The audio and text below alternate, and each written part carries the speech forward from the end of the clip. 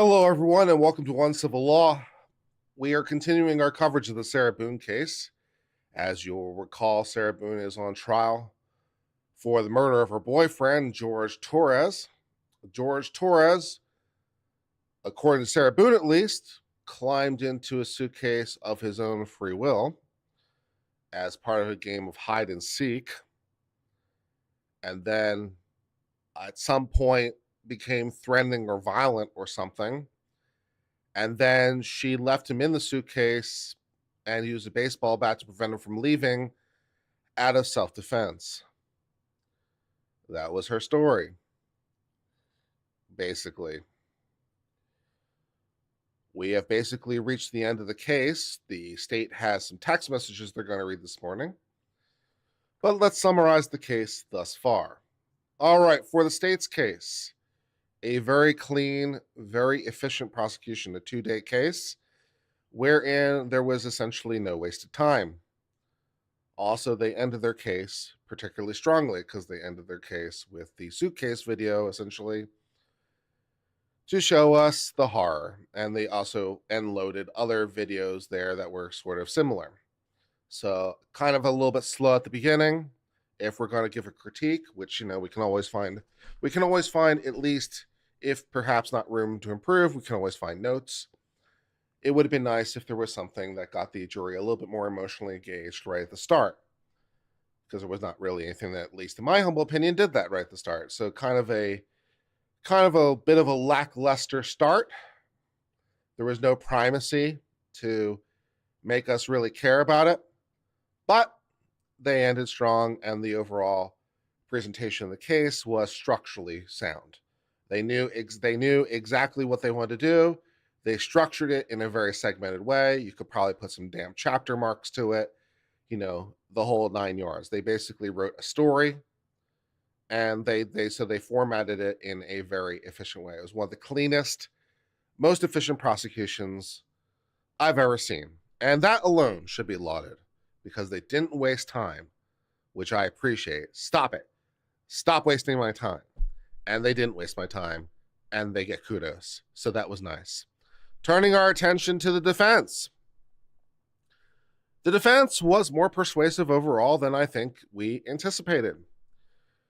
There is quite a lot of imagery and medical reports and police reports and police officers who can testify as to bruising or knife marks or other things that seem to indicate that Sarah Boone was in a physically, what would you say? A physically involved relationship, I guess we'll say, because I refuse to call it abusive at this point. You can't make me. A physically involved relationship. And so there was evidence relating to that they presented. And Sarah Boone also on the stand came off more credible, I think, than we anticipated. This is probably because she's an absolute psychopath who has no problem giving bald-faced lies and no problem spinning a tale and no compunction and no soul. So she came off as more credible than anticipated.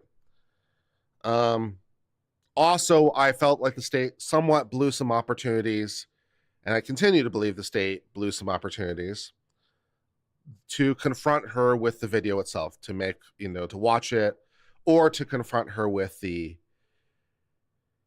interrogation tape and show the lies, right? And just to kind of do that kind of thing, right? It's like, it doesn't really matter what her answer is, right? It's one of those times it doesn't matter what the answer is. You just confront her with didn't you lie this time? And it doesn't matter what her answer is. And you just keep doing it over and over and over. And it doesn't matter what her answer is, because you've shown it 10 times or 20 times or 30 times or whatever it is. And so it doesn't really matter what her answer is at that point, because you just let the thing speak for itself at that point, and you don't really care what she says. So I think that was a blown opportunity, but that's kind of what they did for whatever reason they did. Also, they don't believe in objection leading over there, which, there's a strategy for that too. Just let the person speak and dig their own grave. But I think that happened less than perhaps they were anticipating. So I'm not sure the strategy really played out. So the defense also has some expert witnesses who validated her PTSD / battered spouse. Also, the defense during cross managed to extract from the state's experts some concessions that would perhaps describe battered spouse. So that was really more in the rebuttal close that they managed to extract that than their own case in chief, but that's what happened. So overall, the defense case was better and more persuasive than I think we anticipated. Then for the last day or whatever it's been at this point, 2 days, I guess, I don't even know any more time as a construct, and I don't know where I am or what's going on. The state has been in doing its rebuttal close. They had some expert witnesses to testify again as to PTSD or psychological state. I found some of these experts to be quite unlikable.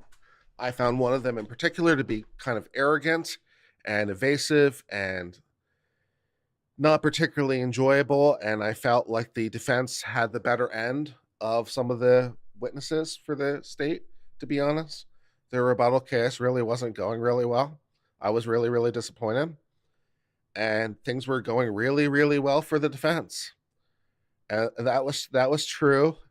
That was true up until about the last hour of yesterday. Up until about the last hour of yesterday, things were going pretty well for the defense. The defense's case was better. Their ability to manage rebuttal and even score points in rebuttal was better. Things were going pretty well for the defense. They were scoring some serious points. So up until, about an hour, until the end of the day, up until that last hour, things were going really, really well. And then the state said, okay, let's play that beautiful bean footage. And Sarah Boone apparently decided to record her emotionally and psychologically abusing, and dare I even say torturing, Jorge Torres. And it was a lot. And it broke Uncivil. And Uncivil still broken, to be honest. The void that is in the pit of my stomach is still there this morning. And so, yeah. It was incredibly uncomfortable. I don't really enjoy watching people be psychologically tortured and manipulated and abused. I don't really, as it turns out, I don't really enjoy watching that.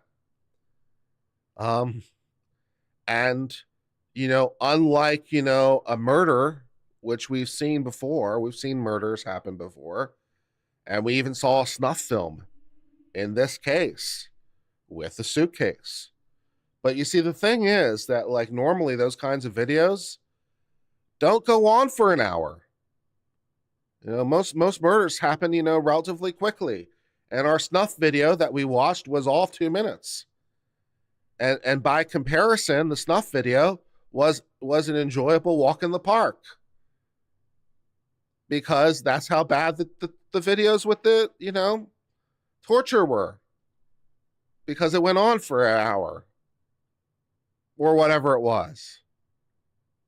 And there was one video in particular. Well, there's a couple videos in particular, but there was one video. I think the one that's most resonating with me this morning was the one where she was berating him when he's sitting in the bedroom. And there was a moment where I paused the video and I commented on it at the time yesterday, and that image has remained with me. It's him on the floor, his legs crossed, him sort of like hunkered down, him sort of hugging himself, sort of in a fetal position, kind of sitting on the floor. And she is just berating him and cutting him down and basically destroying whatever semblance of ego he could have.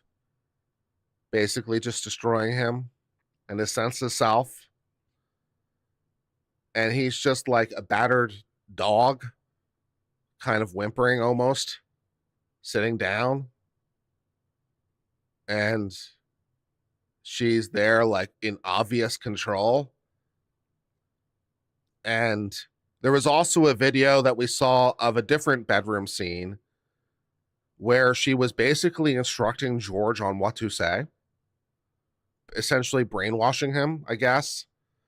Like, here's what you're going to tell the police. Here's the things you're going to say about how I'm great and all the rest of it. And he's basically agreeing with her to, I suppose, try to appease her. And yeah.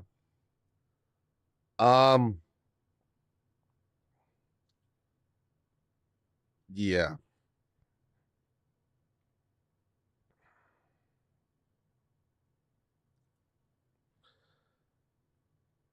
Um and then of course, when he would, like, for that one fraction of a second we saw in that video, like, actually physically respond, she would immediately play the victim, of course. I can't believe you would strike me. I can't believe you would hit me. Let me go. Let my arm go. After berating him and aggravating him and provoking him and all the rest of it, when the dog actually bit back. I can't believe the dog bit me. Hence why I refuse to say that it's abuse on her end, as to her, because I don't think that's fair. I don't think that's fair. I don't think it's fair to say he abused her at this point. I don't think that's a fair characterization. She might have been hit. She might have even been stabbed at one point with a knife. But I don't think that's abuse at this point. Because she was provoking. I just don't think she was provoking it. She was aggravating it. She was berating him. She was destroying it. And I just don't really think it qualifies as abuse, in my humble opinion, when he finally decides to stand up for himself in what limited way he does. I just don't think that's a fair characterization. He was the battered spouse. He was the battered spouse. And that he occasionally responded physically, I refuse to say is abuse by him. And if you have a problem with that opinion, get bent.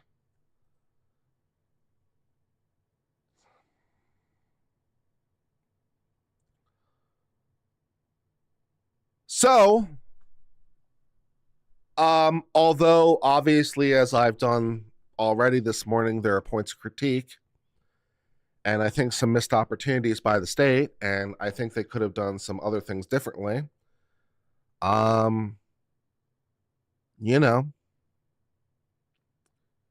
She's guilty. And I'll also say this, because I saw this in another chat. Someone said, well, I'm not sure. I think she needs to go to a mental asylum. And as to that idea, I could not disagree more. I could not disagree more. The idea that she needs to go to a mental hospital, I could not disagree more. She's not insane. She's perfectly sane. She's evil. And those are not the same thing. She is, to quote her, corpus mentis. Maybe the only true thing she's ever said. She is, as she would say, corpus mentis. She is, in fact, sane. She's merely a sadist, narcissist, psychopath. But she's sane. So she can go straight to hell. She doesn't need therapy. She needs to go to the jail box and stay in the jail box until I feel better. That's what we need.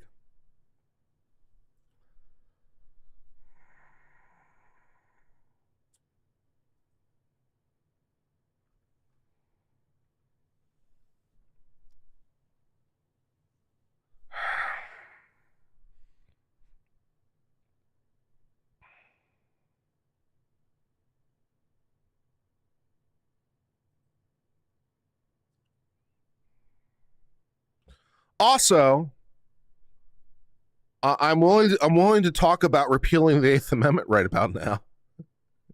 If any, if anyone's interested in having a discussion about, maybe the Eighth Amendment was a mistake, I'm willing to have that discussion right about now. If anyone wants to have that discussion, holy shit.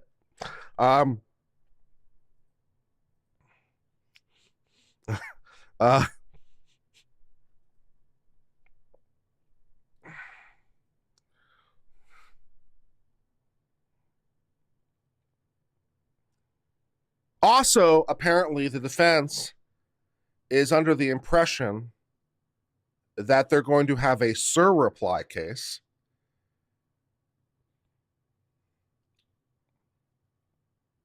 And the judge didn't apparently shut them down completely last night. He didn't, because the defense was like, well, we need to decide about a surreply. And the judge is like, okay. Whereas I would have said, you're not having a surreply, go away. So we might have phase 4. We might have a surreply. We might have another shot from the defense. I don't really want to hear from you anymore. Ever. I'm good now. Thank you.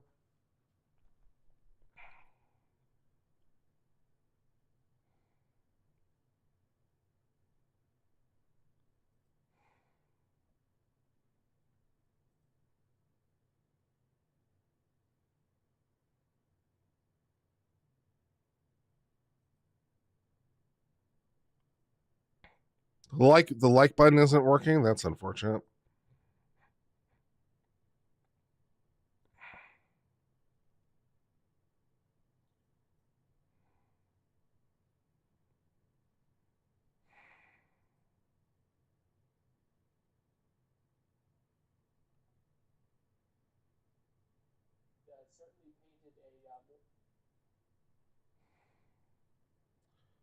Fox 35 Orlando just started their stream, but they don't have court hearing yet.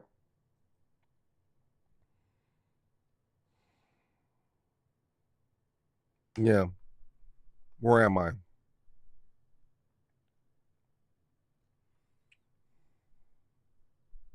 Yeah. A surreply is very unusual. A surreply is very unusual.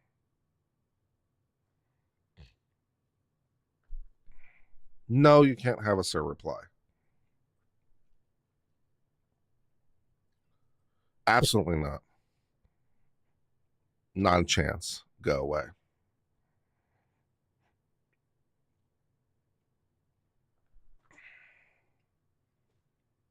I thought the state had the final word. Normally, that's true.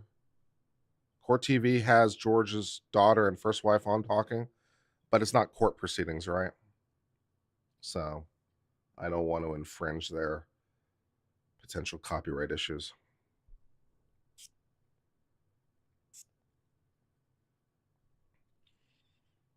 Are there any grounds for appeal? Probably. But not really.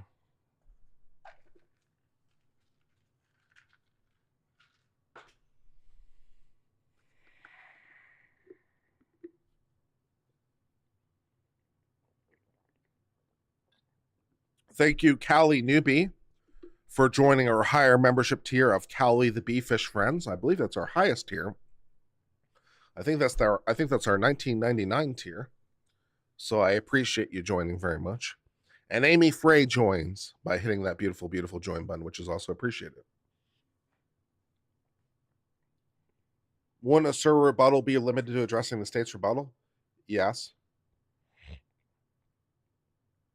Yeah.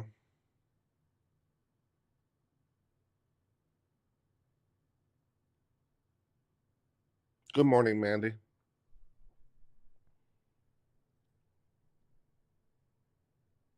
All right.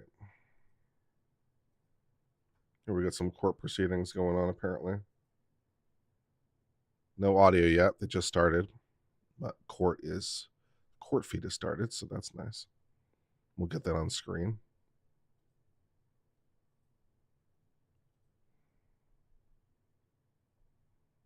What happened to all my beautiful, beautiful margins?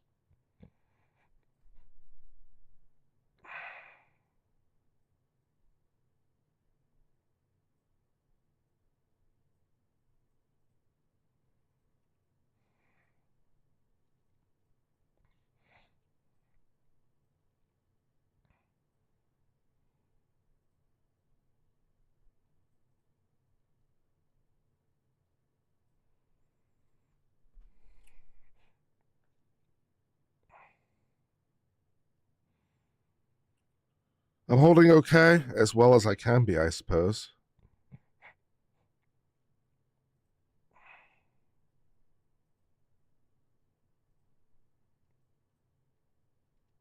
New filing on the docket. Nothing surprises me at this point.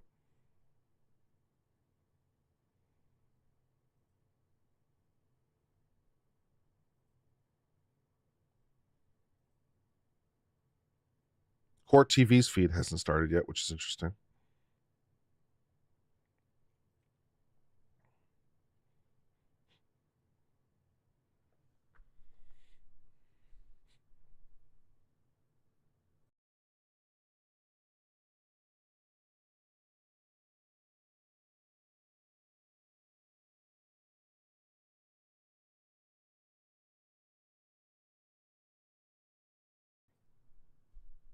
Good morning, chat. Good morning, Mandy. Do I think the jury sees Sarah as a victim? I hope not. I hope not. Does the defendant have to be present for jury instructions? Yes. The defendant is entitled to proceed, be present for all substantive proceedings. Yes. All hearings. Yeah. Of course. Yeah. There's no reason in principle to deny her anyway. Why would you deny her ability to be present during a jury instruction conference? What would be the reason to do it? So, yeah, there's no reason to do it anyway.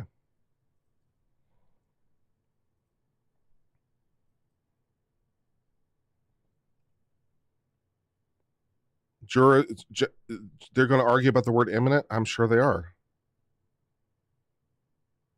I'm sure they're going to try to find anything they can argue about. I mean, I will give the defense this much. I will say this: the defense lawyers are not the defendant. So, the defense lawyers have been doing their job very well, incidentally, with a difficult case and a very difficult client in a very difficult time frame. The defense lawyers have been doing amazing. The defense lawyers have been doing brilliant. And they've been fighting tooth and nail for every inch. So they've been doing their job. The judge, to some degree, has not been doing his job as much, because it's up to the judge to say, I've ruled, sit down, stop talking. Right? That's the judge's job. But if they're going to, as long as they keep letting you talk, I guess. So I don't have very many criticisms for the defense lawyers. The defense lawyers, I mean, I can criticize elements of their presentation, or I'm sure I've said like this wasn't effective, or that wasn't effective, or this didn't work, or whatever. I think I criticized their opening pretty heavily, as memory serves. So it's not like they're beyond criticism or beyond notes, but on the whole, they've been fantastic. They're great. I'd be lucky to have them as a lawyer, and so would you. So that's all there is to say about that.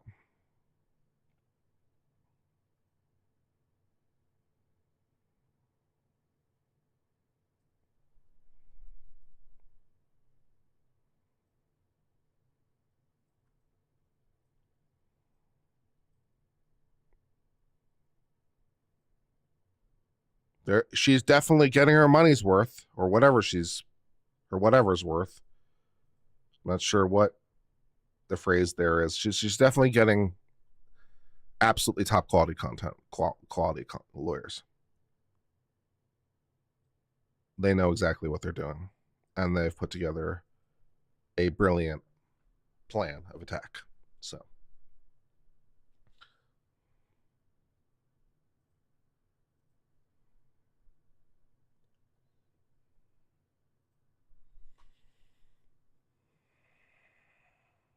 I'm not sure I would have chosen this strategy either, but I think this strategy is because it's what the client wants. And, you know, there's nothing unethical about giving the client what they want, you know, as long as it is legally valid. And although I have sharp criticism with the idea of it being legally valid, they were able to convince the judge there was enough there. So, I mean, I guess they must be right. So as long as it's not frivolous and, you know, there's nothing unethical about giving the client what they want. So, you know, given the constraints from their client, I think they're doing fine.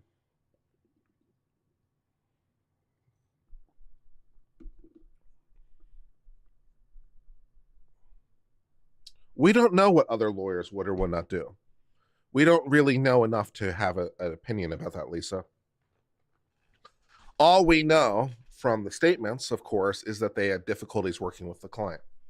But we don't know exactly what the nature of the problem was. So we don't know exactly what the nature of the issue was. And, you know, other lawyers might have been unwilling to give the client what they want. You know, other lawyers might have been like, you know, this is the strategic direction I want to go. And, you know, which of course is for the lawyer to do. It's for the lawyer to say. So we don't really know enough to say that what other lawyers, what their thoughts on the subject were, other than, you know, other than, you know, unreconcilable differences, whatever that means.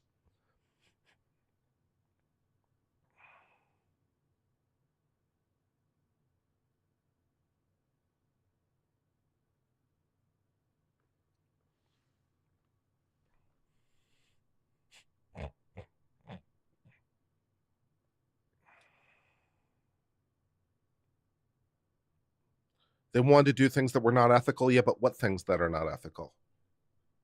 Yeah, see, this is the thing, Lisa. Like, we don't have enough information. There's no way to have enough information because it's privileged, right? It's like they can't give us the information we need to assess. So, like, even assuming the other lawyer said, well, Sarah Boone wanted me to do things that were unethical, what things that were unethical? And that doesn't imply that these lawyers have done anything unethical.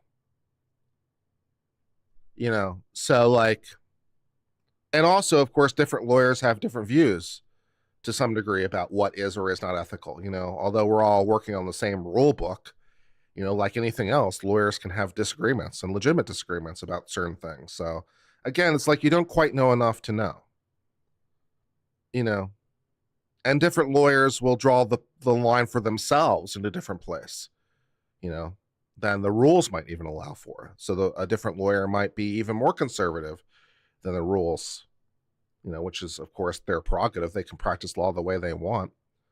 So, you know, we just don't have enough information. Didn't Owens question Bones knowing she's lying? Did Owens? We don't know. We don't know. We don't know what Owens knows. Does he know that Sarah Boone is lying? I mean, probably not. He could guess, he could speculate, but does he know?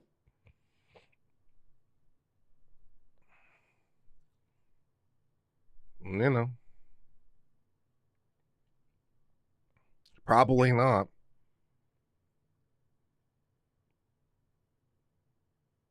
What is a Suitcase? What is a Suitcase? Sur comes from sur is the root word for like superlative.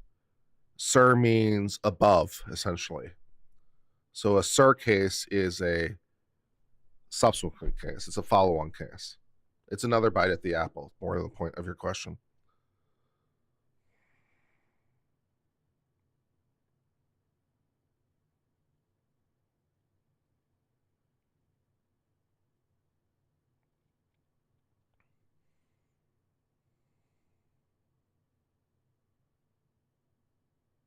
Sir does not mean under.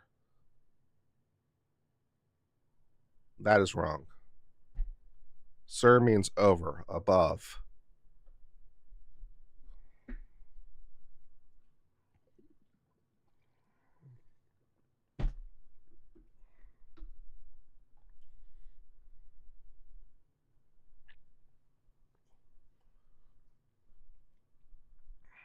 As in superlative.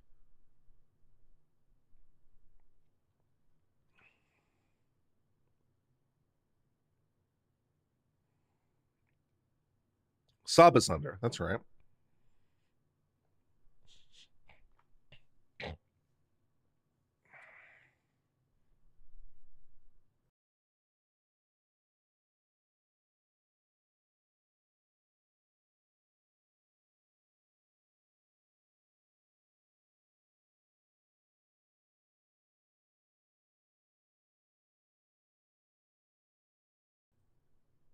There she is. There she goes again. Da, da, da, da, da. And my mind is always yeah. William J. for the state. Defense. James Owens for Sarah Boone. Tony Henderson for Sarah Boone. Kevin Beck on behalf of Sarah Boone. Ms. Boone, raise your right hand to be sworn, please.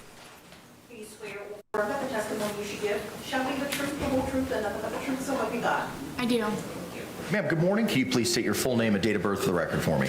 Sarah Boone, 10-10-77. Ms. Boone is seated at counsel's table wearing a light gray suit and a white blouse. She is in custody, however, will not be wearing any restraints. As such, we will continue to stand when our jury enters and exits. We're here for a charging conference. The court has reviewed, I believe, both parties' red lines as to the jury instructions, including, I believe, that was submitted last night, the defense's red line as to the jury instructions that were provided by the court. Let's try to get as much done as we can until our jury arrives. I believe what we had discussed yesterday was starting at the beginning and moving through as quickly as possible until we get to the real meat of some of the issues in the 3.6F and the 3.6G instructions. Mr. J? May I remain seated during the charge conference? Yes, sir, you may. Thank you. All right. I have in my hand a 34-page document that was emailed to the court last night by counsel for the defense. At 12:06 a.m. from Lauren Henderson. That's what the court's going to be relying on. Does everyone have that in front of them? Yes, sir. Defense.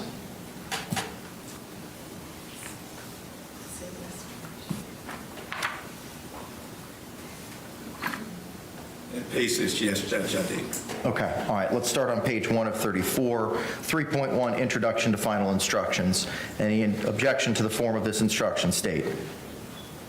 Now I'm confused. I don't know that I have a 34-page document from them last night. There was an attachment. There was an email at 12:06. Hang on, let me make sure. Attachments, 36F, separate red lines, 36G, separate red lines, 8.9, culpable negligence, red line separates. Give me a moment. Then it was what was sent at 11:31 yesterday. That 34-page document I have. Okay. Well, 31. I don't know if it's 34. It says 31 to me.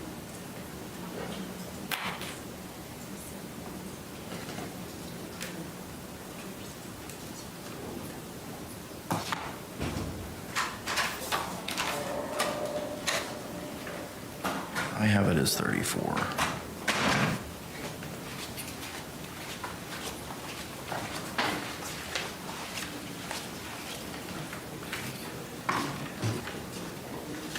Okay.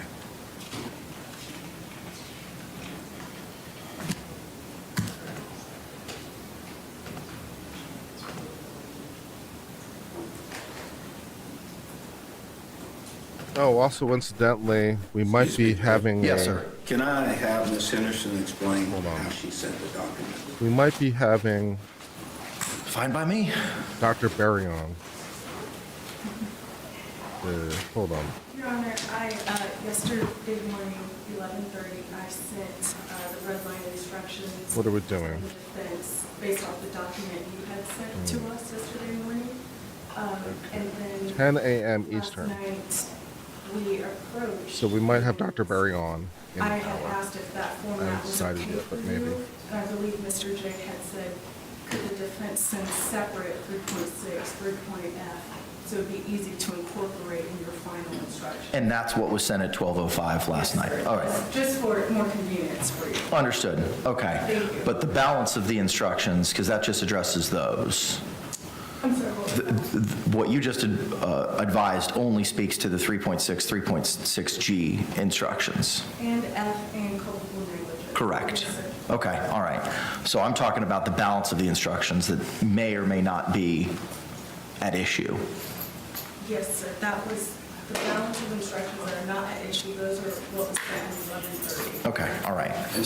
My confusion is, the court has indicated they have a 34-page document. Yes, sir. I have a 31-page document that was emailed to us by Ms. Henderson at 11:32 in the morning. Are you looking at October 24 at 11:31 a.m.?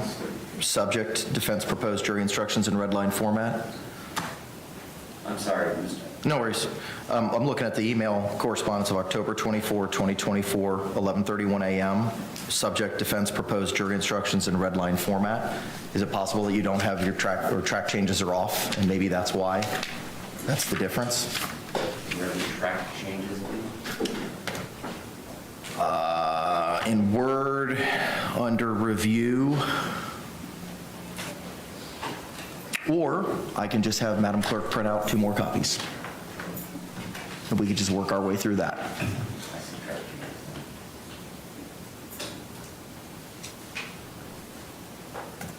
Quick track changes for everyone is still only 31 pages. Okay. I just forwarded to Madam Clerk. I'm gonna have her print out 2 copies. That way we've got hard copies, so we seem to be all on the same page. The sun has finally peaked up above the house line. There's the sun. Good morning, sun. How are you? Nice to see you today.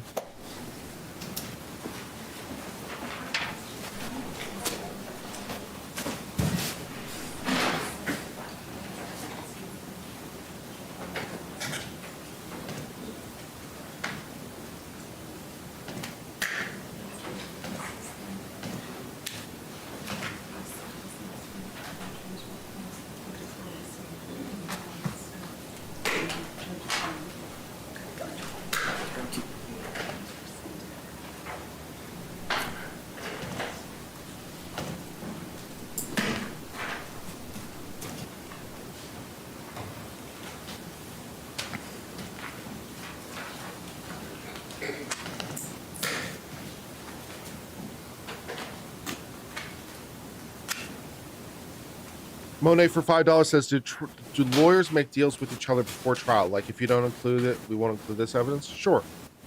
Yeah. Sometimes.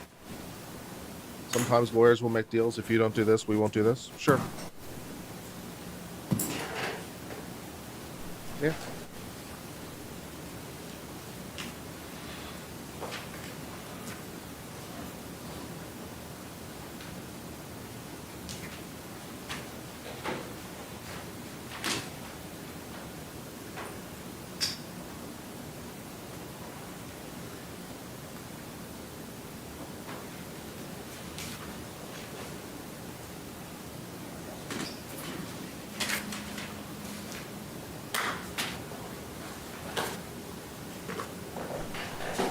That sun is really coming through right now. You can see how like yellow my walls are right now.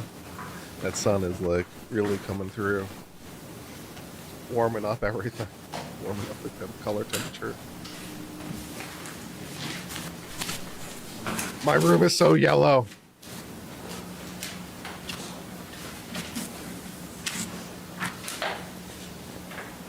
Sun. Sun is messing up my color balance.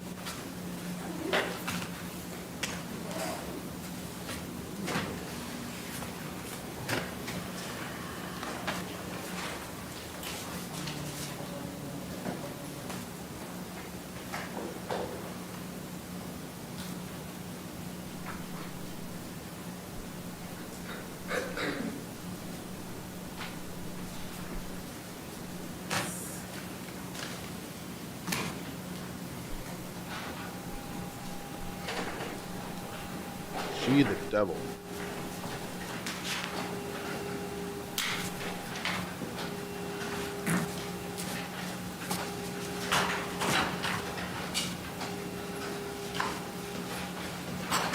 It's George coming through, waiting for justice.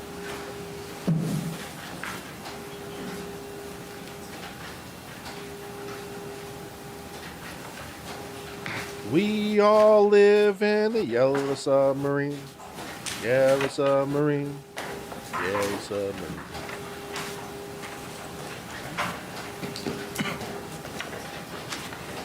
We may not be underwater, but we're under something.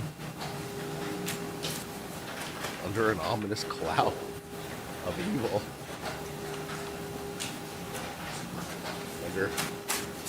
Under a aura of spite and malice, and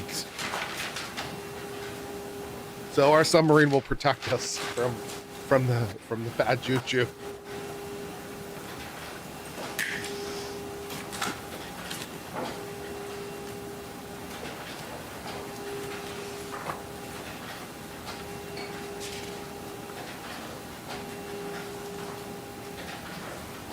So you're still coming on in, what, an hour, Dr. Burry?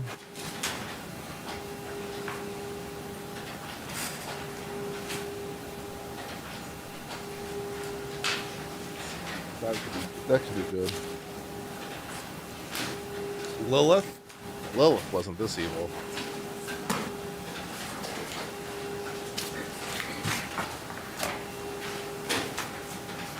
Delilah. She also wasn't this evil. Oh, Lord.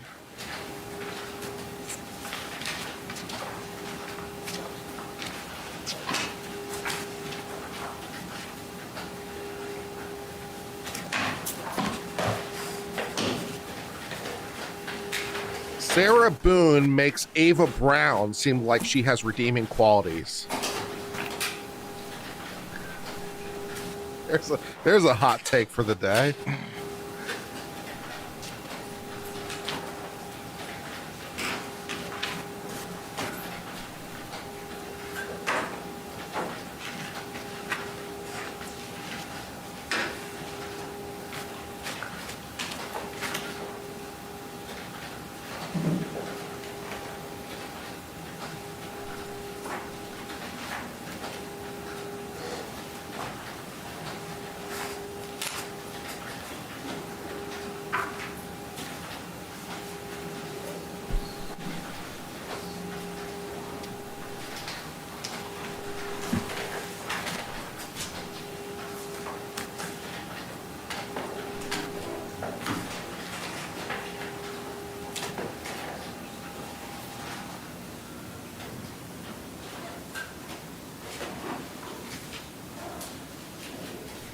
This sound of paper rustling is brought to you by Uncivil Law.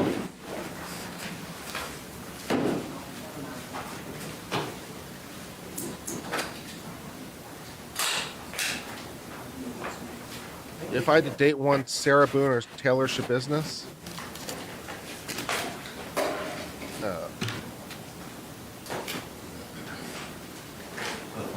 can I just Both end parties my own have life? what was provided to the court yesterday, a 34-page document, which includes the defense's red line with regard to the proposed jury instructions. We'll start on page 1 of 34.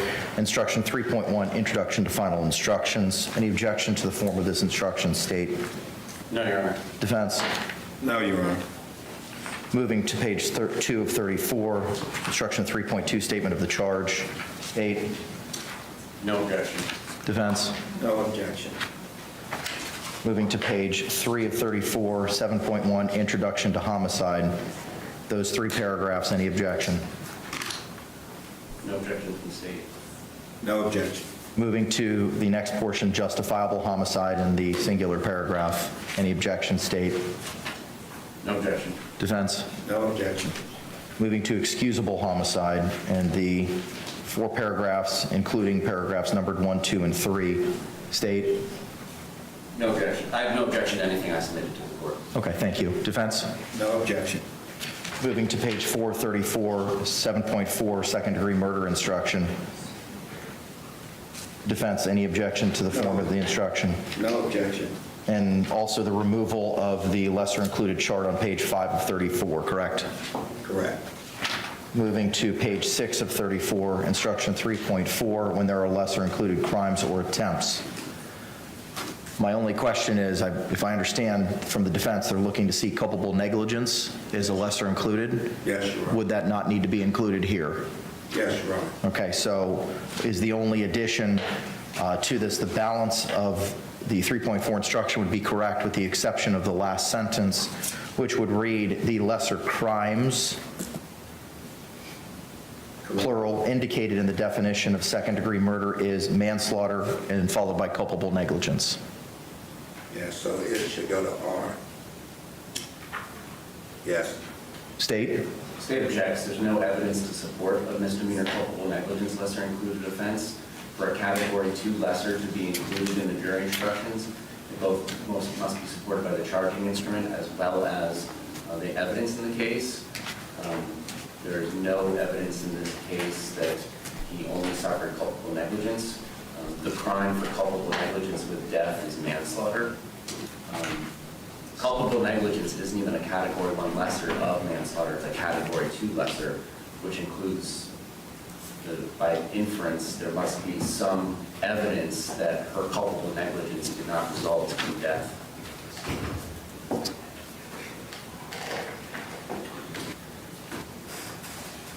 What's your response to that?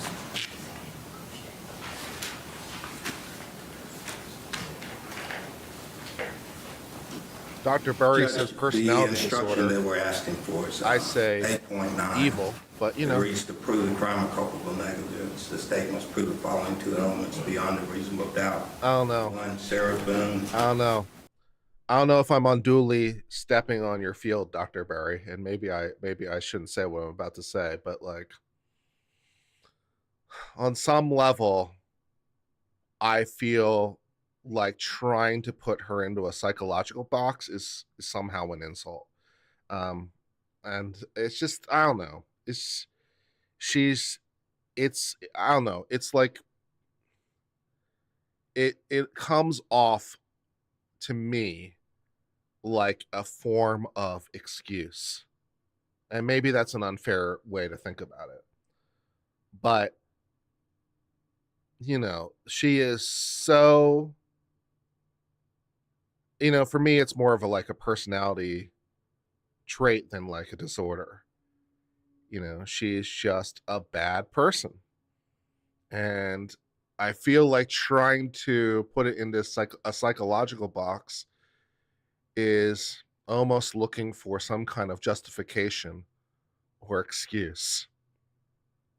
And it's the same feeling I had when they were saying, oh, it's alcohol abuse syndrome. I'm like, you mean a person who's just a drunkard? But now we give it a syndrome, and somehow that like makes it excusable because like I'm not really bad. I have a disease. It's not really my fault. It's a way of avoiding accountability. It's a way of avoiding responsibility. I'm not really at fault.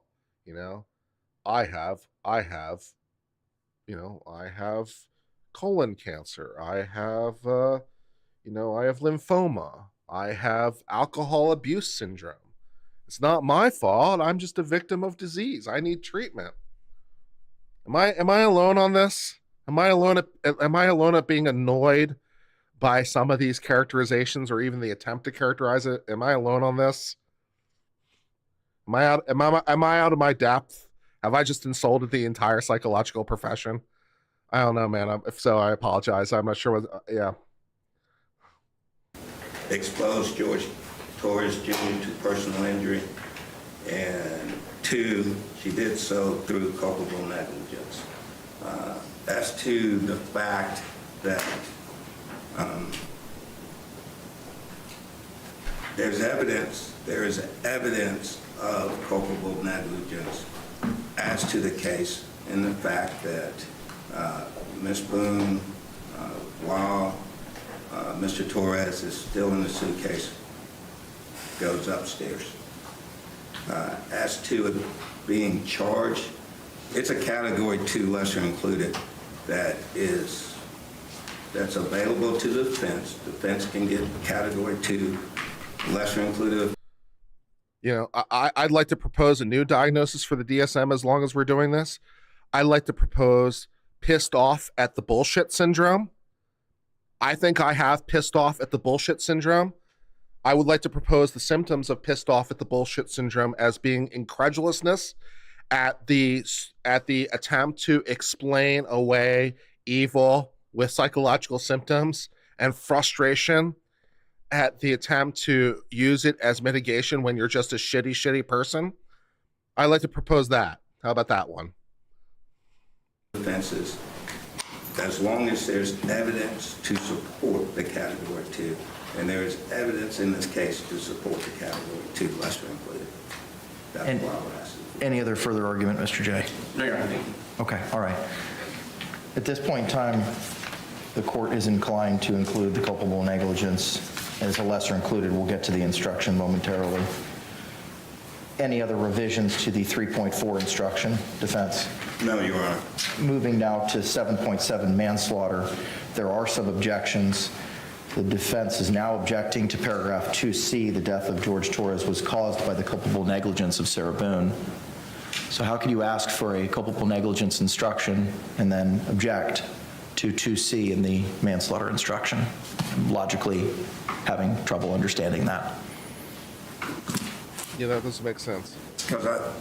This is my argument, because I'm not arguing that there isn't evidence of it, because I just So, said there's evidence. The state wants to propose the manslaughter count, and the defense is objecting to the manslaughter count.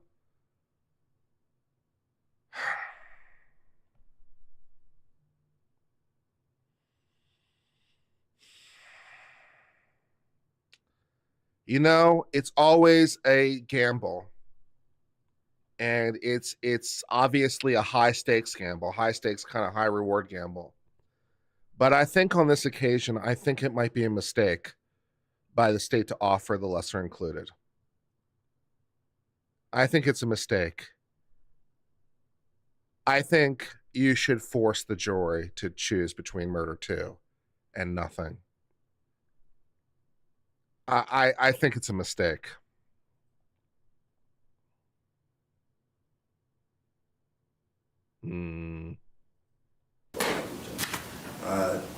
The difference is, and I think the burden is different from the state, because it's not alleged in their information. Does not the instruction say give 2A, 2B, and/or 2C depending upon allegations and proof? Yes, the allegations would be the information. Okay. Any response, Mr. J? Judge, it's a category 1 lesser. All the theories are included in that. The language does not need to be included in the charging instrument. And quite frankly, it's not inconsistent with the language in the charging instrument. She's accused of having a depraved mind when killing him, and what the evidence has also shown is that she was heavily intoxicated when she made this decision. That supports a conclusion for a trier of fact to reach that this was out of culpable negligence, and if they reject our argument that it was done knowingly and out of hatred, ill will, spite, etc. Any other argument, sir? No other argument, Judge. At this point in time, the court is going to overrule the defense's objection as to the objection to 2C in the manslaughter instruction, including the final 2 paragraphs of what the definition of culpable negligence is on the bottom of page 7 of 34. I don't think I like this decision. It seems by like the it's state. stipulated between the parties that I don't think I 2B, like this Sarah decision. Boone intentionally procured an act that caused the death of George Boone, should be Jorge Torres, is not applicable. Is that correct, State? Is that correct, defense? Okay, thank you. And also, since 2B is not applicable, the to procure definition will not be provided. Any other questions regarding the 7.7 instruction? Thank you, Pirate No, Your Honor. Tomsky, for the £5. Appreciate your super No chat. objection to what they suggest is the definition of culpable negligence as the court's going to With regard to the Second lesser? second lesser? Yeah, thank you. No objection to that proposed instruction. All right, very good. Thank you very much. What is the instruction number for the culpable negligence instruction? I think it's 8.9, isn't it? 8.9. Okay, thank you very much. Moving now to page 10 of 34, 3.6D, voluntary intoxication. Does this now need to address culpable negligence? Or is that only? No, yeah, we would request to add the culpable negligence since it's going to be given. So it should read second-degree murder, comma, manslaughter, comma, or culpable negligence. You're talking in the last sentence, correct? Voluntary intoxication is not a defense to second-degree murder, manslaughter, or culpable negligence. Yes, correct? Your Honor. Thank you. Any objection, No, defense? I agree, Judge. Thank you. Do we want to take an attempt to address the 3.6F? I would suggest we do that later and see if we can just get not This- 3.6 done. At this time, just going to make a note that we're going to bypass the 3.6F instruction and 3.6G instruction. That'll take us all the way to page 23 of 34, instruction 3.7, plea of not guilty, reasonable doubt, and burden of proof. Any objection to the form of this instruction, defense?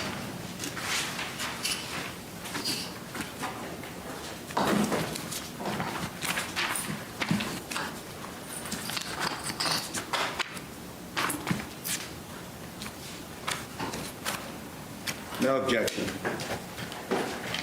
Moving now to page 24 of 34. Weighing the evidence, 3.9 instruction. Should we go to 3.7, plead not guilty? Did I skip it? Yes, sir, page 23 of 34. I'm sorry, I thought that's what we just covered, Mr. J. I apologize. I didn't, I was just making sure that there were no edits that either the court made or the defense made, so I was scrolling, but no objection to 3.7. Okay, thank you. Moving now to page 24 of 34, 3.9, weighing the evidence. Looks like give as applicable paragraphs 6, 7, 9, and 10 have been struck. Is that acceptable? State. Yes, Your Honor, I agree that 8, the inconsistent statement instruction, should get bumped up to 6. Agreed. And the remainder should not be read. With those revisions, is that instruction 3.9 acceptable to the defense? Yes, Your Honor. Okay. Moving now to page 25 of 34, the latter portion of the 3.9 instruction. Any objection to the language contained on this page, State? No, sir. Defense? No, Your Honor. Moving now, the 3.9A instruction was struck by virtue of Ms. Boone testifying in this matter, so that need not be addressed. The 3.9B defendant's statement instruction also included the requested language by the state. Is there any objection to the form of this instruction at this time? Defense? No, Your Honor. Okay, Ms. Boone, earlier this week, and I can't recall if it was yesterday or the day before, the state had filed a motion seeking to add additional language to this instruction. And I had read that language to you at that time. Do you want me to read it again to you this morning? Yes, please. Okay, so I'm going to read you the entire 3.9B instruction. 3.9B defendant's statements reads, a statement claimed to have been made by the defendant outside of court has been placed before you. Such a statement should always be considered with caution and be weighed with great care to make certain it was freely and voluntarily made. Therefore, you must determine from the evidence that the defendant's alleged statement was knowingly, voluntarily, and freely made. In making this determination, you should consider the total circumstances, including, but not limited to, 1, whether, when the defendant made the statement, she had been threatened in order to get her to make it, and 2, whether anyone had promised her anything in order to get him to make it. That should be revised to the feminine. Any objection? No, Your Honor. Defense? No, Your Honor. That is the form instruction created by the Florida Supreme Court, ma'am. What has been added is the next paragraph, which reads, law enforcement is not legally required to ask a suspect whether he or she wants to talk to law enforcement after Miranda warnings are read to a suspect. This is, however, one of the factors you may consider whether the defendant's statements were voluntarily made. Similar to other conversations we've had this past week, ma'am, I don't want to know about specifics of any conversations that you had with you and your attorneys, just simply whether or not those conversations have been had. Did you and your lawyers discuss the proposed language that I just read to you? Yes. Do you have any questions with regard to that proposed language? No. Are you in agreement with this additional language being added to this defense? Yes. All right, thank you, or to this instruction, rather. Thank you. The last sentence read, if you conclude the defendant's out-of-court statement, was not freely and voluntarily made, you should disregard it. Any other clarifications to that instruction statement? No, Your Honor, thank you. Defense? Judge, in looking at it, it says in the final part, consider whether the defendant's statements, can we replace and put rather Sarah Boone's statements? Where are we specifically, sir? In the state special that I have no objection to, it says, this is, however, one of the factors you may consider whether the defendant's statements, if we could have Sarah Boone's statements, were voluntarily made. The language used all throughout the instruction is the defendant. Yeah, I tend to agree with the state on that. Okay. Do you think Rule that 3.10. do you think the jury might be sorry, confused as to Instruction who the 3.10, defendant rules is? for deliberation, page 28 of 34. Looks like the parties agree that paragraph 7 is not applicable. Yes, sir. I agree. All right, that would change paragraph 8 to 7. Any other revisions to 3.10? Not this. Defense? From the defense. Moving to 3.11, cautionary instruction. Defense? No objection. The court then interlineated on page 30 the 2.7 closing argument form instruction. Any objection to that instruction, state? No, Your Honor. Defense? No, Your Honor. Moving now to 3.12 verdict instruction, page 31 of 34, state? No objection. Defense?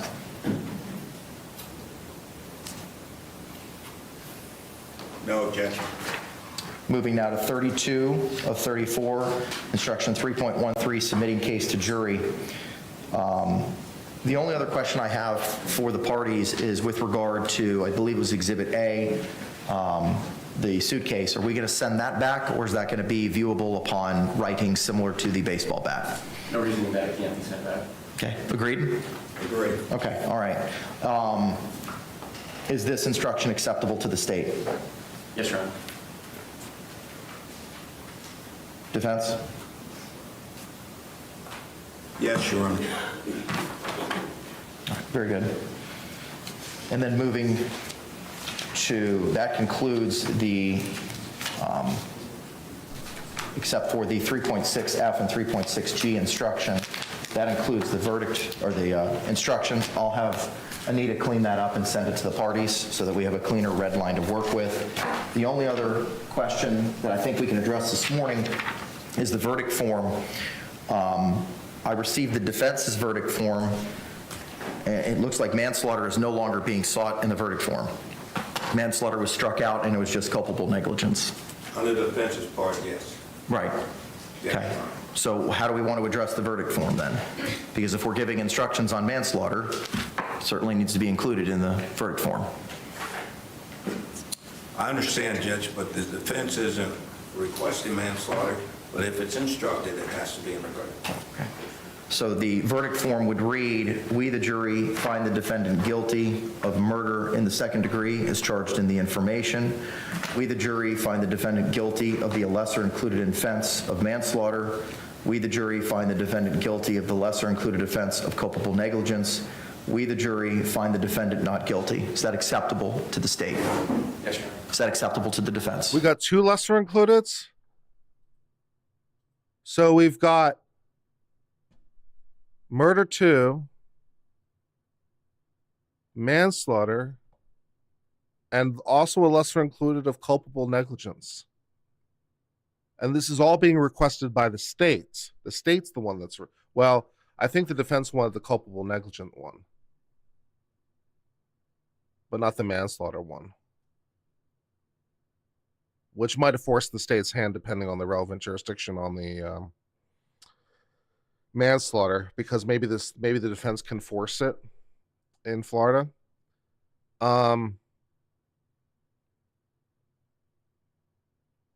If this jury doesn't convict on top count, I'm going to be a bit grumpy. Yes, All right. Similarly, I'll have Ms. Barrios make those revisions and submit them to the parties as soon as possible. Anything else, state, we need to address before? Bruce, do we have everybody as of this time? Everybody's here? Thank you, sir. Other than the 3.6 instructions and the state's request for other instructions, which I think we'll have to table for now. Yes, sir. Are we prepared to go ahead and bring in our jury at this time? Only thing I wanted to bring to the court in the defendant's attention was apparently yesterday at lunch there was some sort of domestic violence event out in the quad. A coworker indicated that without believing it was any particular jurors in this case, that he did see people with juror badges in and about the area, so I don't know if that warrants inquiry by anybody. Defense? I think it should be mentioned. I agree. Okay. I agree. Just to see, Sure. we spent all this time, we've got Okay, so, all right. So we're a hair's breadth away from a mistrial now, although on the plus side, we do have 8 alternates, so that's nice. But apparently outside the courthouse yesterday, there was a domestic violence incident, and some people with jury badges were seen to have seen it. And so I would assume that any juror who saw it would have to be excluded. And we're now facing a potential mistrial because someone decided to beat somebody else outside the courthouse yesterday.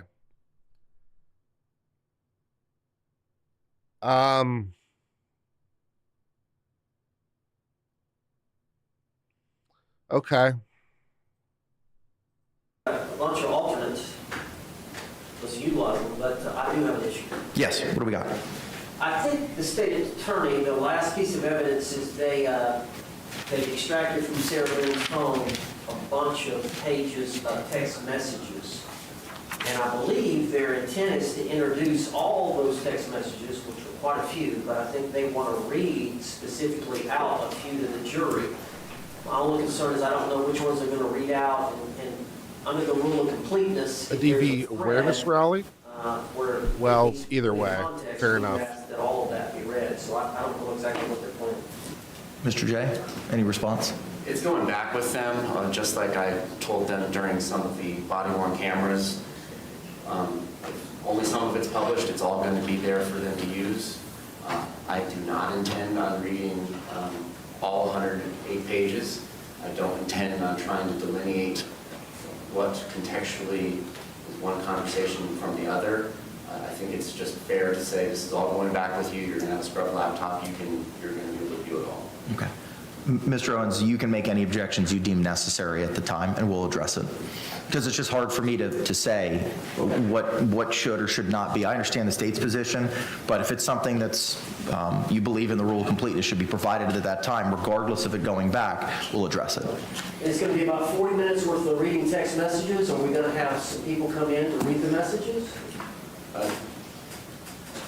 Again, I'm not sure how long it's going to take. I do not practice reading what I'm going to be reading in the mirror. Number two, no, I don't understand understand why a witness would be called. It's in evidence. The lawyers can now publish them.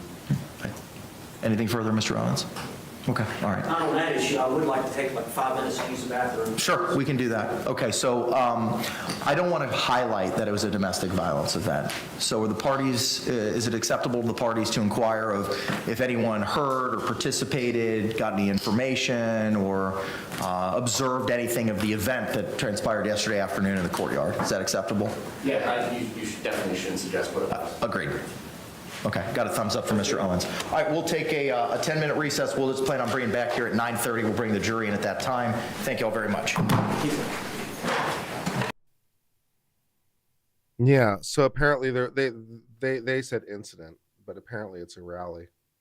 So there's a DV rally because apparently October is DV Awareness Month and people wanted to have a rally, and they had it right outside the courthouse, and some people with juror badges were seen in the area, which could potentially taint one's view about a whole bunch of things. You know? So, yeah.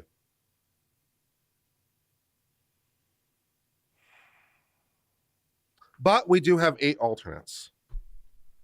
So we got that going for us. Thank God.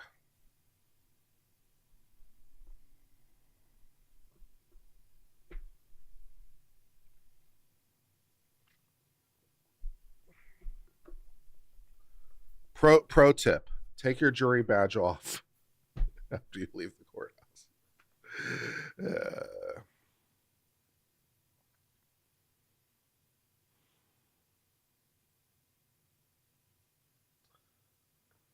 Yeah.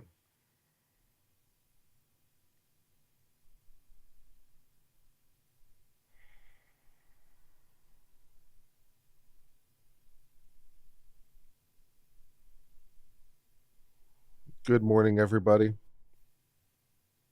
Good morning, everybody. Welcome to The Stupid.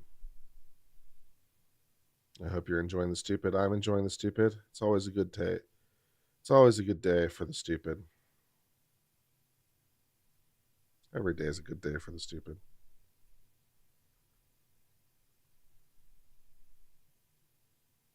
Uncivil law joined.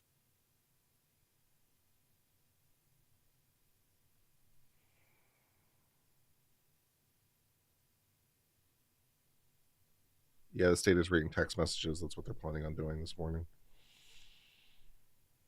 Why would the rally be to encourage DV? Probably not to encourage it.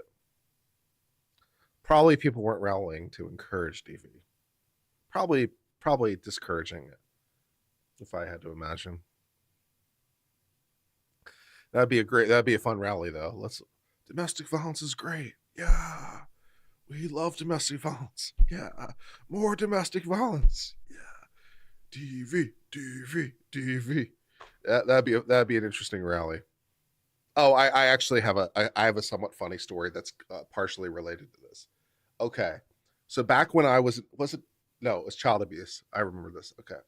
So back when I was in high school, I was doing speech and debate, which I love and I miss horribly. I like formalized speech and debate. It was great. And there should be speech and debate for adults, and there's not. And the fact there's not is sad. But that's neither here nor there. Anyways, one of the forms of debate is called Congress. And as the name, there's different kinds of debate. There's different forms of debate, different styles of debate. There's Lincoln Douglas, there's Cross X, there's other styles beyond that. Okay, so anyways, the form of debate I did a lot was called Congress. And as the name suggests, it is a mock legislature. That is what you do. You have a mock legislature and you debate bills, basically, and you debate policy, and that's the form of the debate. So in one of the competitions, I'll tell a side story. I basically did like shit posting. As I know, who would have thought, right? Who would have ever thought uncivilized shit posting? So one time I proposed a constitutional amendment to officially declare the United States to be a Christian country and to establish a theocracy. I did that once. But on one particular occasion in a debate, there was a bill proposed to strengthen the penalties for child abuse or whatever. And, so the chair calls for speeches alternating between pro and con, right? That's how you do it, right? So you call for a speech in pro, you call for a speech in con. You call for a speech in pro, you call for a speech in con, right? All right. So this bill was proposed to like increase the penalties for child abuse. And so the chair was calling for speeches. And as you would anticipate, no one was speaking con. No one was speaking con. So it was like 6 speeches in a row or 7 speeches in a row, pro, and no one was giving a speech con. So like the 7th time or something, the chair called, does anyone want to give a speech in the con? And I raised my hand. And the chair's like, you want to give a speech in the con? I'm like, I do. I'm like, okay. And so I gave up and I gave a speech about how child abuse was good and how, the children need to be minded, and, he who spares the rod spares the child, is, we need to make sure that children are learning, and physical correction is an important part of that learning process, and basically just gave this passionate speech for the use of physicality to correct and mind children. And I got a perfect score from the judges, which was awesome. So that happened. I gave a speech against increased penalties for child abuse. So yeah, that definitely happened. That was good.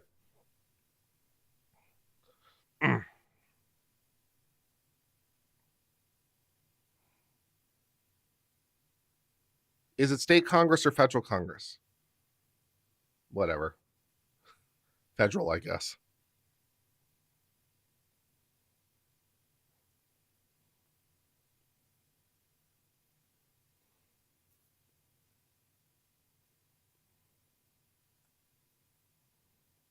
The proposal to establish a theocracy didn't work very well. I horse traded with somebody, and I did get one person to speak pro for it other than me. I horse traded with another debater to support something else they wanted, and I got someone else to support the let's establish a theocracy bill, but or a constitutional amendment, but didn't get a lot of support for that one.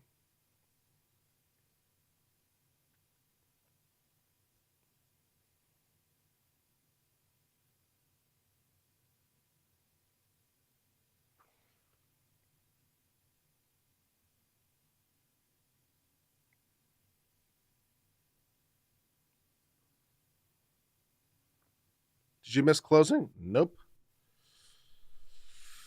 I should absolutely do speech and debate judging. We should absolutely do speech and debate judging. I miss it. I miss forensics. I miss it. I miss it a lot.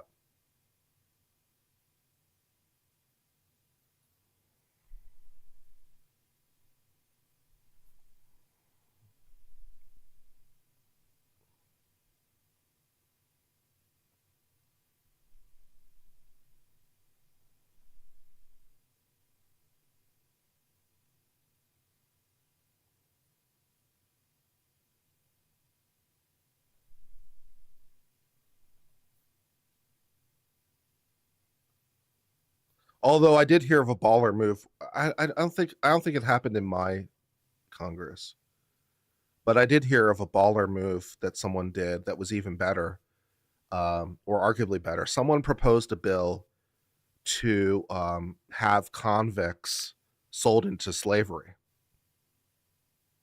Like we should bring back slave markets. And so someone proposed a bill to have convicts sold into slavery with slave markets, and to bring back the slave trade. And apparently someone objected said that's unconstitutional. You can't do that. And apparently the response was something like, well, why do you think it's unconstitutional? Well, 13th Amendment. Do you have a copy? Okay, here's a copy of the Constitution. Prove it to me. That's unconstitutional. And of course, you can't. So that was pretty baller. I didn't have the balls for that one though, so, but I heard tell. What state was I in? South Carolina. which, is pretty baller, for someone in South Oh, let me see Carolina it. to Thank you. propose a bill to bring back the slave trade. It's pretty baller. So, you got to respect that. Someone else was shit posting that day. All right, we're back on the record. Case number 2020 CF 2603, State of Florida versus Sarah Boone. Let me get appearances for counsel, starting with counsel for the state. Dave Castro on behalf of the state. William J. for the state. James Owens for Sarah Boone. Tony Henderson for Sarah Boone. Ms. Boone is still seated at counsel's table. Are we ready to go ahead and bring in our jury at this time? State. Yes, sir. Defense. Yes, sir. All right, let's stand and bring in our jury.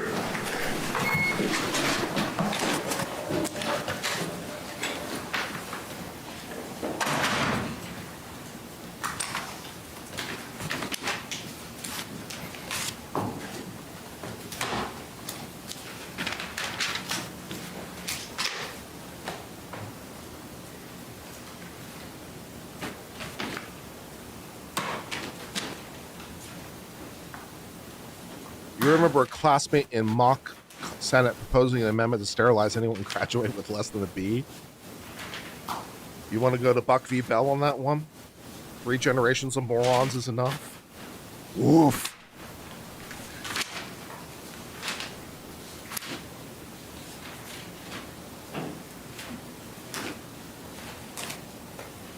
Or Skinner versus Oklahoma? Yeah, let's sterilize anyone with a B or less. Buck versus Bell or Skinner versus Oklahoma?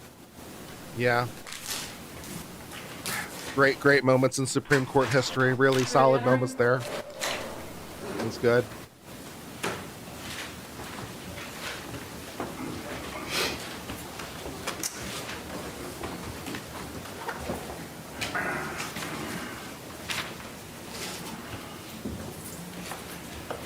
Oliver Wendell Holmes, one of the great justices of our time. Not necessarily one of the best decisions of our time. State, do you recognize our jury? Yes, Your Honor. Defense, do you recognize our jury? Yes. All right, members of the jury, you can be seated. Members of the jury, good morning. Welcome back to 12 Alpha of the Orange County Courthouse. Just again, if you could raise those hands, confirm you complied with the court's instructions. All right, all hands have been raised. Thank you very much. Members of the jury, before the state continues with their evidence presentation today, I just have a couple of questions to go over with you. Yesterday, there was an event in the courtyard of the Orange County Courthouse. Did anyone happen to observe that event? If you did, please raise your hands at this time. What do you mean by observe? We'll get to it. Okay. Okay. Did anyone happen to hear anything during that event? All right, and record reflects no hands have been raised. Did anyone see anything during that event? All right, juror number 2, first row. Thank you, ma'am. Did anyone participate in that event? Record reflect no hands have been raised. Did anyone receive any writings or review any material from that event? Record reflect no one has raised their hands. Can the parties approach for a moment? We're gonna have to excuse the juror and excuse the jury, and we're gonna have to ask jury 2 more questions. That's what we're gonna have to do.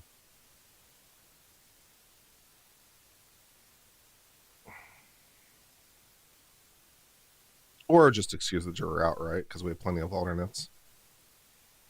It's not your fault, juror. It's not your fault, but All right, members of the jury, I'm going to send everyone out except for juror number 2 in the first row. We've got a couple follow-up questions for you individually, ma'am. Same instruction I've given you all previously. Please don't conduct any independent investigation or research as to the person, places, things, or charge involved, and don't have any discussions amongst yourselves or anyone else, and we'll bring you back in as promptly as possible. Thank you. juror number 2 probably going to go home. It isn't juror 2's fault. They didn't do anything wrong, but they're probably going to go home.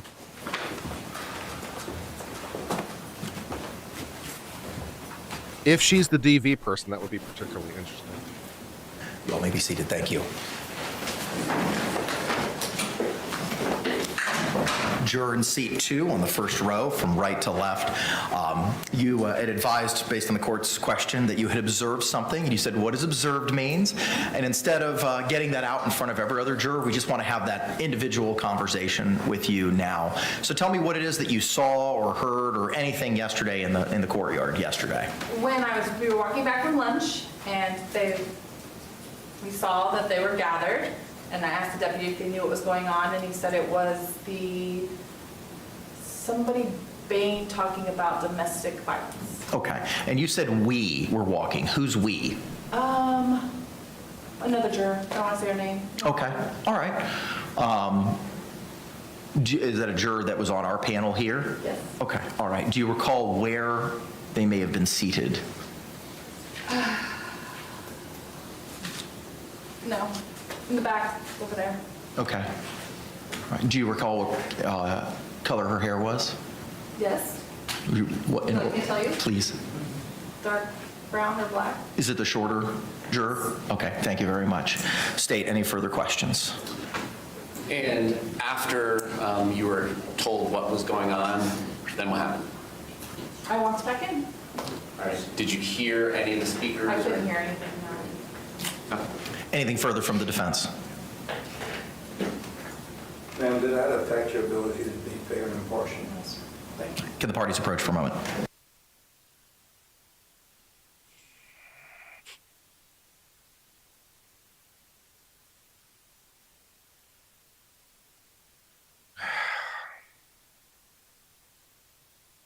Judge made her rat. Of course the judge made her rat. Of course the judge made her rat.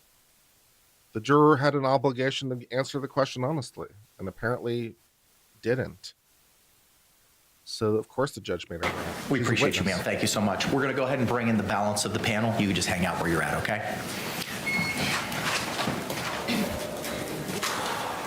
We're not bringing in short-haired girl. We're not going to ask her questions. What are we doing now?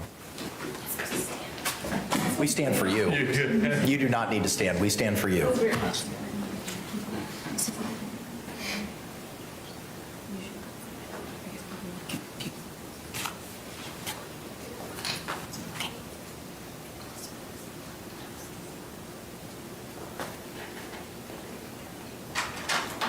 Jury entering.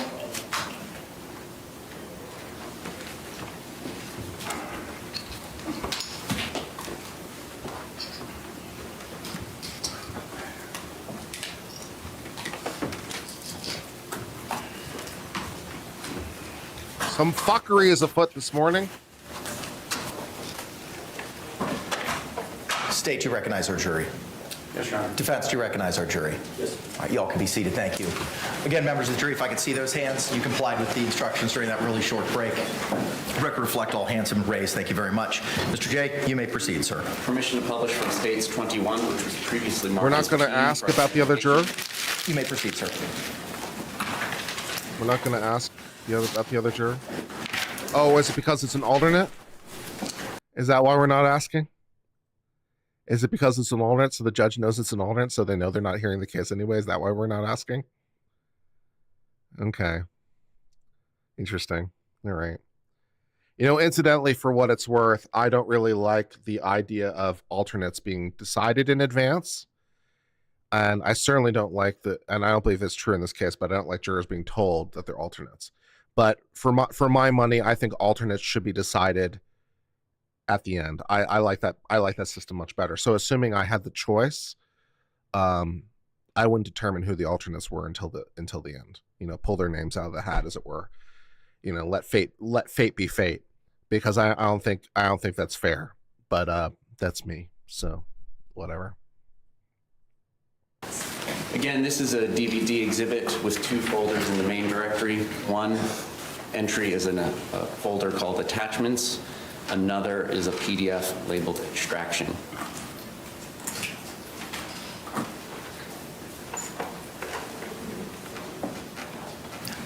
For the record, It's the different states do it differently. Some states actually tell the alternates they're alternates at the start, which I think is even more of a mistake. There will be a laptop provided to them to Just to let you know that you don't really count and nothing you do matters, so just to let you know that in advance. I'm going to go by page number and date unless something requires more specificity. And for to and from, I'm going to just use the name of the contact if one exists or the phone number if one doesn't. On page 1, creation time for notes, 7:49, asking Jorge or George not to be despicable to me, making more drink after he guzzled his and I shared mine.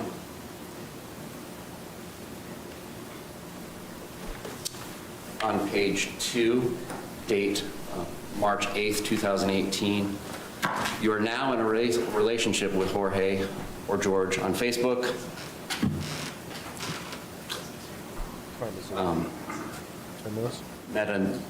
Metadata entry Someone needs a brief break. 100014, etc. for Jorge Torres to Sarah Boone, owner. Page 3, May 21st, 2019, from 407-716-8684 to Melissa. And he can still live here, correct? Or until I decide to finally get him out if he doesn't clean up his act after tomorrow.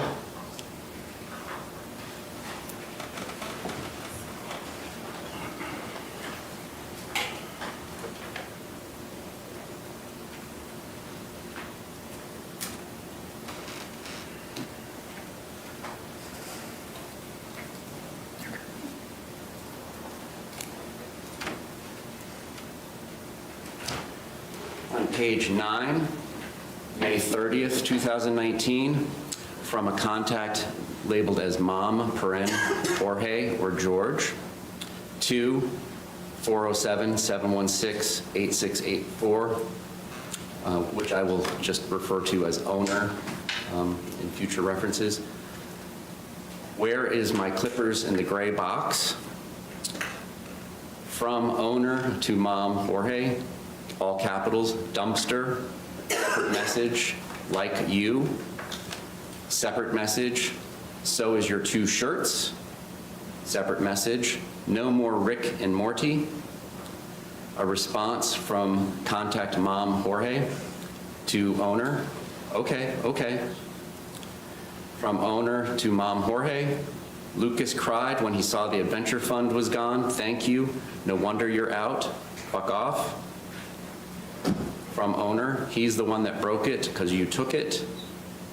From owner, wanted to go on an adventure.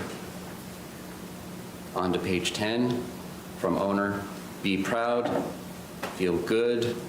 You made my, quote unquote, our son cry. Cheese stick, Lucas, your kids, get the fuck out of my life and my son's. No one, spinster, good, for nothing, dumpster diver, that's what you are, and the rest of you.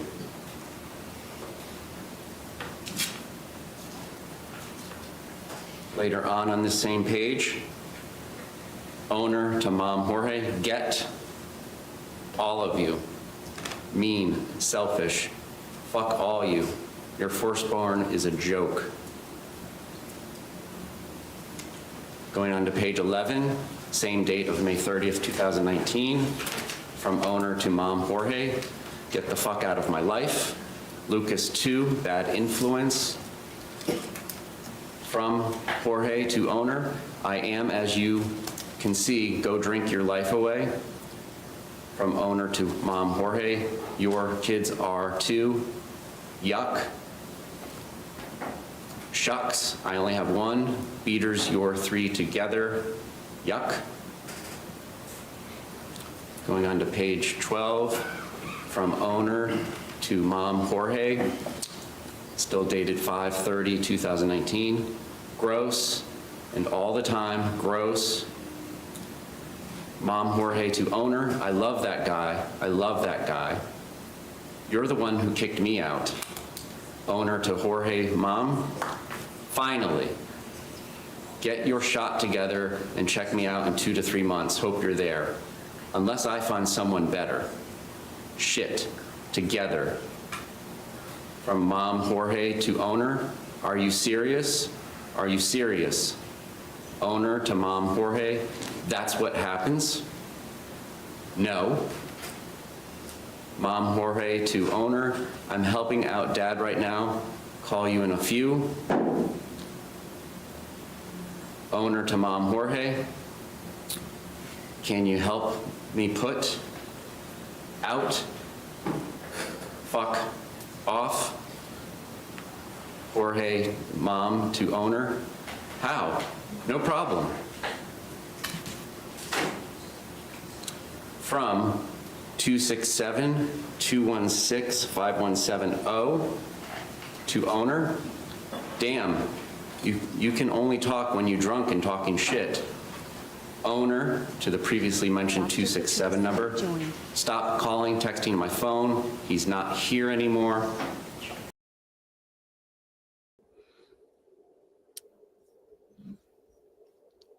Hello. Uh-oh. I can't hear you. It might be on my end.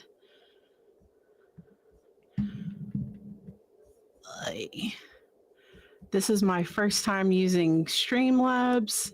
There we go. Okay. I can hear you now, I think.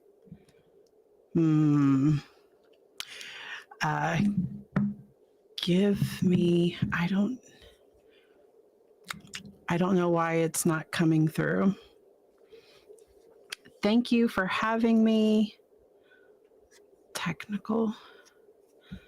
Let me go here. Sound. Yeah.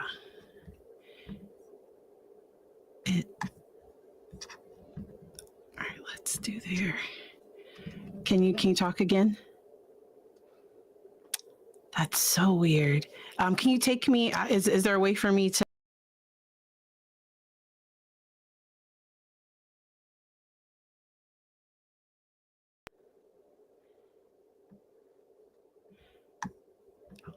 Gonna join back.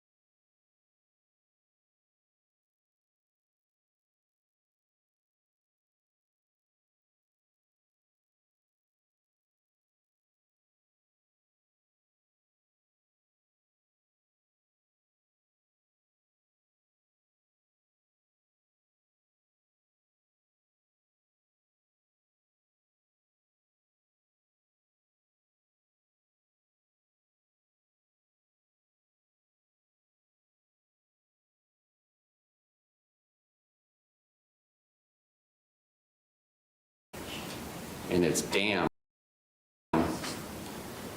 267 number to owner. NP, you didn't have to be a bitch about it. Owner to 267. Going on to page 13. Still May 30th, 2019. Yo, I like you all. He's a dick and the sheriff just left. Sorry I couldn't text back. I'll always respect you all. You know that. He's not here anymore. And yes, I am a bitch. So are you. 267 to owner. Look, I'm not here to be taking shots at you. I never called you a bitch. I said you were acting like one. I'm not going to be here going back and forth on some childish shit. Have a good night. Owner to the 267 number. Friends forever, thank you. Would love to chat sometime. Call his parents, I guess.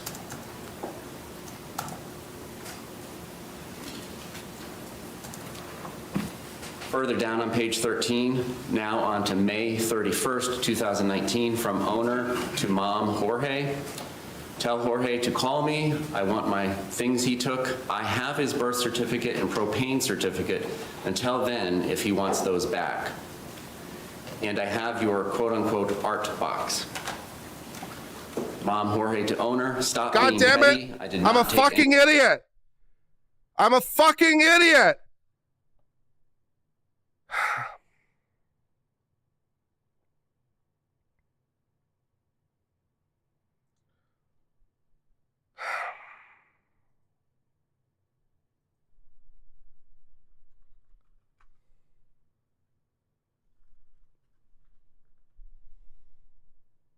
Dr. Patrice Berry joined.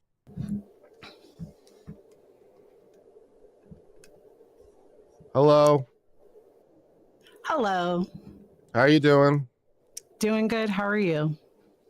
Other than feeling like an idiot, I'm doing fine. Yesterday was tough. It was very tough. But I felt good because I felt Dr. Harper came across very credible. But once you see those videos, depraved heart is the nicest thing that comes to my mind. They were so bad. So bad. Yeah.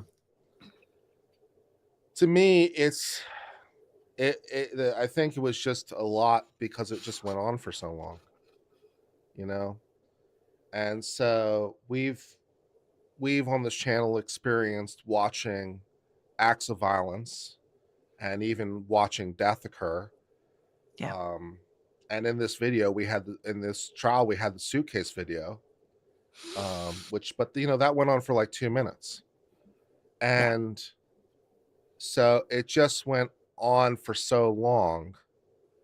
It was really challenging. And I just felt like I'm still trying to process exactly like how I was feeling about the whole thing, but for lack of a better description, it's just, I think, disbelief. It's like, it's just hard to believe it's real. It's like if you tried writing a fictional character like this, it's like, there's basically no redemptive qualities about it. There's nothing. I don't think you could write fiction like this. And I think the sad part is emotional abuse is really, it happens. And this was a clear example of coercive control. And he's the one, to me, looks like he has PTSD and not her. No, I agree completely. And I've gotten kind of, I got really mad at, I don't even know who I'm mad at, really. I think I'm mad at society, I think, in some ways, because, when we saw like the one video, like he was initially sitting on the floor of the bedroom and being berated, and like she's telling him to leave and like berating him and undermining and all the rest of it, just like this psychological attack, mental attack, all the rest of it. And there was like one moment where he very sort of meekly even responded physically by like, it's not clear exactly what he's trying to do, like reach for the phone or get the phone or grabbed her arm. And it's like, oh, you did the thing. Like you touched me, you responded physically, you're the abuser. You're the abuser, you touched me. And I'm like so disgusted at, I think, society, because I'm like, look, you've been basically kicking the dog, and the dog has now finally decided to bite you. You're like, oh my God, what a vicious dog, what a victim am I? And to me, it's not. It's like I refuse to consider that abuse on his part. I refuse to consider that abuse, and the fact that people would see it as abuse is kind of pissing me off. And before we saw those videos, before we knew exactly, and this is just what she recorded on her phone because she's a sadistic, like this, if she hadn't done this, we would have never known, and she might have got away with it. She really might have. If she didn't record the video, if she didn't do all of those videos, she might have got away with this. Yeah, exactly so. Like the cops see and they come and they see the physicality, And, we've heard other stories like this from other horror stories. The man, they come to the scene of the crime, and, the woman has marks on her, and so they just arrest the man, basically as a matter of course. And some people in chat were even saying they saw this in their own life with their mother and father. That they've seen this where like their father was abused, but the woman has the marks on her, and so it's like, oh, he's the bastard. And I feel like that's the way society has treated it. And men, one of the sort of interesting facets between men and women is, men are much more likely to respond physically, and women are much more likely to respond with words and emotionality. And so men, when they do respond, tend to respond physically. And so, but it's like, well, that's the unacceptable thing. It's this idea of like, there's never an excuse to hit a woman. And I'm like, I don't know, man. I don't know. I'm feeling like in an excusing kind of mood right about now, because it's like it's his only response date, and he's responding to the attack. And it's like, So I don't know. I wish he saw she did not love him. I think she's incapable of loving anyone other than herself. She doesn't view people as people. In my opinion, she views people as objects, as a means to an end. She has a very transactional way that she deals with people. And if you're doing what she wants, okay, we're good. The minute you don't do exactly what she wants, how she wants, the way that she talked to him, and even on the stand, the way that she described their relationship sounded like what I do with my child. And I don't even entertain him that much. Like, what she described didn't sound like a partnership, like a loving relationship. She sounded like he was a burden, and she was his savior, and she clearly wasn't. And I'm so glad that the jury got to see all of that. And I do hope that they see it through his eyes, because I truly feel she lacks insight. And when she watches those videos, she sees how she's the victim. No, absolutely no doubt in my mind. That's true. And if she's convicted and sent away, she'll consider to see herself the victim. She won't. So it's like someone asked, do you think she's regretting turning down the deal? I'm like, no, I don't think she is. Because she's incapable of seeing herself as anything other than the victim. And I certainly agree with you that I wish she had seen that she didn't love him, and wish that she had walked away. But as we know, if we sort of flip this story, right? If we flip this on the story and sort of its trope, right? Women, it's like, well, you could say the same thing for a woman. It's like, I wish that she had seen, that she wasn't loved. I wish she had seen that, this wasn't love, as she was being beaten and, she was responding the way she did. So it's like, if, in the same way, women sometimes are unable to leave, men sometimes are unable to leave. But I think because there's this idea that they're more physically capable, that their lack of ability to leave is not perceived the same or not seen the same. And there's certainly not as many resources for the man. There's not exactly a wide swath of domestic violence resources for the man. No. And sometimes, so if he were to actually tell the police officer exactly how bad it was for him, there are some officers that might even look down on him as a man for that. Like you can't, she's 98 pounds. Like how can you not, like, what? She's bullying you. She really was. And I teach teens, I teach the adults I work with about the power dynamic, about that power rule, that power wheel, about coercive control. Relationships should have choice. You should be able to leave if you want to leave. I think their relationship was incredibly codependent, but she needed him for her narcissistic supply. And he might have thought that was love, but like, because she might have had decent times. I don't know. But she did the smear campaign of ruining his name with his family, with his children, with everybody else. And I don't believe that it's the way she said it was. I think she's leaving out how she antagonized him, how she kept, like you said, kept poking. And I do think she got physical when she was drunk too, according I'm to her sure. ex, Brian Boone.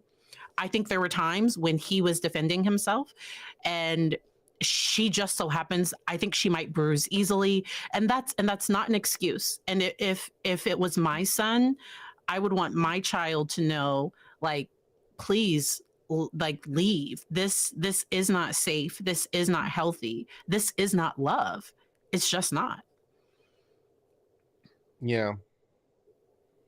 It's and I dislike I dislike the attempts on some level.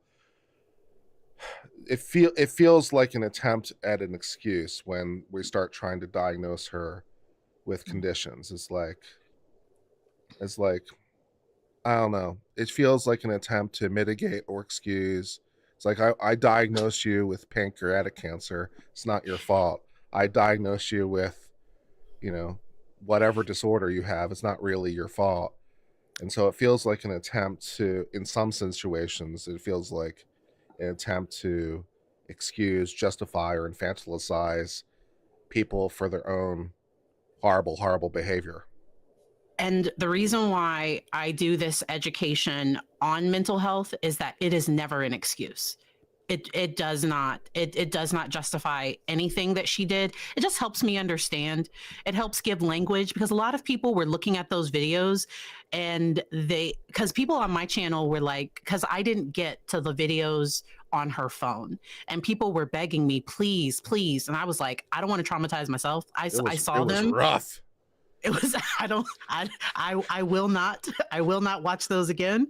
I saw it traumatize you. I saw it traumatize Emily D. Baker. Like, I don't need that in my life and I think we can talk about it without me having to show it all again. I agree with you, that video where he's curled up in a ball, and then the video where he says, I love you to death. Those were the moments that apparently quite literally. And she doesn't feel bad about it. No, that's the other thing that's quite notable, isn't it? Apparently she says that she loved him and cared for him, but we've seen not 1 ounce of sympathy, care, feeling, concern at any stage, like any emotion towards him at all. She's on 911, like, talking to her dogs. like, ma'am, is this not an emergency? Like she used everything and everyone to do what she wanted. I think she used the police to manipulate and control him. That seemed evident to me. I'm sure. Yeah, she used whatever assets she had, like any abuser has. They use whatever power or leverage they have to exact their power. That could be money, it could be physicality, it could be emotion, it could be withholding things, it could be the threat of, I'm going to take away your kids, in a divorce. It could be the threat of, I'm going to leave you. It could be a lot of things where there's that force. Do you think the state should have called Brian Boone back? Well, I think the state had one hell of a mic drop moment yesterday. Accidentally. Yeah. Was he the aggressor? I don't know. And the expert was like, you asked. Yeah. So yeah, it was a lot, but it's like, is it at all strange or all weird that, like, you're watching that and you just feel empty or you feel void? It's like, I feel like I should be feeling something, like I should be feeling sad or angry or outraged, and I just feel empty. In general, a part of that detachment might be to protect you some. And also, you were live. If you had watched it off stream, because it might have been different, but there might have been our bodies and brains, they tried to protect us. And on my stream, I thought maybe he was like, I thought it was mutual. I thought maybe he did get mean and aggressive with her. In those videos, he seemed incredibly timid. Yeah. He seemed meek. He seemed depressed. He just, I did not get this monster that she tried to portray him to be. Doesn't look mutual to me. It Not just feeling doesn't. it. It didn't seem mutual at all. And so a part of my detachment was just, I can't imagine his family having to see this. And he lived this. It's hard. Having seen everything that we've seen, I thought the Suitcase video was going to be the absolute worst thing I'd ever seen. Yeah, didn't we all? Didn't we all? How So can I it get did- worse? Well, yeah. Sarah? I would tell you as a general rule that I believe it can always get worse. I would tell you as a general rule, I truly believe there is no bottom to hell and it can always get worse. But apparently I didn't believe my own beliefs in that moment because, well, it got worse and I didn't see it coming. So exciting.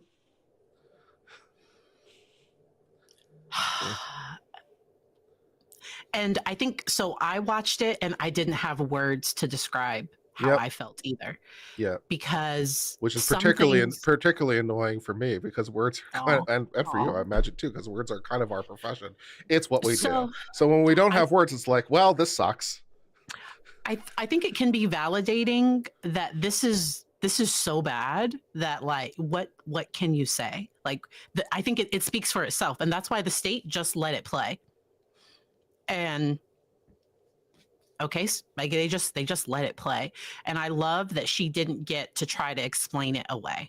And that's probably killing her. Like, that's probably what she's mad. She's probably feverishly writing notes about how it, what she. I'm sure she has all kinds of exciting thoughts she'd like to share about how we're misinterpreting it.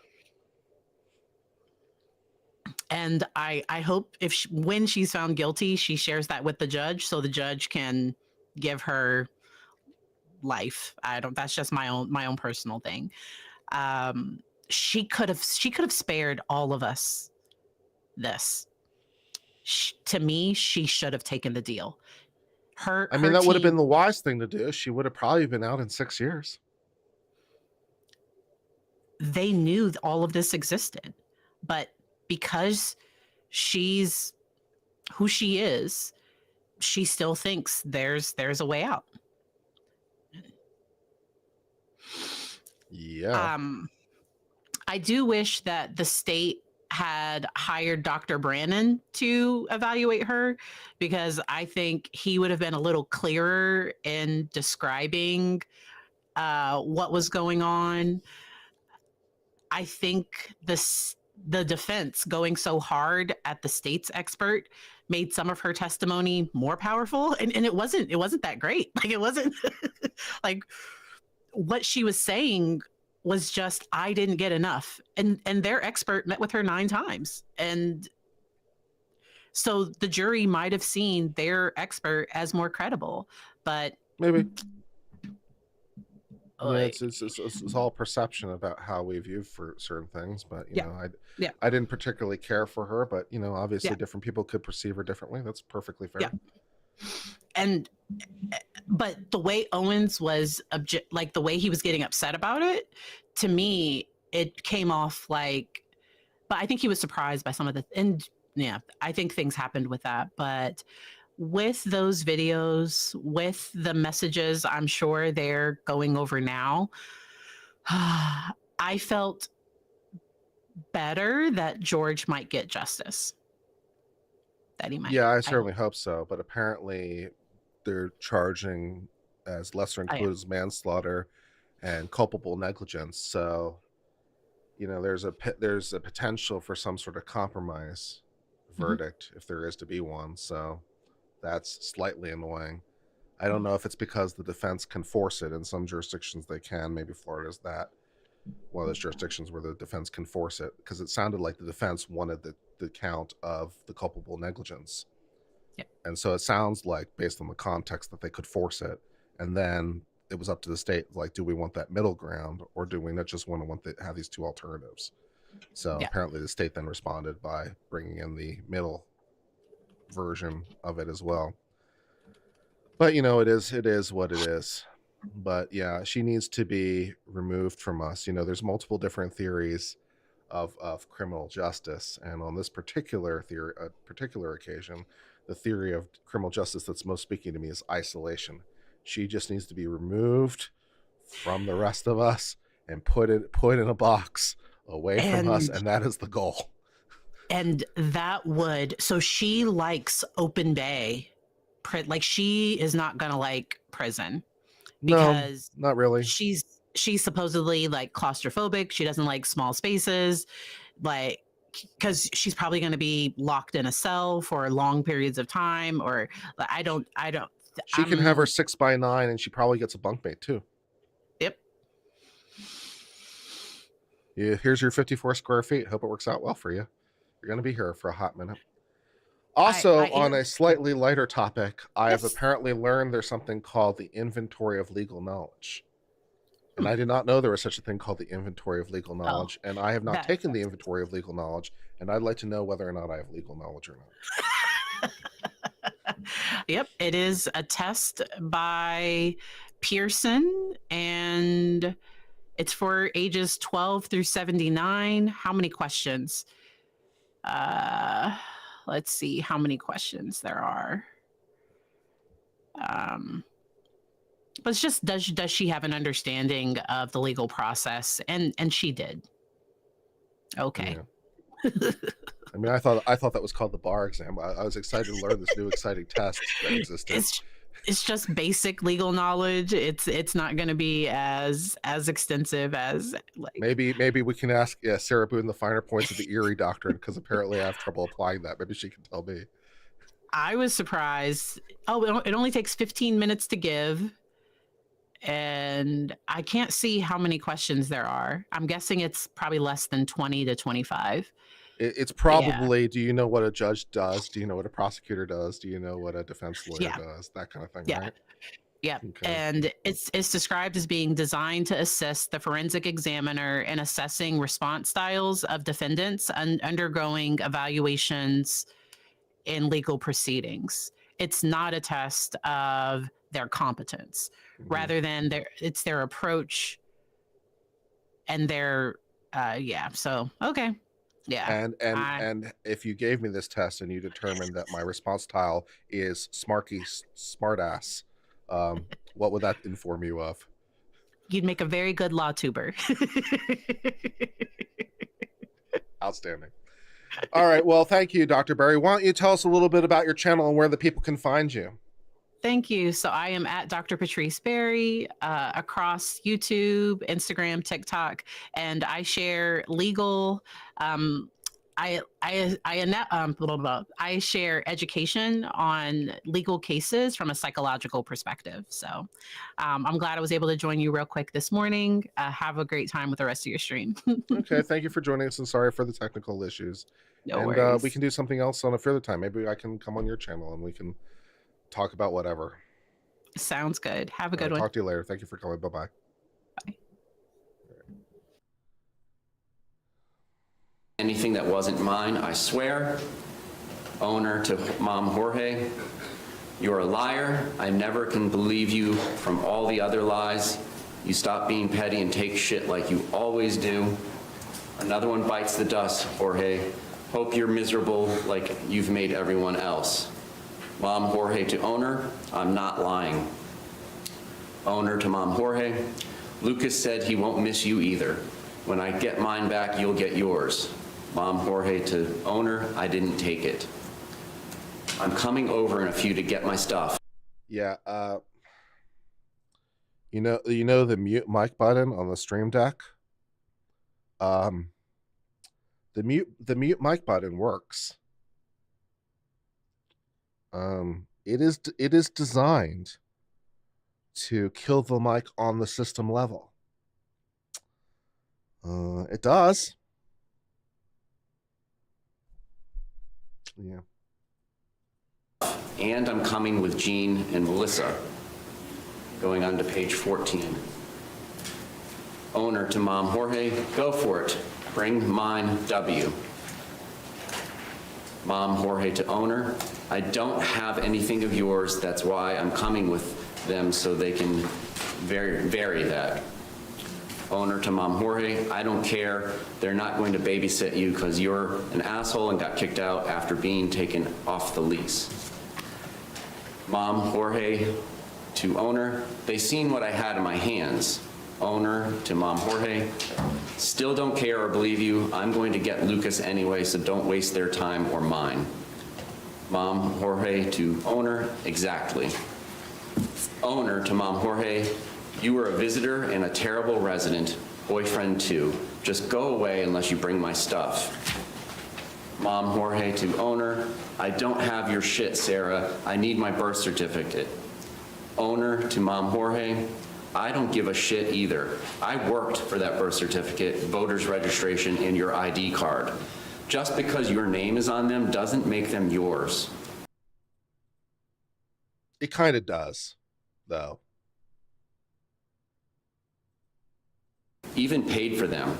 I needed you to be a man and take care of me, not beat me, call me names, and make me feel like I'm not a person. Not giving back until I have mine.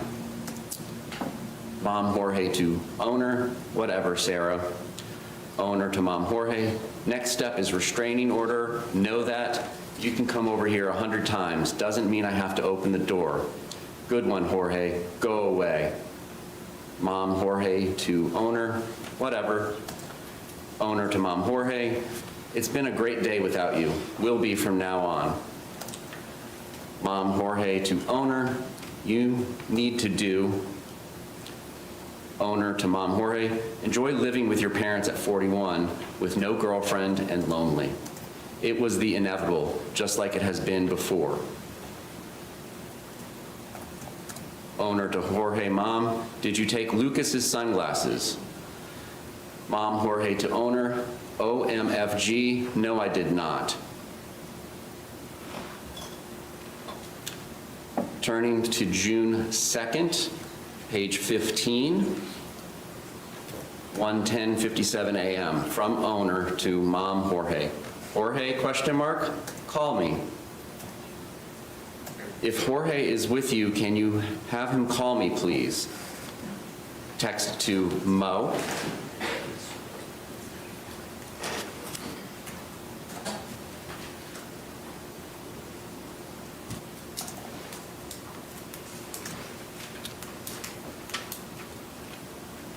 (1:18, 16 seconds on June 2nd. Owner to Mom Jorge, I beat you to the punch. Want to do the dartboard with me? Come. Owner to Mo, I know you won't answer, Mo. Tell him to come finish the dartboard with me, please. Owner to Mo, I miss him.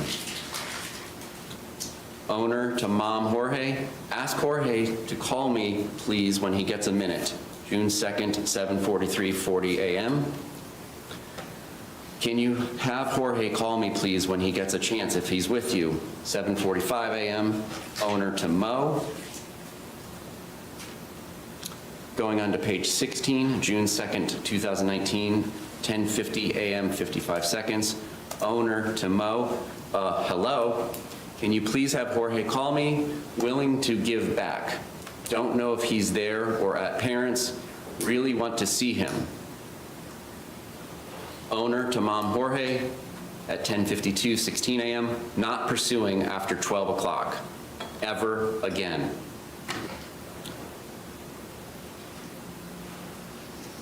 (12:19 p.m., 23 seconds. Owner to Mom Jorge, please call. Come over. I'll come get you. Come over, please. I need a super hug. I hate this woman. I hate this woman on so many levels. I hate you, I hate you, I hate you. I don't want to be with you. I need a super hug.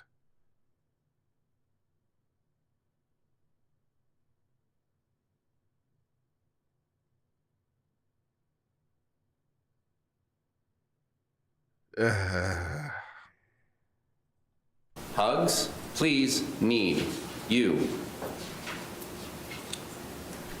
6:23 p.m. Owner to Anna, He doesn't live here anymore. Call parents or Mo in response to an incoming phone call that was made at 6:10 p.m. 54 seconds from Anna to owner.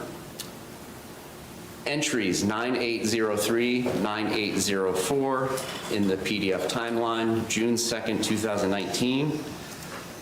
Image 0092.heic, capture time 6:33:01 p.m.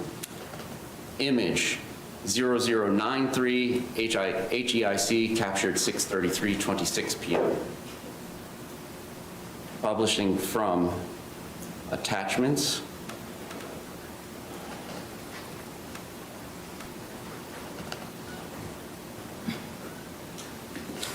Image underscore 0092, metadata showing 6/2/2019, 6:33 p.m.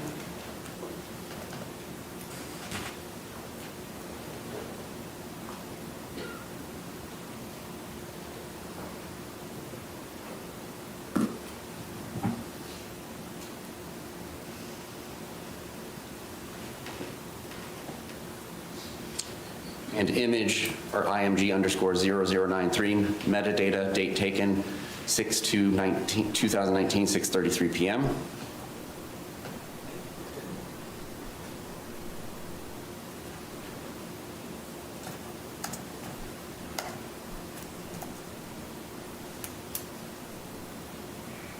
Great. Great. 6:34 p.m., 51 seconds, June 2nd, 2019. Outgoing from owner to Mom Jorge. All up to you now, big boy. And for the record, those images were sent to Mom Jorge at 6:34 p.m., 33 seconds. Look what you made me do. Or maybe your mom will for you. Response from Mom Jorge to owner. Wow, that's really childish. Owner to Mom Jorge, but effective.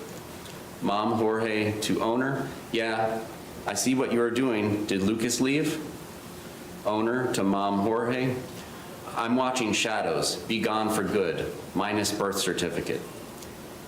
Mom Jorge to owner, okay, cool, enjoy.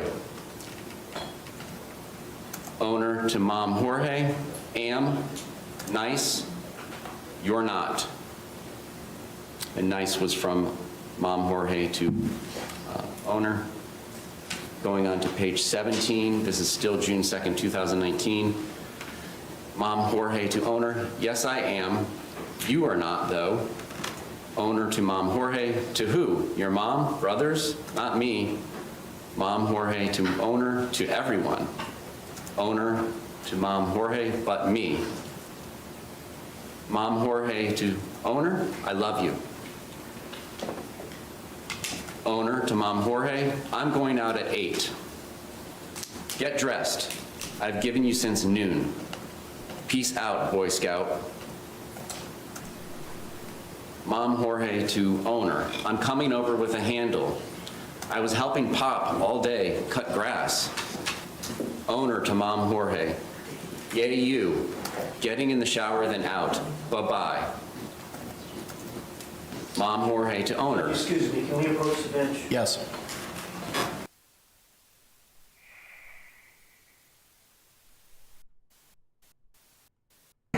Mom Jorge. Objections overruled. I assume the objection was cumulative. But you know, fuck off. Seems like the proper response. So, yep. I'm already showered and dressed. Mom Jorge to owner. Hello? Text from Anna to owner. You're rude as hell, but okay. Owner to Anna. Your dad is a POS, but okay. At least you know and will stop calling. Owner to Anna. Futile. Anna to owner, CTFU, as you are a piece of shit, but that's God's business, not mine. Have a good day, coke whore. Since you like to switch it up, I'll do the same. Don't text me back either, fake ass.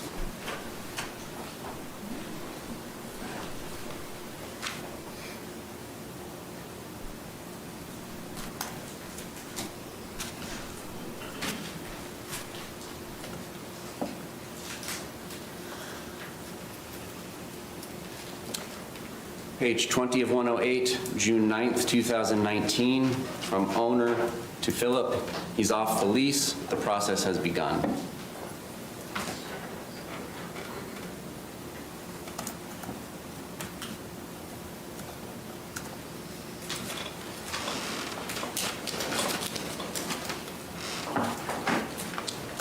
Page 22, June 11th, 2019. Metadata only shows to Mom Jorge. You tell your son he's not welcome here, taken off the lease and bound, worthless. Don't show his ugly, fucked up face around here again. Police will be called. Ask him if it was worth it and ride my bike he has. Stay Hispanic, that's what you all are. And he can watch all the porn he wants from the phone Mom gave him.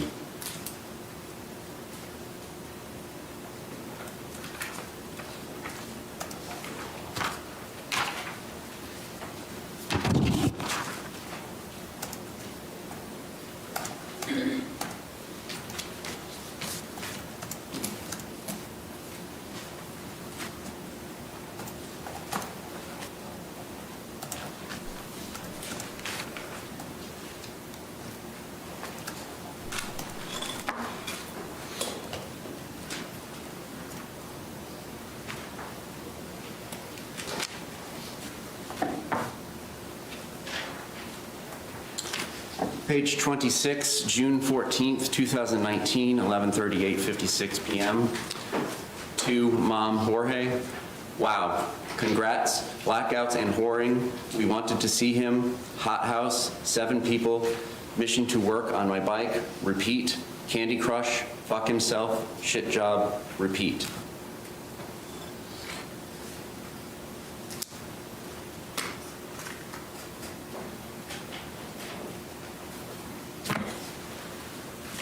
Same page, June 15th, 2019, 7:37 p.m., 48 seconds. To Melissa, just an FYI, if my place gets effed up, I'm letting you know. He's in jail. Thanks for the prompts. I'm at my ex's house. Please don't let this reflect on me as a tenant. You said to call cops. I did. He's gone. We're both proud now. I consider you my friend. Melissa, why was he in your apartment?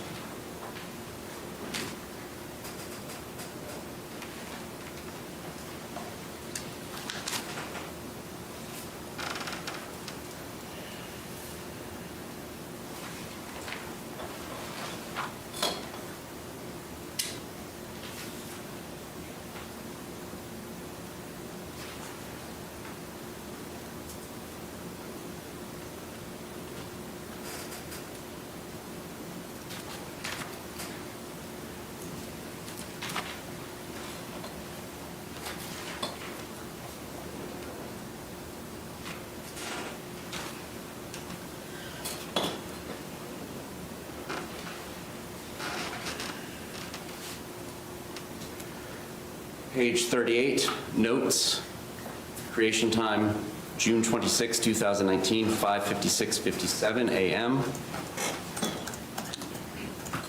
6:14, X videos, 10:03 a.m. Sarah Banks, 5:3 Bank, 6:13, Metro activation 6:12.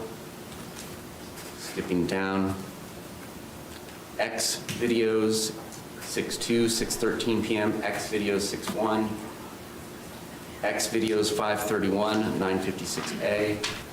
Who's Christine, paren FB, going to meet up, question, calling her beautiful, question, said she thought you were avoiding her when down here, said no, I was not beautiful, FB-nonchalant Quay, thanks for adding me, you are exquisite. Facebook messaging Camille, 6:13, 9:42. Facebook, or FB, Pamela Erickson, sending pictures of yourself, telling her good morning, 7:14, 12:13 a.m. FB-Crystal, going to woo her, sweep her off her feet, going to change her mind. Luck is my middle name, sent her pics, kiss emojis, called her beautiful after returning to the convo, said you had to pick up your brother, sent pics of beer, sent her struts, could have been me, sent her songs but not me, messaged bunny kiss emojis, convo, Sent puppy kiss emoji. Would love to take her out and see a movie. Told her about what we do in the shadows. Would love to watch Creed 2 with her. Want to snuggle with her and eat popcorn. Sent heart-hugging animal emoji. Want to play a board game with her. Asked to FaceTime call her. Called her amazing. Messaging at 7:30 A, 6:14, 6:15, 2 days. FB-Crystal liking all her posts. Quote, losing someone who doesn't respect or appreciate you is actually a gain, not a loss. Can't compare me to the next girl because there is no competition. I'm one of a kind and that's real.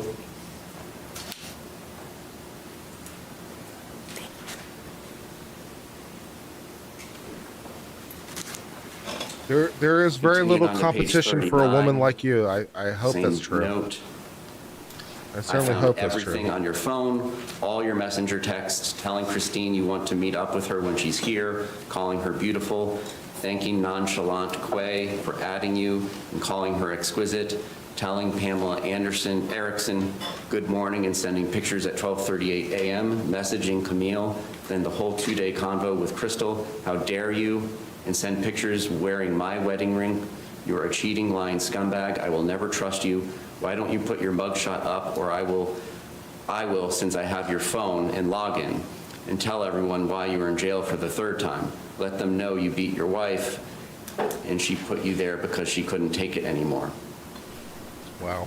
I want nothing to do with you ever this again. woman's a treat. I've become a different person since you've been gone, with less stress, anxiety, and worry.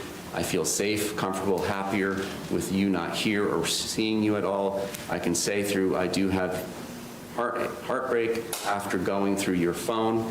Thank you for always proving me right. I knew when you told me your mom gave you one that you'd be back to your slimy ways. You will never change. I hope it was all worth it, all of it, including losing my debit card for the 3rd time to buy beer and cigarettes, which put you back where you belong. I know for a fact you were not worth any of it. I just can't believe after everything I've done for you, including all I did to get you out of jail, and you do this to me. This is cheating. Goes on to page 40, goes on to page 41, and ends with never truly yours.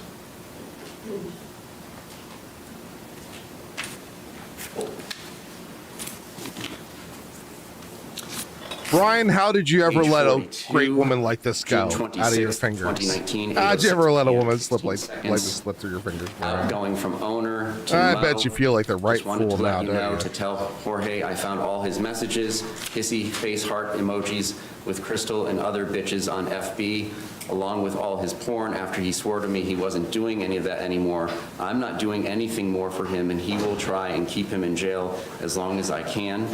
Cheating snake weasel, ask him all about it or have your parents the next time they talk to him. I'm not anymore. So hurtful after all I've done for him. He can rot in there for all I care. Going on to page 43, to Mo from owner, and I will be there for the hearing next week and his arraignment on both charges. Peace out, fucks, AKA Torres.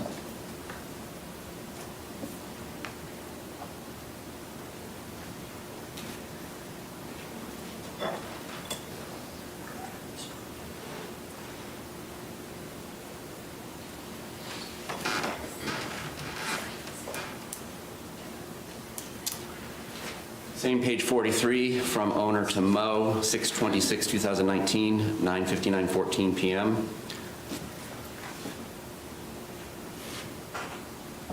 Begins. Oh dear, we have a Hi, I wall of was text thinking now. If you could get out, I'd really love it if you'd take me to a movie, or we could snuggle like we do and watch Creed 2, get some popcorn and pretzels, maybe talk about what kind of other movies we like, or find a fun board game to play together. I know your favorite is Abalone. What do you think? I was also thinking the other day about how much I miss you sending me pictures of yourself throughout the day, sending me songs you wanted to hear or thought I'd like, but what I really miss are the kissy love emojis you would send, just because I really miss those, especially the ones with hearts. They'd always make me smile. I knew you were thinking about me. You do Crystal, though. Even asked her to FaceTime. What would you do if you found me having this convo with Ben or John or anyone other than you? I'd be beaten to a bloody pulp. and don't do any of these things anymore, but yet you wear your wedding ring and mine around your neck and tell me how much you love me. But you're telling this woman who looks like TPT you want to snuggle with, take out to a movie, play board games with, questions, sending music, cutesy, kissy love emojis to like you used to me, telling her you want to woo her, sweep her off her feet. How do you think that makes me feel? Why don't you say that to me?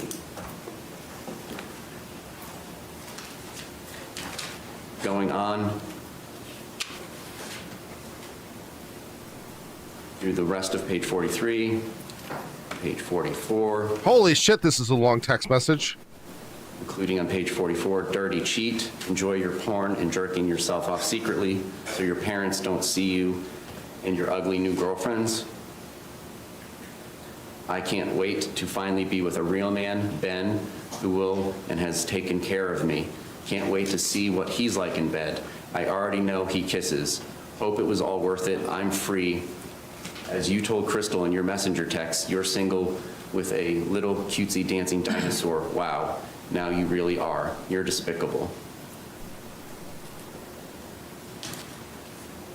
Next text is XOXO from Mo to owner.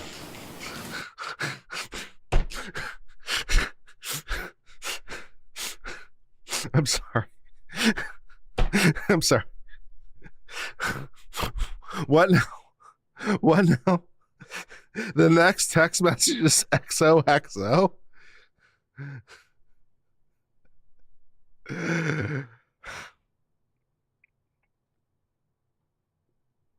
Okay.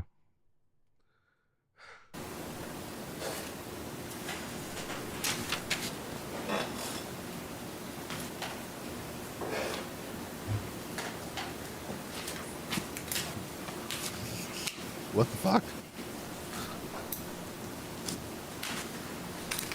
Page 50, 6/28, 2019, 10:55:47 p.m. from owner to Mo.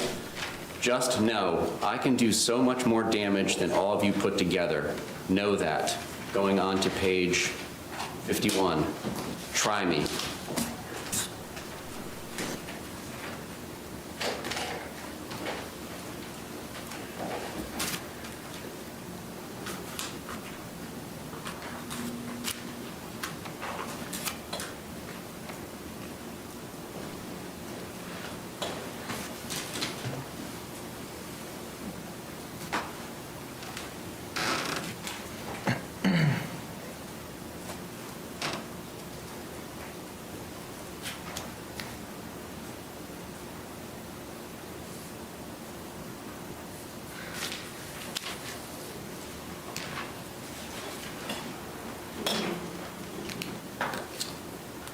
Page 72, July 20th, 2019, 11:34 p.m. From Janice to owner. No metadata, but from Janice. Sorry it's so late. I just read your text. He seemed fine when I saw him at your apartment this morning. He answered the door right away, but was quite bummed out that he overslept. But I was okay and told him, no problem, just get ready and come to work in about half an hour. Then I texted your phone and asked if he would rather work the afternoon shift and get some sleep, but he never answered, so I have no idea where he is or what he's doing. What happened last night, he had a black eye.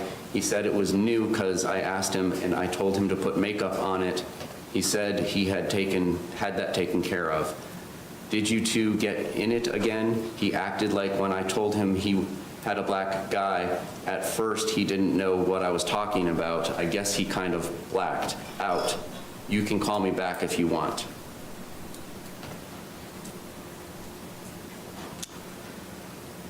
(11:30 p.m., 38 seconds. From owner to mom, Jorge. Janice just called me looking for Jorge and she's pissed. Congrats.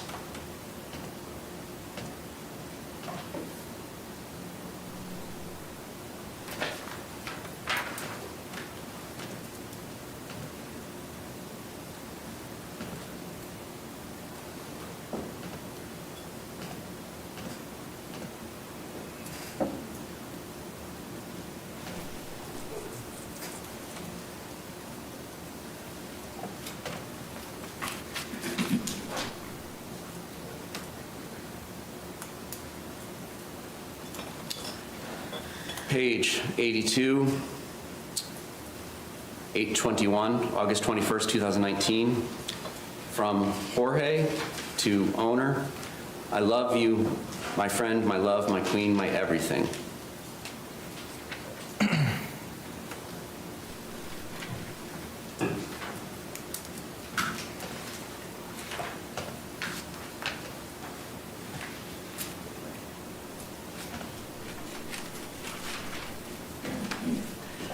Your Honor, that concludes everything I'm going to publish to the jury on this exhibit. Okay. Judge, will we approach that? Yes.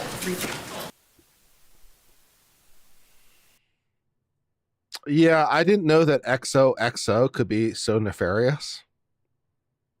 I was unaware of the fact that XOXO could be that nefarious.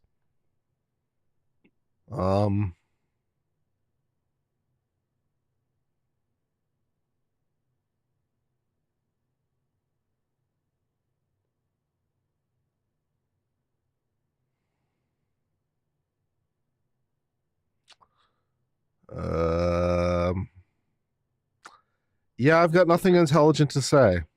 I've got nothing intelligent to say. Res ipsa loquitur. The thing speaks for itself, my friends.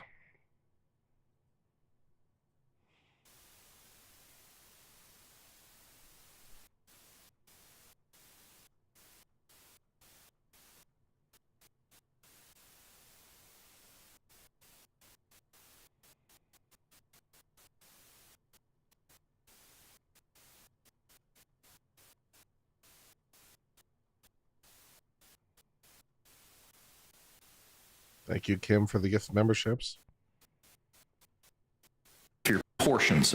I just have a short instruction to read to you. Members of the jury, thank you for your patience. I just have a short instruction to read to you. Members of the jury, the state showed you portions of what was entered into as State's Exhibit 21. It is not the entirety of State's Exhibit 21. The entirety of State's Exhibit 1 will go back to you into the deliberation room with a laptop for you to review all the exhibits and text messages and the total conversations over and above what was highlighted by the state. With that, State, do you have any other witnesses, evidence, or testimony to provide? Your Honor, at this time, the state rests its rebuttal case. Okay. Anything further from the defense? Shut up. You want to approach? I just think we have some issues outside the presence of the jury, outside the presence of the jury that we need to address. Okay. I have one thought, though, that requires a quick vote. Come on up. Do you really want to put on a sir reply? Is the judge really going to allow this? If the judge allows a sir reply, I may lose my shit.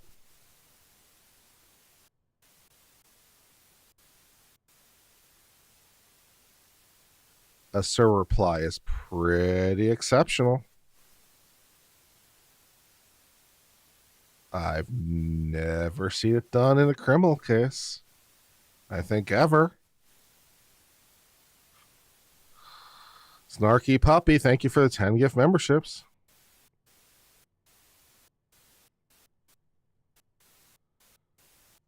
Couple minutes. I got some things I have to instructions. Please do not continue.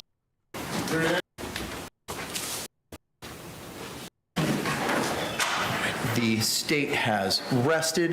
Mr. Owens, do you have any intention on putting on a sir rebuttal in this case, sir? I can have it in a moment. Yes, sir.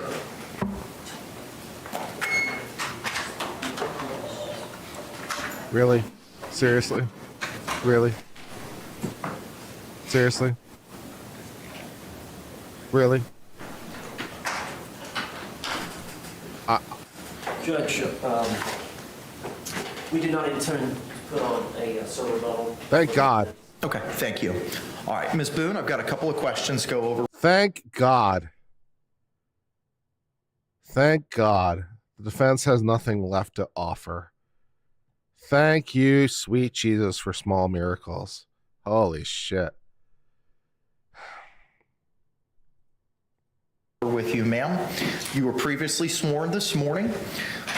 You've had the opportunity to review and participate in the trial. You've had the opportunity to review the rebuttal case as provided by the State, you've had the opportunity to review and listen to that evidence and witness any cross-examinations as it relates to the state's witnesses in their rebuttal case.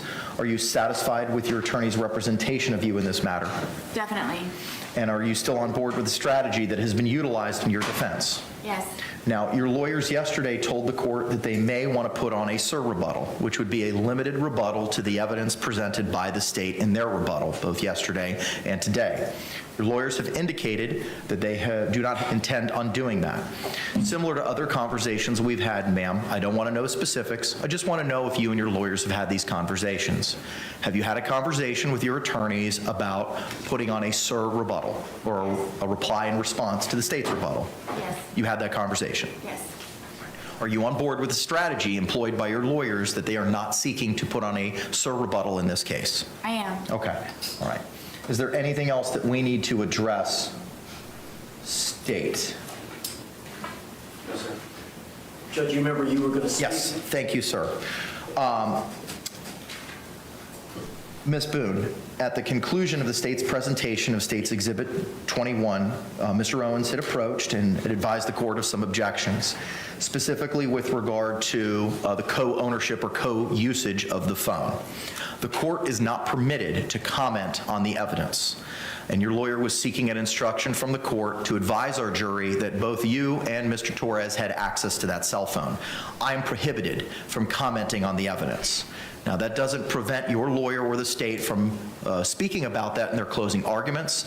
Just as a matter of law, I am not able to advise the jury as to what that evidence is.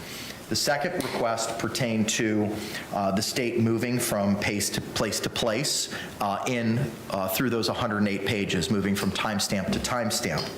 The state chose to present that evidence in that manner, which is why I gave that instruction to the jury that not the entirety of Exhibit 21 was provided to them as to what the state produced, and they'll have to have the opportunity to review that in its entirety when they go to deliberate. Do you have any questions about that so far?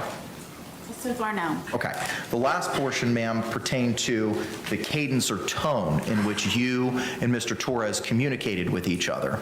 I have no knowledge as to how you and Mr. Torres communicated in text form as to what the tone was behind those words. Your lawyer advised me that there was an objection and you had some concerns as to the way Mr. J may have read those text messages to the jury. I found that the way that he read them was benign, in a flat tone, and did not exacerbate or excite any of the language that was in there. He read them in as a monotone way as possible in presenting to the jury, and I didn't notice any changes in his cadence or heightening or lowering in the volume or tense or tone utilized in presenting that information to the jury. Pretty monotone. Do you have any other questions for me, ma'am? No. Anything else we need to address, Mr. Owens? No, sir. Anything else we need to address, State? No, sir. Okay. How would we like to proceed with the charging conference? Do we want to bring back on our jury?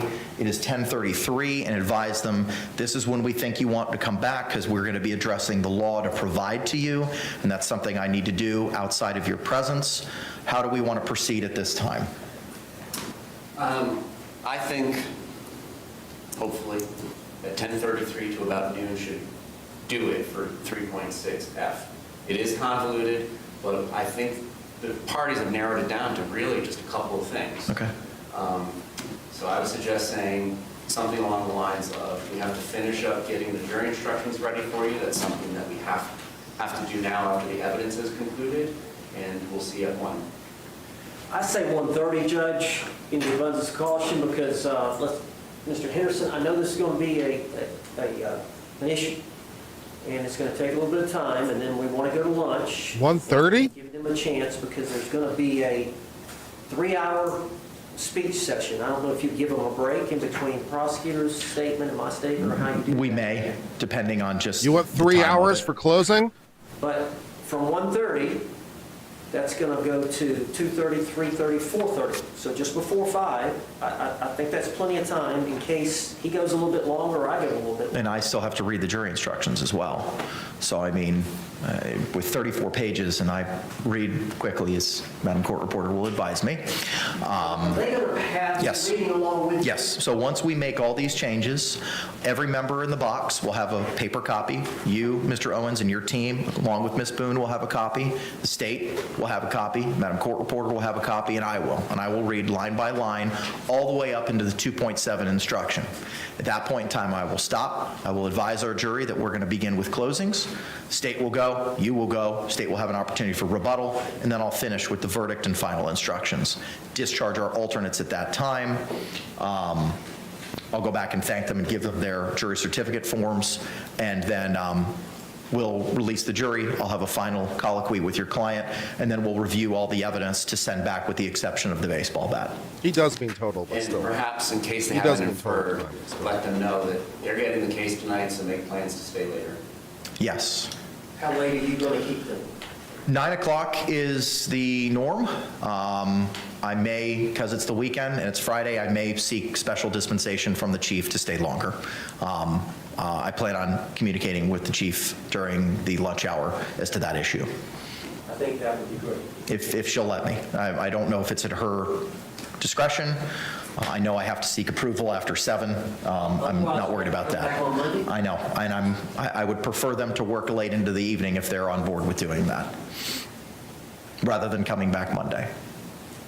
Okay, all right. If you all would be so kind to give me a moment so I can go back up to chambers, get with Ms. Barrios, and I'll give paper copies of everything from the revisions that we made this morning. Let's go ahead and bring back in our jury, and I agree with Mr. Owens. I'd rather us waiting on them than them waiting on us, so I think 1:30 is the way to fly. Let's go ahead and bring back in our jury. All right, we're going to have a very, very long lunch break, but not for us because we actually have to listen to this jury charge conference as they argue over the self-defense instruction.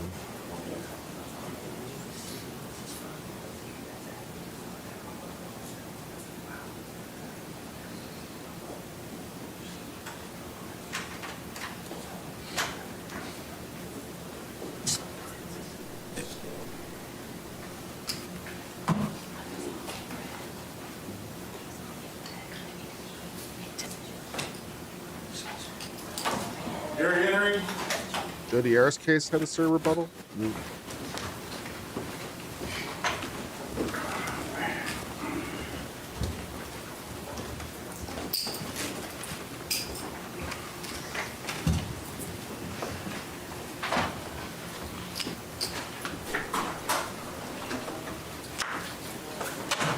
State, do you recognize our jury? Yes, Your Honor. Defense, do you recognize our jury?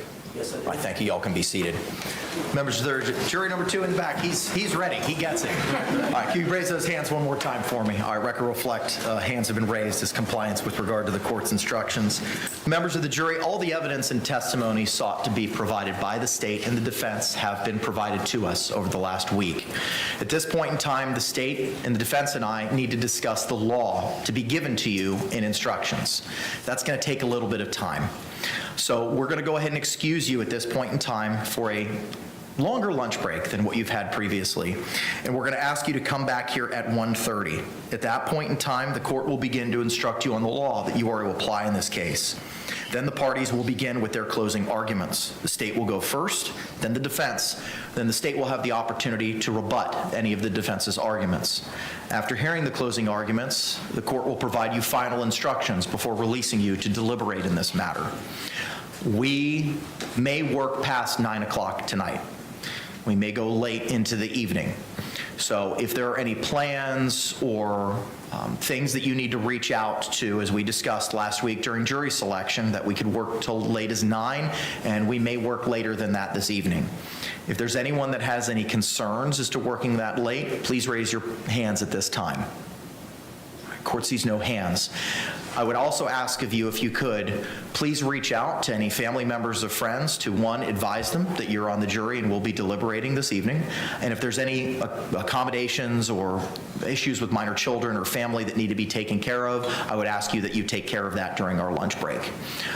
And the emergency phone number, since they won't have phones for... Yes, we will provide you, the court deputy will provide you the emergency phone number when we get back from lunch, so that you can provide that during a break that we'll have this afternoon to any friends or family or loved ones if they need to get in contact with you. I will give you a similar instruction that I've given you over the last couple of days. I know you're probably tired of it, but I got to give it to you one more time. Jurors, you must not conduct any investigation on your own. This includes reading newspapers, watching television, or using a computer, cell phone, the internet, any electronic device, or any other means at all to get information related to this case or the people and places involved in this case. This applies whether you are in the courthouse, at home, or anywhere else. You must not visit places mentioned in the trial or use the internet to look at maps or pictures to see any place discussed during the trial. Jurors, do not watch local news or read local newspapers.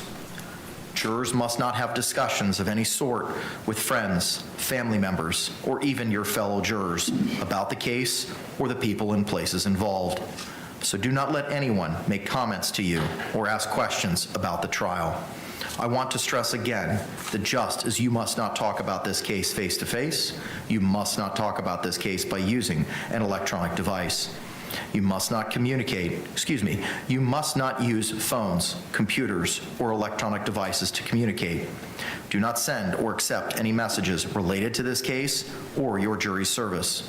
Do not discuss this case or ask for advice by any means at all, including posting information on an internet website, chat room, or blog. With that, members of the jury, I thank you for your attentiveness, service, and sacrifice, and we'll see you at 1:30. Juror number 2 in the back. Yes, sir. Question. So Answer. the parking, we're going to be here for some time. Can we leave and come back and get re-stamped with a new thing? We will have you that answer when we come back. Okay. Madam Clerk's going to figure that out for you. Okay. All right, thank you very much.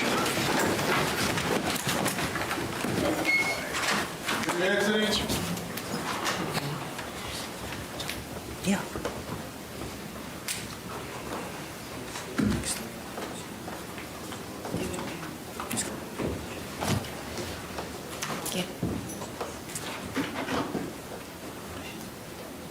Okay. Ask. Okay. Could you do that, Officer Jones? So I've been advised by, you know what, rather than double speak, could you just tell me what it was, say it for the record, what it was? If judges approve that they are to go off campus or out of the courthouse garage, they can come back and get new stamp cards. So they can leave this point during lunchtime? Okay. And I'll approve that. So, State, anything else we got to discuss, other than the jury instructions? Defense? No, you Okay, court's going to run upstairs, put the finishing touches on what we agreed to this morning. I'll bring back paper copies for everyone, and then we can continue the charging conference at that time. Court's going to be in a short recess. We'll be back as promptly as possible. Thank you. Thank you, Judge.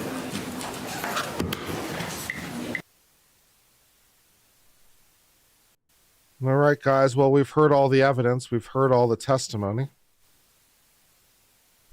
So, what do you think? Which way you guys leaning? Which way you guys leaning? What you think? You think is there reasonable doubt here? You have some reasonable doubts? How you feeling, chat? You think it's kind of a close call? Not quite sure. Could go. You're not sure.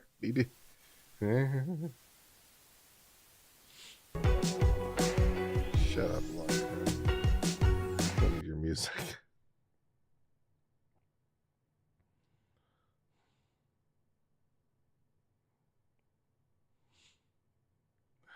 Guilty. Absolutely guilty. Guilty.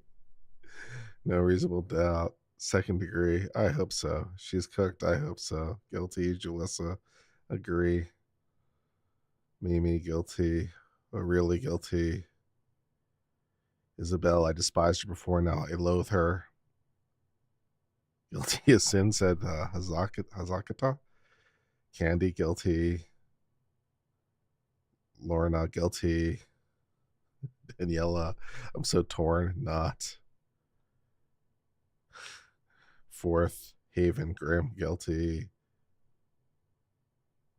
Guilty, but I'm torn on whether the jury will agree. Yeah, I mean, fair enough. Does there rise to, is there any option besides guilty? Yeah, technically there's multiple options. Technically, guilty's coming in 3 different flavors of guilty.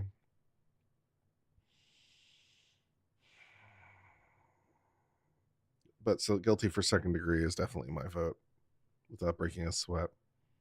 You can't decide between second degree and manslaughter, really? You can't decide whether or not with a depraved heart she did it? Can I explain murder too? Yeah, we can look up the statute while we're waiting. Give me a second.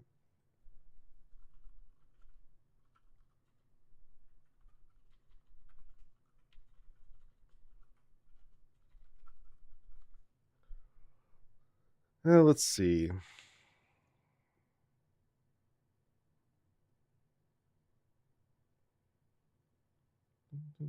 Can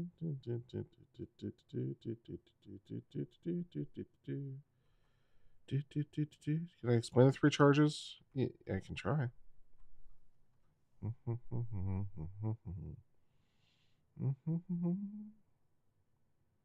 Oh, Lord.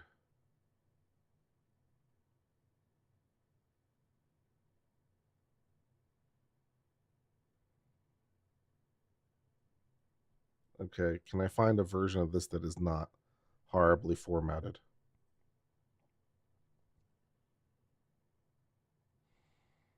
No. I cannot. Okay. We'll do this the hard way. That's fine.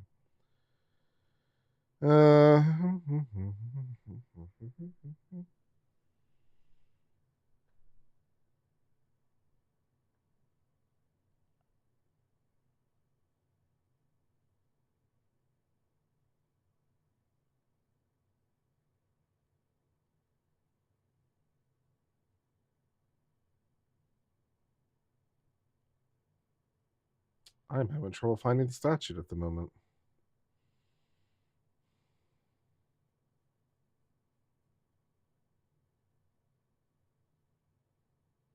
Oh, here it is.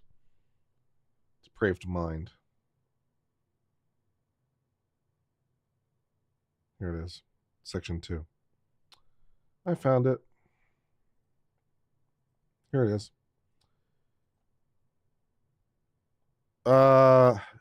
So this is the entire murder statute, right? So this is all murders.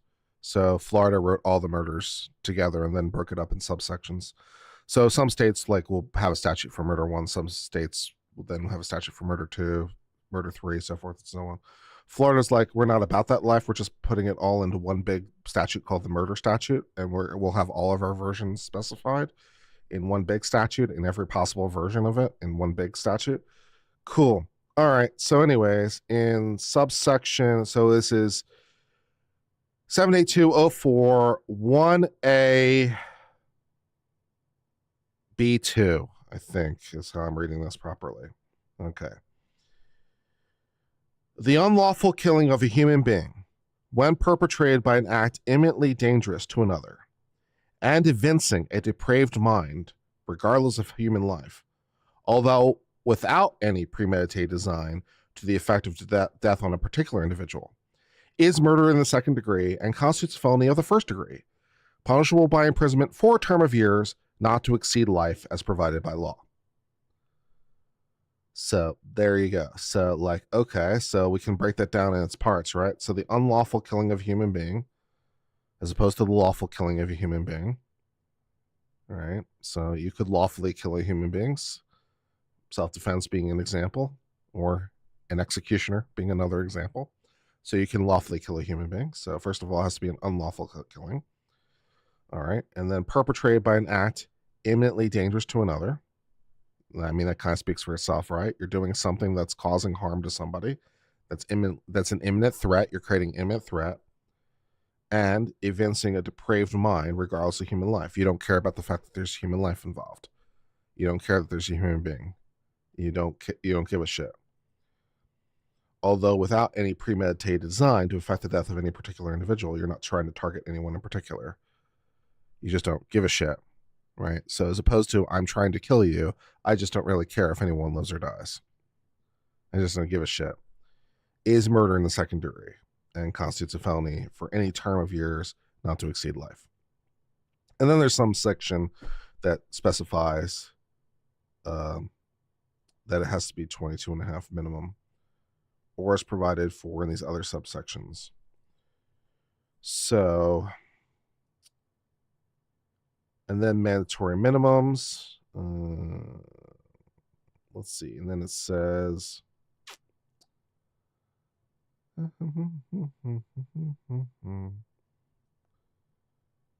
let's see if I can find where the mandatory minimum is specified. Well, it's not going to be in the fine section. And this is not a habitual offender, so that doesn't apply. And so it's probably in this section.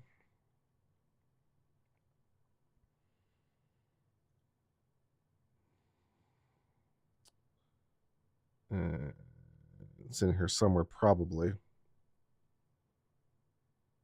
Well,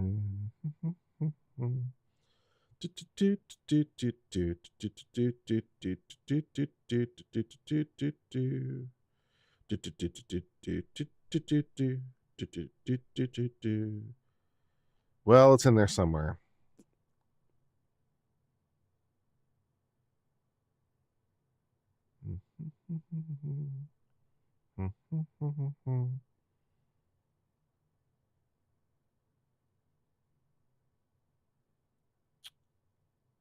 Okay.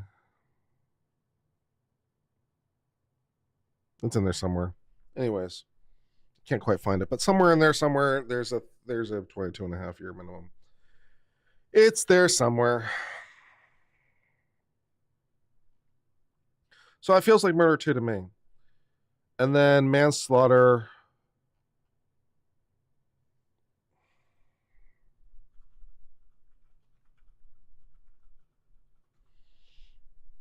What's the picture on my wall? This one is Freedom of Speech by Norman Rockwell. And this one is also Norman Rockwell, and it's called The Trouble We All Live With, I think is the name of the piece. And this, of course, is Lady Liberty.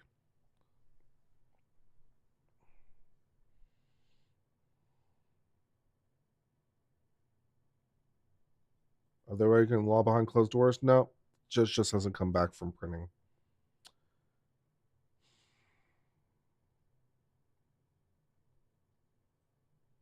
Okay, and then manslaughter. Okay, so here we have manslaughter. Manslaughter is the killing of a human being by the act, procurement, or culpable negligence of another without lawful justification. In cases where such killing shall not be excusable homicide or murder, is manslaughter a felony of the second degree. So that's that, I guess. And I don't think there's a separate Florida culpable negligence death.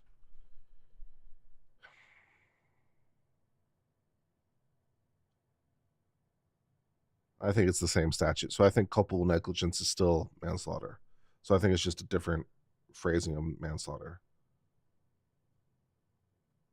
Culpable manslaughter is culpable negligence is typically defined as a second degree misdemeanor, depending on whether the person really is that what we're doing?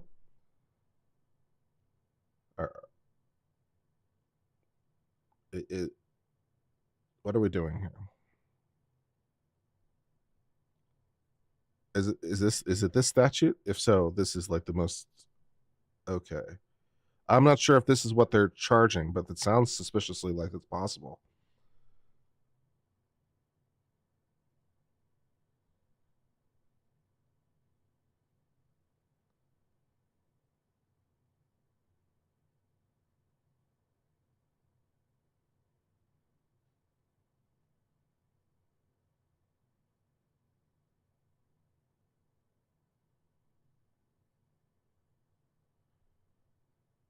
First degree misdemeanor? Maybe. Whoever through culpable negligence inflicts actual personal injury on another commits a misdemeanor of the first degree. So how about first degree misdemeanor?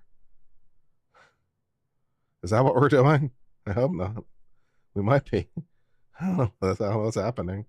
It could be.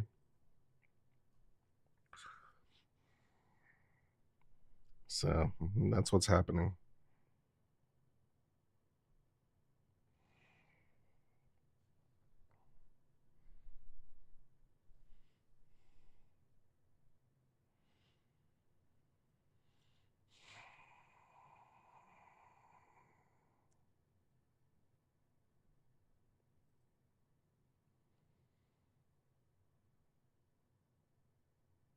Culpable negligence is defined as a course of conduct showing reckless disregard for human life or indifference to the rights of others.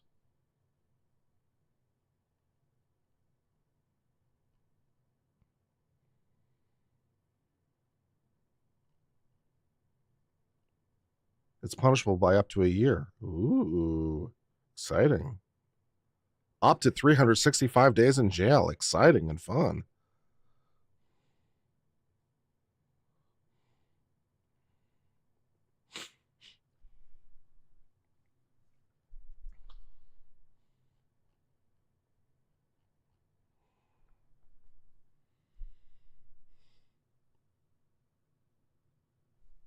We're still waiting on the court to come back from its... Oh, I apologize. The court came back and I didn't notice because I had it muted.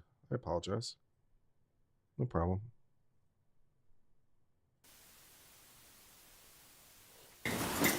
We're back on the record, 2020 CF 2603, State of Florida versus Sarah Boone. Let me get appearances for the state. David Ketchner on behalf of the state. William J. for state. Defense? Tony Henderson for Sarah Boone. Kevin Mack on behalf of Sarah Boone, Your Honor. Okay. Where might Mr. Owens be? Judge, Mr. Owens is doing some preparation. I am handling. Mr. Owens has fled the If the state jurisdiction. and the defense can approach, I have paper copies of the revised jury Mr. instruction. Owens You'll isn't see on coming the back. He's bottom left the jurisdiction. of each page is a file and path name. That's just for my own edification of where I've stored them, so then we make additional changes. The revisions that we discussed earlier today have already been made. There's still a couple cleanups that I need to do just to get rid of the formatting items, but all the revisions that we spoke about this morning have been included. With that, I think that takes us to page 9 of 28 in the 3.6F instruction. I also have the defendant's revised portions as to 3.6. Just for the court's clarification, is what is in page 9 of 28 of what was provided to the parties, is that the same as the separate defense 3.6F instruction? Yes, Your Honor, it was only provided for more convenience for you to copy and paste them in. Got it. Okay, so should we be relying on the 3.6F instruction you, Ms. Henderson, sent last night? Yes, sir. that's Okay, all right. State, do you have that? I have a digital copy, that's fine. Okay, all right. Tell me when you have it pulled up in front of you, sir, and then we'll... It's pulled up, and I had sent everybody the state's digital copy as well. Okay, very good. All right. Let me pull up the digital copy that I have. Give me a moment. Yes, sir.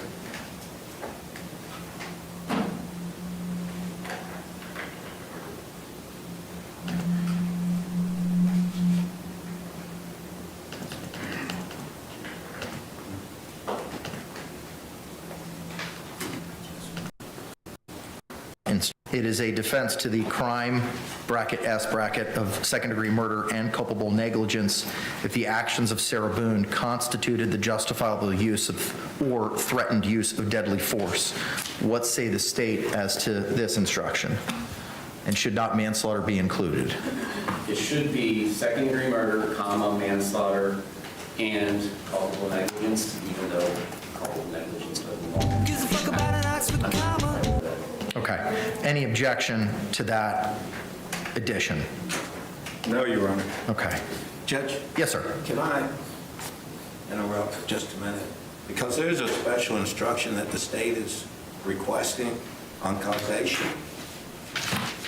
Yes. And that goes, it's going to come before the self-defense? When it was used in the previous case that I cited, that I used it in, I don't know, 10, 12 years ago, it's part of the instructions in second-degree murder. Yes. Is where I would be requesting it. And this is just so that we're all on the same page, forgive me. This is the state's request for special jury instruction on causation. Yes, sir. I suggest we table that for now and just get into self-defense. Okay, all right, so we'll revisit the state's request at that point in time. So is the the first full paragraph is read, is that acceptable to the defense? Yes, Your Honor. Okay, moving now to the deadly force definition. That seems to track the language of the proposed jury instruction completely. Any revisions to that state? No, sir. Defense, it's your instruction, so I'm assuming you've got no quarrel with it. No, Your Honor. Moving to the next paragraph, I also believe that that's from the Form 3.6 instruction. State, any issue with the third full paragraph? So in my request, I struck through or threatening to use each time because the evidence doesn't support that. What the evidence supports is she did actually use force. It wasn't a threat of force. So I think it's unnecessary and confusing and not supported by the evidence to have that clause in each of the paragraphs where it's mentioned. Response, defense. Judge, I have no problem with that. I was just, when I put it in, I just was going on some statements that the state had made and different arguments. So, especially when I'm talking about aggravated assault. Okay, so just so that I'm clear, you've got no objection to the removal of that language. So the third paragraph would now read, Sarah Boone does not have the burden of proving that she was justified in justified in using deadly force. Instead, for you to find Sarah Boone guilty, the state must prove beyond a reasonable doubt that Sarah Boone was not justified in using deadly force. Is that correct, state?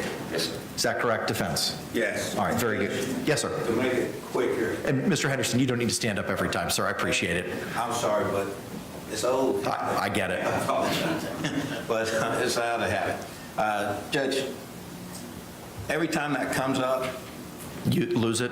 yes. Understood. So then just, let's go back to the title then. Can we revise the title to 3.6F, justifiable use of deadly force, and remove that bracketed or threatened use language? It should just be use. Okay, very good. All right. The next sentence, the law on the justifiable use of deadly force is as follows. Is that acceptable? State. Just the strike through or threatening. As I read it, yes. Yeah. Is that acceptable defense? Yes, Your Honor. Moving now, Sarah Boone was justified in using deadly force if she reasonably believed that such force or threat of force was necessary to prevent A, imminent death or great bodily harm to herself. Is that acceptable to the state? It's acceptable. Just confirm that they don't want me. Yes, confirmed, only what would be read would be A. That's correct. Okay, all right. Is that acceptable, state, with that understanding? Yes, sir. Okay, moving now to the next portion. Sarah Boone had no duty to retreat before using deadly force. I mean, my review of the case law, and I don't recall which one it is that if you're on your own home, you don't have to retreat. My understanding of the facts was that she used force first by zipping him up in the suitcase and doing so that, one, she could make him feel like he had made her feel in the past for choking and cheating on her, and two, to give her a platform to be able to speak to him as a captive audience, and he would have to listen. Because she took the actions of an initial aggressor, it is our position that there is a duty to retreat. All right. I like it. I like it. The initial aggression Nice argument. addressed lower in the jury instructions. Response, defense. Judge, I have a different view of the evidence. I think what the evidence has said about the initial in the suitcase is that Mr. Torres was getting into the suitcase and positioning himself into the suitcase when Ms. Boone came down. There was laughter between the two of them. The suitcase was zipped, and it was a consensual deal. It was a consensual thing with Mr. Torres. She didn't use any threat or use of force at that time to zip him in the suitcase. Furthermore, during the demonstration and when they were demonstrating the suitcase and the zipping ability, I know time has passed, but I hadn't seen anything different to keep someone in there who didn't want to be in there. If someone didn't want to be in there, it would be almost literally impossible to zip that suitcase because how much force it took to zip that suitcase. So the evidence doesn't support it. Doesn't support a duty to retreat? Correct, because what they're saying, going back even before we had stand your ground, just going back to the Castle Doctrine, there was never a duty to retreat from your home. So then if I understand your argument, you are not seeking to have this included then? I am seeking... Because if you're saying she had no duty to retreat, that's correct. This talks about, hang on, let me just reread it. Okay, so I think I follow your argument. Okay. What I'm saying is that it should be no duty to retreat, that Sarah Boone had no duty to retreat. That's what we're requesting. I believe the state's objecting to that and saying that it is a dispute, so they want the next paragraph as to the court. But there is nothing that showed at that time, because the state's arguing that she forcefully put him in the suitcase. Response. That's a straw man argument. That is not the state's argument. We know what the evidence in this case is. The evidence that she provided was he got into that suitcase by himself and they were playing hide and seek, and he was inside but not completely hidden. The lid was flapping over him. She came over and zipped it shut to whether it's 100% or near 100% shut, and it was all in fun and jest at first. But he did indicate, and we saw it on the video, image IMG_1062, Sarah, I can't breathe, Sarah, I can't breathe. He was being held against his will in that suitcase. That there is no requirement that she initially forced him into it or not. It's no different than two people wrestling and play fighting, and one person has another person in a headlock, and then there comes a point in time where I'm tapping out. Jorge Torres was tapping out, and that's on video, and it's in her testimony. It's uncontroverted. There is sufficient evidence for there to be a dispute as to whether or not she was the initial aggressor, and whether that generates a duty to retreat. And quite frankly, it's undisputed evidence because it's uniquely only her testimony coupled with the video. She restrained him in that suitcase on purpose and intentionally. And if you look at the elements of aggravated assault in our proposed jury instruction, that is exactly what was going on. She intended for him to feel fearful of an inability to breathe, to make it feel like he had made her feel when he had choked her. An aggravated assault is defined as follows: Sarah Boone intentionally and unlawfully threatened, either by word or act, to do violence to Jorge Torres.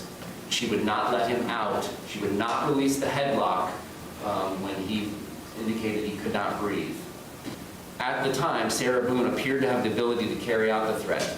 Well, the video evidence is res ipsa loquitur. He could not get out on his own. He could not get out on his own at 11:12 in the first movie. He could not get out on his own at 11:23 in the second movie. And quite frankly, he couldn't get out at 11:03 during the still photo as well. Element 3, the act of Sarah Boone created in the mind of Jorge Torres a well-founded fear that violence was about to take place. Absolutely. Sarah, I can't breathe. Babe, I can't fucking breathe. Sarah, shh, go fuck yourself. The assault was made with a deadly weapon, element 4. An object not designed to inflict bodily harm may nevertheless be a deadly weapon if it is used or threatened to be used in a manner likely to cause death or great bodily harm.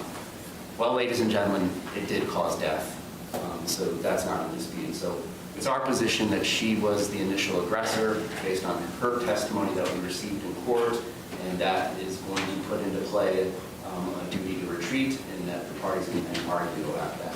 Anything further, Mr. Henderson? Yes, Judge. I want to clarify this because the initial thing in getting into the suitcase, the act is zipping the suitcase up. That act of zipping the suitcase up was not done forcefully. The testimony was he agreed, he was in the suitcase, he was the one who got into the suitcase to begin with. He agreed, the suitcase was zipped up, and there was no argument at that time. All right, and just by the demonstration that they gave, you could see somebody to get in that suitcase or not get out of it at that time wanted to be in that suitcase. And it's nothing to dispute what she said he agreed, she zipped the suitcase, and they both laughed and thought it was funny. Now, the next thing that the state goes to is an omission. It is not an act. It is an omission at that point in time where she's saying, when they say, oh, he can't breathe, well, she doesn't go, let him out. So they're saying, so they're trying to make that an act when it is not, when she just did not let him out. It's different. And what we're talking about is just the duty to retreat at this time. We're not even talking about the other parts as the thing, but as to the duty to retreat, she's in her home. And at that point in time, when that act took place, she had no duty to retreat. Here's what the form instruction says. If it is undisputed by the parties that the defendant had no duty to retreat, give the following sentence. Defendant had no duty to retreat before using or threatening to use deadly force. Instruction goes on to read, if the parties dispute whether the defendant had a duty to retreat, give the following paragraph. It sounds like both of y'all, A, are disputing whether or not there's a duty to retreat. Yeah. So I think I have to, based on what the Florida Supreme Court's instruction to me is to give that second paragraph. State, anything further? No, thank you. Defense, anything further? Just note the objection, but I understand the court's ruling. Okay, all right. So the language in the red line from the defense as to Sarah Boone had no duty to retreat before using deadly force will be removed, and I will add in the state's proposed language, which tracks the form instruction. Nice. Is there any objection? Do you want me to read that to you, Mr. Henderson? No, I'll read it real quick, Judge. Okay. And I just want to make sure we're all on the same page. That's the state's proposed revisions to the 3.6F on the top of page 2 of 7. Yes. I'd ask that the court would read it. Sure, okay. If Sarah Boone was not committing any crime other than the alleged second-degree murder or manslaughter for... Okay, I will add that, thank you.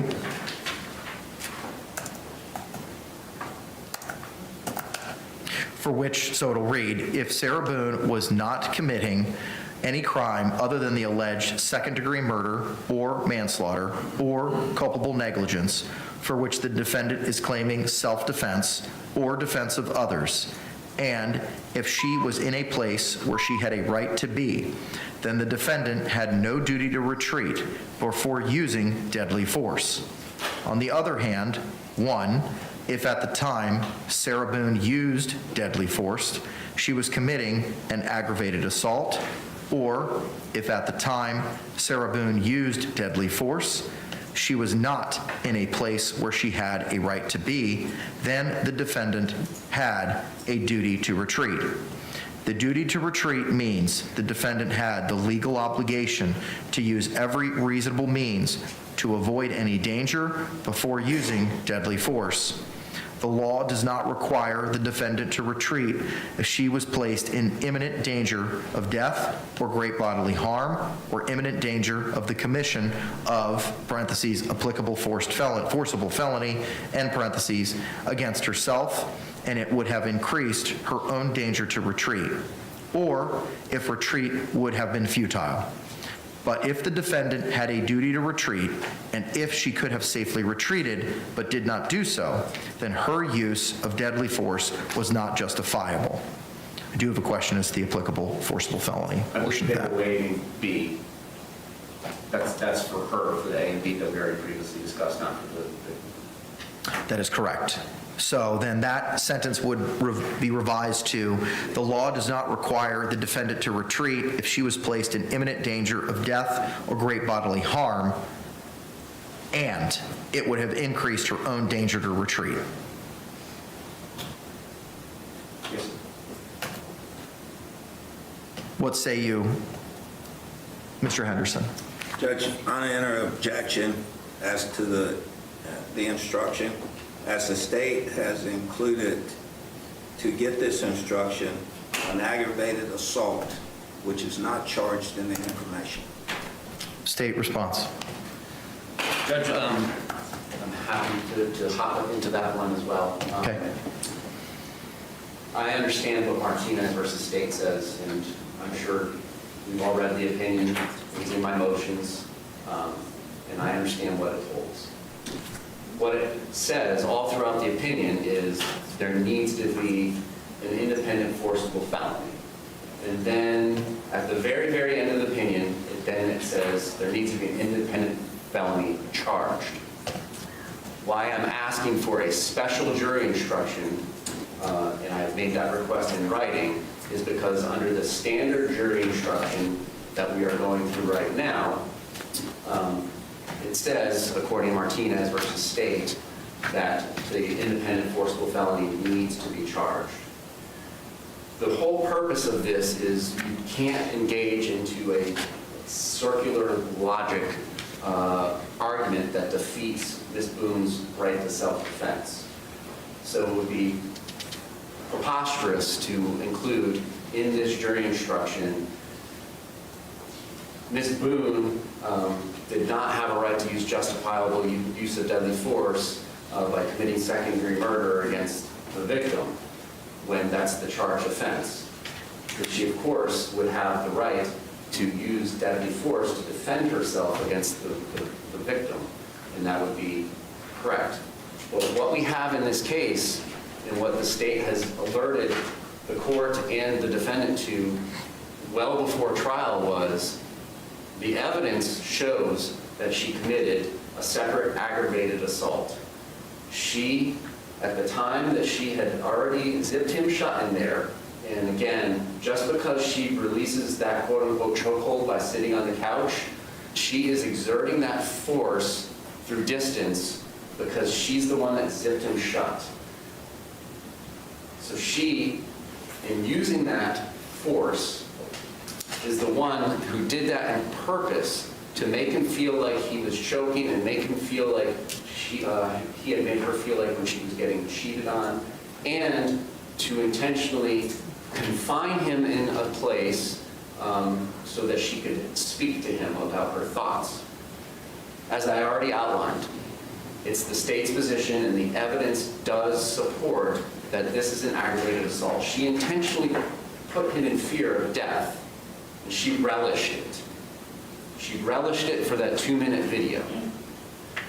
That is prior to when she says, well, now he's sticking his fingers out and I get scared by that action. And by that action, it's Jorge Torres just trying to exert the will to live and to survive and be on this earth. That now that action, if his attempt to escape out of the suitcase that she has left him zipped up in is this independent threat of great bodily harm and death to her. She testifies if he gets out, it's her belief that he will beat her up, kill her, disfigure her, so on and so forth. And her testimony at trial, I believe she said was, he said that I will end you. So what we have here is they, by their own admissions, through the testimony that she provided, that there is a separate and distinct independent forcible felony from what ends up being the second-degree murder. What ends up now being the second-degree murder is at this point in time when she says, well, he's trying to get out. I'm afraid if he gets out, I'm going to get disfigured or killed. And so that is why Ms. Boone makes the decision, and I'm not even going down the aggravated battery path, but she batters him with a bat on the hands and batters him, pokes him while he's in the suitcase, and basically beats him into submission so that he stops trying to escape. That's what the testimony was. And then she makes the decision to now leave him and go upstairs and go to sleep without having relieved him from the force that she exerted earlier committing aggravated assault. So like the example I gave you earlier, this is absolutely no different than me pointing a gun at you, Judge, and putting you in fear of your life that I'm going to shoot you and a projectile is going to enter your body and kill you or give you great bodily harm. And you, in turn, after having been placed in fear by me pointing a gun at you, you begin to defend yourself and exert your right to live on this earth by pulling your own firearm. And now, do I, as the initial aggressor, the initial person who committed the forcible felony of aggravated assault on you, under the law, I don't have the right now to defend myself against you. I need to retreat. I need to make it clear, sorry man, my bad, drop my gun and walk away. That is what is the law. 776041 is a very short and very, very simple statute. And it has not changed since 2014. This has been the law. This was the law at the time of this offense in 2020. 776041 provides, the justification described in the preceding sections of this chapter is not available to a person who, 1, is attempting to commit, committing, or escaping the commission of a forcible felony. So taking away the firearm example, it's a chokehold. His cause of death, according to the medical examiner, was asphyxiation by position and environmental suffocation, caused by her not releasing a chokehold on him when he indicated, babe, I can't breathe, Sarah, help. That is an independent forcible felony, separate and distinct now from what she says is the victim, like you pulling a gun to defend yourself from me pulling a gun on you. Now, the threatened use of force that the victim is exerting is sticking his hands out and saying, I'm going to end you. That is the distinct break between the aggravated assault and now her continuing to use this unlawful force, which she's not entitled to do because she started it. She was the initial aggressor in committing this aggravated assault. And she ends up just leaving him to die and never releasing the chokehold. And the unlawful threat is what's on the video in your realm? Yes.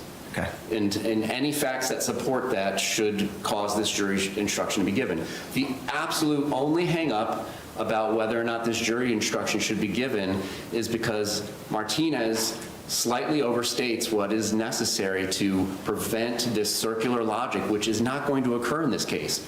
There is not going to be any arguments by the state that she does not have the right to defend herself if she is in imminent fear or death of great bodily harm by the victim. She testified that him sticking his hands out of the suitcase and saying, I'm going to end you, put her in fear of imminent death and great bodily harm. And in turn, what she did was she decided to not let him out. And he ended up dying. And that is second-degree murder. That is separate than what preceded that. What preceded that was her not letting him out when you can see him pushing up on the suitcase in the video, begging to get let out, and she doesn't because she is doing this out of anger, hatred, ill will, and spite to teach him a lesson and put him in fear of death or great bodily harm. That's an aggravated assault. I would absolutely charge her with aggravated assault and aggravated battery, separate independent forcible felonies, if I could. But I did not learn this information until after the statute of limitations had passed. That is through no fault of the state's. So we absolutely would, if we could, and we are not going to make the argument and defeat her defense of second-degree murder by saying, well, you can't defend yourself with second. I understand what they're getting at in Martínez. That's not this case, though. It's broken down into those parts. Can I have the citation for Martínez? Because unless I missed it in your motions, I didn't see Martínez cited in the motions. I'm sorry. And forgive me if I missed No, it's been in previous motions. Because you cited a Cologne with regard to the Miranda issue. No, I'm referring to there's a pleading entitled State's Request for Forcible Felony Instruction and Request for Initial Aggressor Instruction, which we've kind of hopped into now since aggravated assault is being mentioned in this paragraph. In paragraph... Oh, there it is. I apologize. Yeah, paragraphs 12 through 31 are the legal analysis, and Martínez is cited in there at paragraph 19 at 981 Southern 2nd 449 Florida 2008. And more importantly, what Martínez doesn't say is that there's like some requirement that the verdicts would be interlocking. Like there's no requirement that second-degree murder be count 1 and aggravated assault be count 2, and then you know, if they return a not guilty verdict on aggravated assault, then there has to be a not guilty verdict on the second-degree murder. That's not the case, because there's so many different prongs to the self-defense instructions. So it's not required to be charged for some reason of an interlocking verdict. And the whole spirit of that opinion is that it is to make sure that we do not defeat her self-defense argument that she's entitled to make about why she committed second-degree murder. All we're saying is you're not entitled to I think the state might have some defend disdain. yourself in that manner if you committed an aggravated assault to start this. And that's what the facts show. It's a little complicated, and there's another special jury instruction related to this force by distance. You know, it's like tying somebody to some train tracks and walking away. I mean, are you still choking the person? No, but are they restrained in a manner that if a train comes, they will die? Yes. So the special circumstances of this case and the facts are going to warrant, in the state's estimation, the forcible felony paragraph, and then that language being placed into this initial paragraph that we're talking about.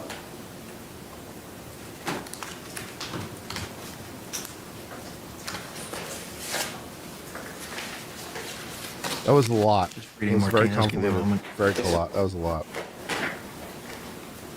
But yeah, I mean, it makes logical sense, right? If you're the initial aggressor, then you do have a duty to retreat. And then just for the record, the 3 prongs for a special jury instruction, which I cited in a couple of my other pleadings. A special jury instruction is warranted when A, the special instruction is supported by the evidence, which is the case. It's in fact undisputed since there was only one person there. B, the standard instruction did not adequately cover the legal theory it is meant to. That is also true. And C, the special instruction was a correct statement of the law and not misleading or confusing. That is also the case. Stevens, S-T-E-P-H-E-N-S versus State, 787 Southern 2nd, 747, and I mistakenly put 657, I imagine. I think it's 755 is the pinpoint. Yep, 2001. Yeah, I reviewed that already. Thank you. Response. Response was clear, Judge. They're trying to make I have to say that was a lot of top lawyering, though. That was a lot of lawyering, and I appreciate that. That was some really top lawyering. So, long story short, he wants his own custom instruction. He wants his own custom instruction. He would like to roll his own. And as you anticipate, like the whole reason we have model instructions is kind of to avoid this. Also because the model instructions have been tried and true and tested, right? They've gone through the experience of hard knocks, through appeals, right? They didn't just come out of the ether. They came out of appeals and overturns, and right? So this language has been well honed. It's the whole reason we came up with the model instructions in the first place. But he's like, well, you know, the model instructions aren't really doing it for me, and so I'd like to roll my own adventure. And here's the reason. Here's the reasons why, and here's the case law that says this, and here's the standard for it, and we meet all those standards and all the rest of it. And I really wish I could charge those things, but I can't do it. But the fact that I can't charge it doesn't mean that I can't use them anyway. I'm like, okay. I mean, you know, I can't charge it, but I can still use it. Like, okay. And so therefore all that stuff applies. I mean, that's a very, very well thought out, well lucid argument. I appreciate it. That was good. That was really good by the state. He really thought that all the way through. Good job. exceptions for the law. That doesn't work here. simply this. What the requirement is under Martínez to get the aggressor is this.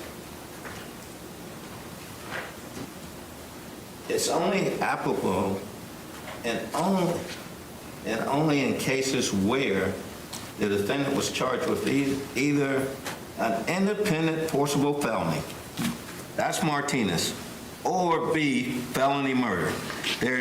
That's a different case. In Martínez, they have not charged an independent He has a forcible point. felony.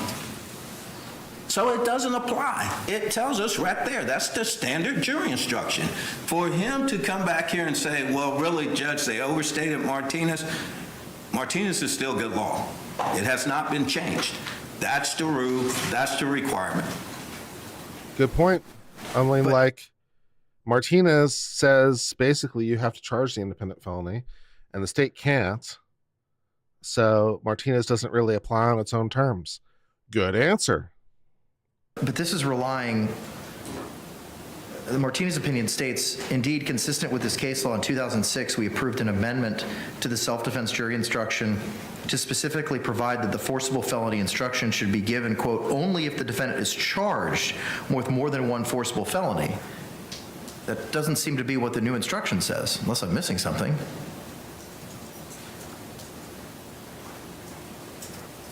I'm sorry, can you repeat that? Sure. The sentence says, indeed, consistent with this case law, in 2006, we approved an amendment to the self-defense jury instruction to specifically provide that the forcible felony instruction should be given, quote, only if the defendant is charged with more than one forcible felony.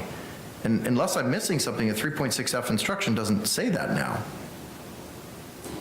The form instruction. Judge, when it comes to the aggressor in the This is really, really great. This is so great. We're like literally getting down to the exact language of a decision that's binding, right?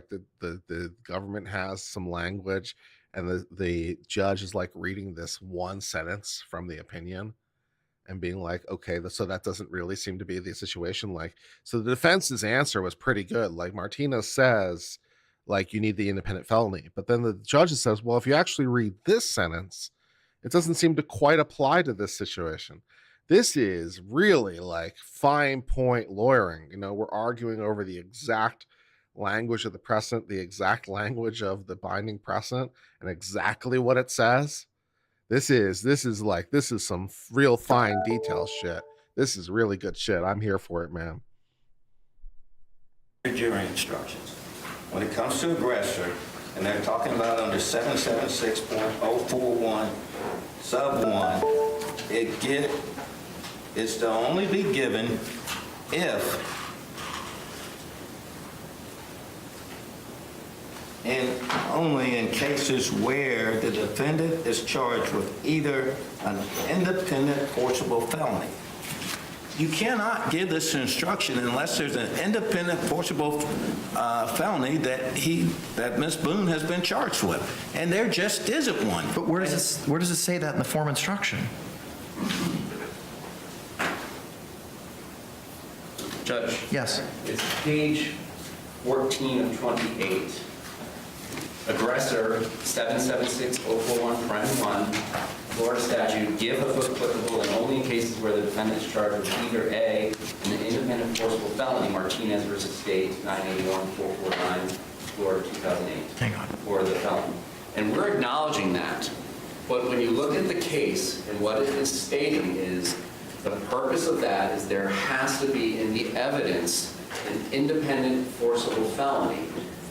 And that is what Okay, so like it seems to be like, if I'm understanding exactly what's happening, like the model instruction says only give it if there is an independent forcible felony, and then cites this case, right, for that proposition. But the prosecutor says, well, if you actually go read the case and actually see what it says, the case doesn't really quite mean that. The case doesn't mean it has to be charged. The case just really means there has to be independent basis for it.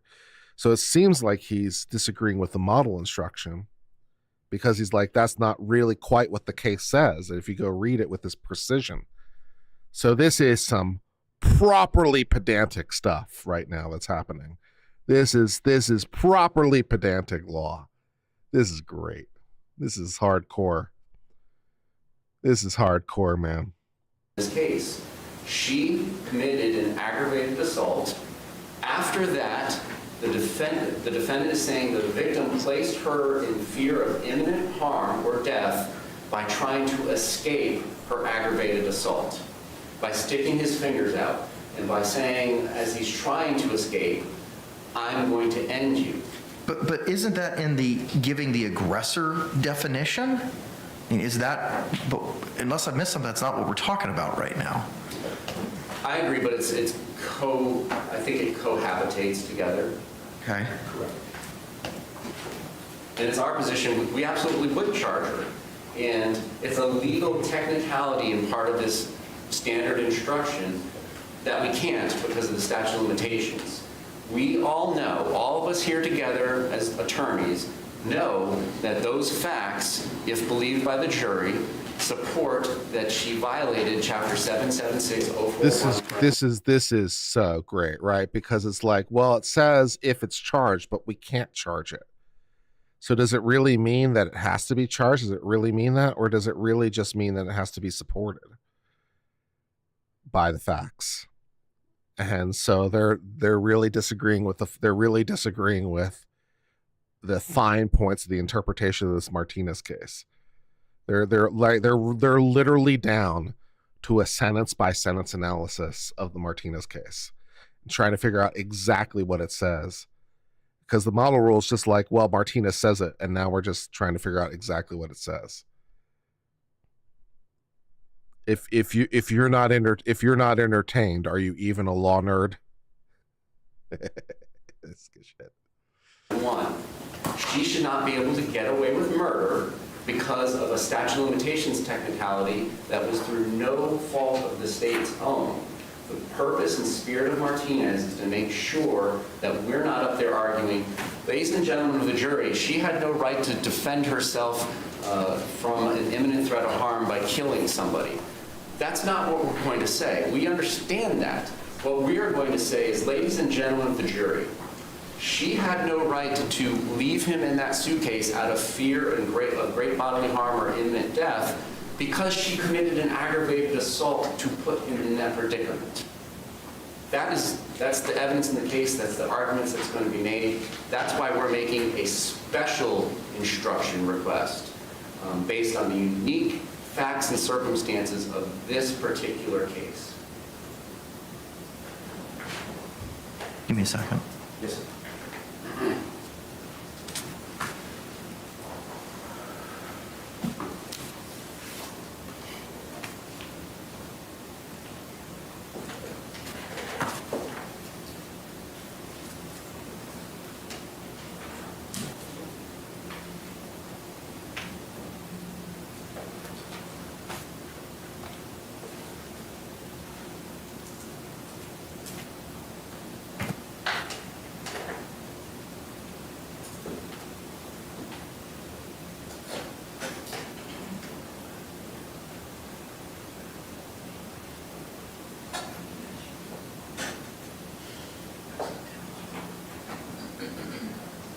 I don't know what the answer is, by the way.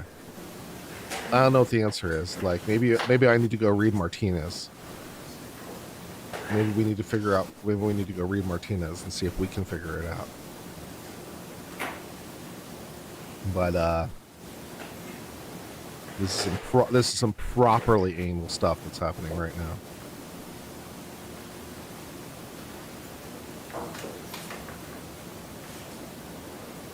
I didn't know that, the Sarah Boone case would like dance on the edge of law.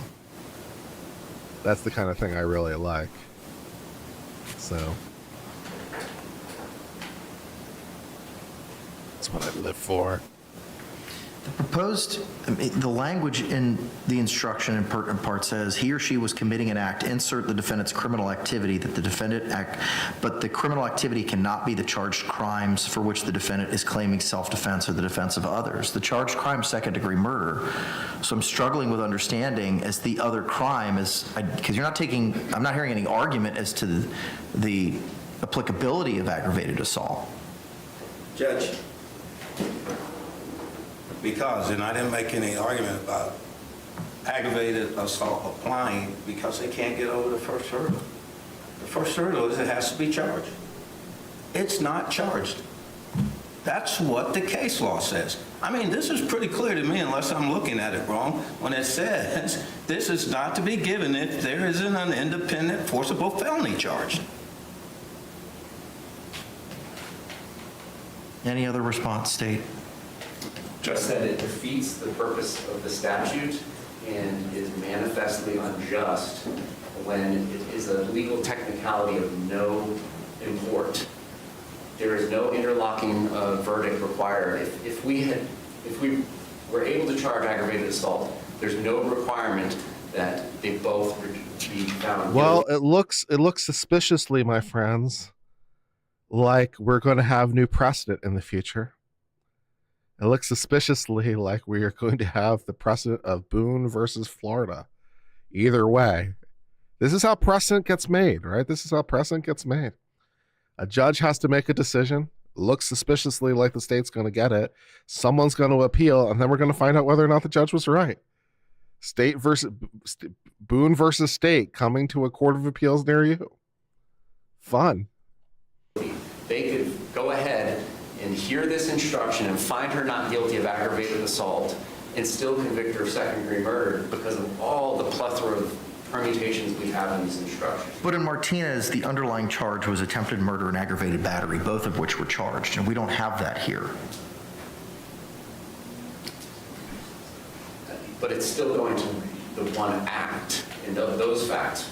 We are talking about separate, clearly distinct facts here that support there's an aggravated assault that separately gets committed first, and then in response to the victim responding to that aggravated assault, she leaves him in the chokehold to die because if she lets him out, it's her belief she's going to face death or great bodily harm because she committed a forcible felony against him. This is purely a legal technicality. The entire opinion on Martínez, until the very last paragraph, uses this language.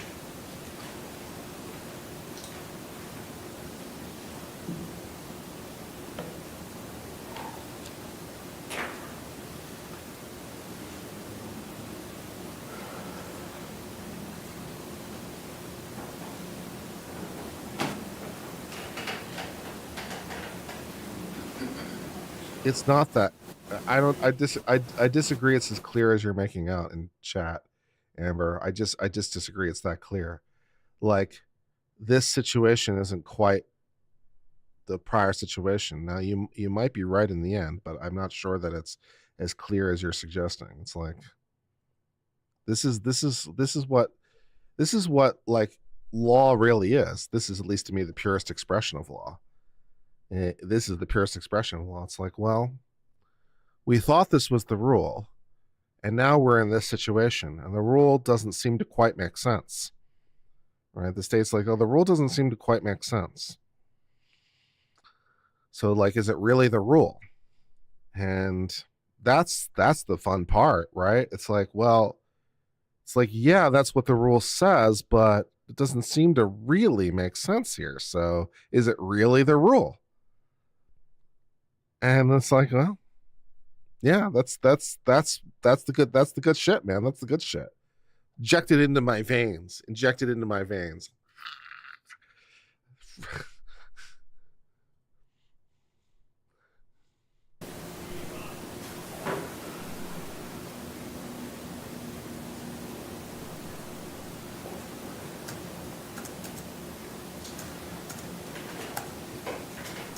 They use language like, the underlying facts of the present case demonstrate why it would be illogical to conclude that section 776041, paren 1, applies where there is no independent forcible felony.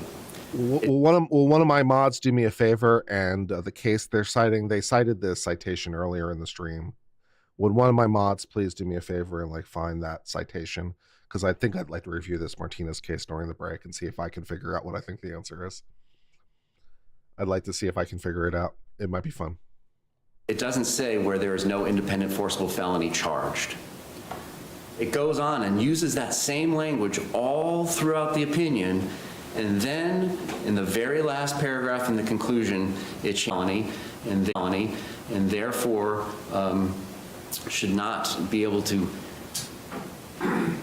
get away with this instruction not being given because the technicality that the state can't charge a case or can't charge a count that is not required to be interlocked by verdict. Thank you. Okay.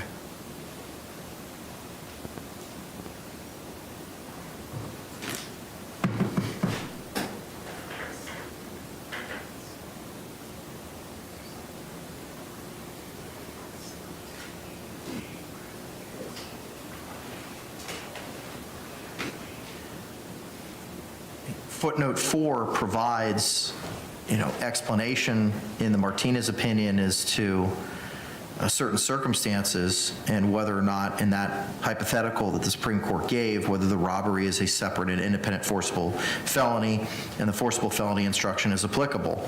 But the conclusion seems to state that it has to be charged, that it is an error for the trial court to read the forcible felony instruction to the jury where the defendant is not charged with the independent forcible felony. Wow. Anything else, Mr. J? No, sir. Then how do we want to accomplish this? Because I don't know how I can read the proposed language by the state, and there's a disagreement as to whether there's a duty to retreat. And it's not undisputed. It is, in fact, disputed. Well, their complaint is in this. You understand, Amber, just because that's what the judge's conclusion is doesn't mean that another jurist couldn't also disagree, by the way. And so we'll read it and see whether or not I agree with it. How about that? That might be fun. I'll read it and see whether or not I agree with it. But Sentence. On the other hand, if at the time Sarah Boone used deadly force, she was, then I just think you strike. We strike through committing. I think I want chicken nuggets for lunch. Go to if at the I'm gonna time get chicken Sarah Boone wings. used the deadly force. I get boneless chicken wings and kind of have the best of both worlds. That might be good.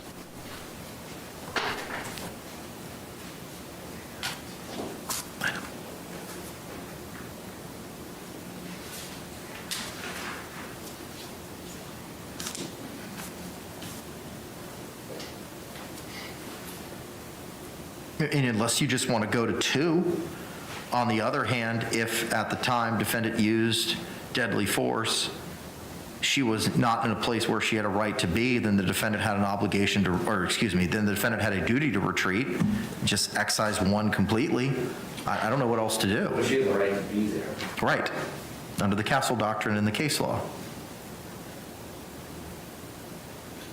Okay, then I think we go with the first paragraph and then we just deal with the initial aggressor at the end, which is kind of the exception to that. So, Okay, so then Sarah Boone had no duty to retreat before using deadly force.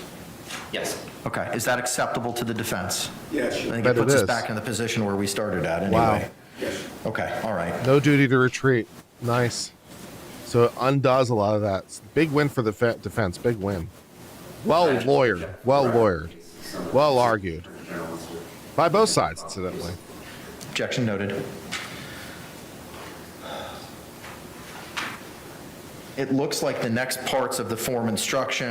The judge is just not eager to create grounds for appeal, which is fair enough. He doesn't, he wants to play it conservative. Most judges play it fairly conservative.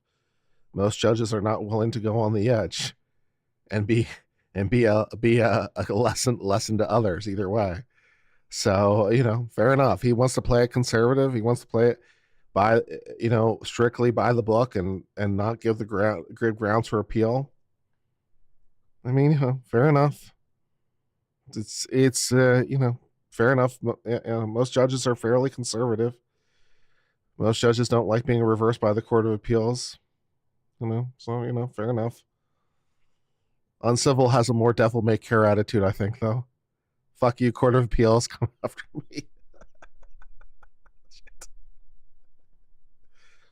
And if the defendant was in a dwelling, was excised, the give A, B, or C was excised, are you on board with that state? Yes, sir. Then the next paragraph, a person is not justified in using force to resist an arrest. Clearly, that's not applicable. I don't think that's at odds. However, if an officer used excessive, I also don't believe that's applicable based on the facts. We then proceed to the give in all cases language. Any objection to this language state? Just kidding. Sure. It's the bottom of page 2 of the defendant's 3.6F red line.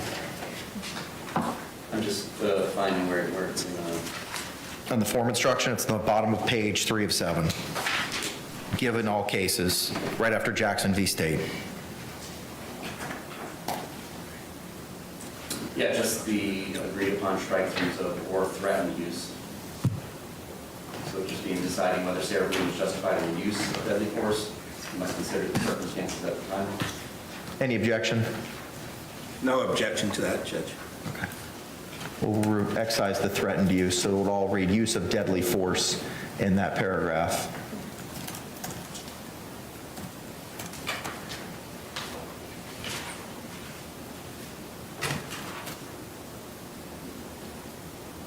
Yeah, the judge can still. The jury. Now can we have a still find second proposed degree. instruction, I believe, from the defense regarding battered spouse. We table the battered spouse proposed instruction since both parties have that. Sure.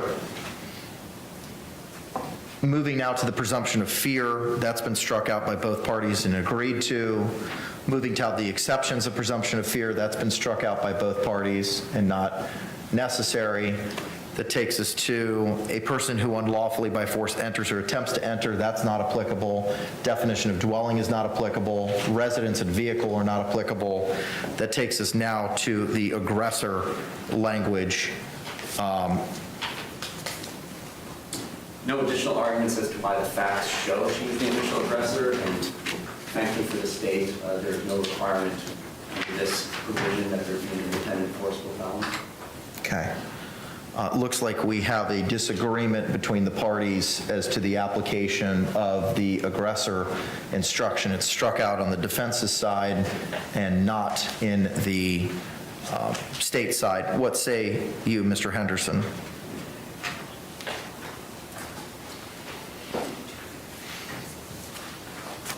Give me 1 second. Sure. Please. Yes, sir.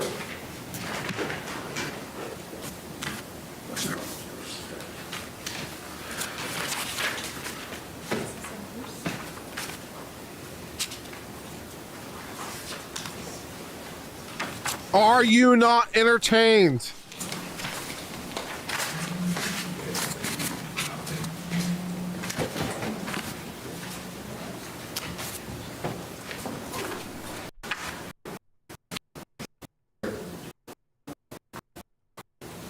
He stated that she did not do anything forcefully wise until after Mr. Torres had made verbal threats and was coming out of the suitcase. So that's my objection is based on that. No other legal argument. Any other argument, state? Just Judge, it's play wrestling and not releasing the chokehold when your buddy taps out. And, I mean, isn't there evidence as to what Ms. Boone had told the experts, which seems to be at odds with that issue, and it's really a factual issue and a determination for the jury to make that determination on what the real facts are? I can't disagree with that. Okay. Then with regard to the proposed language as the 776.041 sub 2 instruction. However, the use of deadly force is not justified if you find that Sarah Boone was attempting to committing, or escaping after the commission of aggravated assault. An aggravated assault is defined. No, sir. No? Friend one? Am I on the wrong section? I apologize. I am at the wrong section. Forgive me.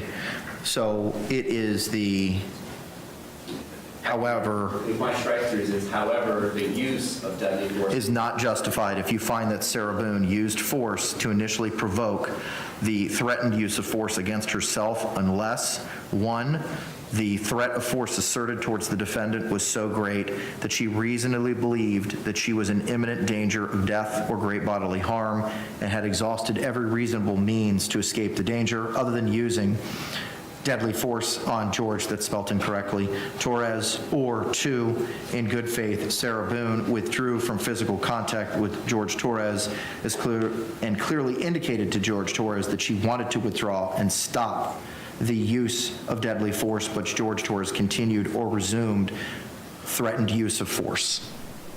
Yes, sir. What's your, just for clarification purposes, anything else as to that instruction, defense? Just one thing I need to put on the record, Judge. Yes, sir. The force at that time,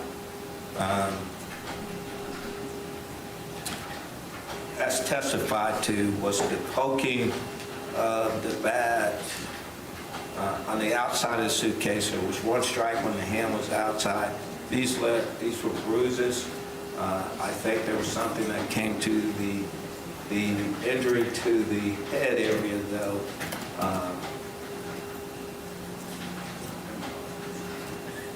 The injury to the head could be serious, but in this instruction, it's talking about deadly force. And none of those, as to the testimony from the medical examiner, none of those injuries caused the death. But the continued restraint on him that she did not undo is the force that we're talking about. It's just like in the cases that I cited in my special state's request for special jury instruction regarding withdrawing from physical contact. Batteries don't need to be skin to skin. You can commit a battery on somebody while driving your car and striking their car. A false imprisonment does not mean you have to choke somebody. You can falsely imprison somebody by barricading them into a room with a grocery cart.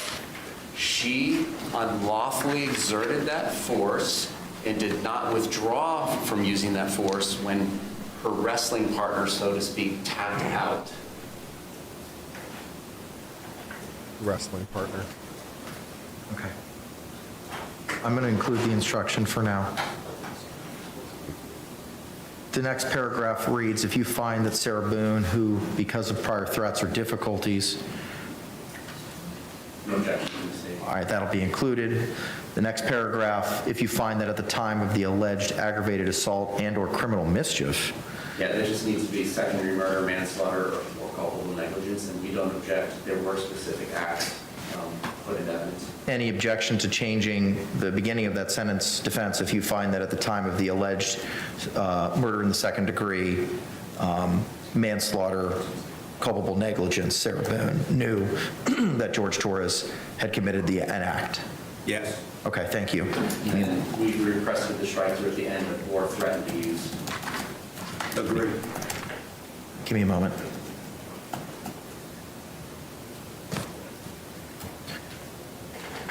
So that sentence would now, or that section would now read, if you find that at the time of the alleged second-degree murder, manslaughter, or culpable negligence, Sarah Boone knew that George Torres Jr. had committed an act or acts of violence, you may consider that fact in determining whether Sarah Boone reasonably believed it was necessary for her to use deadly force. Acceptable? Yes, sir. I just don't know that we use Junior after his name anywhere else. Give me a moment. Yeah, Junior's not used anywhere else, so I'll excise that. Is that acceptable to you, Mr. Henderson? Yes, Your Honor. All right, moving to the next line. If you consider that George Torres removing Junior had a reputation for being a violent and dangerous person.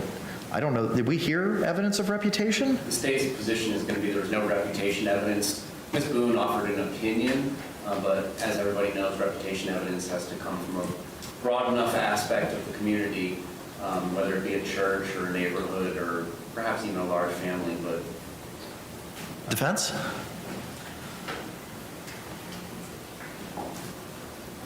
I'm rethinking that, Judge. No worries, take your time.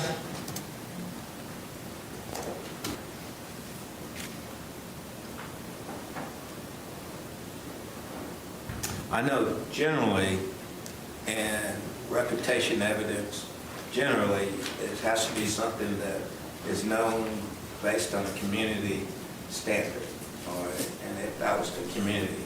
I know the only thing that I can relate to is the fact that individually, she experienced certain things that could build that reputation, but that's on her. That's not how that works, sir. I think there's evidence, though, from people, at least that they knew about it or were told about it. Most of that was stopped. But I could go to at least the one situation on a text message that was introduced earlier today that talked about him beating his... That is not reputation, sir. ex-wife. I know it normally has to come from a How's that community, but reputation? you know. Man, it sounds like that's a specific instance based on that text message. Correct. I agree. Okay, so in agreeing, we're going to excise the reputation section, correct? Okay, thank you. The court will excise that. He gave a half-hearted try, though. He gave it, well, I know normally it has to come from the community, but have you thought about it coming from Sarah Boone herself? What about the one that precedes that? If you find that George Torres had a reputation, well, also that reputation would be removed as well, correct, Mr. Henderson? If you find that George Torres Jr. had a reputation for being a violent and dangerous person, you may consider this fact in determining whether he was the initial aggressor. That's correct. Okay, so that'll be excised as well. State has no objection to the physical ability section. I'll just remove the word junior after Torres. Any other questions with regard to the 3.6F instruction? Your Honor, state doesn't object to what we have produced as the final product. I'm impressed we did it so quickly. We just note our objection for the record to preserve a challenge to the Martínez opinion. Understood. Do the parties, well, let me ask this question. Mr. Henderson, anything else we need to address with regard to the 3.6F instruction? No, sir, I'd just like to preserve the objections that I made during this conference. Objections preserved. Do the parties wish the court to reread the 3.6F instruction that we just went through, just to make sure we're all on the same page? Yes, sir. Can we do it at a time where it is in final form? Yeah, absolutely. Okay. Perhaps a written copy that we can take during snack time? Sure, absolutely. All right. Where does that take us now? Does that take us to the 3.6G instruction? I believe so. Okay, give me a moment.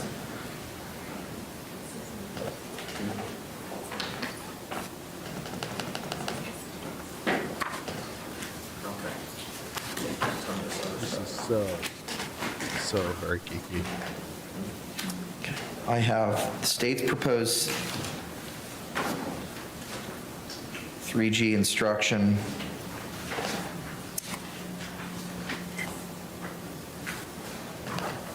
I have the form instruction from the Supreme Court. And I have the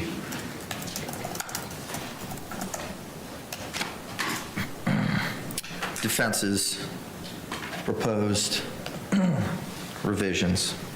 Just move everything around here. Give me a second.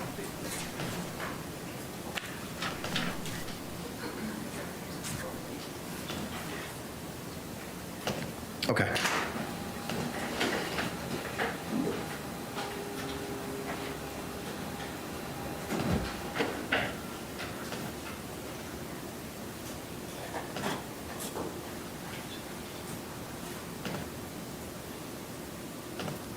All right.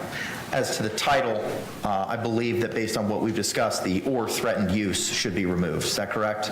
That's correct. All right.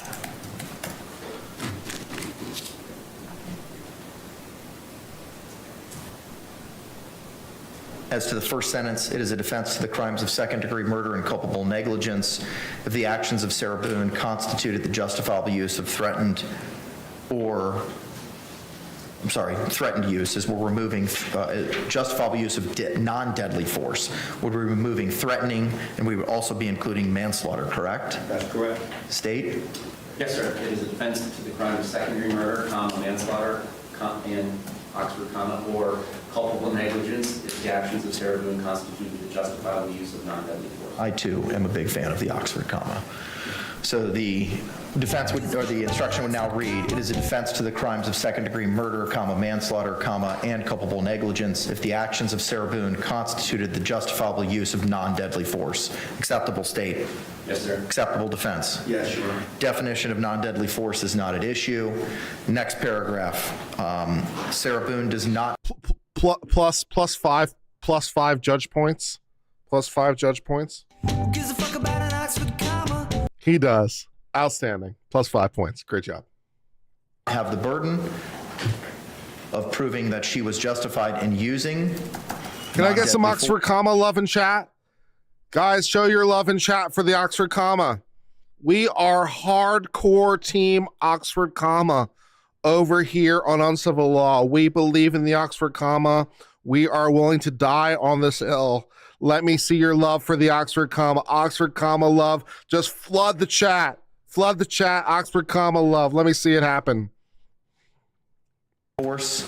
Instead, for you to find Sarah Boone guilty, the state must prove beyond a reasonable doubt that Sarah Boone was not justified in using non-deadly force. Acceptable, state? Yes, sir. Defense? Yeah, sure. The law on justifiable use of non-deadly force is as follows.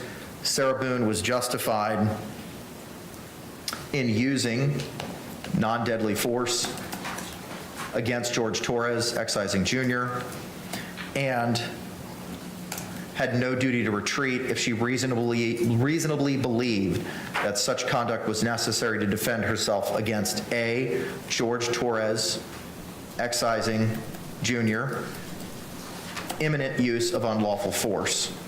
Is that instruction acceptable? Yes, sir. I don't know if you mean to include the A if we're not using the B. I would just suggest you make one sentence. Any objection? No objection. Okay. Any other issues with the instruction as read so far? State? No, sir. Thank you. Defense? None, Your Honor. Okay. Looks like there are several agreements with the balance of this instruction as to the defense of property is not applicable, the 776.0134 dwelling and residence and vehicle, and force with regard to law enforcement, all of which is not applicable in the instant case. That takes us to the give in all cases. We would be removing the threatened use of non-deadly force in that section. Any other changes is to the give in all cases section. I'd very much like to know if there are any law tubers out there who oppose the Oxford comma, because I'd like to know who not to associate with anymore.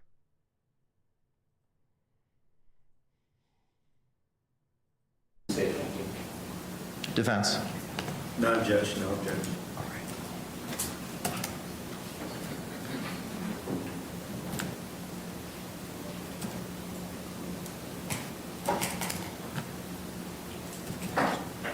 Okay. Let's table the proposed instruction on the battered spouse for the moment.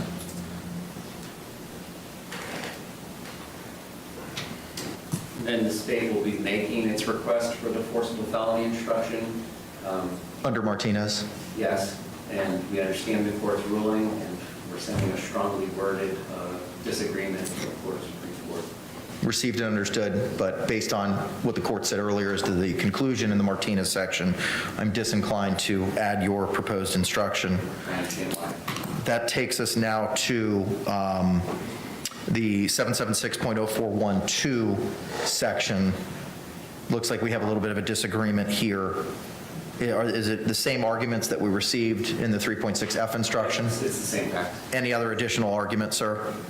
No, Your Honor. All right, for the reasons previously identified, the court will accept the state's proposed portion as to the 776.0412 instruction.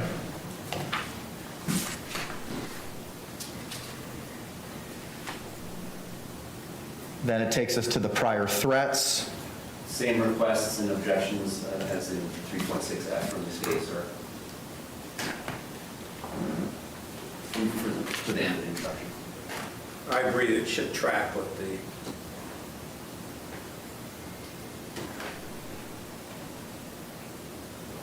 Forgive me. Other than reputation, what were the other issues? Prior threats should come in. Specific acts should come in. Okay, thank you. Reputation should be excised. The 2 paragraphs of reputation excised, and then physical abilities gets read in all cases. Agreed? correct? Okay. Agree. All right. And then we'll remove the threaten language in there, correct? Yes, that's correct. Give me a moment.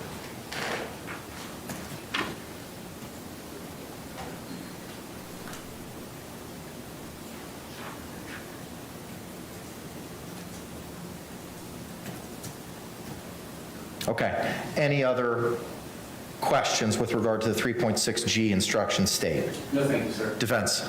None, Your Honor. Okay. Tony, don't. Tony, I love you. You've been a great moderator. I really don't want to ban you.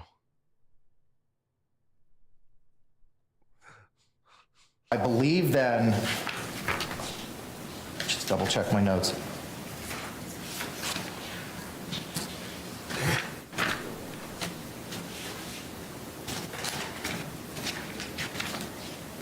I believe then that addresses those issues based on what we did not discuss this morning in the charging conference. And I think that now takes us to the state's requests and the defense's requests for special instructions. Can we do the battered spouse one first, since we have conflicting requests? Yes.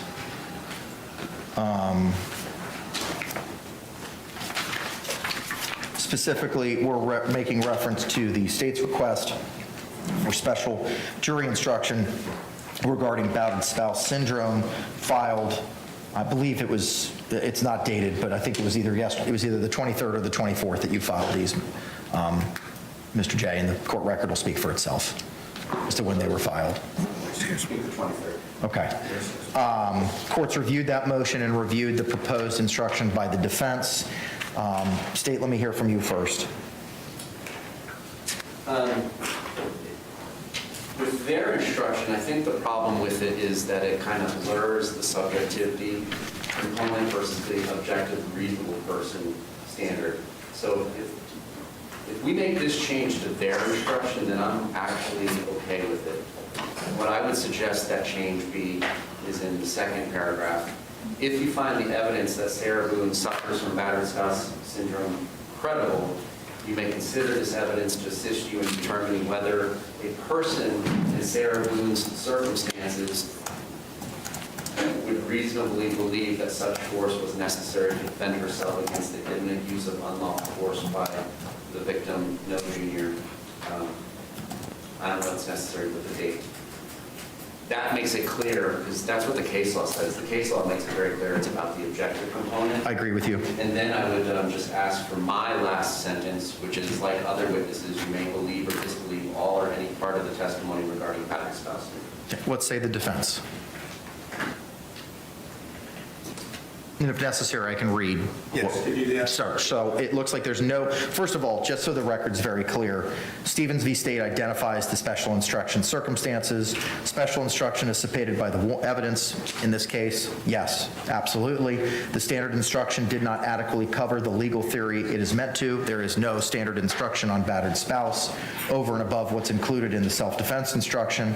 The special instruction was a correct statement of law and not misleading or confusing. We're addressing that third prong of Stevens at this time. The proposed instruction would read, you have heard evidence that Sarah Boone suffers from battered spouse syndrome. If you find the evidence that Sarah Boone suffers from battered spouse syndrome credible, you may consider this evidence to assist you in determining whether a person in Sarah Boone's circumstances would reasonably believe that such force was necessary to defend herself against the imminent use of unlawful force by Jorge Torres. It would then go on to read, like other witnesses, you may believe or disbelieve all or any part of the testimony regarding battered spouse syndrome. Agreeable. Okay. Appreciate y'all working together on that. Give me a moment to finalize this.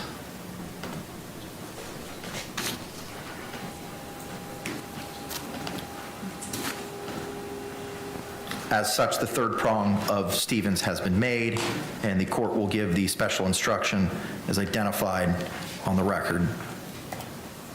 Now, the only question I also have is, do we want this as its own instruction, or do we want this included where it currently is in the 3.6F and 3.6G instruction state? I would suggest it be 3.65, right after the two instructions about use of force. I agree with that. Okay. Do we want to label it or just have it as special instruction and then read it? Do we want to have the title special instruction on battered spouse? I welcome. I'm fine with it just saying battered spouse syndrome. That's fine. Okay, so it'll be special instruction on battered spouse syndrome. Is that acceptable? Yes, sir. Is that acceptable? Yes, sir. All right, thank you.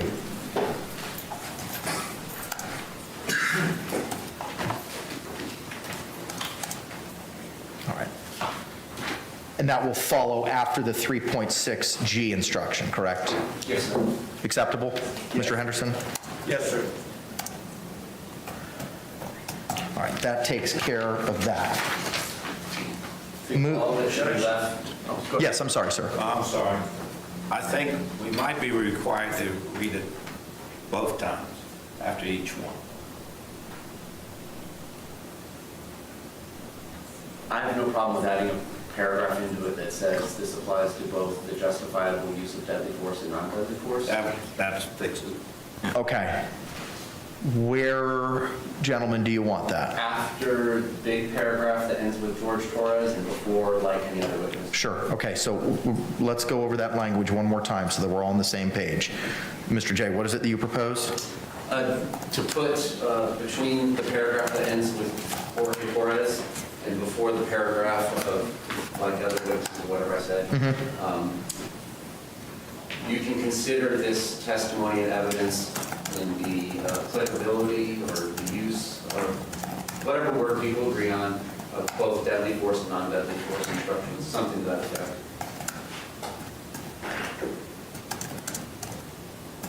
If that's too convoluted, I'm fine with it just being repeated.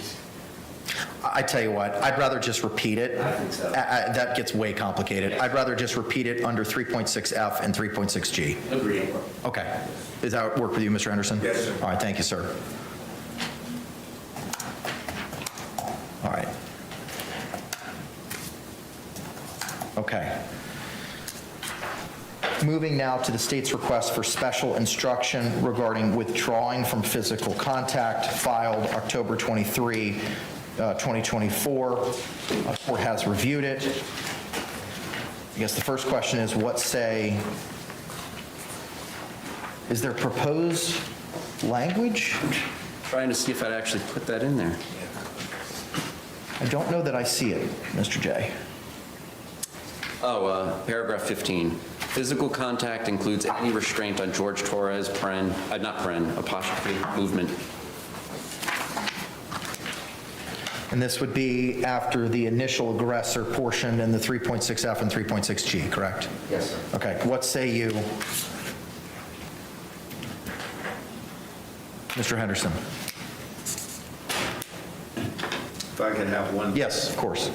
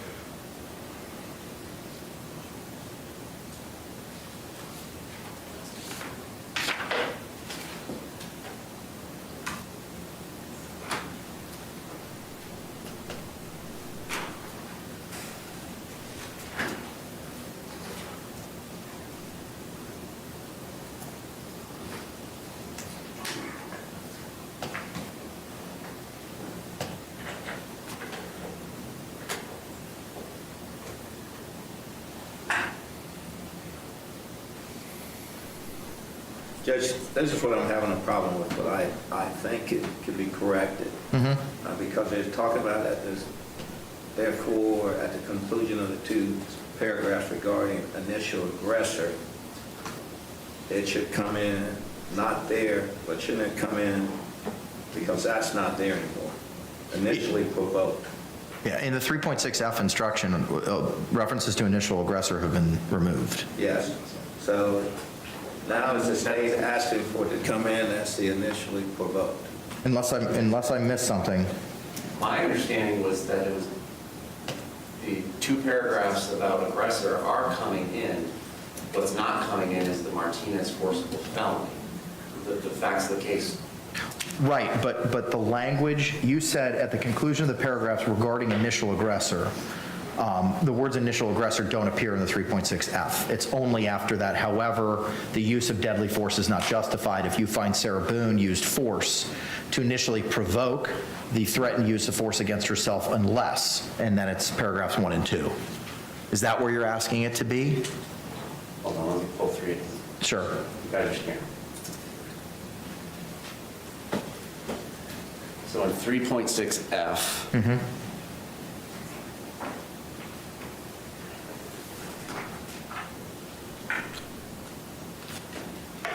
it should be, however, the use of deadly force is not justified if you find that Sarah Boone used force to initially provoke. Correct. The That's what I threatened have. use of force against herself unless, parens 1 and 2. Correct. And then after 2, as an explanation for what is listed in paren 2 as from physical contact, just that elaboration of what we're talking about. I got it. Because the unique circumstances of this case, the remote force. Okay, I got it. I just want to make sure we're all on the same page as to where. What say you as to the proposed language of physical contact includes any restraint on Jorge Torres' movement as that portion in 3.6F and in 3.6G? No objection. Okay, all right, so court's going to grant the state's request for special instruction regarding withdrawing from physical contact, and the language of physical contact includes any restraint on Jorge Torres' movement will be included after the however the use of deadly force language after paragraph 2 in the 3.6F instruction, and in the 3.6G instruction, it will be at the end after the physical abilities section. Also, it's George is spelled incorrectly. That will be remedied.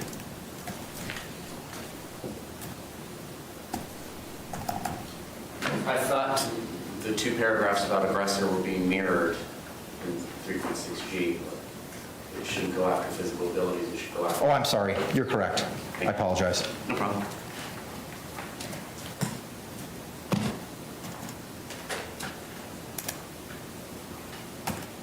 Okay, got it. That takes us now to the state's request for special jury instructions on causation, filed October 23, 2024. I have reviewed it and the proposed instruction on paragraph 3 therein. Judge, the reason we're bringing this up is just during the cross-examination of Dr. Z, or Zadovich, we poked the bear a little bit about his cardiovascular condition.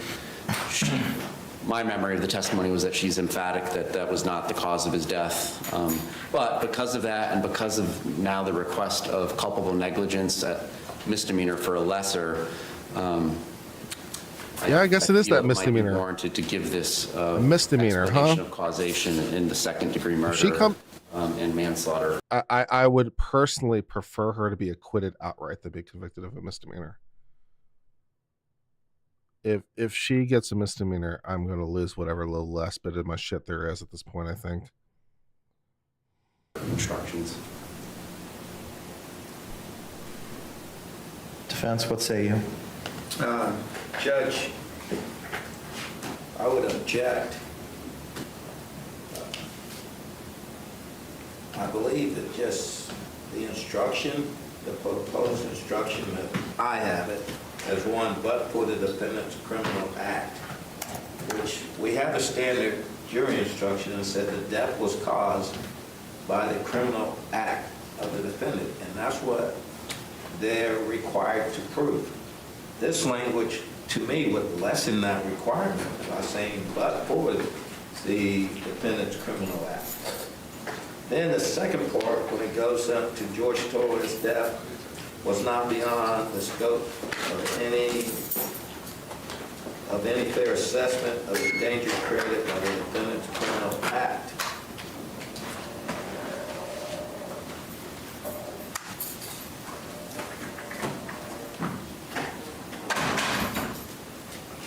I think that's covered, Judge, in the fact that the state does not have to prove that Ms. Boone had the intent to kill George Torres. So that makes it confusing to me when the standard instruction basically simplifies it, in my mind, and it keeps them right where they're supposed to be with that instruction. They don't have to prove that she had the intent. Then, as to the third part... I'll withdraw my request for that. Okay. If heart disease gets brought up in closing, All right, fine. So withdrawn. The court takes no action on the state's request for special jury instruction on causation. That leaves us now with the state's request for forcible felony instruction and request for initial aggressor instruction. That's already been addressed, has it not? I was just treating it as a special jury instruction for my argument. Understood. All right, are there any other instructions sought by the state at this time? I believe we've concluded this exercise. Defense. No other ones. All right, here's what I'm going to do. I'm going to take all this upstairs. I'm going to re-review it. I'm going to merge it all into one document, and I will send it to all the parties. Let's plan on being back here at 1:30, and we'll address any other concerns of the jury instructions at that point in time. State, anything else we need to address? 125. Let's make it 120. All right, thank you. Defense. Nothing else. All right, we'll see you all at 120. Thank you. All right, guys. Well, that is the end of the jury instructions. So we'll come back at 1:20 for the closing arguments, which will go on for 3 hours cumulatively. It is 12:50. They're coming back at 1:20. They only get a half hour for lunch. Is it? That is what they said, right? 1:20, right? It's 12:50, right? So they only get a half hour for lunch? Wow, that's tight. Okay. Well, I'm going to just leave the stream up. Because I'm not going to kill the stream and restart the stream for a half hour break, but, you know. No, they haven't given closing yet. It's after the break. So is there anything else I need to do before I pause the stream?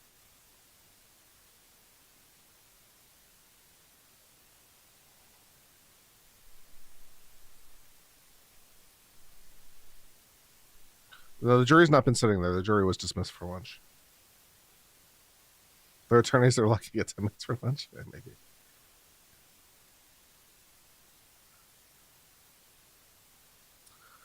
All right, guys. In that case, I guess I will see you on the flip side. Shut up. I will see you after the break.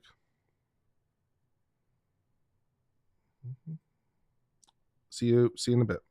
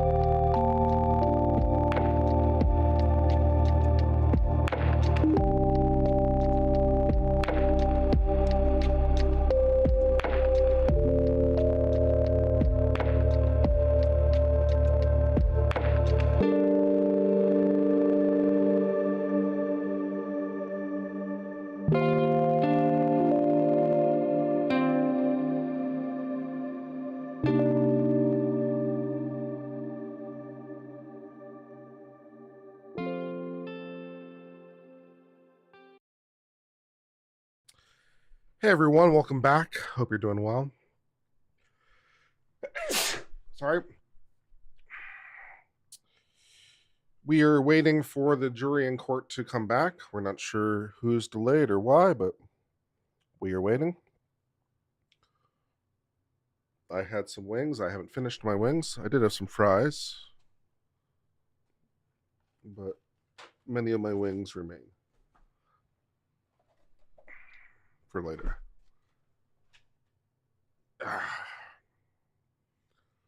All right. Where are we at?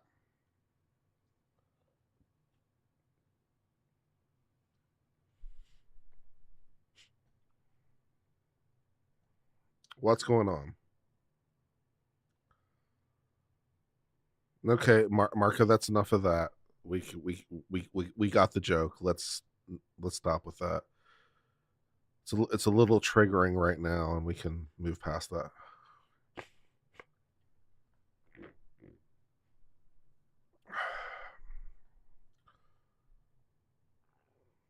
Kranek would have said, bless you. He sure would have. Yeah. So we're just waiting on the court to come back.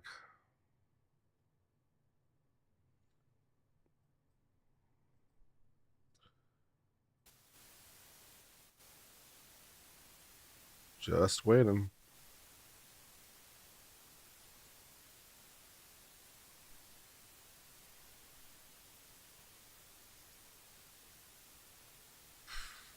How y'all doing? Thoughts, comments, anything you in particular you want me to respond to? Super chats? Anything?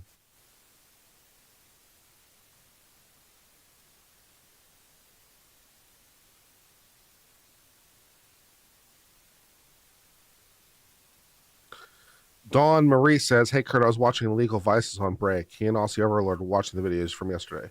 They reacted the same way you did. Hayden was shooketh. Yep. Did I see George's family this morning? I did. Do I think the jury will come to a conclusion today? Yes. Did I read the Martínez case? No. I don't have a citation for it. Do you have the citation for it? We could cover that while we're waiting.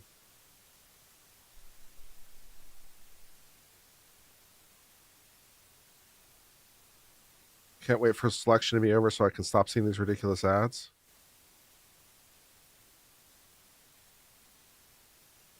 Shouldn't be in the ads.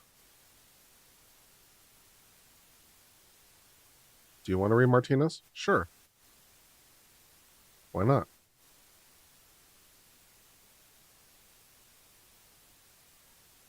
It'll give us something to do.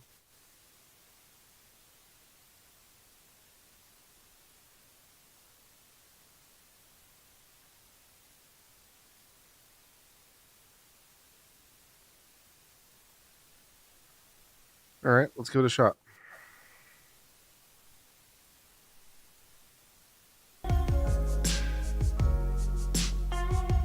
Don't need your music, thank you very much. Martínez versus State. Okay.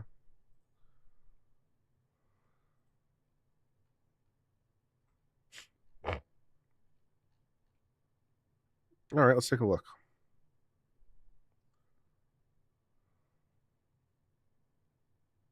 Where do I put my thing?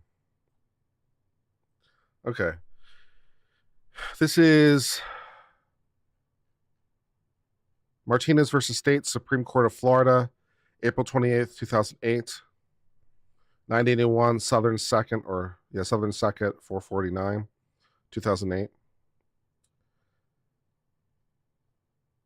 Petitioner Eric Menendez seeks review of the decision from the 3rd District Court of Appeals in Martínez versus State on the ground that he expressly and directly conflicts with decisions of the 1st, 2nd, 4th, and 5th District Courts of Appeal on a question of law. We have jurisdiction. Eric Martínez was charged with both attempted, premeditated murder and aggravated battery with a deadly weapon for the single act of stabbing his girlfriend. During the trial, Martínez asserted self-defense along with other defenses. The instructions given to the jury with regard to self-defense included the forcible felony instruction as follows. However, the use of force likely to cause death or great bodily harm is not justifiable if you find Eric Martinez was attempting to committing, or escaping after the commission of an attempted murder and or aggravated battery. That doesn't work. Yeah. Martinez did not raise a contemporaneous objection to this instruction. So, like, it basically has to be, what's the standard? It's like clear error, or I forget exactly. Maybe they'll tell me. Martinez was convicted of attempted first-degree premeditated murder and subsequently appealed. On appeal, the Third District Court concluded it was error for the trial court to read the forcible felony instruction where no independent forcible felony was present. However, because Martinez did not object to the instruction, the objection was unpreserved. Therefore, the issue to be resolved was whether giving it such an instruction constituted fundamental error. That's the right standard, fundamental error. Okay, that's right. Fundamental error. The district court held that while the erroneous defense instruction may constitute fundamental error, it does not always constitute fundamental error. The third district concurred that the appellate court must examine the record of the case to determine whether the instruction rose to the level of fundamental error in the particular case. That makes sense, sort of. Thank you, EMC2, for the donation. The third district examined the circumstances of the case and concluded the erroneous reading of the forcible felony instruction did not constitute fundamental error.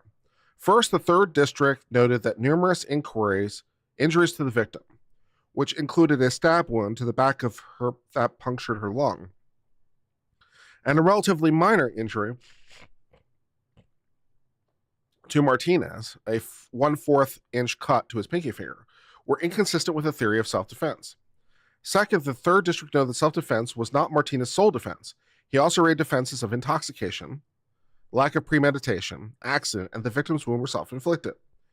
The district court further opined that Martinez, by the way, if you're wondering about the defense of intoxication, it can come up in specific intent crimes. So one of these is a specific intent crime, so that's why they're mentioning it. It is a valid defense to a specific intent crime. The district court further opined that Martinez's primary defenses were intoxication and lack of premeditation, not self-defense, as evidenced by the fact his attorneys argued for reduction of the attempted murder charge to aggravated battery rather than for acquittal. Finally, the third district noted the jury convicted him of attempted first-degree premeditated murder and concluded the finding of premeditated intent to kill negated finding of self-defense.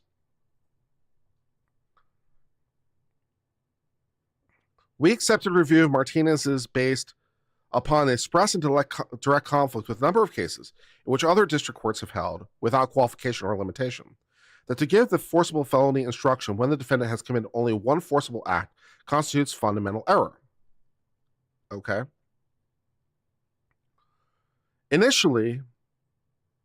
Analysis. Whether the forcible felony instruction requires an independent forcible felony. Initially, the state asserts there was a forcible felony instruction that was intended to apply, even if there's no forcible felony independent of the felony for which the defendant is claiming self-defense, which doesn't really make sense.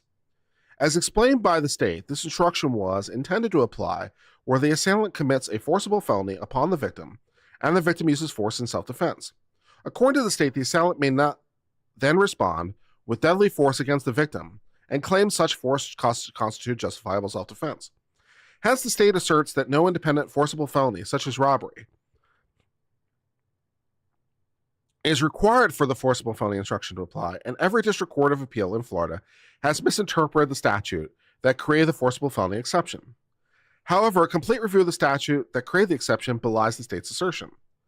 Section 776.041 of the Florida Statute's use of force by aggressor provides that a claim of self-defense is not available to a person who is attempting to committing, or escaping after the commission of a forcible felony, initially provokes the use of force against him or herself, unless such force is so great the person reasonably believes that he or she is in imminent danger of death or great bodily harm, and he or she has exhausted every means to escape such danger other than the use of force, which is likely to cause death or great bodily harm, or in good faith, the person withdraws from the physical contact with the assailant and clearly indicates to the assailant that he or she desires to withdraw and terminate the use of force, but the assailant continues or resumes the force. Subsection 2 precludes the initial aggressor from asserting self-defense where he or she is the individual who provoked the use of force. Hence, subsection 2 governs the circumstance which the defendant initiated the assault as the hypothetical described in the prior paragraph. Therefore, to conclude that subsection 1 applies where there's no independent forcible felony would render subsection 2 superfluous, or superfluous if you prefer, and completely unnecessary because subsection 1 already addressed the defense as the provoker exception. It's a basic rule of statutory construction that the legislature does not intend to enact a useless provision, and courts should avoid readings that would render part of a statute meaningless. Fair enough. Thus, to ensure subsection 2 is not rendered meaningless, we must interpret subsection 1 to preclude a claim of self-defense in circumstance other than where the defendant committed a single forcible felony and provoked the use of the force against him or herself.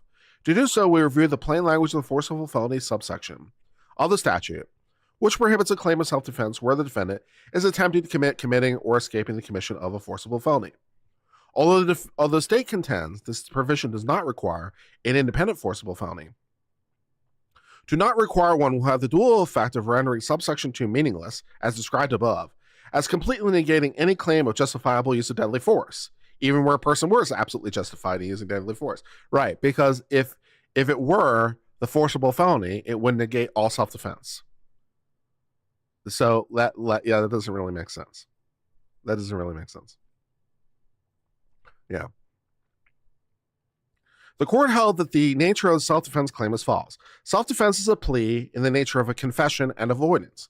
In such cases, the defense confesses to doing the act charged, but seeks to justify the act upon the claim that it was necessary to commit the act to save himself from death or great bodily harm. Thus, where a defendant asserts a claim of self-defense, he admits the commission of the criminal act to which he was charged, but contends the act was justifiable. The underlying facts of the present case demonstrate why it be illegal to conclude Section 776.041 applies where there's no independent forcible felony. During the trial, Martínez asserted in part that his girlfriend was required to use deadly force to protect himself. Thus, under the self-defense instruction that was given to the jury, if the jury concluded that actions constituted a justifiable use of force, it would serve as a defense to the charges of aggravated battery and attempted murder. Nonetheless, the trial court then informed the jury that the use of deadly force by Martínez would not be justifiable if Martínez was attempting to commit an attempted murder or aggravated battery, the very crimes they attempted to justify. Yeah, that doesn't make sense. Thus, to instruct the jury on the forcible felony exception in this circumstance amounted to informing the jury that although it might conclude they acted in self-defense when they committed the aggravated battery or aggravated murder, the use of deadly force was not justifiable if they found they had committed the attempted murder or aggravated battery. Yeah, the very self-defense is the thing that's killing the self-defense claim. This circular logic would most probably confuse jurors, because the apparent result is that the instruction precludes a finding of self-defense and amounts to a directed verdict on the affirmative defense. Fair. To the extent the state claims that the instruction was not misleading in this case because Martínez allegedly initiated the attack against Rijo and therefore was committing a forcible felony, the state fails to recognize that the jury was also instructed on the defendant as provoker exception to the claim of self-defense.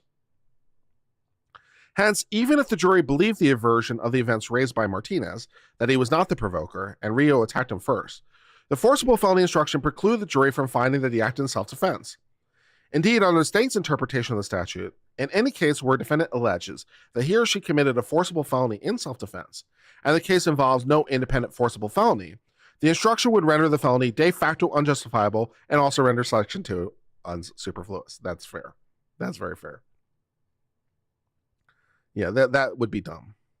Moreover, our case law supports the conclusion that an independent forcible felony is required for the forcible felony instruction to apply. In Marshall v. State, the court concluded that the defense could not claim that he killed the victim in self-defense because he was engaged in an independent forcible felony, all burglary, and aggravated battery. Further, Perkins v. State demonstrates the state has not always contended that no independent forcible felony is required for the instruction to apply. In Perkins, the defendant attempted to purchase drugs from Kimball. Kimball produced a weapon and attempted to rob Perkins. Kimball first shot Perkins, but Perkins was then able to obtain the weapon from Kimball, and then Perkins used the weapon to fatally shoot Kimball. Perkins was charged with attempted drug trafficking and first-degree murder. The state argued that the forcible felony instruction applied to Perkins' claim of self-defense because the crime of drug trafficking involves propensity for violence and therefore qualifies as a forcible felony. No, that's really dumb. In Perkins, the state did not assert the forcible felony instruction applied because Perkins was charged with first-degree murder, We ultimately held that the forcible felony instruction did not apply to the claim of self-defense because drug trafficking is not a forcible felony. Well, no shit. No shit. I mean, no shit. Yeah. Thus, our case law has consistently required an independent forcible felony for this instruction to apply. Indeed, consistent with the case law, in 2006, we approved an amendment to the self-defense jury instruction to specifically provide that the forcible felony instruction should be given only if the defendant is charged with more than one forcible felony.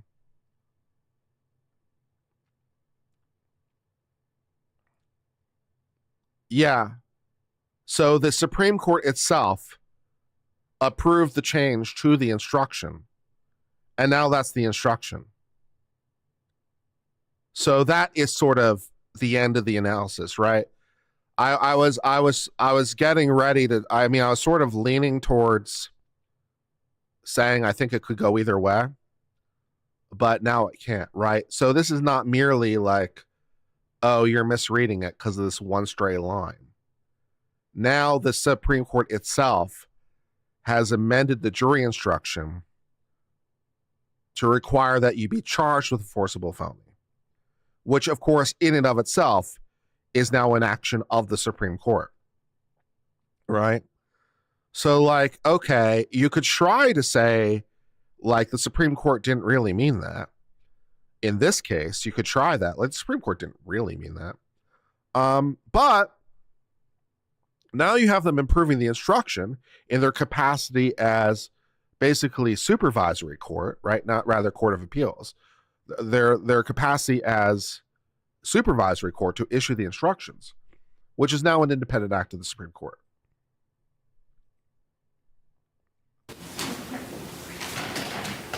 So I think that ends the analysis.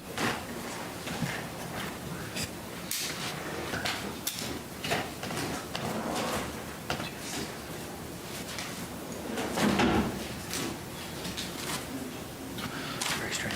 It is not letting me copy it over, and I don't know why.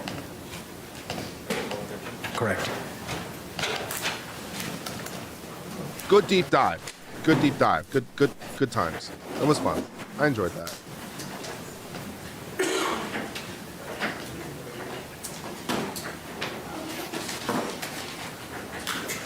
Was there anything else other than that? If you find George Torres had a reputation for being a violent and dangerous person, you may consider this fact in determining whether he was the initial aggressor. Anything else that needs to be added to the jury instructions from the state side of the ledger? Well, the reputation should be deleted. Correct. I agree with you. Yes. I'm sorry. What the heck is going on here?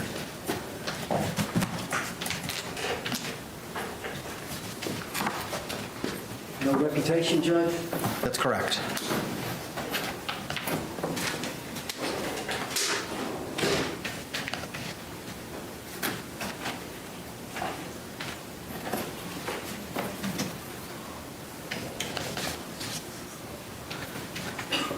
What does that state exactly? Is that all of it?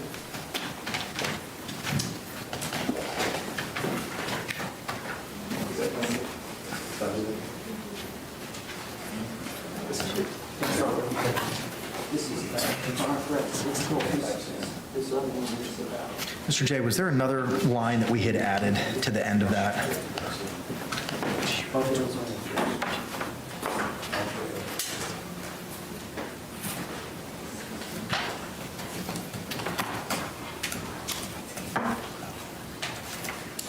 I don't believe so. The physical contact sentence is where it should be. Okay. Maybe that's what I was maybe that's what I was thinking of. So the sentence should read, in considering the issue of self-defense, you may take into account the relative physical capabilities and capacities of Sarah Boone and George Torres. Is that correct? Yes, sir. All right, thank you. 36F.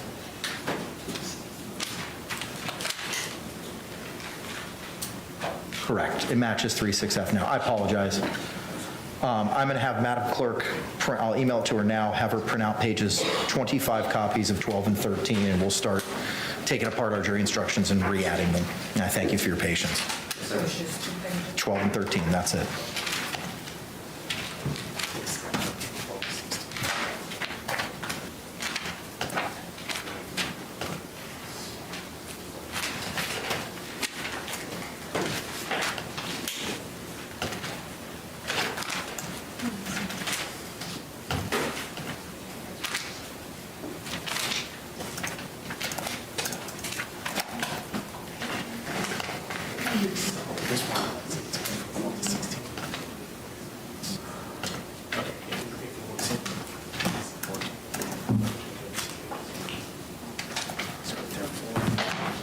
Mr. J, are you going to be utilizing the verdict form in closing? I am not. Mr. Owens, are you going to be utilizing the verdict form in closing? I may, where is it going to be at your bench? Yeah. I'll ask you for it if I need it. Very good, sir. Thank you. Judge, and when you get a chance. No, go ahead, sir. I can multitask. I know there's a mic here. I know there's a mic right here.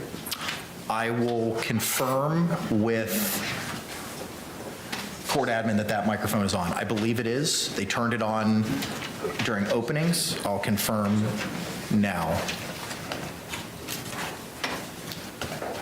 And then, Judge, last time I used this fingerprint table as my podium. That's fine. I may just slide it back so I'm... That's fine, sir. And then, Judge, I've got 2 tripods. And I've got some demonstrative aids. One is this, it was originally a quote by Dr. Michael Brannon. Judge, objection. Okay, may proceed. What are the other enlargements, sir? It's it's the one I tried to get in. I hear no an objection. Opening, which was the justifiable use of non-deadly force. No objection. Those 2. And then, you remember my reasonable doubt? I was using it for... You've seen them? I had no objection to those 5. I didn't like the 3 charts. The defense agreed that we found reasonable doubt charts they won't use, so I think we're all good on your charts. All right, very good. And the only other thing I want to use... We're good with their demonstrative aids during closings that we were used during trial. Okay, very good. I've got 2 videos that I'm going to want to play, and Shelby Andrews is going to walk up. And they're in evidence, right? Yes. They are. Yep. Okay. One of them's been pared down. That's fine. As long as it's in evidence, you can present whatever you'd like. And Judge, do you want to talk about time for closing? We can. What do you think, State? You advised an hour and a half. Yeah, I think we both said hour and a half, but as the court knows, you can't really hold us to it until it gets a little ridiculous. That's true. How much do you anticipate, sir? Well, Judge, she's charged with murder. We've had a 2-week trial. I've got a lot to say. I've got a lot of notes. We're good, let's go. Say again? I'm not hearing any, Okay. The only stammering thing I would clamoring from the ask state. is after the state has had their first opening, give them a short Agreed. break, and then let me start. Agreed. We'll take our afternoon break at that point in time, then we can proceed with the defense closing and then rebuttal. I have received approval from the chief to work after 9 o'clock. So we can go till about 10, maybe a little bit thereafter.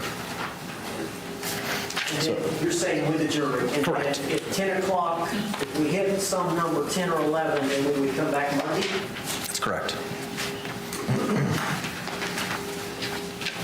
We're going to make this jury work till 11 o'clock. This jury is going to want to kill everyone in sight. You want the jury to work till 11 o'clock? They were there at 9 this morning, and you want them to work till 11? You want them to work a 14-hour day? They're going to want to kill everybody. Holy shit, dude. Is that legal? Isn't the jury entitled to basically not cruel and unusual punishment? This could be a long day on uncivil law of jury watch. We might be manning the fort for a hot minute, guys. If there's any video games in particular you want me to play or something while we're waiting for the jury, let me know.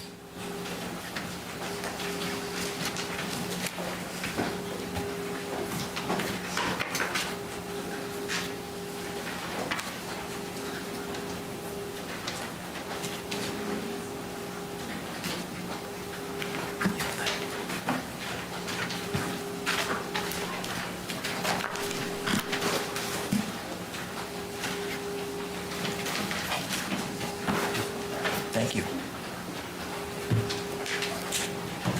Someone's gonna miss date night. There's something there.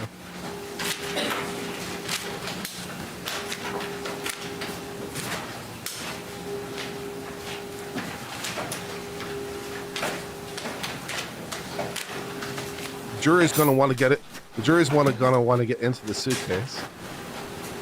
That'd be hilarious if one of the jurors asked to have the suitcase and they try to get into the suitcase in the jury room. I mean, what happens in the jury room stays in the jury room, but you know.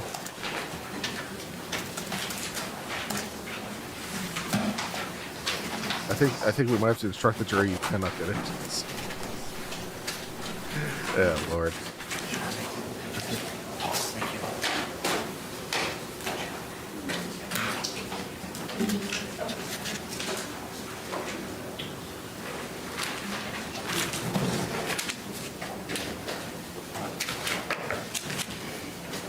I believe, if I understood correctly, the judge said the jury can ask for it.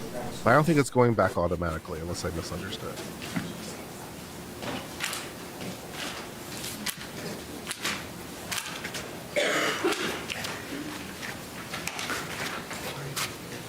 What'd you miss? Nothing. 0 things.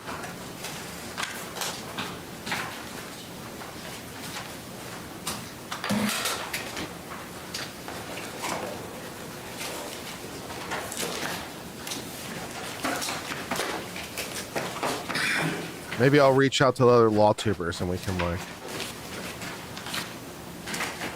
join their stream or something. I don't know.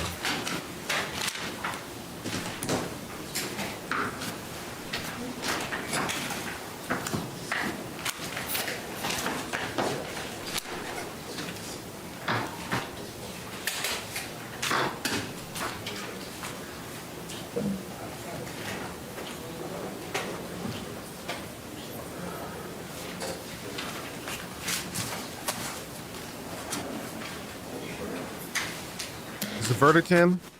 No. We're nowhere close to that. That's a dumb question. Is the verdict in? No.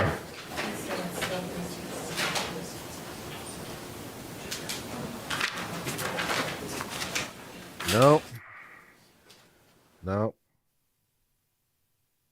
No. Yeah, they haven't even started closing yet. Vices will be on verdict watch. If Vices, I should co-stream with Vices if it's still happening at that point. So maybe Vices and I can co-stream if we're still waiting for a verdict at that point, whenever he wakes up from his nap.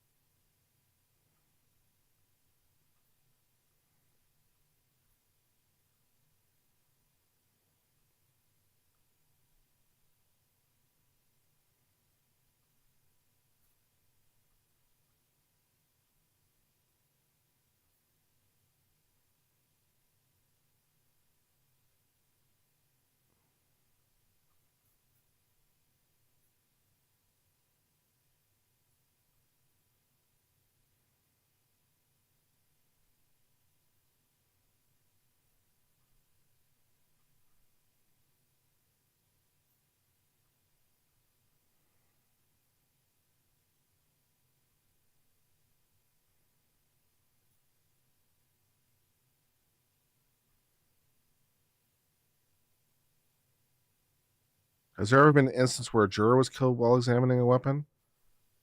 Oh no, somewhat infamously, there was that one trial where the defense lawyer wound up killing himself as he was trying to prove how how it couldn't have possibly happened. The defense lawyer wound up killing himself. But I don't know if a jurors ever wound up killing themselves, but probably.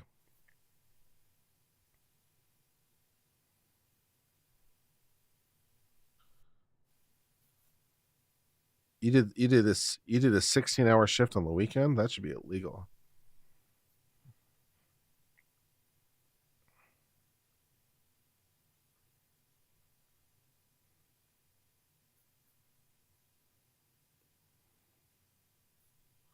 I should stream with Legal Eagle. First of all, Legal Eagle doesn't stream. Second of all, I'm not even sure he 100% knows I exist.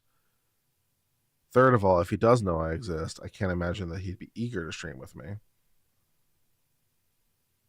If the Joe Rogan Experience with Donald Trump comes out, we could do a reaction to that while we're waiting. They're supposed to be filming that today, I think. So we could do a reaction to the Joe Rogan experience while we're waiting. That could be fun.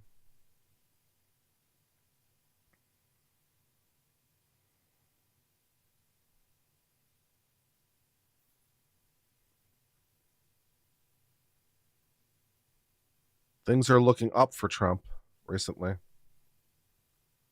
Early voting results look pretty good. Polling looks like it's heading in the right direction. We'll see. But things are looking positive. If you can early vote, you should get out and vote in person. A lot of states have early voting. You should get out and vote in person.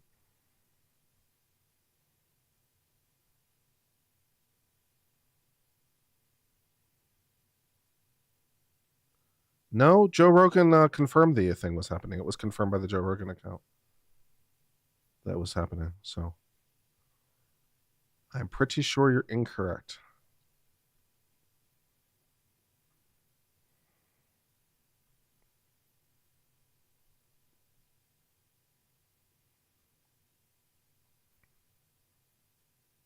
Not the early voting results, but the early voting demographics. Like, you know, which poll stations are seeing turnout to what kind of numbers, that kind of thing, right? So you kind of work from historical averages and you can say like, oh, if these people are showing up to these precincts, it's good for this party versus this party. You know, you just kind of do it that way. So there's no results, but you can make some reasonable inferences based on past trends, plus, you know, populations and other factors.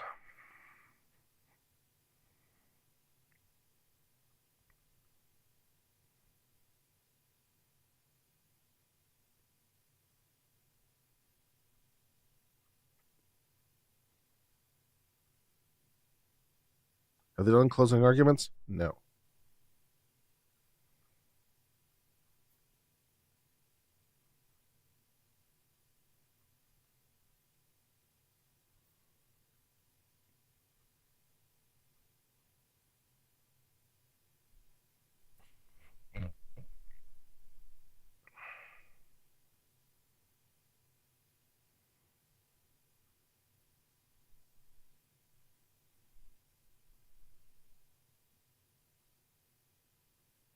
I like voting in person too.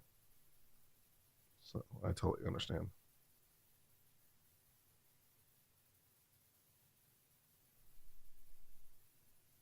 Yes, the state has the last word for closing.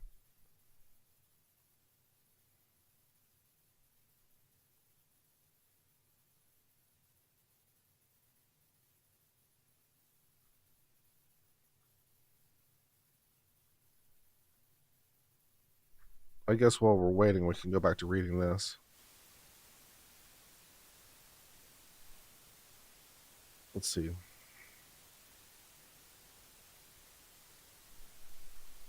In light of the foregoing, we hold that the lower court to have properly concluded the forcible felony instruction. There must be an independent forcible felony other than one the defendant claims he or she committed self-defense. Thus, the trial court erred when it read the forcible felony instruction to the jury. However, because counsel failed to object, our analysis is not concluded.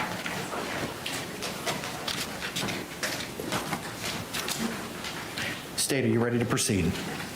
Yes, Your Honor. Defense, are you ready to proceed? 1 minute left. Yes, sir. We've explained the interaction between a failure to object to a jury instruction and a fundamental error as follows.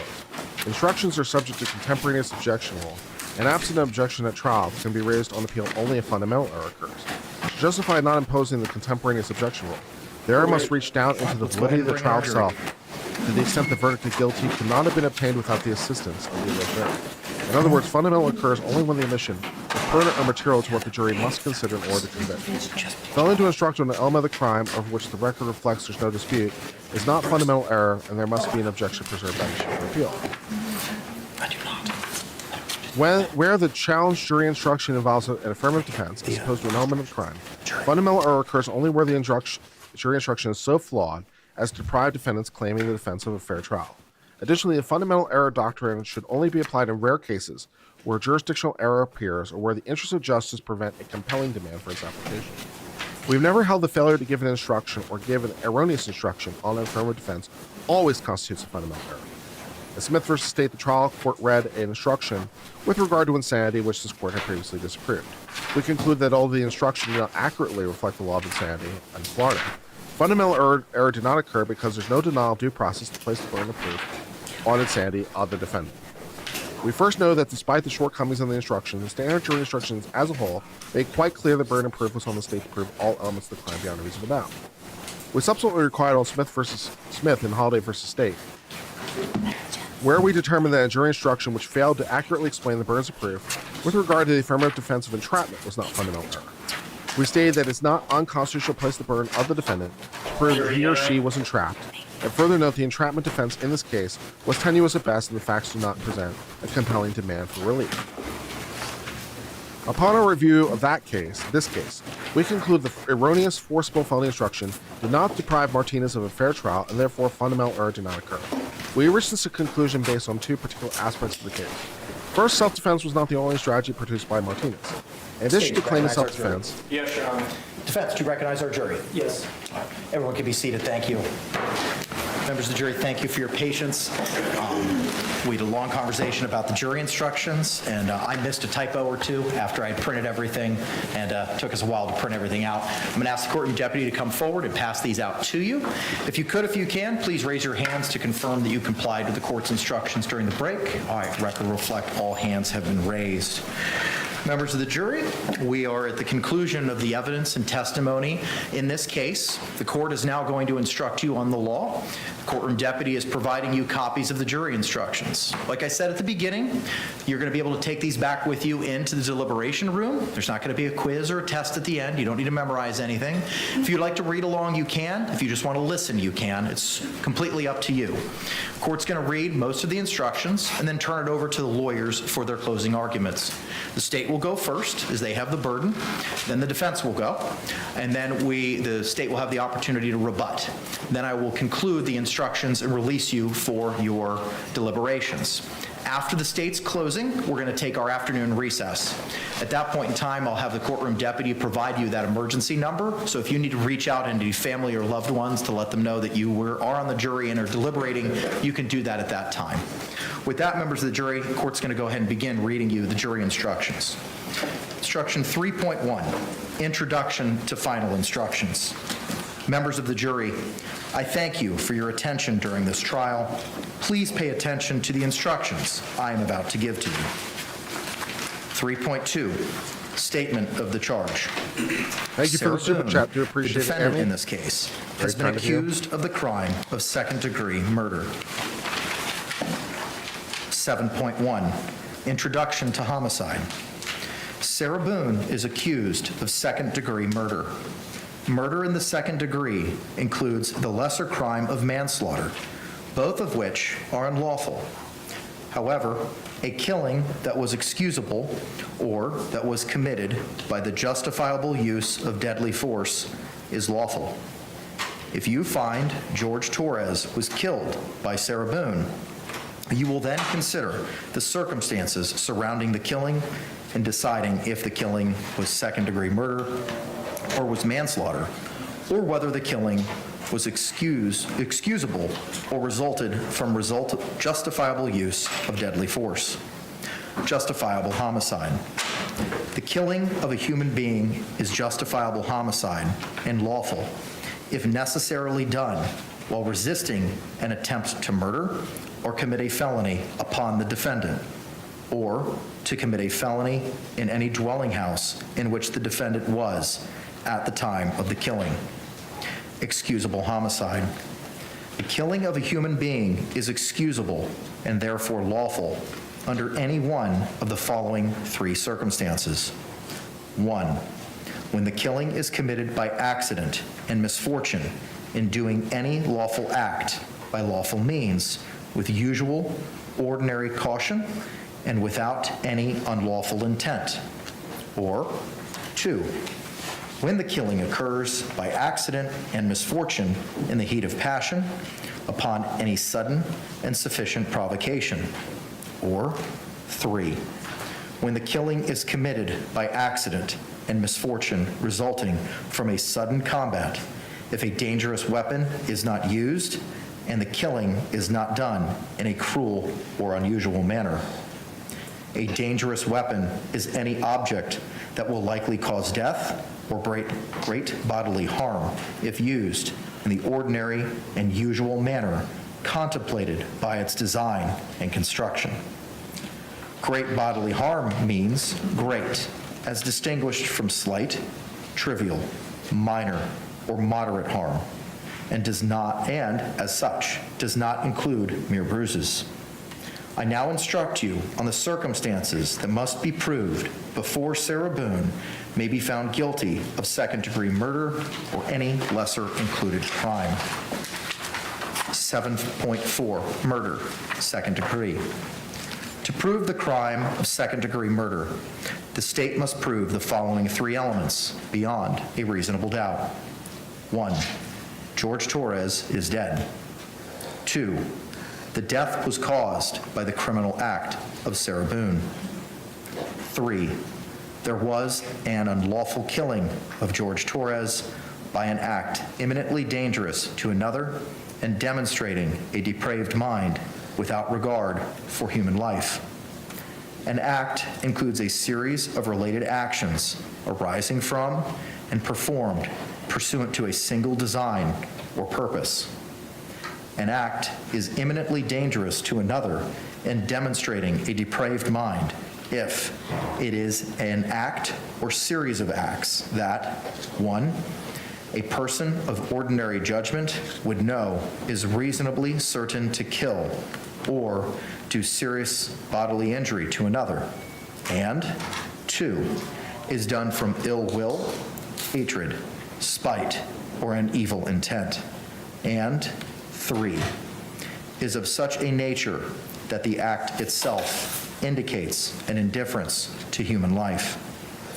In order to convict of second-degree murder, it is not necessary for the state to prove the defendant had an intent to cause death. 3.4, when there are lesser included crimes or attempts. In considering the evidence, you should consider the possibility that although the evidence may not convince you that the defendant committed the main crime of which she is charged, there may be evidence that she committed other acts that would constitute a lesser included crime or crimes. Therefore, if you decide that the main accusation has not been proved beyond a reasonable doubt, you will next need to decide if the defendant is guilty of any lesser included crime. The lesser crimes indicated in the definition of second-degree murder is manslaughter, culpable negligence. 7.7, manslaughter. To prove the crime of manslaughter, the state must prove the following 2 elements beyond a reasonable doubt. 1, Jorge Torres is dead. 2A, Sarah Boone intentionally committed an act or acts that caused the death of Jorge Torres. B, the death of Jorge Torres was caused by the culpable negligence of Sarah Boone. Yes? I apologize. Or, thank you for that clarification. Sarah Boone I'll reread those for you. 2A, Sarah Boone intentionally committed an act or acts that caused the death of Jorge Torres. Or B, the death of Jorge Torres was caused by the culpable negligence of Sarah Boone. Every person has a duty to act reasonably towards others. If there is a violation of that duty without any conscious intent to harm, that violation is negligence. The defendant cannot be guilty of manslaughter by committing a merely negligent act, or if the killing was either justifiable or excusable homicide, as I have previously instructed you. In order to convict of manslaughter by act, it is not necessary for the state to prove that the defendant had an intent to cause death, only an intent to commit an act that was not merely negligent, justified, or excusable, and which caused death. I will now define culpable negligence for you. As I have said, every person has a duty to act reasonably towards others. If there is a violation of that duty, without any conscious intention to harm, that violation is negligence. But culpable negligence is more than a failure to use ordinary care towards others. In order for negligence to be culpable, it must be gross and flagrant. Capable negligence is a course of conduct showing reckless disregard of human life or of the safety of persons exposed to its dangerous effects, or such an entire want of care as to raise a presumption of a conscious indifference to consequences, or which shows wantonness or recklessness, or a grossly careless disregard, indifference to the rights of others, as is equivalent to an intentional violation of such rights. The negligent act or omission must have been committed with an utter disregard for the safety of others. Culpable negligence is consciously doing an act or following a course of conduct that the defendant must have known, or reasonably should have known, was likely to cause death or great bodily injury. 8.9, culpable negligence. To prove the crime of culpable negligence, the state must prove the following two elements beyond a reasonable doubt. 1, Sarah Boone exposed Jorge Torres Jr. to a personal injury. 2, she did so through culpable negligence. Actual injury is not required. I will now define culpable negligence for you. Each of us has a duty to act reasonably towards others. If there is a violation of that duty without any conscious intent to harm, that violation is negligence. But culpable negligence is more than a failure to use ordinary care for others. In order for negligence to be culpable, it must be gross and flagrant. Culpable negligence is a course of conduct showing reckless disregard for human life, or for the safety of persons exposed to its dangerous effects, or such an entire want of care as to raise a presumption of a conscious indifference to consequences, or which shows wantonness or recklessness, or a grossly careless disregard for the safety and welfare of the public, or shows such indifference to the rights of others as is equivalent to an intentional violation of such rights. 3.6D, as in Delta, voluntary intoxication. Voluntary intoxication resulting from the use of alcohol is not a defense to a crime. Evidence of a defendant's voluntary intoxication may not be taken into consideration to show that she lacked the specific intent to commit any crime. A person is voluntarily intoxicated if he or she knowingly consumed a substance that he or she knew or should have known could cause intoxication. Voluntary intoxication is not a defense to second-degree murder, manslaughter, or culpable negligence. 3.6F, as in Foxtrot, justifiable use of deadly force. It is a defense to the crimes of second-degree murder, manslaughter, and culpable negligence if the actions of Sarah Boone constituted the justifiable use or threatened use of deadly force. Deadly force means force likely to cause death or great bodily harm. Great bodily harm means great, as distinguished from slight, trivial, minor, or moderate harm. Sarah Boone does not have the burden of proving that she was justified in using deadly force. Instead, for you to find Sarah Boone guilty, the state must prove beyond a reasonable doubt that Sarah Boone was not justified in using deadly force. The law on the justifiable use, deadly force, is as follows. Sarah Boone was justified in using deadly force if she reasonably believed that such force or threat of force was necessary to prevent imminent death or great bodily harm to herself. Sarah Boone had no duty to retreat before using deadly force. In deciding whether Sarah Boone was justified in the use of deadly force, you must consider the circumstances at the time the force or threat of force was used. The danger need not have been actual. However, to justify the use of deadly force, the appearance of imminent danger must have been so real that Sarah Boone actually believed the use of deadly force was necessary.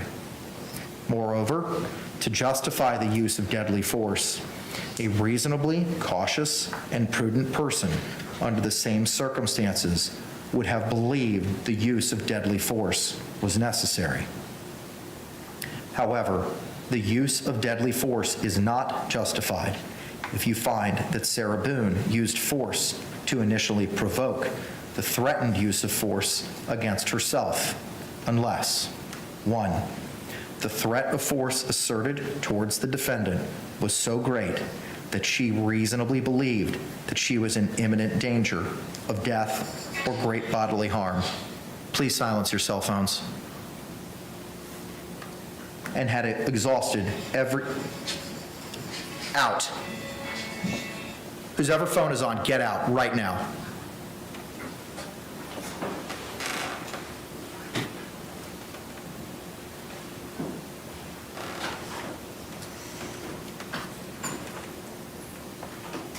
Members of the jury, I apologize.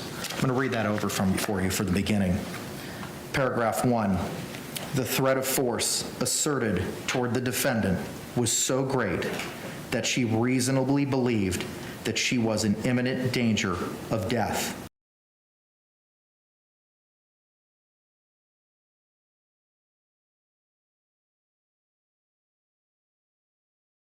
Or great bodily harm, and had exhausted every reasonable means to escape the danger other than using deadly force on Jorge Torres.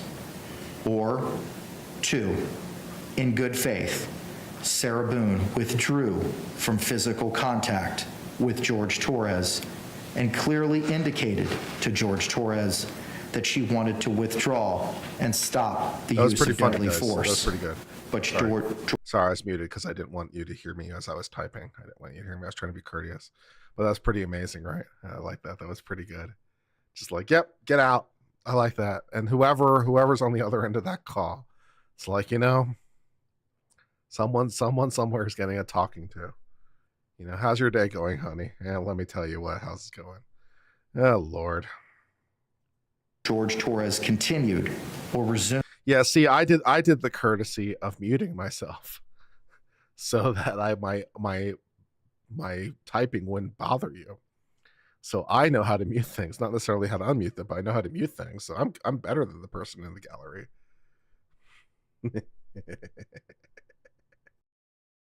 The threatened use of force. Physical contact includes any restraint on Jorge Torres's movement. If you find that Sarah Boone, who because of prior threats or difficulties with Jorge Torres Jr., had reasonable grounds to believe that she was in danger of death or great bodily harm at the hands of Jorge Torres, you may consider this fact in determining whether the actions of Sarah Boone were those of a reasonable person. If you find that at the time of the alleged second-degree murder, manslaughter, or culpable negligence, Sarah Boone knew that Jorge Torres had committed an act or acts of violence, you may consider that fact in determining whether Sarah Boone reasonably believed it was necessary for her to use deadly force. In considering the issue of self-defense, you may take into account the relative physical abilities and capacities of Sarah Boone and Jorge Torres. Mr. Judge, I'm missing page 10 and 11. I am too. Okay. We will remedy that. Thank you, sir. Is it just your copy, Mr. Owens? Anybody else missing 10 and 11?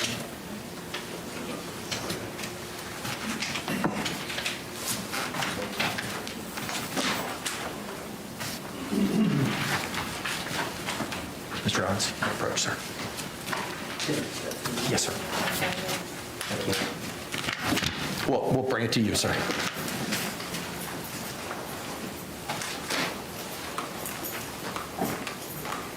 And we'll wait till you have those, sir, and we'll continue. Thank you.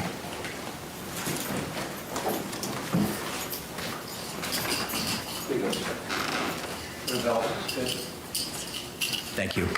Record reflect all thumbs were up. Page 11, special instruction on battered spouse syndrome. You have heard evidence that Sarah Boone suffers from battered spouse syndrome. If you find the evidence that Sarah Boone suffers from battered spouse syndrome credible, you may consider this evidence to assist you in determining whether a person in Sarah Boone's circumstances would reasonably believe that such force was necessary to defend herself against the imminent use of unlawful force by Jorge Torres. Like other witnesses, you may believe or disbelieve all or any part of the testimony regarding battered spouse syndrome. 3.6G, justifiable use of non-deadly force. It is a defense to the crimes of second-degree murder, manslaughter, and culpable negligence if the actions of Sarah Boone constituted the justifiable use of non-deadly force. Non-deadly force means force not likely to cause death or great bodily harm.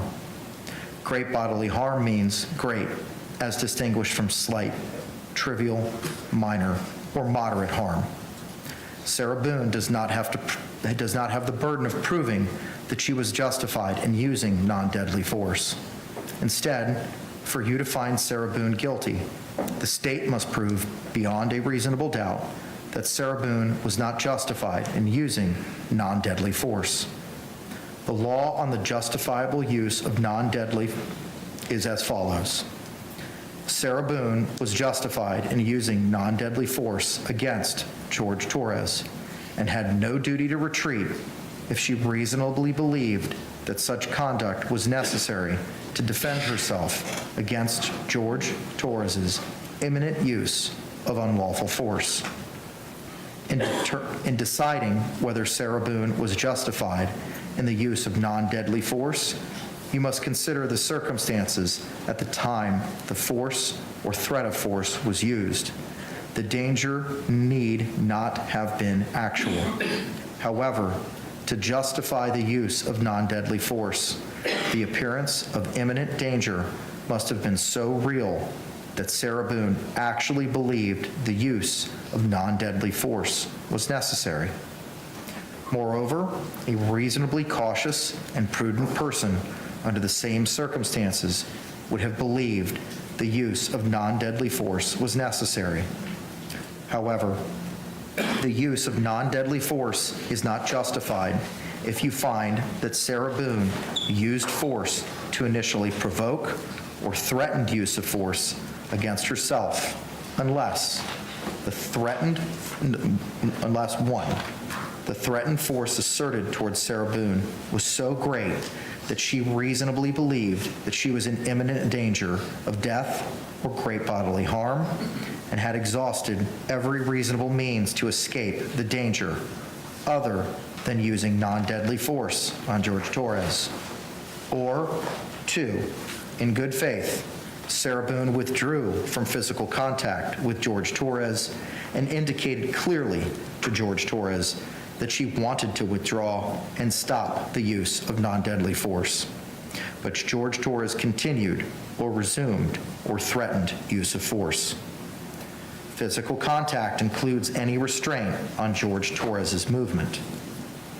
If you find that Sarah Boone, who, because of prior threats or difficulties with Jorge Torres Jr., had reasonable grounds to believe that she was in danger of imminent use of unlawful force at the hands of Jorge Torres Jr., you may consider this fact in determining whether the actions of Sarah Boone were those of a reasonable person. If you find that at the time of the alleged second-degree murder and/or culpable negligence, Sarah Boone knew that Jorge Torres Jr. had committed an act or acts of violence, You may consider that fact in determining whether Sarah Boone reasonably believed it was necessary for her to use non-deadly force. In considering the issue of self-defense, you may take into account the relative physical abilities and capacities of Sarah Boone and Jorge Torres. Special instruction on battered spouse syndrome.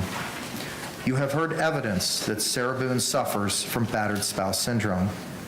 If you find the evidence that Sarah Boone suffers from battered spouse syndrome credible, you may consider this evidence to assist you in determining whether a person in Sarah Boone's circumstances would reasonably believe that such force was necessary to defend herself against the imminent use of unlawful force by Jorge Torres. Like other witnesses, you may believe or disbelieve all or any part of the testimony regarding battered spouse syndrome. 3.7, plea of not guilty, reasonable doubt, and burden of proof. The defendant has entered a plea of not guilty. This means you must presume or believe the defendant is innocent. The presumption stays with the defendant as to each material allegation in the information through each stage of the trial, unless it has been overcome by the evidence to the exclusion of and beyond a reasonable doubt. To overcome the defendant's presumption of innocence, the state has the burden of proving the crime with which the defendant is charged was committed, and the defendant is the person who committed the crime. Whenever the words reasonable doubt are used, you must consider the following. Proof beyond a reasonable doubt does not mean proof beyond all doubt. A reasonable doubt is not a mere possible doubt, a speculative, imaginary, or forced doubt. Such a doubt must not influence you to return a verdict of not guilty if you have an abiding conviction of guilt. On the other hand, if after carefully considering, comparing, and weighing all the evidence, there is not an abiding conviction of guilt, or if, having a conviction, it is one which is not stable, but one which wavers and vacillates, then the charge is not proved beyond every reasonable doubt, and you must find the defendant not guilty because the doubt is reasonable. It is to the evidence introduced in this trial and to it alone that you are to look for that proof. A reasonable doubt as to the guilt of the defendant may arise from the evidence, conflict in the evidence, or the lack of evidence. If you have a reasonable doubt, you should find the defendant not guilty. If you have no reasonable doubt, you should find the defendant guilty. 3.9, weighing the evidence. It is up to you to decide what evidence is reliable. You should use your common sense in deciding which is the best evidence and which evidence should not be relied upon in considering your verdict.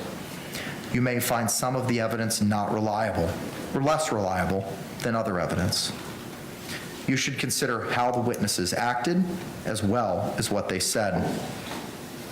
Some things you should consider are: 1, did the witness seem to have an opportunity to see and know the things about which the witness testified? 2, did the witness seem to have an accurate memory? 3, was the witness honest and straightforward in answering the attorney's questions? 4, did the witness have some interest in how the case should be decided? 5, does the witness's testimony agree with the other testimony and other evidence in the case? 6, did the witness at some other time make a statement that is inconsistent with the testimony he or she gave in court? Whether the state met its burden of proof does not depend upon the number of witnesses it has called or upon the number of exhibits it has offered, but instead upon the nature and quality of the evidence presented. The fact that a witness is employed in law enforcement does not mean that his or her testimony deserves more or less consideration than that of any other witness. Expert witnesses are like other witnesses, with one exception. The law permits an expert witness to give his or her opinion. However, an expert opinion is reliable only when given on a subject about which you believe him or her to be an expert. Like other witnesses, you may believe or disbelieve all or any part of an expert's testimony. The defendant in this case has become a witness. You should apply the same rules to consideration of her testimony that you apply to the testimony of the other witnesses. It is entirely proper for a lawyer to talk to a witness about what testimony the witness would give if called to the courtroom. The witness should not be discredited by talking to a lawyer about his or her testimony. You may rely upon your own conclusion about the credibility of any witness. A juror may believe or disbelieve all or any part of the evidence or the testimony of any witness. 3.9 Bravo, defendant statements. A statement claimed to have been made by the defendant outside of court has been placed before you. Such a statement should always be considered with caution and be weighed with great care to make certain it was freely and voluntarily made. Therefore, you must determine from the evidence that the defendant's alleged statement was knowingly, voluntarily, and freely made. In making this determination, you should consider the total circumstances, including, but not limited to, 1, whether, when the defendant made the statement, she had been threatened in order to get her to make it, and 2, whether anyone had promised her anything in order to get her to make it. Law enforcement is not legally required to ask a suspect whether he or she wants to talk to law enforcement after Miranda warnings are read to a suspect. This is, however, one of the factors you may consider whether the defendant's statements were voluntarily made. If you conclude the defendant's out-of-court statement was not freely and voluntarily made, you should disregard it. 3.10, rules for deliberation. These are some general rules that apply to your discussion. You must follow these rules in order to return a lawful verdict. 1, you must follow the law as it is set out in these instructions. If you fail to follow the law, your verdict will be a miscarriage of justice. There is no reason for failing to follow the law in this matter. All of us are depending upon you to make a wise and legal decision in this matter. 2, this case must be decided only upon the evidence that you have heard from the testimony of the witnesses and have seen in the form of exhibits and evidence in these instructions. 3, this case must not be decided for or against anyone because you feel sorry for anyone or are angry at anyone. 4, remember, the lawyers are not on trial. Your feelings about them should not influence your decision in this case. 5, your duty is to determine if the defendant has been proven guilty or not in accord with the law. It is the judge's job to determine a proper sentence if the defendant is found guilty. 6, whatever verdict you render must be unanimous. That is, each juror must agree to the same verdict. 7, your verdict should not be influenced by feelings of prejudice, bias, or sympathy. Your verdict must be based on the evidence and on the law contained in these instructions. 3.11, cautionary instruction. Deciding a verdict is exclusively your job. I cannot participate in that decision in any way. Please disregard anything I may have said or done that made you think I preferred one verdict over another. 2.7, closing argument. Both the state and the defendant have now rested their case. The attorneys now will present their final arguments.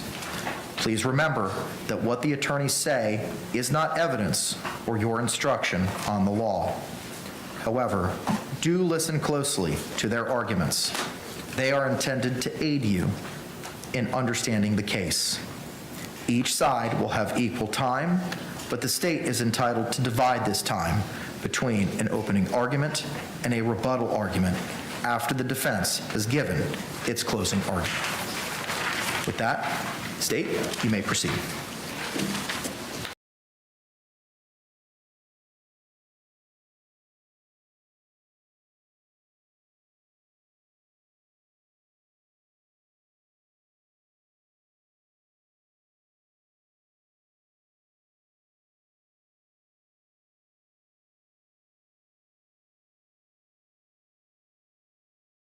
It's time for a little stretchy stretch.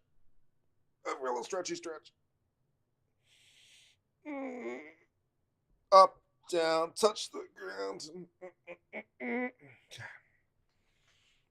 All right. Have we all stretched? Are we all feeling good? All right. Let's watch this thing.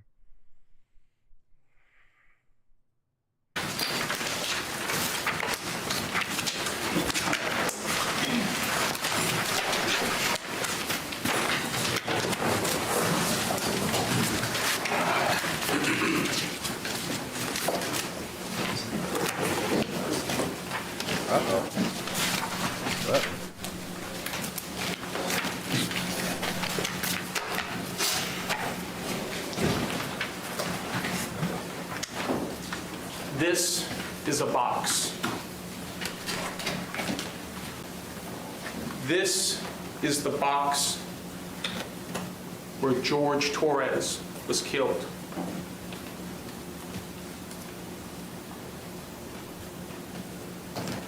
It's a small box, 28 by 20 by 8 7/8 inches. Jorge Torres was zipped up in this box. Jorge Torres took his last panicked breaths in this box. The medical examiner explained to us that with each breath Jorge Torres took in, there was less oxygen in this box.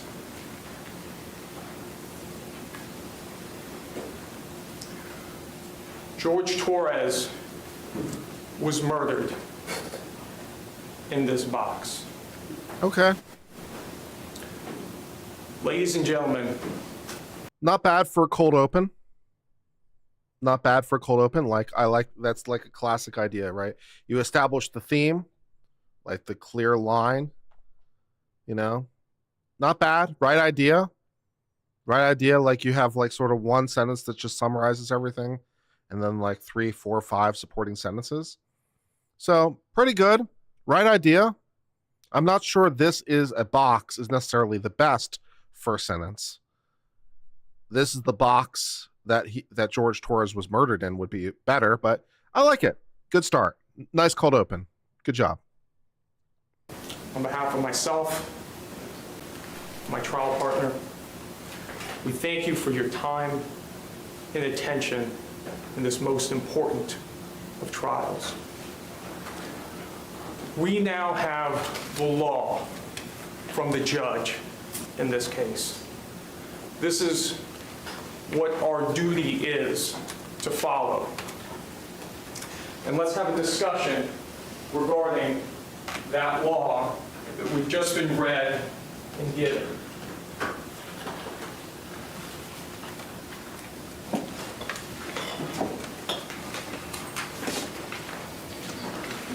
The first section of note we're going to come to is called Introduction to Homicide. But this being a legal document written by a bunch of lawyers who you've seen for the last 2 weeks arguing with each other, pay careful attention to ands and ors. Remember, if an and is somewhere, we're going to need both things or all the things, and if an or is there, then only one of those things we're going to need. So as we start out here on Introduction to Homicide, we come to the first section on justifiable homicide. And it reads, the killing of a human being is justifiable homicide and lawful if necessarily done while resisting an attempt to murder or commit a felony upon the defendant, or to commit a felony in any dwelling house in which the defendant was at the time. Ladies and gentlemen, this section is completely inapplicable. It's inapplicable because Jorge Torres was zipped up in that suitcase. He couldn't commit or attempt to commit a murder on anybody. He couldn't even scratch his own head. Fair point. While he was in that suitcase. Fair point. Well done. Next, we turn to excusable homicide. Like it. Here we have several paragraphs, and it reads, the killing of a human being is excusable and therefore lawful under any one of the following three circumstances. When the killing is committed by accident and the misfortune of doing any lawful act by lawful means, usual, ordinary caution, and without any unlawful intent. Well, the problem in this circumstance for the defendant is that she took the law into her own hands. Her testimony was that when Jorge Torres was in here, he was laughing and giggling and they were joking. And then he started to complain that he couldn't breathe. And that's when she said that she wanted him to stay in there so he could feel uncomfortable. So he could feel her grievances. Ladies and gentlemen, that is not lawful. That is not the use of ordinary caution. And that is not applicable in this circumstance. Second, when the killing occurs by accident or misfortune in the heat of passion upon any sudden and sufficient provocation. Jorge Torres couldn't provoke anything from his circumstance. Jorge Torres was confined to this box.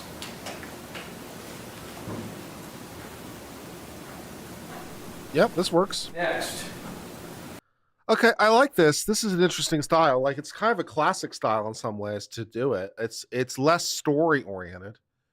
It's less story oriented, but it's good, like going through the elements and like showing how they do or do not apply. So I like that. It wouldn't be the way I would do it, almost certainly. You know, I would do for a more story focused, narrative focused. But this idea about like going through it and actually showing how things do or do not apply is also a very classic structure. So I like the way he's doing it, and I think it's coming off fairly well.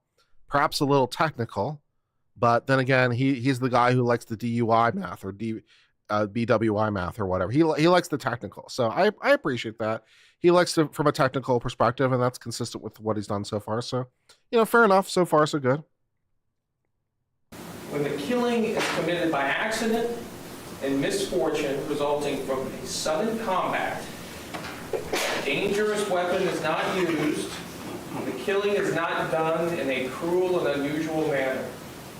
Well, this fails on 2 counts. There was no sudden combat. In her words, this was laughing and joking and we're all having fun, when she decides that it's going to get a little extra real for George Torres. Nice phrasing.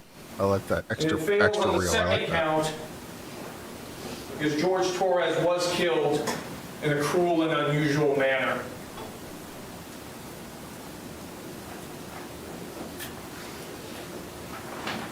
Next, we turn I'd go lift with this attorney. Or main We could lift charge. together. to second-degree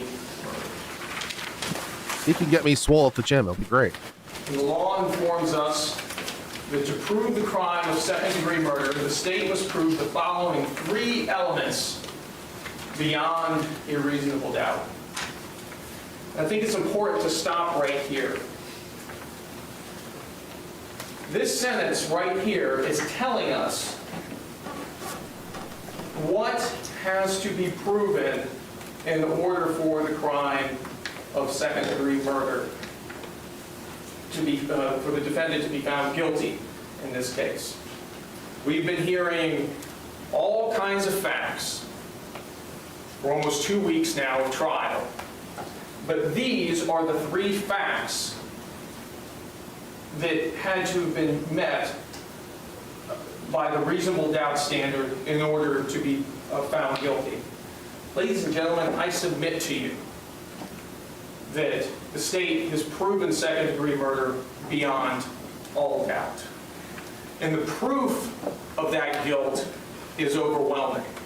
But I will cite for each element just one fact that conclusively proves each of those elements beyond. I like that. I like that. It's like there's a lot of facts, but I'm going to cite like one fact. Now that's a bit of a dangerous proposition because, you know, if the one fact doesn't resonate really hard, you're putting yourself in a bit of a dangerous position. But it's like, I'm just going to provide you one thing that proves each and every element. I'm like, okay, that works for me. Yep. All doubt. As to the first fact, that George Torres is dead, well, we have stipulation, amongst other things, that agrees to that. As to the second fact, the death was caused by Sarah Boone. Sarah Boone, in her own words, from the time that this case began on February 23rd, 2020, to when she took the witness stand a few days ago, was consistent about one statement. She zipped him up. She didn't zip him out.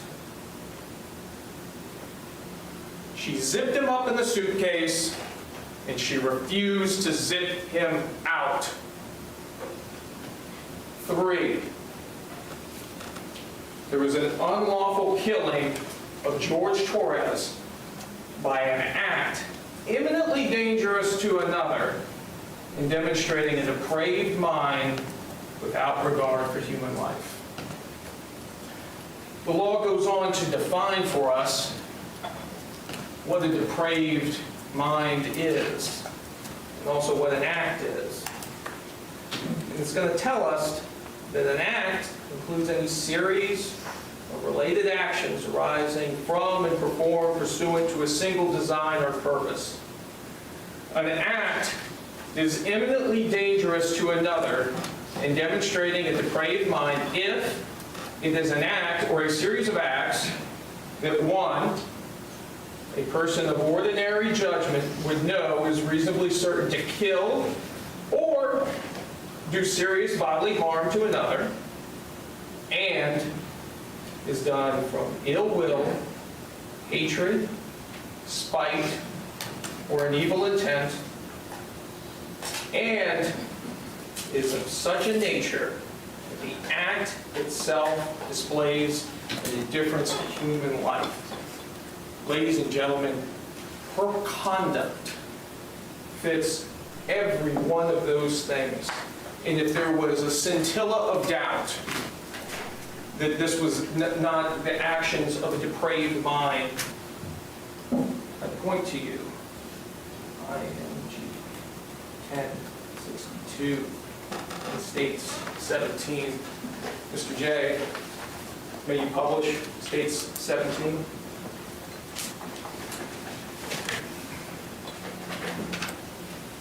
Is this the suitcase video? It's a good place to drop it.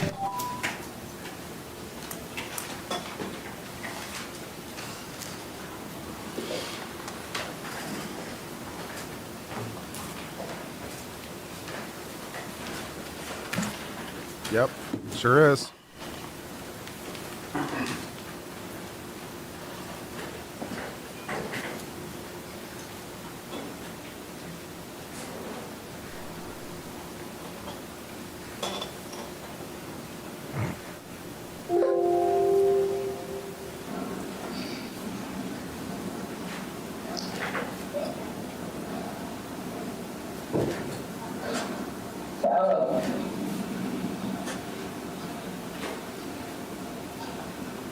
This guy's very good. Very good. I like it. I like it. I like it. His flow is very good. He knows like where to drop the thing, and he set it up really well. He teased it really well. He set it up really well. Like if there's any doubt in your mind that it's not depraved heart, play that beautiful bean footage. Very, very good. Well done. Well good. I like this very much. He's very well organized. He's keeping their attention. He's going through it in a very methodical, organized way. It's well presented. Good job on the cold open, although I kind of would have phrased it a little bit differently, but, we're nitpicking. Very, very nice. Good job. Everything you've done to me. Sarah. For everything you've done to me. Sarah. Fuck you. Sarah. Fuck you. Sarah. Stupid. Sarah. That's my name. Don't wear it out. I can't fucking breathe, babe. Seriously. Yeah, that's when you do me, choke me. Sarah.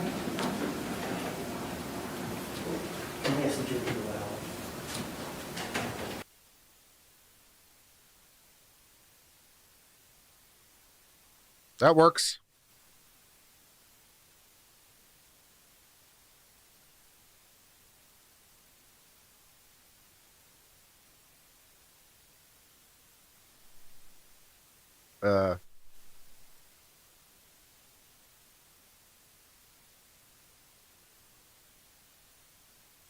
Oh, there's some sort of thing in the gallery.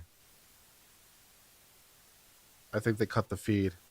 I think that's George's family. Oh, dude. Nice moment there too. Wow. They walked out. Look at Sarah Boone just taking notes. So unaffected. If this isn't the face of evil, I don't know what is, guys. It's just taking notes methodically as the family of her ex is left out without any reaction, not even a whiff of an emotion. If this isn't the face of evil, I don't know what the fuck is, dude. Shit.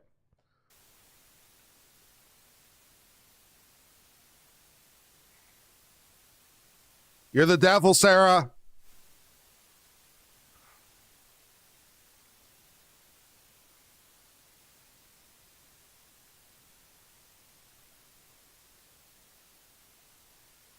The mom said she never watched the video. Well, that was a mistake. The mom said she had never watched the video before. She didn't want to. That was a mistake. Yeah, that's, yeah.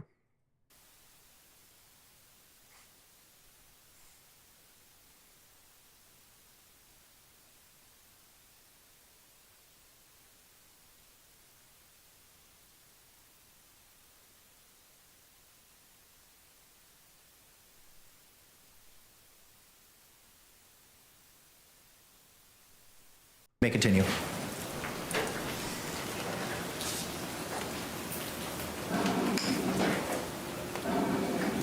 Sarah.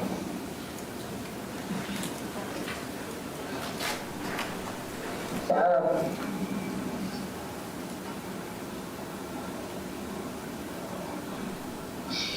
Sarah, I can't breathe, baby. That's on you. Sarah, I can't breathe. It's on you. Sarah.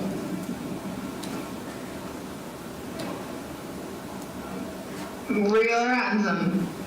Now you want to give it for it extra. Because I got this. Sarah. Regular.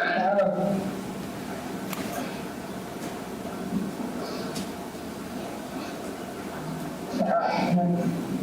I can't breathe, baby. Oh. That's what I feel like when you drink on me. Sarah. Fuck you. Breathe, Sarah. Yeah. You should probably shut the fuck up. Shh.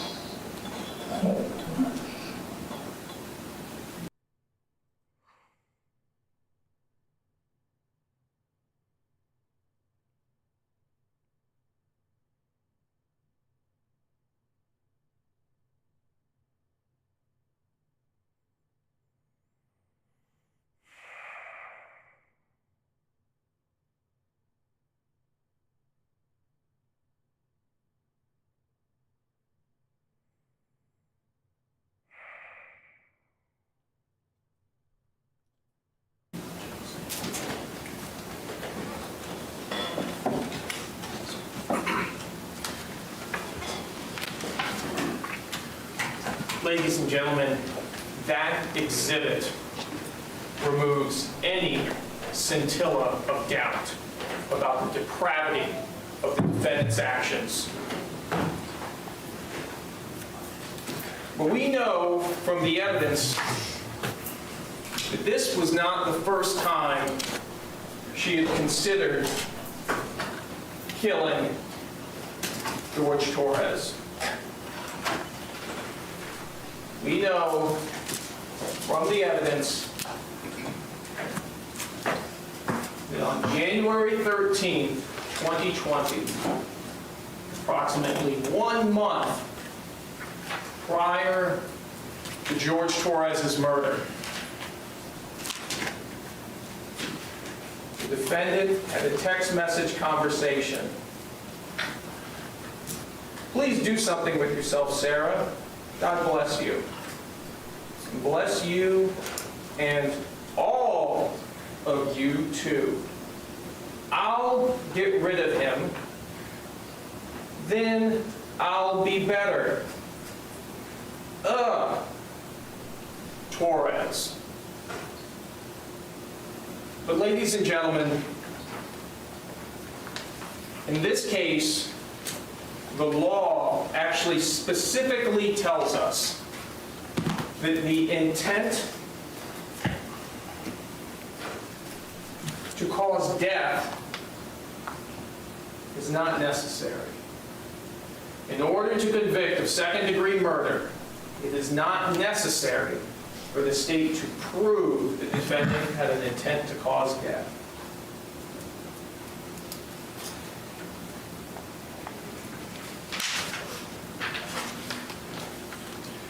Next,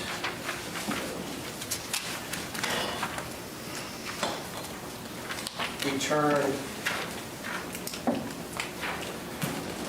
I'm going to bypass the lesser included offenses because though she is guilty of those offenses as well, the law instructs us that she is to be convicted of for the highest offense in which the evidence supports, which is second-degree murder in this case. So turning our attention towards voluntary intoxication. If there was any question about the fact that Sarah imbibed alcohol, I have no questions relating to Sarah having imbibed alcohol. I'm good. on the night that Jorge Torres was murdered. And that maybe somehow that would excuse the conduct or be some type of defense for the conduct. Well, this tells us that that's not the case. Voluntary intoxication resulting from the use of alcohol is not a defense to a crime. Evidence of a defendant's voluntary intoxication may not be taken into consideration to show that she lacked the specific intent to commit any crime. A person is voluntarily intoxicated if he or she knowingly consumed a substance that he or she knew or should have known could cause intoxication. Voluntary intoxication is not the defense to second-degree murder, manslaughter, or culpable negligence. Ladies and gentlemen, there's ample evidence of the defendant's intoxication from watching her on the public surveillance, buying the bottles of wine with Jorge Torres, to her admissions to drinking, to her voice that we heard on the video while she was torturing Jorge Torres. Next, we come to defenses.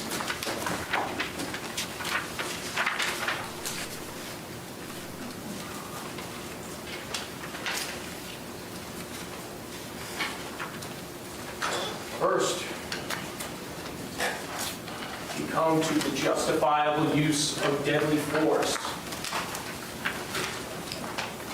It tells us it is a defense to the crimes of second-degree murder, manslaughter, and culpable negligence if the actions of Sarah Boone were justifiable use or threatened use of deadly force.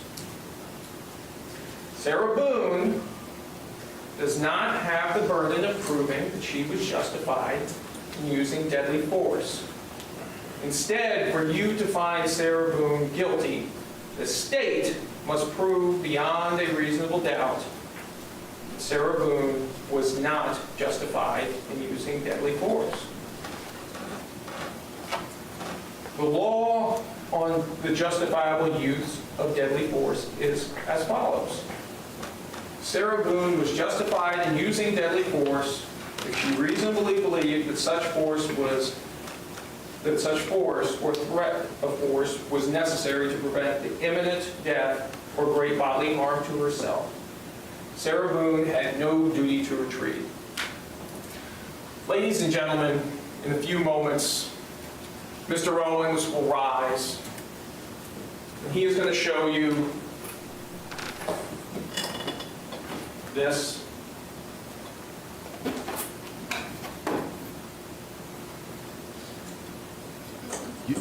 Use the defense's own props against them.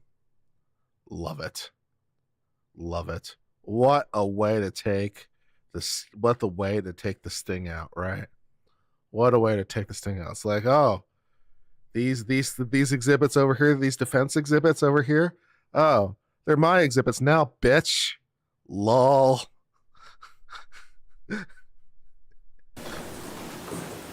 And this.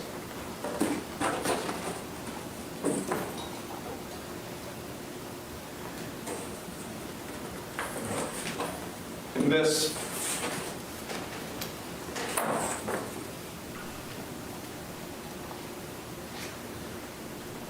And he's going to talk in this as well about the list of grievances that Sarah Boone had for Jorge Torres. He's going to talk to you about curtain rods.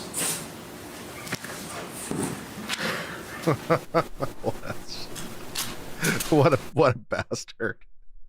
What a bastard. It's such a great thing to do, man. Like, I'm just going to take all the wind right out of your defense. I'm going to use your exhibits. I'm going to highlight your defense. I'm just going to basically openly mock it in my own clothes. Fuck you. Fuck you. I love it. This guy's my hero now. This is great.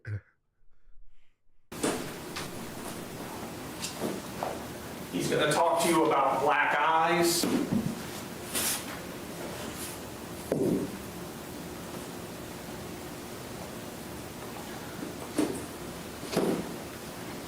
He's going to talk to you about what an awful, awful boyfriend Jorge Torres was. Ah, shit.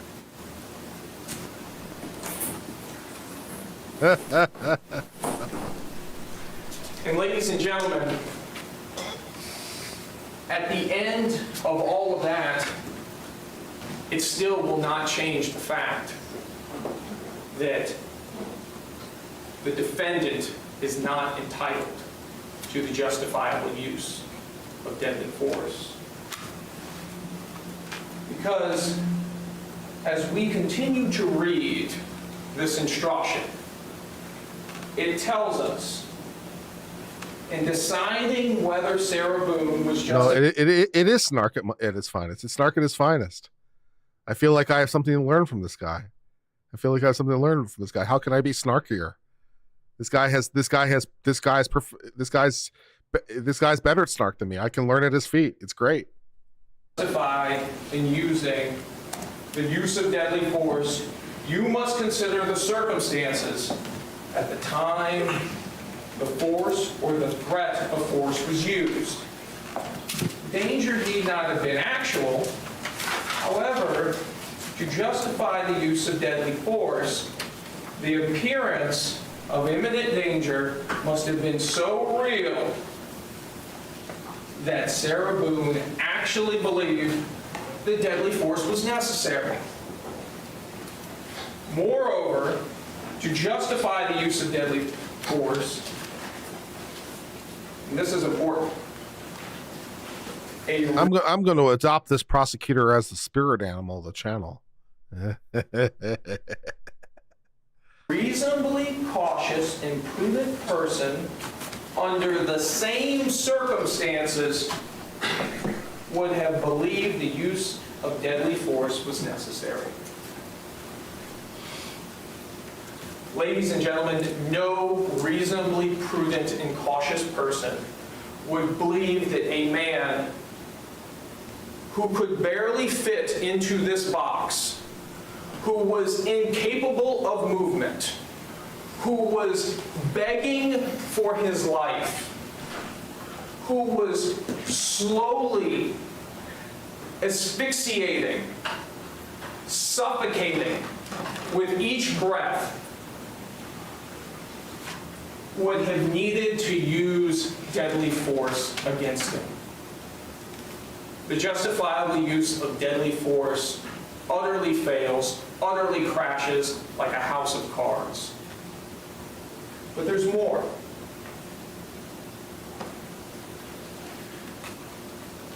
However, the use of deadly force is not justified if you find that Sarah Boone used force to initially provoke threatened use of force against herself.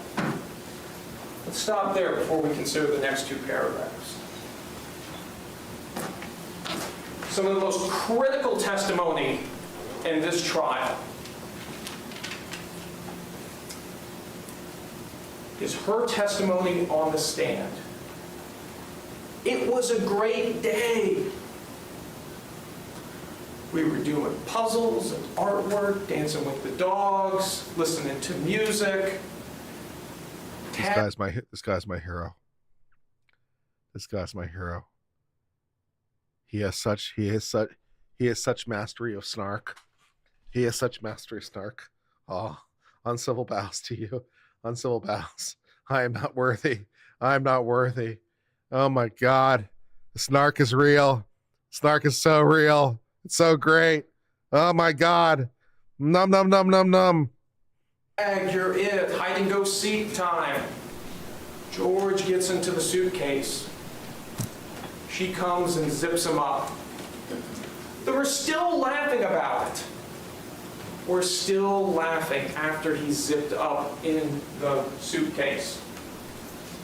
And then that's when George had the temerity to ask, Jorge Torres had the temerity to ask to be unzipped from the suitcase. And that's when Sarah Boone decided he needed to suffer.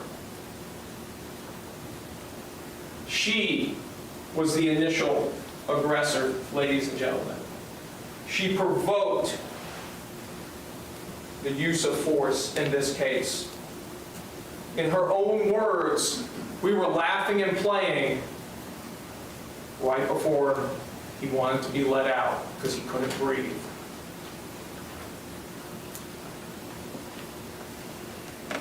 Paragraph 1.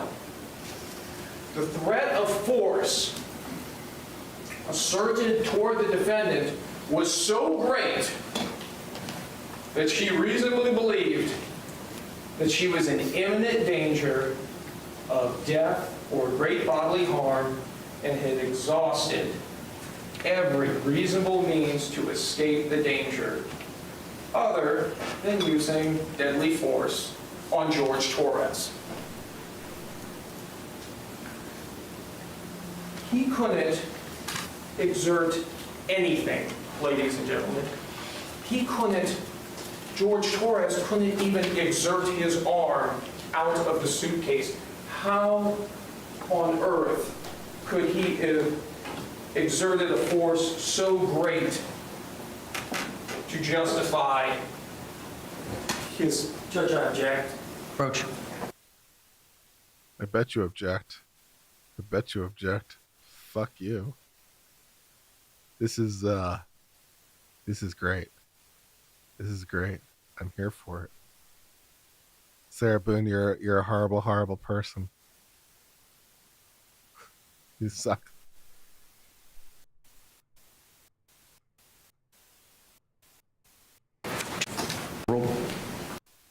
Yeah, objection overruled, whatever it was. Objection is overruled. I think it was objection devastating to my case. I think it was the objection. This is of no help to the defendant. Second paragraph.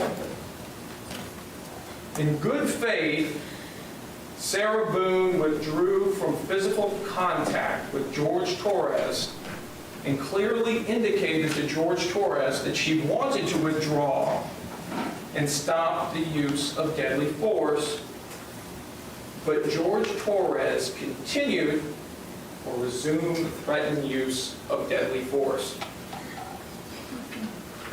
Ladies and gentlemen, Jorge Torres never got a chance to do anything.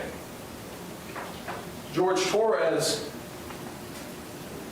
never was able to mount any aggression towards the defendant.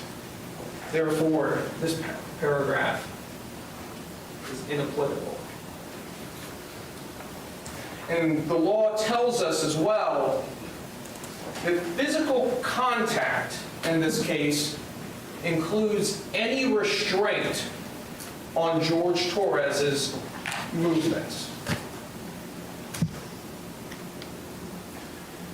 The law also tells us, again, you find that Sarah Boone, because of prior threats or difficulties with Jorge Torres, had reasonable grounds to believe that she was in danger of great bodily harm, of death or great bodily harm at the hands of Jorge Torres. You may consider this fact in determining whether the actions of Sarah Boone were reasonable. Now, we're going to get to battered spouse syndrome in a moment. But again, I submit to you, this will be the opportunity for the defense to air grievances in regards to Jorge Torres.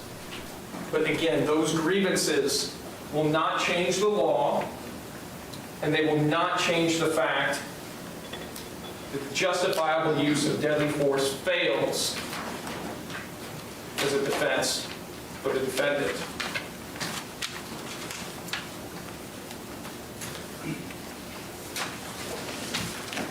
If you find that at the time of the alleged second-degree murder, manslaughter, culpable negligence, Sarah Boone knew that Jorge Torres had committed an act or acts of violence, you may consider that fact in determining whether Sarah Boone reasonably believed it was necessary for her to use deadly force. considering the issue of deadly force, you may take into account the relative physical abilities and capacities of Sarah Boone and George Torres. Now we come to the special instruction on battered spouse.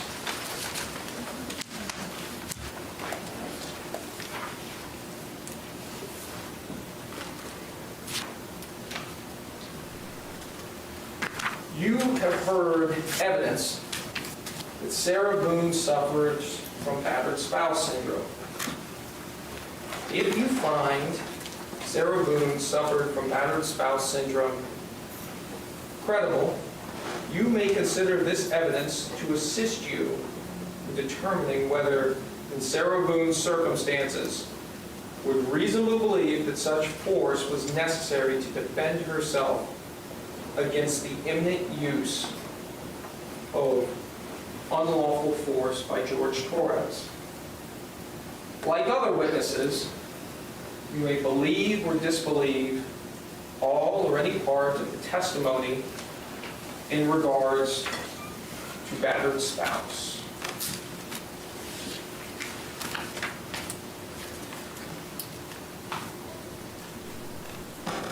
Ladies and gentlemen, we've heard from 3 experts in the areas of battered spouse in this case.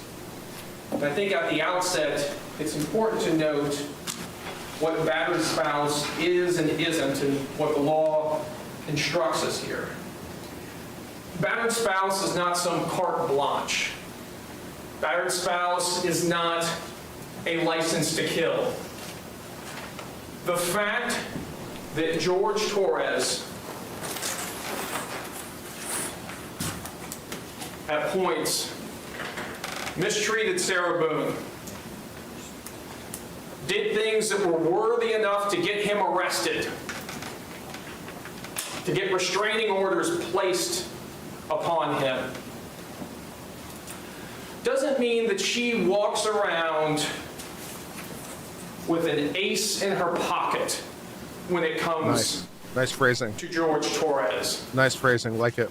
It doesn't mean that because he did these awful bad things, that now through the rest of time, she's a battered spouse and she just has the right to kill him. You tell him. Or You to tell make him. him suffer, or to punish him, or to make him feel uncomfortable, or decide that he needs to be confined to a box. No. What the battered spouse syndrome instruction does, it talks about the imminency of fear. And when we heard about that testimony, we heard about it from Dr. Harper, and we heard about it from Dr. Brannon for the defense.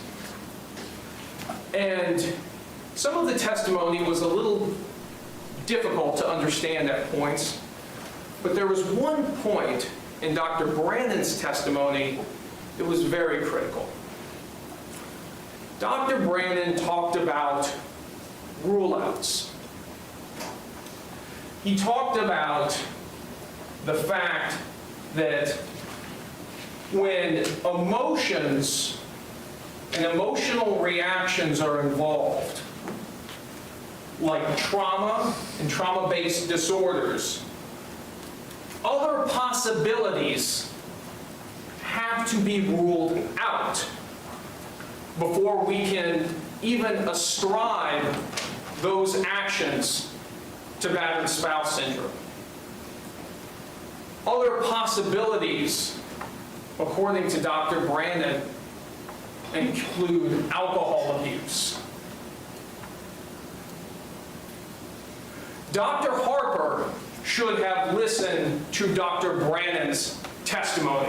Nice. Because Dr. Brannon completely undercut Dr. Harper's testimony. Nice. You tell him. Dr. Harper relied heavily on the words of the defendant, who was abusing alcohol at the time of these events.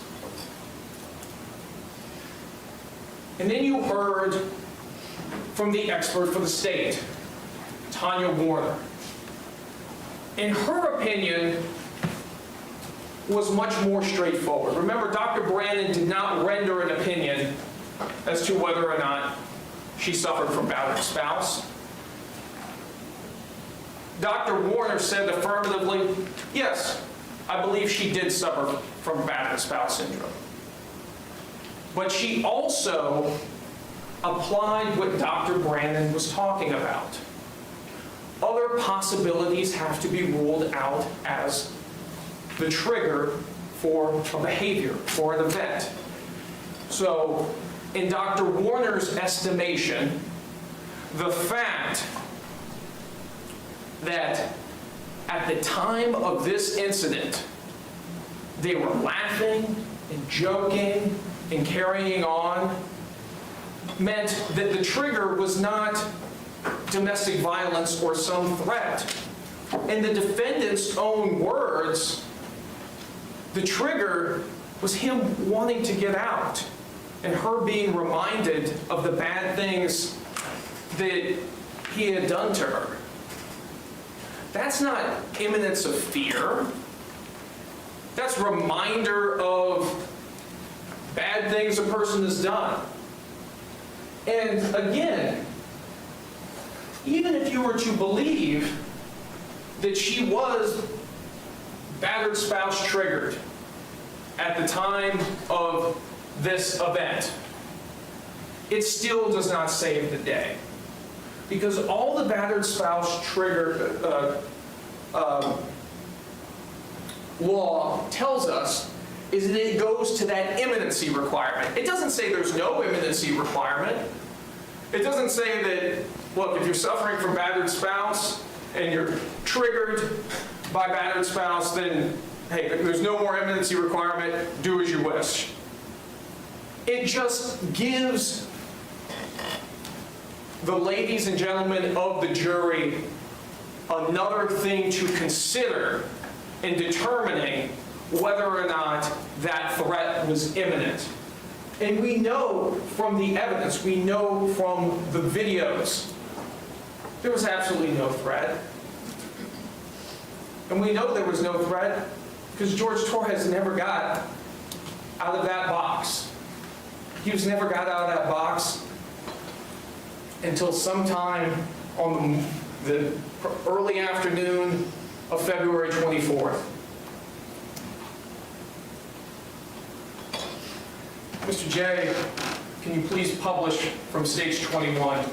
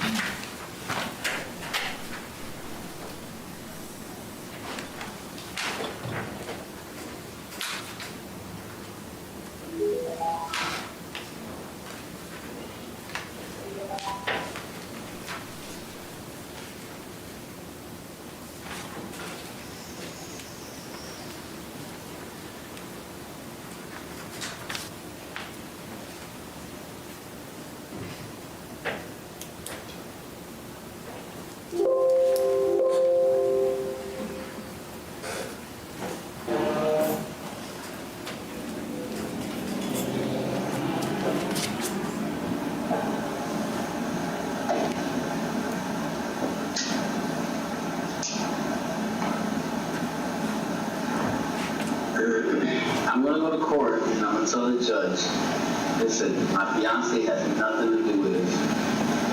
It's all my fault. We were both drinking and got out of hand. It's an isolated situation. It has never happened before. I love my fiance. She's a good woman. For being in trouble in her life, she has a 7-year-old son that she loves and cherishes. A blind Boston Terrier. She has 2 dogs. One is blind, one is deaf. She goes to she'll stop in the middle of the street, no matter what kind of traffic it is, just to make sure that that animal doesn't get injured any more than where it already has. We both love each other, we both live together. Yes, every relationship has their arguments, but we are not the type of people that you guys are portraying us to be. She especially. Especially her. So please, if you can, Dismiss. dismiss this case. Closed. Drop it. She is not the type of person. Good person. Great person. Angel. I know she'd be an angel, but she's close to it. Best thing that has ever happened to you. Yes, ma'am. And I love you to death. And I hate that we're going through this right now. Sonnet. What? And they did. Good, I love you, baby. Wherever you want me to say.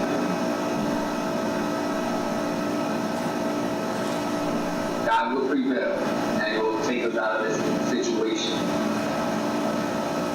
Love you.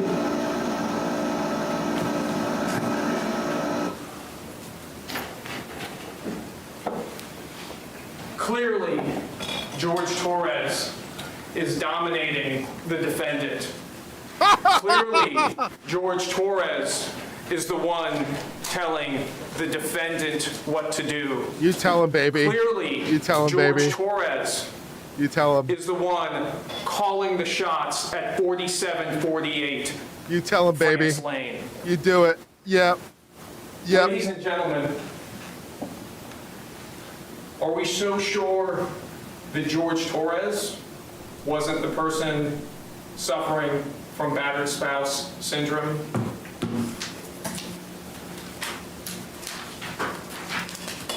You are my hero, sir. I want to get you a cake. Next, we're going to come to the justifiable use of non-deadly force. The language and the arguments are pretty close to what we've already heard in the deadly force instruction, including the key language that it requires a reasonably cautious and prudent person under the same circumstances would have believed that the use of non-deadly force was necessary. Thank you for the super chat. Ladies and gentlemen, I submit to you that this was not a case of non-deadly force. George Torres lost his life as a result of these actions. We have heard the testimony of Dr. Sarah Zadovich, who described his cause and manner of death, who described the mechanism of death, how that oxygen dissipated in that suitcase. I could rewatch this closing a couple more times. And when we also look at the imminency, we heard in opening statements by Mr. Owens that, the big threat in this case, the awful threat, was in the magic 9 minutes between the video at 11:12 that she took, torturing George Torres, to her follow-up video at 11:23, after she had moved the suitcase. Mr. J, that you published from States 17, IMG 1063.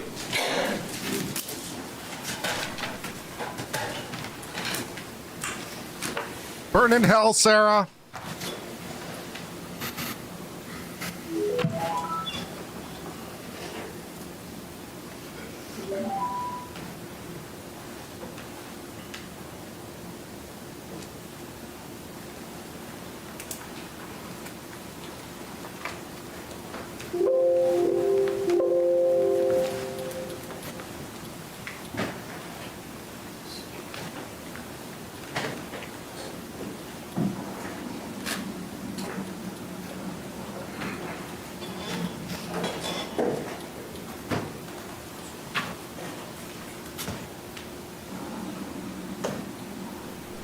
It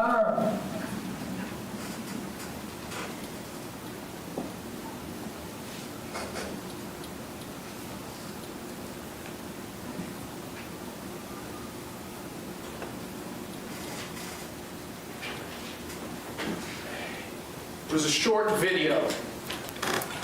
Well, what's one of the things that we notice by this point? You can hear how loud George's voice is on the 11:12 video. But now, roughly 11 minutes later from the time that that started, we see that the makeshift coffin that he's in has been moved, and his voice now is softer. The life is draining from Jorge Torres, and it's evident in that video. And that, ladies and gentlemen, is evidence that there was no threat in the magic 9 minutes that was not recorded. There was only Jorge Torres. Yeah. In this box. You tell him, baby. Slowly being killed.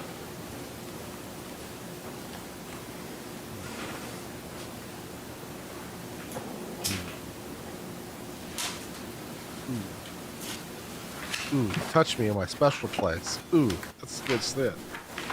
Ooh. Next, we come to weighing the evidence.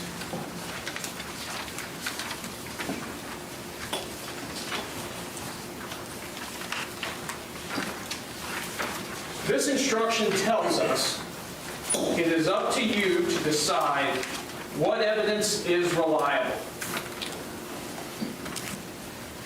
You should use your common sense in deciding which is the best evidence and which evidence should not be relied upon in considering your verdict.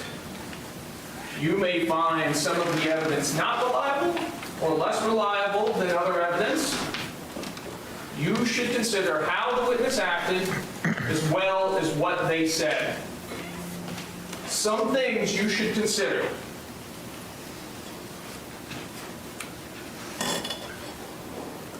Did the witness have an opportunity to see and know the things about which the witness testified?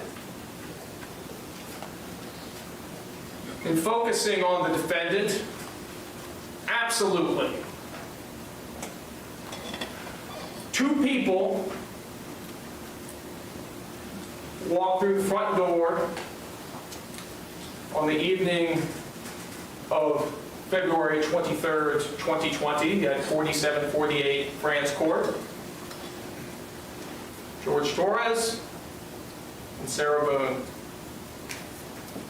But only Sarah Boone ever walked out of that front door alive. Did the witness seem to have an accurate memory? This is an emphatic no. And the litany of her intoxication in Nice versions point. of events is evidence of that. Very good. Was Very the nice. witness honest and straightforward in answering the attorney's questions? I would submit to you she wasn't.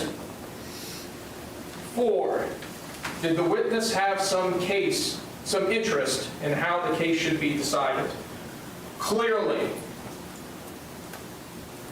Does the witness's testimony agree with the other testimony and other evidence in the case?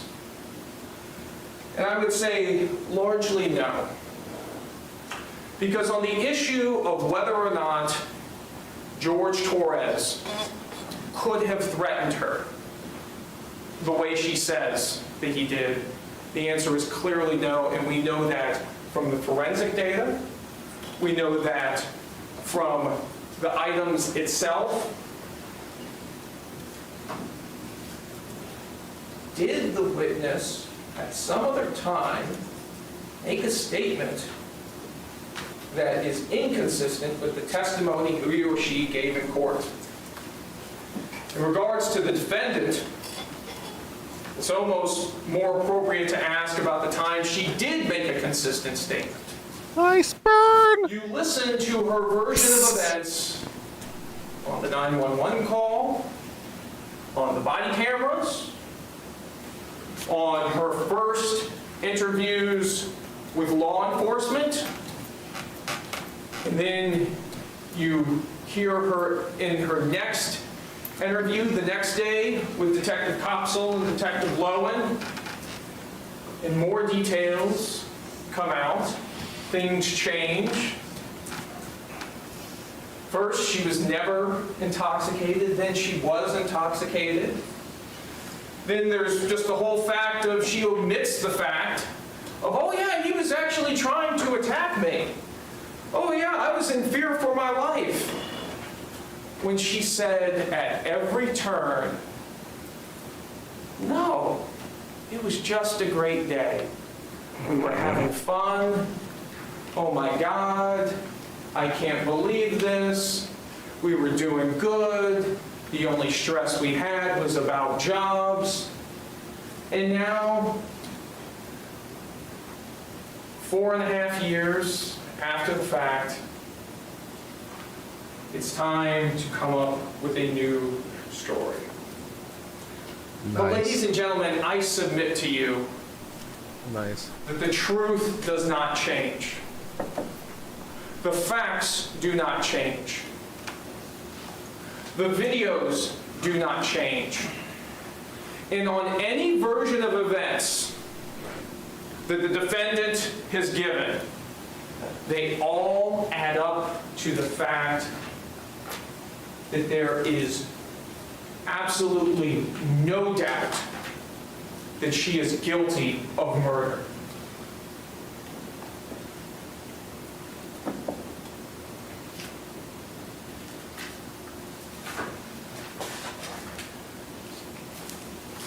I ask you, ladies and gentlemen, do you have any doubt about the defendant's guilt when she described using that baseball bat to hit Jorge Torres's fingers back in the suitcase when he attempted to save his life? Do you have any doubt when she is given how many versions of events in this case? Do you have any doubt after hearing the testimony of her neighbors about the loud crash and the arguing that night? Do you have any doubt after hearing the testimony of Dr. Sarah Zadovich? Do you have any doubt after watching the videos of Jorge Torres being murdered and her laughing about it and talking about the fact that he cheated on her? Do you have any doubt after reading the text messages from her phone, after seeing the videos of how she controlled and manipulated Jorge Torres? And if you say, Mr. Cacciatore, I still have a doubt,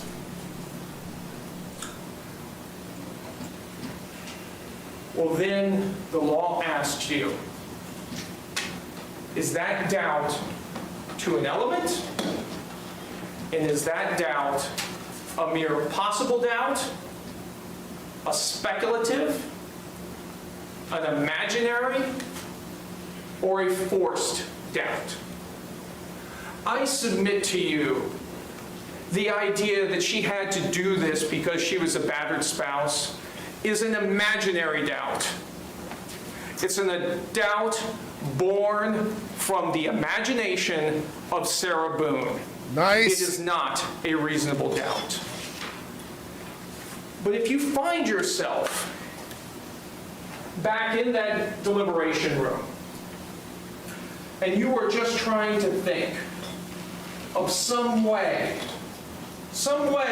in which the defendant is not guilty, just searching, struggling for that way, that also is not a reasonable doubt, ladies and gentlemen. That is a forced doubt. Ladies and gentlemen, I'm confident that when you read the entirety of those jury instructions and apply the law to the facts that came out in this case, that you are going to come back with the only lawful verdict, which is guilty as charged, second-degree murder. Thank you.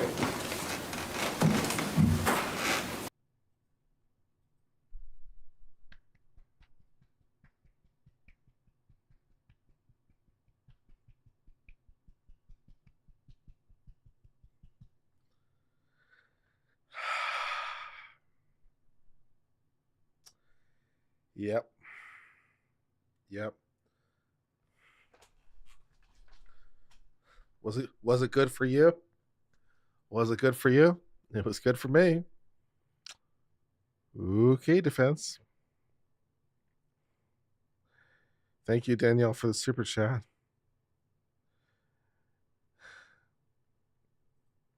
I've only tried to consider the evidence presented to the jury and was getting worried. Who knows what jury will do? But the video's closing wraps it up. She's depraved heart personified. Yeah. Yeah. All right, defense. Wow me. Wow me. Members of the jury, it is 4:04. As I promised, we were going to take that afternoon break before the defense proceeds with their closing argument. You're going to leave every... So now the jury gets to have this just sit with them for a minute as they enjoy their break. I'm sure they're going to enjoy their coffee and donuts.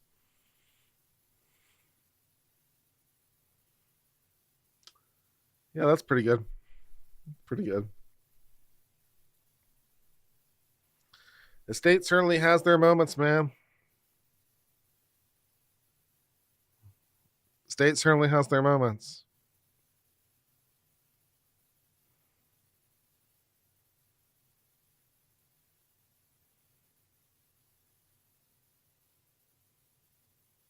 Can we banish Sarah Boone to that island that they banished Napoleon to off the coast of Africa? That'd be good.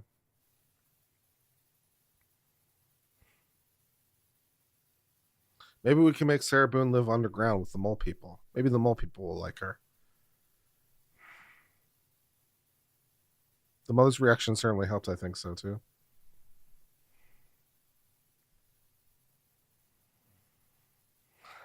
Elba, yeah. I was going to say Isba, but Elba, yeah. So.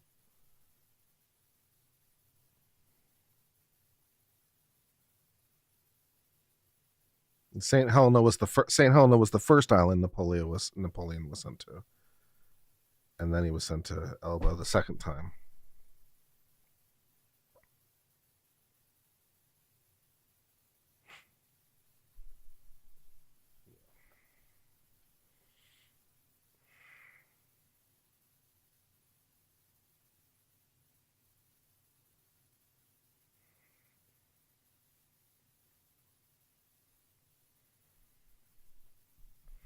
That was a really great closing. It was really great. It was really good. It was really well organized. He kept using the box, kept talking about the box throughout. So it kept coming back to the thematic element. Keep coming back to it, kept using the terminology. Laid out the things, laid out why they did or did not apply. Great use of the video. Great use of the contradictions of Sarah Boone to prove that she's not credible. Pretty great. Pretty great.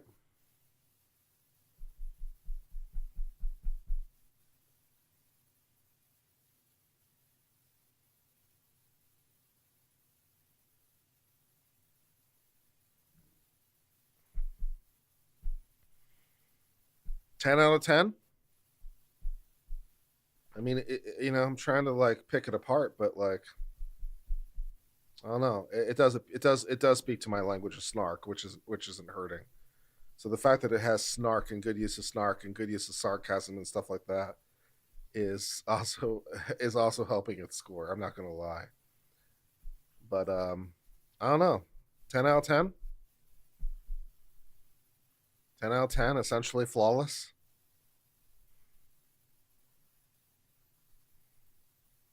Good use of space, good use of pausing. He said some things and then he didn't talk for a while to let it sit. Good use of that. Good use of flow, good use of construction. Good use of the exhibits, well punctuated. Repeated use of the theming. Using the defense props in his close has got to be worth bonus points. I mean, that's just the best. Using the defense props in your own closing and basically going, well, look at this prop. Look at this prop. Isn't this a stupid prop? Oh, here's another shitty prop. You see this shitty prop? Isn't this a piece of shit prop? Yeah, we don't like that prop. How about this prop? This prop fucking sucks. Yeah, it's like, that's worth it. So yeah. So it's basically perfect. Owens is making a motion. He made a motion for a mistrial. I bet he did. What did he say? What the fucker said? We were going to take that afternoon break before the defense proceeds with their closing argument. You're going to leave everything behind. What the fuck did you say? To a fair trial, I think that right's been compromised here today. I don't know who's scheduled to put the two detectives on the front row with the Torres family, the family of the victim. But they had to have known to tell them that the Suitcase video, which has been around for 4.5 years, was going to be played during opening statement. And the state attorney's office or the sheriff's department had to advise them, or the victim's advocate had to advise them, that if they couldn't take it in front of a jury that's trying to decide the case, they needed to get out of the courtroom. Now, what happened here today should not ever happen. There should be safeguards in place. There's no Shut the fuck up. After 2 weeks of murder trial. Shut your fucking mouth. That to happen. One of the Torres members of the family audibly, during the 2-minute Suitcase video, expressed some kind of emotional reaction. I look back, he or she were bent over in agony, physical pain. The physical pain followed the audible announcement. You can't unring that bell. That's their responsibility to ensure that kind of thing doesn't happen, especially when they know they're going to show a video and the family of the victim is on the front row. I've never heard of such. I asked for a mistrial. Response. I've never heard of such a request. The victim's family has the right to be here. They were advised as to what will be used during closing arguments. I cannot make a decision for the victim's family and the homicide survivors as to whether or not they believe they can handle it. She clearly, or he, I don't know, couldn't, and I believe the appropriate thing was done. They left the courtroom. But again, to say this is intentional sabotage and all the accusations that continuously get made are unsubstantiated. And it does not warrant a mistrial. People get warned, and sometimes they misjudge their own emotions. I don't understand what test we are expected to run on homicide survivors. So the motion should be denied. Motion's denied. Fuck you.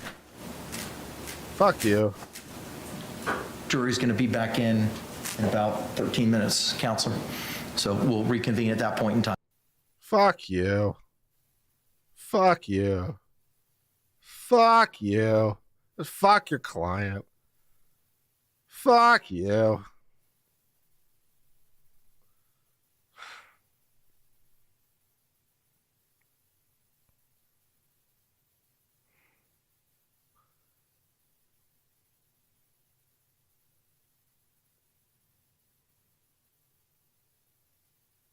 I appreciate the judge just making a ruling, not asking, well, you have some more things to say.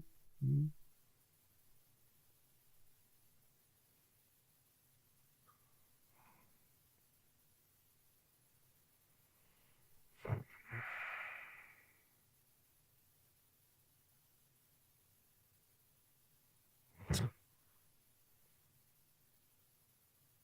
I mean, you do have the duty to zealously represent your client, but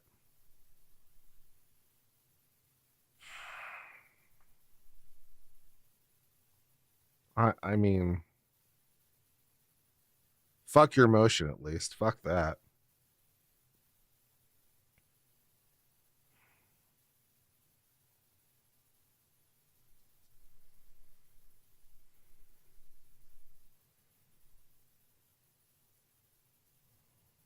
Thank you for the gift membership. Appreciate it. Thank you for the 500 of you who are tuning in to spend some time with me. We're just waiting for the defense to give their brilliant close. I'm sure I'll be super effective.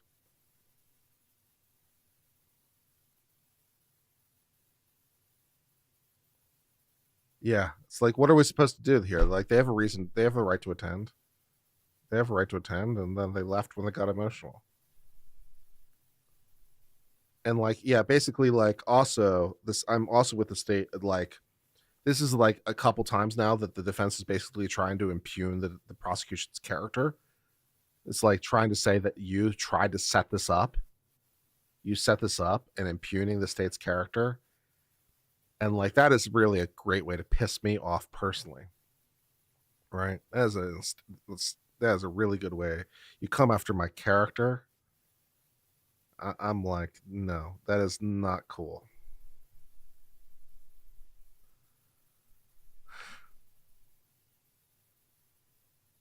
Think about taking this case for a little bit moment. Jerry Spence says he chose jurors who like him. The defense attorney, yeah.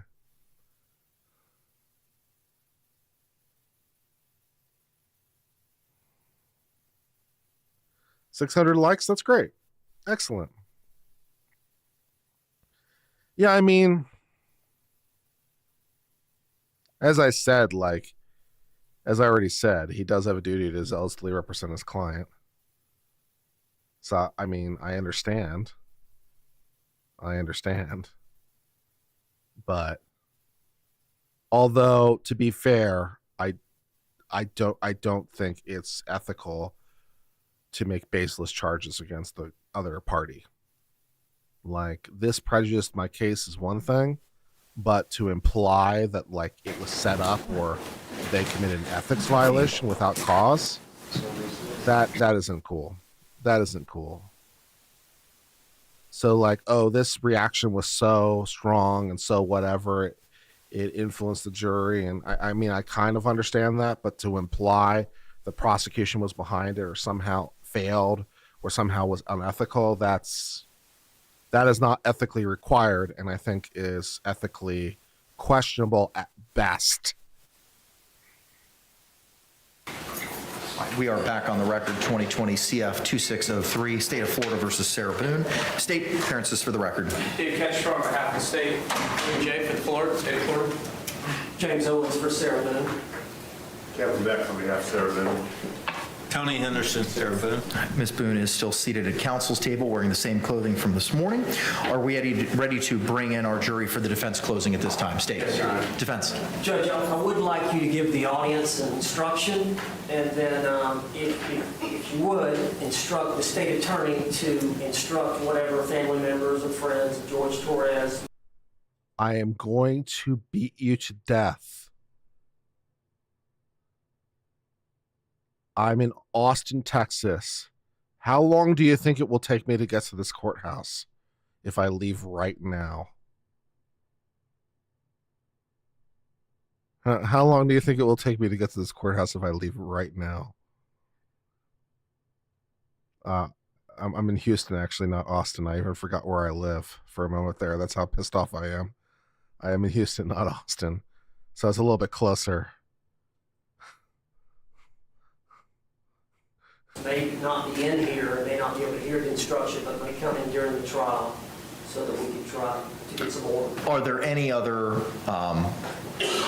members of Mr. Torres's family that may be outside that may be joining us? Okay, all right, so she's left, she's no longer here? Okay, that's what I just asked. Is there anyone outside? Okay. She's outside, but she's not coming back in. Okay, all right. So, members of our gallery, good afternoon. I'm going to please ask you to please contain yourself and not to have any emotional outbursts. We had a minor one, and the person, whoever it was, had a small outburst, then hid next to another family member, and then excused herself during the last during the closing. It seemed to be minor in nature. However, I'm advising everyone that at this time, if you believe that you cannot control yourself or your emotional responses during the defense's closing argument or any rebuttal by the state, I'm going to politely ask you to excuse yourselves at this time. All right, thank you very much. Mr. Owens, anything else, sir? No, sir. All right, state. Ready. All right, let's bring back in our panel. How much do you think it would be to charter an emergency flight? We can private jet this thing so I can be there faster. How much will you think that will set me back?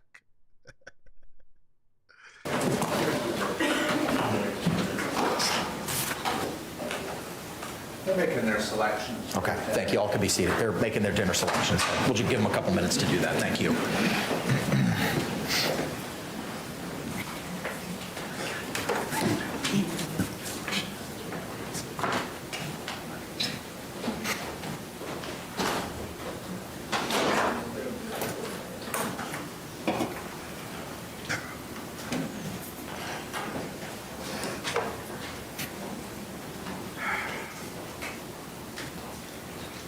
It's all right, guys. I feel better. It's fine. I feel better.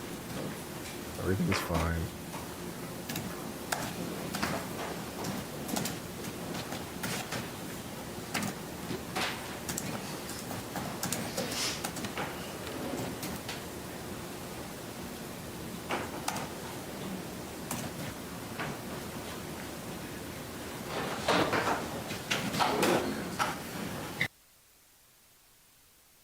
I wouldn't really beat him to death, guys. Calm down. I wouldn't really beat him to death. Calm down. Oh, Lord.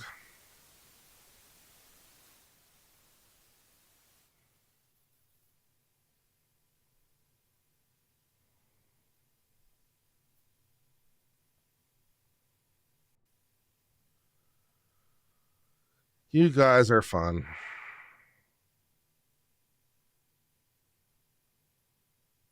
Or to quote Emily D. Baker, y'all.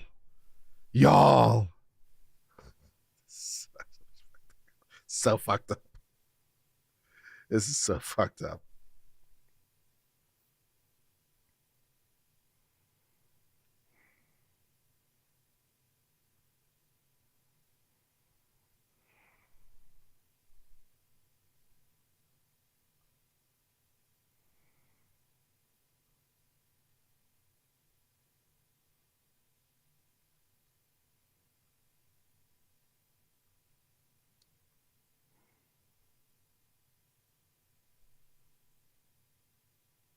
No, he's doing his job. It's just that my disdain for his client is so high. I'm confused. Well, although to be fair, he is accusing the prosecutor of ethics, basically ethical violations, which does kind of piss me off that he shouldn't do that without cause.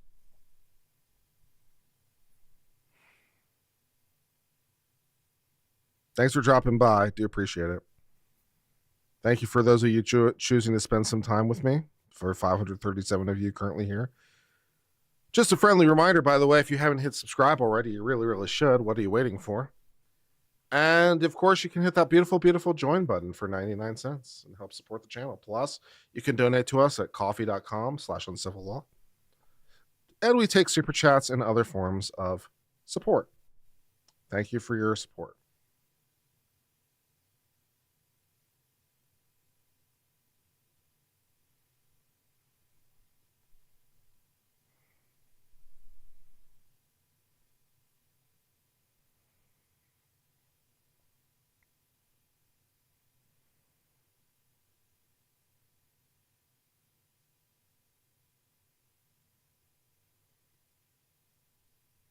Where were we in this Martínez versus State thing? We could read from that some more. Okay. We reached a conclusion based upon two particular aspects of the case. First, self-defense was not the only strategy pursued by Martínez. In addition to claiming self-defense, defense counsel also told the jury during closing argument that Martínez was jealous, possessive, immature person, and the consumption of alcohol by Martínez and Rijo constituted an accident waiting to happen. Defense counsel's assertion that Martínez's actions were not premeditated, but more akin to a spontaneous combustion. Further, counsel informed the jury that a conviction for aggravated battery was the correct, right results from these facts. Thus, while defense counsel did allege that Rijo may have attacked Martínez first, counsel also recognized that the jurors did not believe self-defense claim, and their strategy was to assert Martínez did not form the premeditated intent to kill, and instead his attack amounts to a drunken frenzy. Thus, although the forcible frenzy instruction was erroneous and could have confused the jury, it did not deprive Martínez of his sole or even primary defense strategy.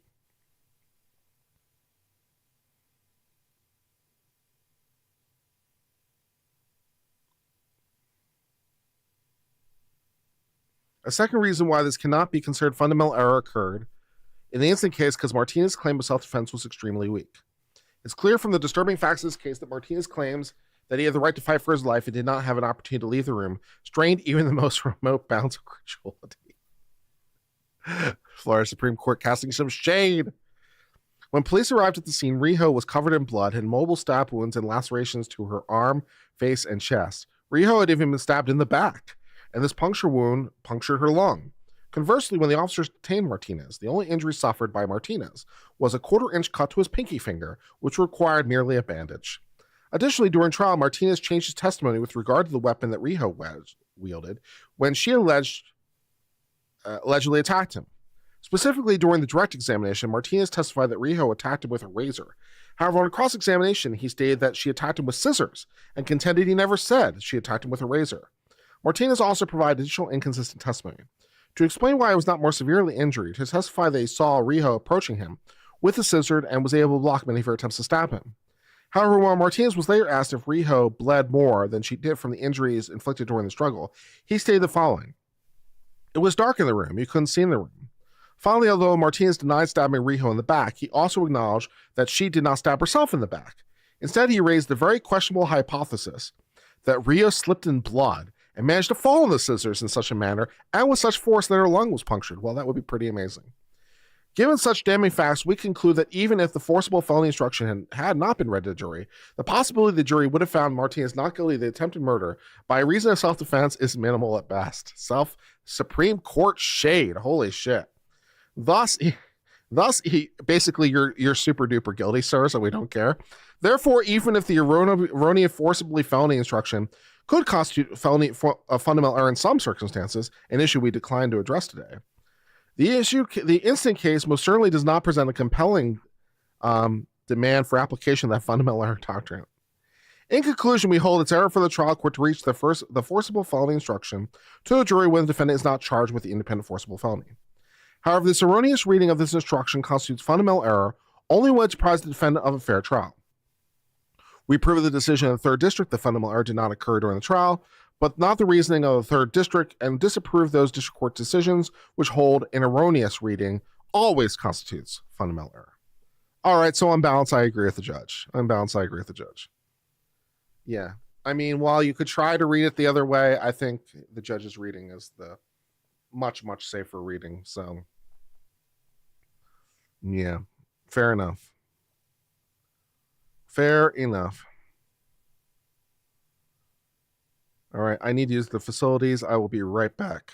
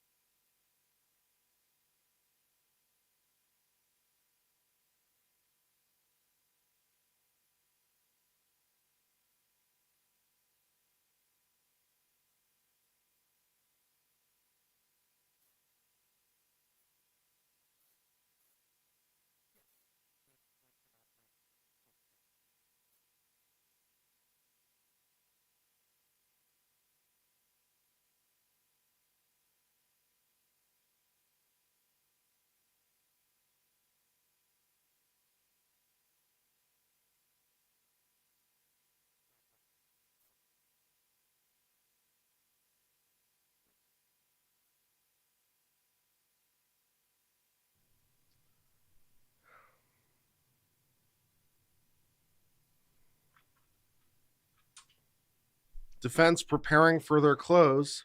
This better be really good. This better be really good. I don't think it's gonna be. This better be amazing.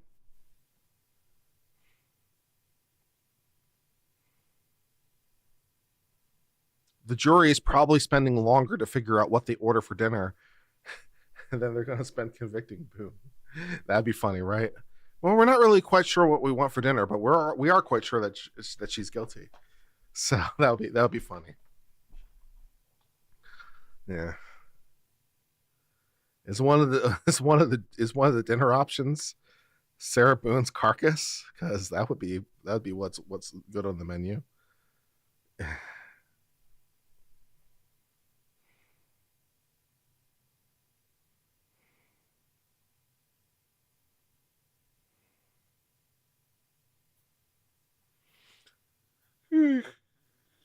Excuse me.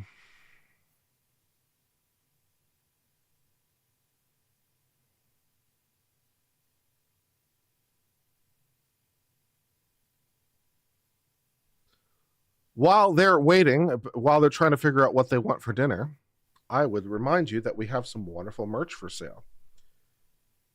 And some of it might appease to you. So, let us go to our merch store and show you some of our merch that we have. We've got some good stuff.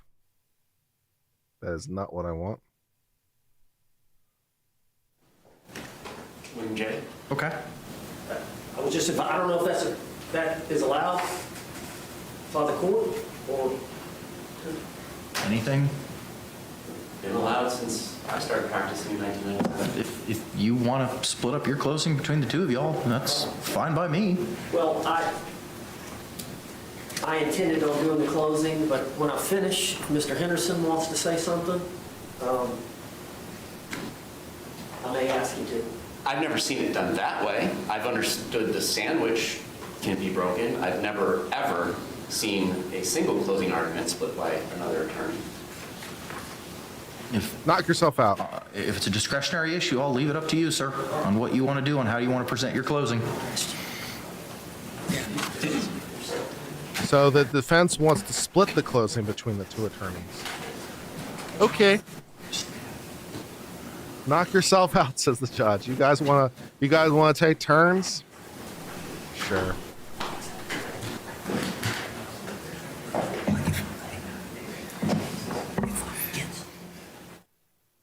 Maybe you could do a little skit involving the two of you.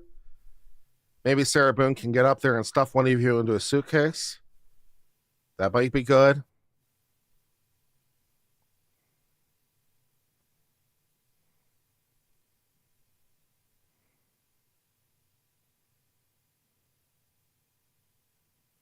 Anyways, I was trying to do merch before I was so rudely interrupted. I'd like to take your attention to our merch store. We've got the Uncivil Law merch store. Where Reasonable. Who would be objecting during rebuttal? Mr. Owens. Okay, there you go. we got some buttons to help you remember the mantra. The I want to remain silent, I want a lawyer, be fish, Miranda or bust, I know my rights buttons. They come in 2 sizes, 1.25 inches or 2.25 inches for an extra $1, which is a pretty good deal, I think. We've got the Boombox hoodie. Boombox. That's pretty cool. In a hoodie form. You want that in your life. Boombox tumbler. The Boombox coffee mug. Of course, we've got Assault Suitcase, the sticker. Introducing the Assault Suitcase holographic sticker. So you got that for you if you'd like to put that on your luggage or something. We've got the Motion for Snacks Denied sticker featuring a hot dog and pie in the tab for the folder. Big Dicta Energy. And then, of course, we've got some classic stuff, the Learning from the Misfortune of Others mousepad, and also the Uncivil Law logo mousepad, also the Uncivilian black t-shirt. That's pretty cool, I think. I mean, that's pretty cool. That's just really nice and chic. I like that one personally. That's really nice. So we got some cool stuff for you to check out. Of course, we still have the evidence collection cup plus the glass one. If you'd like a glass evidence cup for your collection needs, and that's there. Uncivil Law cowboy pint glass. Pretty cool. Nice. Bee fish sticker. Everyone needs a bee fish sticker in their life. That comes in a couple different sizes depending how big your sticker you want. So that's good. Uncivil Law's holographic sticker. Bee fish, some smaller bee fish ones, so you can get this packet of 5 smaller stickers, or you can get one giant sticker, depending on which way you like. So we got some cool stuff there. We got the Learning from Miss Orchin's Fortune of Others purple collection t-shirt in purple. Very, very cool. That's neat. There's some good stuff there. The purple logo mug with orange. Very, very nice. You got some good merch. Henry.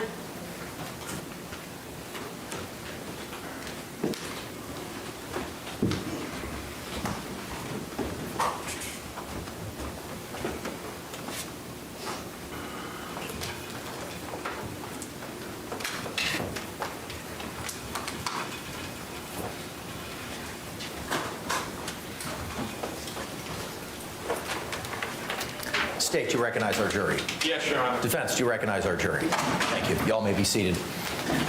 Members of the jury, for one of the last times, if you could, please raise your hands to confirm that you complied with the court's instructions. All hands have been raised. Members of the jury, at this time, the defense is going to proceed with their closing argument, similar to the state's closing argument. These are not evidence. These are just arguments, and I ask you to pay attention to them. Thank you. Mr. Owens, you may proceed, sir. Yes, sir. Thank you.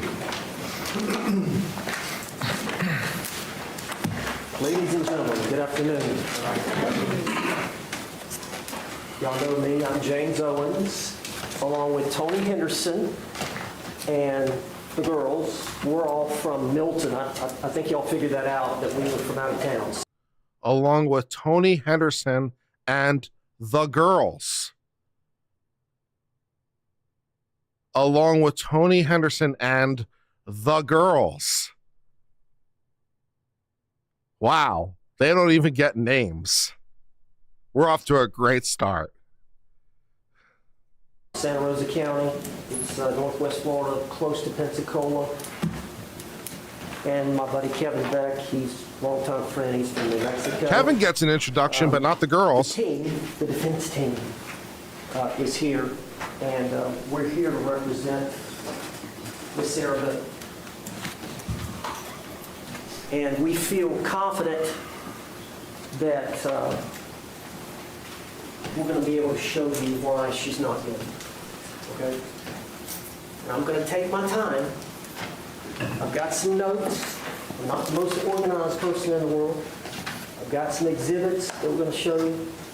And then we got a couple of videos at the end. Okay? And we're going to try our best to help you make the right decision. Okay? But yeah, Milton's a small town. Objection. Relevance. Overruled. I'll tell you how small it is.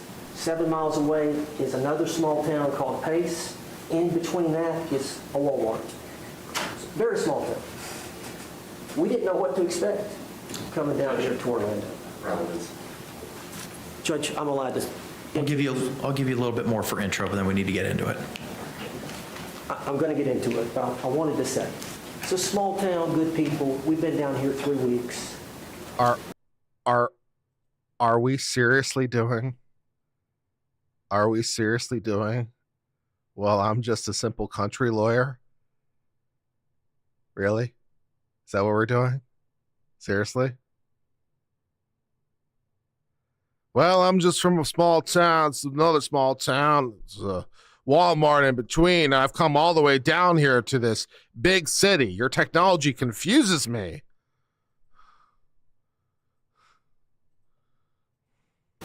We didn't know what to expect. We've been surprised. From Objection. Improper argument. Mr. Owens, approach.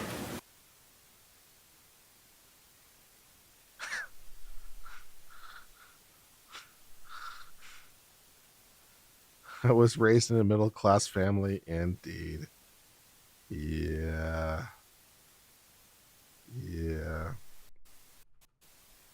Objections overruled.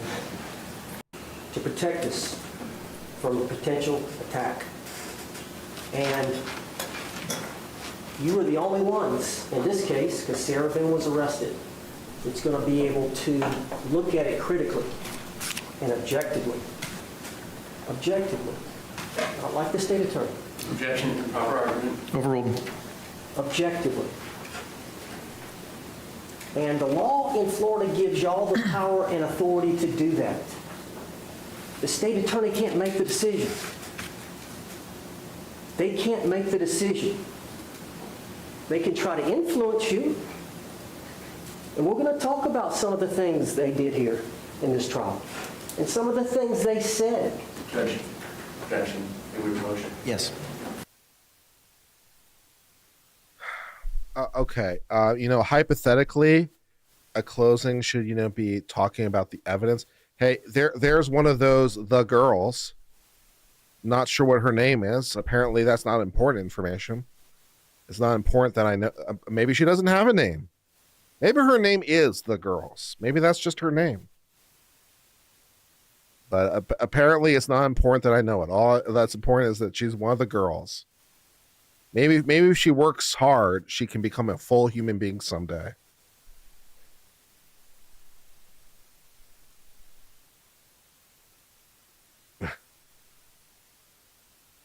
Shit.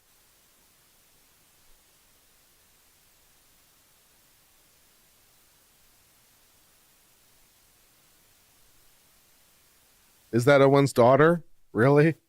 It's his own daughter and he didn't introduce her by name? Holy shit. Holy shit.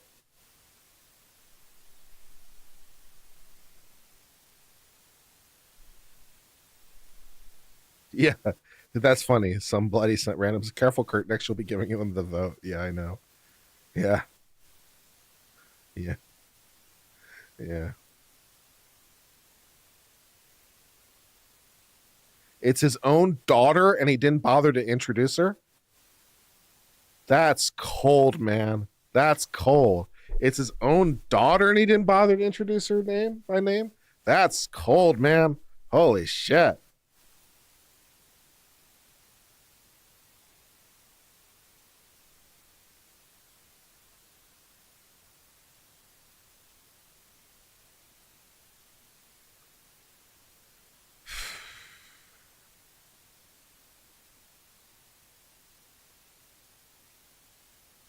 may proceed.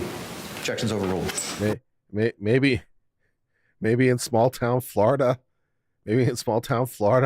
girls aren't people yet. Maybe news of the 14th Amendment hasn't made it to small town Florida. They're just the girls.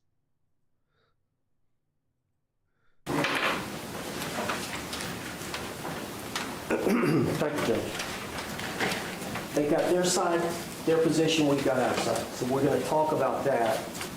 But, and we're going to talk about justifiable use of deadly force and non-deadly force, but either way, however you rule, it still justifies her behavior, and the result is not.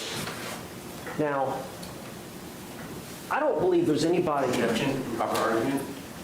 Is his daughter taken, or is she available for sale? If so, what price is Owens asking for her, asking for a friend? Overruled. Objection to reproach. Yes.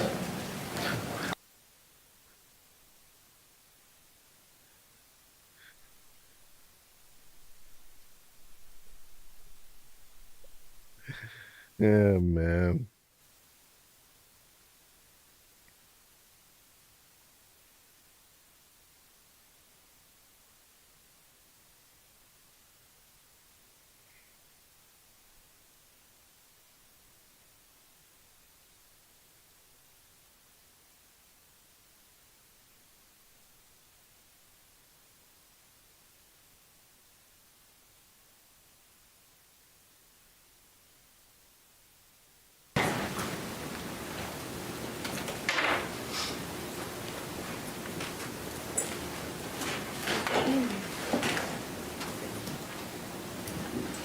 I think you will find from considering the evidence in this case that there is no doubt that Sarah Boone is a victim. That Sarah Boone has been traumatized.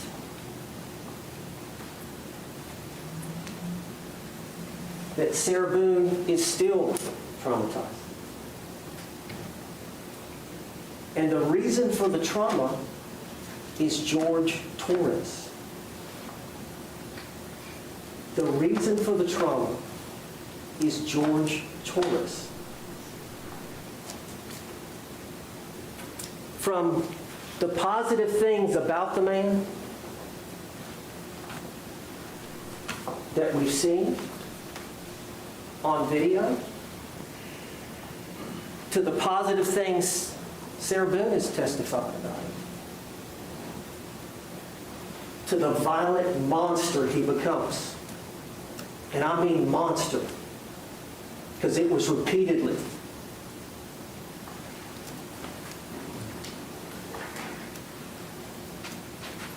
And what happens the next day?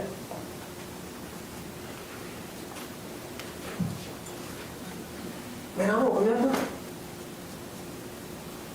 I was drunk.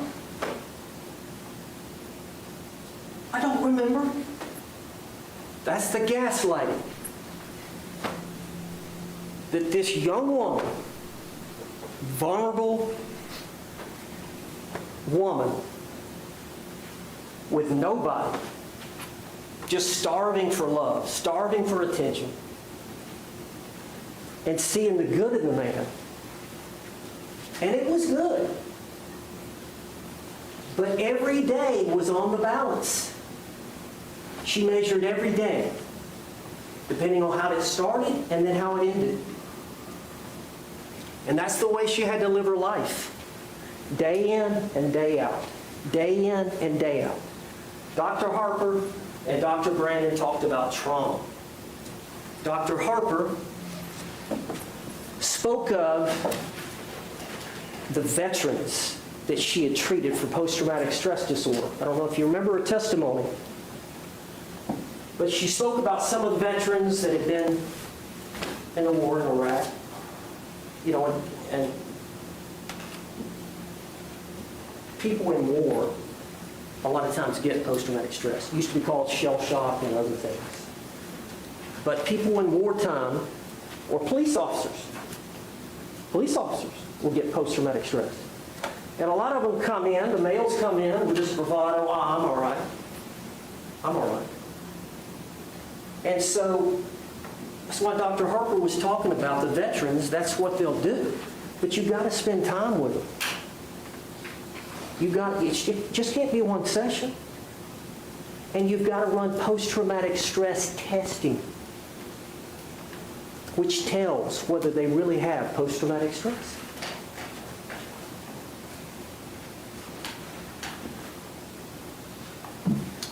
And we all probably have experienced some trauma. All of us have lost some loved ones.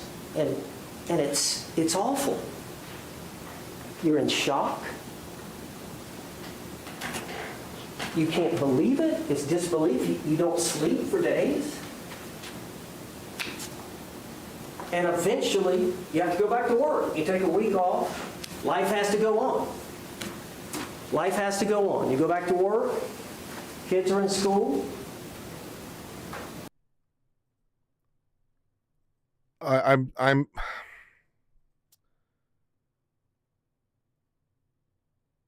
hesitant to say this. I'm hesitant to say this because given my overall feelings to Sarah Boone and given my overall feelings to a lot of things, I feel like this will not be perceived as a fair comment. But here it goes. I think that this might be the worst closing argument we have ever seen.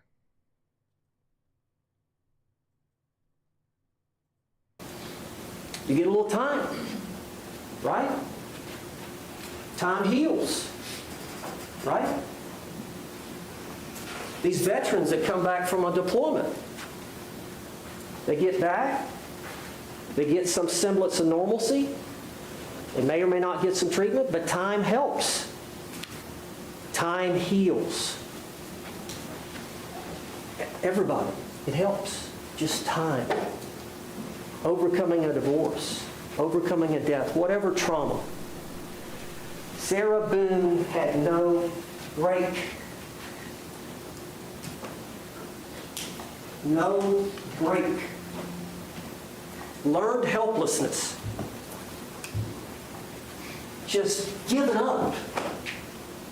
Just giving up. No, Daryl had no.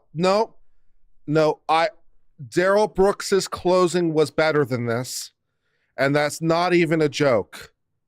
Although our expectations were pretty low for Daryl, but Daryl Brooks's closing was actually better than this.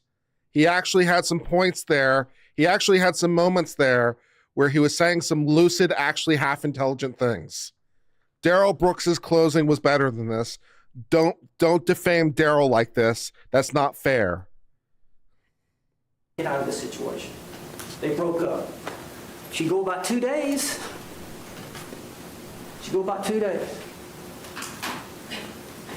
Texting and calling. Just learned helplessness. And it's, in the manual. Battered spouse syndrome is not, but what did you hear Dr. Harper say? She suffers from post-traumatic stress. That is a mental disorder. You are actually undergoing the psychological effects of post-traumatic stress. You're not in your right mind. And it's repeating itself. It's repeating itself again and again, day in and day out. And when you look at this law, that's what you have to apply. Someone in Sarah Boone's shoes, when you're deciding whether her conduct was reasonable.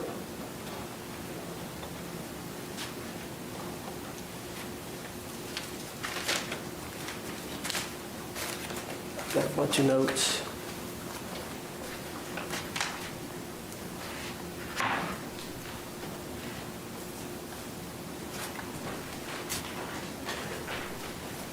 Not that, it was something I wanted to read.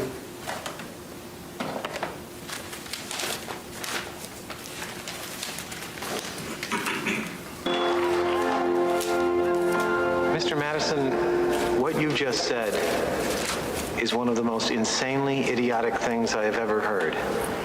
At no point in your rambling, incoherent response were you even close to anything that could be considered a rational thought. Everyone in this room is now dumber for having listened to it. I award you no points, and may God have mercy on your soul. Especially in moments of heightened stress. The cyclical nature of this violence, the tension building, the battering, the contrition phases, caused Sarah to be trapped psychologically in that relationship. Due to this clear abuse, Sarah Boone had a reasonable belief of imminent harm under her state of mind. Jorge Torres had a history of violence against Sarah, and as a result, Sarah Boone's actions were the result of fear conditioned by abuse she endured over time.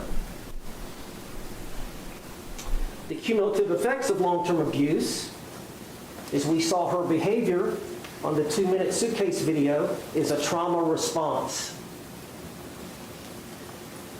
Sarah Boone acted out of a sense of preservation. While tragic, it was not driven by malice, but a mind ravaged by abuse. And I'm going to ask you to try to understand. Try to understand.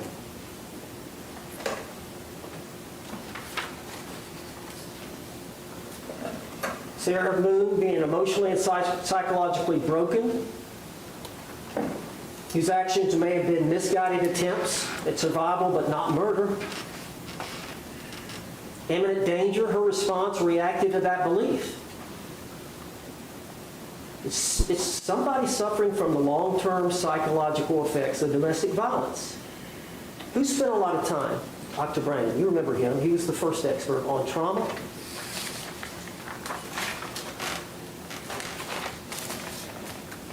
Took some notes. Kevin Beck, you remember, did the direct examination of Dr. Brandon. He was from down in Miami, I think.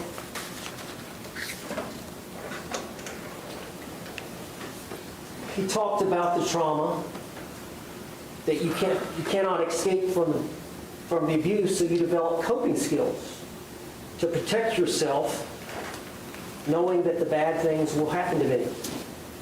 It changes your behavior, not only your behavior, but your thinking. Your subjective thinking about fear and what to do. And if you remember, Dr. Brandon said it's all about that person's perception. Okay? A lot of times they will self-medicate with alcohol or drugs. A lot of times they suffer from anxiety. Basically, he said the trauma ends up being terror because you do not know what to expect. You do not know what is going to happen that night. It may be a great night. You may drink, and both of you have a great time. He falls asleep, passes out, you fall asleep, passes out. But it may turn by, depending on his mood, I don't know if you can tell, she would try to placate him.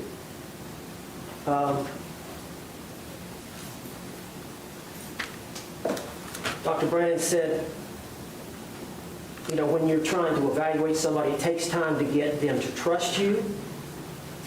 And the ultimate goal, he said, is to be a behavioral detective. If you're a forensic psychologist, is to be a behavioral detective. And the ultimate goal is to put yourself in the abused person's eyes so you can better understand their world. But ultimately, it's their perception of danger. Their perception of danger is what you have to look at. What a reasonable person would do under their perception of danger. Now, I want to go on. Trauma experts explain how victims' reactions in moments of stress are the product of the damaged psyche. Her actions, although tragic, and it was a tragedy, Jorge Torres lost his life in that suitcase. It's a reactionary response to sustained trauma. It's as if Sarah was acting out of a deeply ingrained fear and helplessness developed over the years. So it's a desperate need for survival, but battered women do things to keep the peace from time to time. And when they feel like they have a small portion of momentary power, they may enjoy that by vocalizing their position to the abuser. Sarah Boone's not perfect.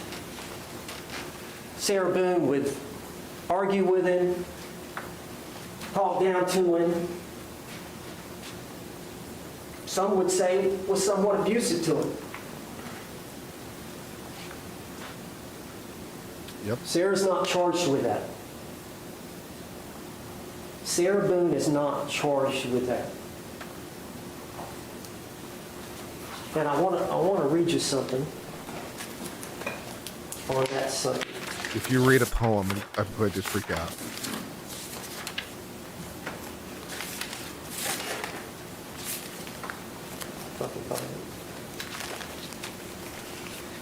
Essentially,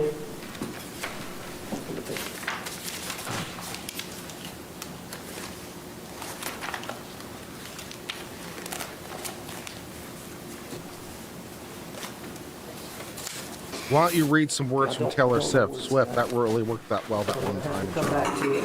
Why don't you tell us about the Essentially what Taylor it Swift said song you was- heard on the way to court? That'd be good. Essentially what it said Or maybe you're more an ICP fan. That'd be good. was eventually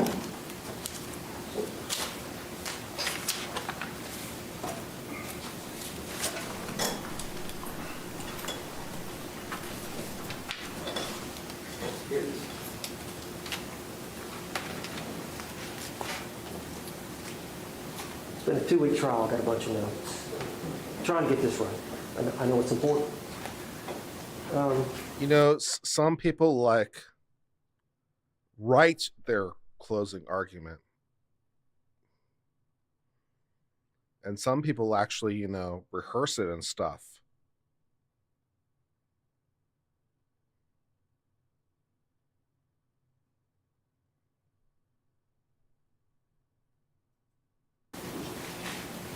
What I wanted to say was someone can be mean and angry and hateful and intoxicated and still be abused. They're not mutually exclusive. And mutual abuse exists where one is abusive towards another. And eventually the victim, Sarah Boone, trying to fight back against the abuse, became verbally abusive. While the victim has committed verbal abuse, it is important to remember that they, Sarah Boone, are the victim and have been pulled into an extremely vicious cycle where they are trying to survive.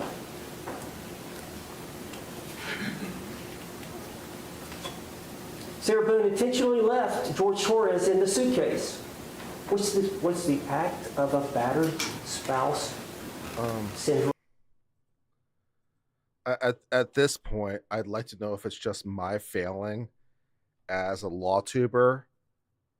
Does any of my brethren anywhere on LawTube have anything intelligent to say at this point about this? Because, yeah, I'd like to hear it too at this point, to be honest. Woman. She went up to her room, she fell asleep or passed out. These actions are disconnected.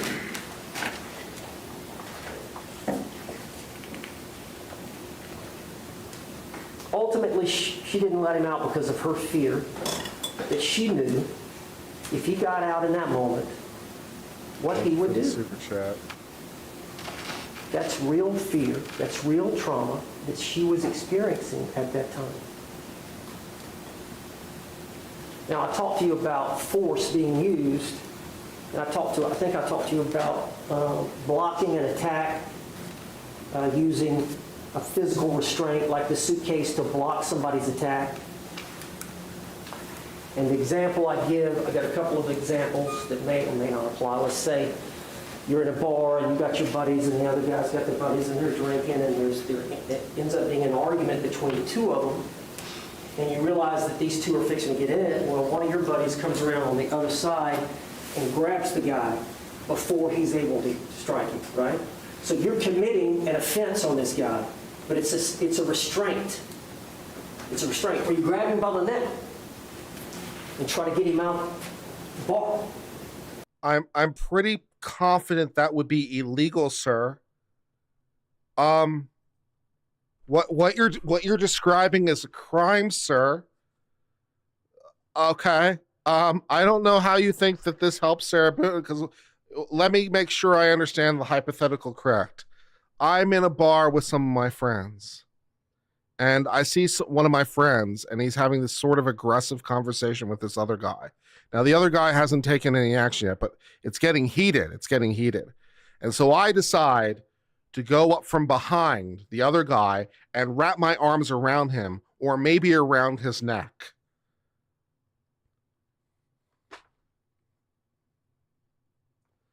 I'm pretty sure that's a bar fight, sir.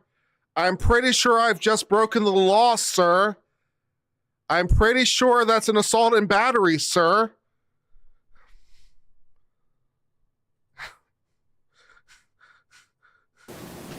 So yeah, you're committing an act, but it's designed to defend another, which is legal.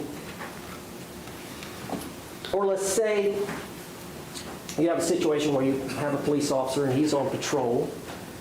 You know, he's in uniform, he's wearing a firearm, and of course he's got the bulletproof vest.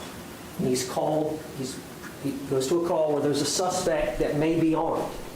Uh-huh. A suspect that may be armed. Uh-huh. And so he gets there, he gets out of the squad car, he's walking around. Of course, he's taking out his gun because he realizes he may be armed. Taking out your gun just like that is a little aggressive. Where's this going? And eventually he sees the suspect, and the suspect reaches for his waist. Uh-huh. Now, in that moment in time, that officer has to make a decision. Uh-huh. Am I going home with my family tonight?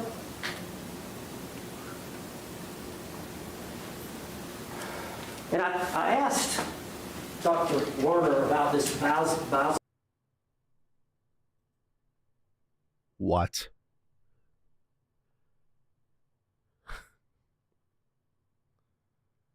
Instinct, it's called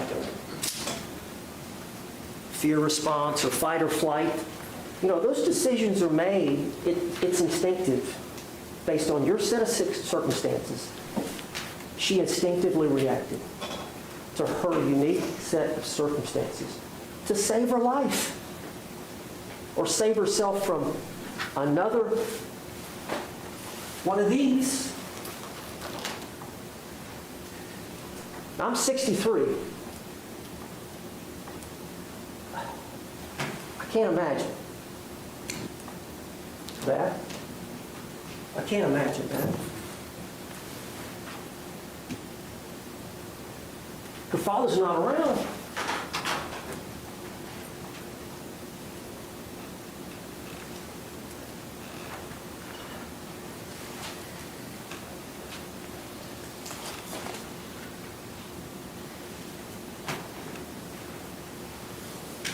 I need to talk about the case a little bit.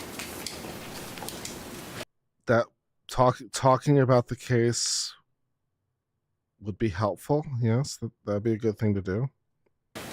And if you remember, I'll get back to it. Oh, we'll get back to talking about the case. Okay. If you I got too remember- excited there. I'm sorry. We'll get back to that case thing.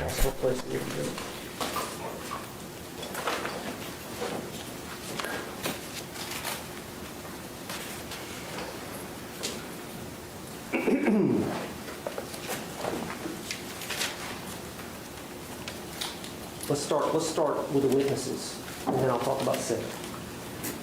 But the first witness out of the box for the state, if you remember, was Juan Torres, the brother. Remember that? It was some time ago, I know it's been a while, y'all taking notes, you may have to go back. Their first witness was a good witness for us. Their first witness in their prosecution of Sarah Boone for murder was a good witness for us. Remember Tony Henderson did the cross-examine of Juan Torres. Asked him, what did you hear Sarah Boone say? Juan Torres, she was yelling, he's been choking me. He's been choking me.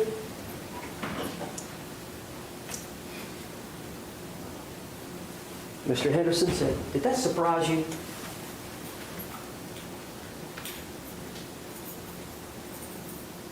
Juan Torres said, no.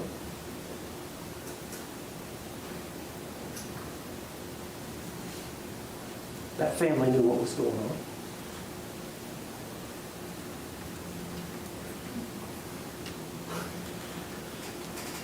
The police knew what was going on.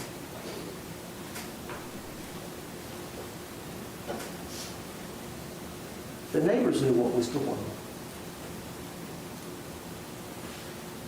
Pearl Walker came in here, 80-something years old, in a wheelchair. Kevin Beck called her up.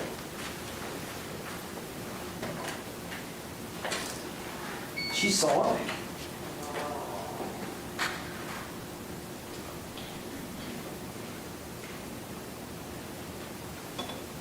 Is there any doubt? Is there any doubt? I tell you why there's no doubt. In cross-examination, I got Dr. Warner to even admit. Did you hear it? Yes? Okay, Mr. Owens. She suffers from battered spouse syndrome. Wouldn't admit it on direct. Well, maybe. I don't really know. I hadn't had enough time to really see her. You hadn't seen the pictures? You hadn't seen the 2-minute video? You've seen her one time earlier this month. One time. And she's going to start testifying about stuff she's never said before until she showed up in court? About, well, based on what she told me, I don't think she was in imminent fear? Come on. This is a courtroom. I thought it was too. I mean, that was my impression. Good thing y'all are here. We thank you. Yeah. But it gets even worse than that. It gets even worse than that here in this courtroom. Okay. The state attorney referred to these pictures. And I was going to rise up and show these pictures to you. Overruled. You may proceed. And I was going to rise up and show these pictures to you. Well, yeah, I'm going to do that. They put her on trial for murder. But what did they say? And I got to turn to this, make sure I get this exactly like they said it. I took a bunch of notes.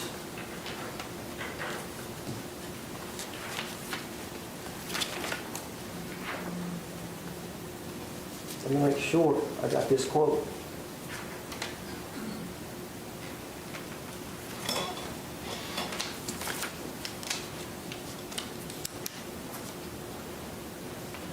Can't even find it, but it was something to the effect, maybe Jorge Torres is the battered spouse.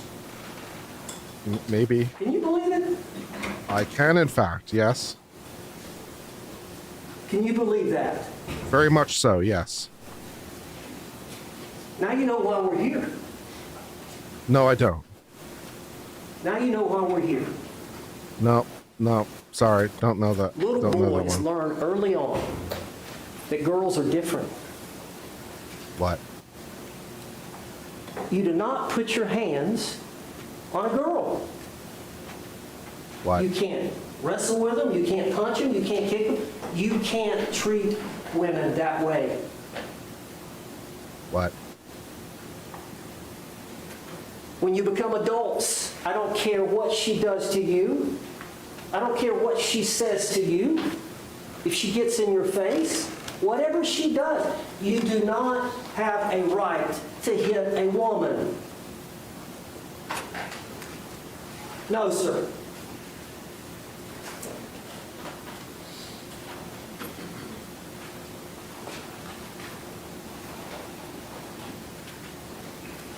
What has the state attorney tried to do? Objection, proper argument. Sustained. What have they done? Objection. What evidence have they tried to put on? Overruled. What evidence have they tried to paint Sarah as? What evidence?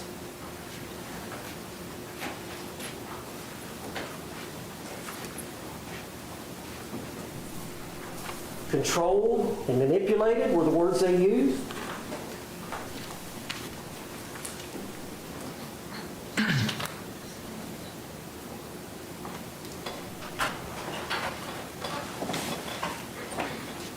You know, this ain't the 1900s. This is 2024. Are you sure, sir? Because I'm not so sure about that one from your point of view. What's all these text messages? Why is that relevant? What are they trying to claim?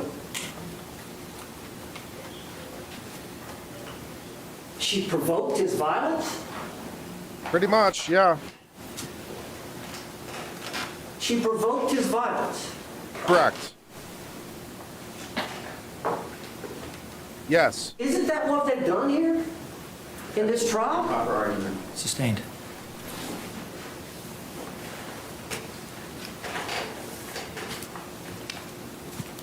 Yes, she beat the dog until the dog bit back. Correct.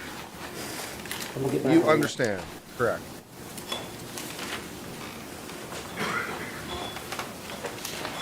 Abraham Marino. I don't know if you remember him. Abraham Marino changed his statement. They took a statement from Abraham Marino in which Sarah stated, I don't know if you remember, but it was when the police were all there. I think they'd gotten the tape out, and some neighbors were coming around, and there were 2 or 3 neighbors sitting around. He said Sarah came out and stated it was an accident. Okay? Well, then, it was an accident. And this, Abraham Marino knew Jorge Torres from Philly. Okay?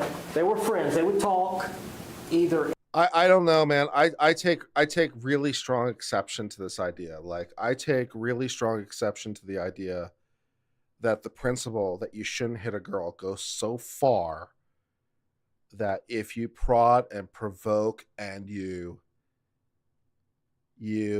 antagonize and you incite, and suddenly the guy actually bothers to lash out, that suddenly he's the bastard.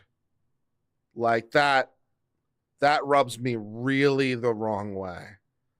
It's like I poke you and poke you enough, and the guy finally actually, uses some physicality in response, and suddenly I'm the victim because you never hit a girl.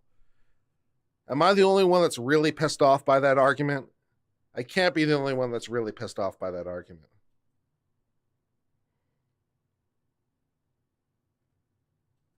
At the complex, or if Marino went to Hall's Ace Hardware or Ace Hardware, what it's called.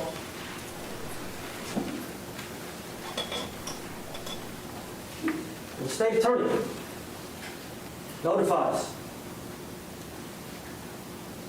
Judge, I'm going to object to reading from things that are not in evidence. Approach.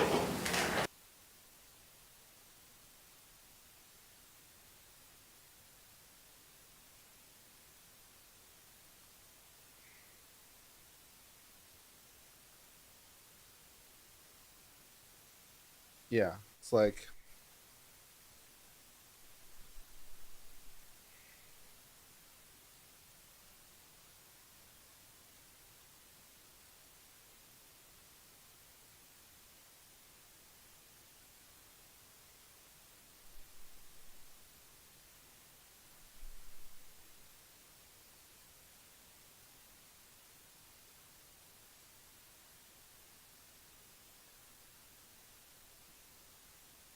Can you believe they're suggesting that Jorge Torres is the victim of domestic violence? He's so old school. He's so old school. He's either so old school or he's so radical left that he doesn't believe that men can be the victim, right? Well, men can't be the victims because, in order to be the victim, you have to attack them, and they have to be in power. So, no, a woman can never victimize a man. A woman could never victimize a man because men have the power, right? So it's like it's either really old school sexism or new extreme left sexism. One of the two.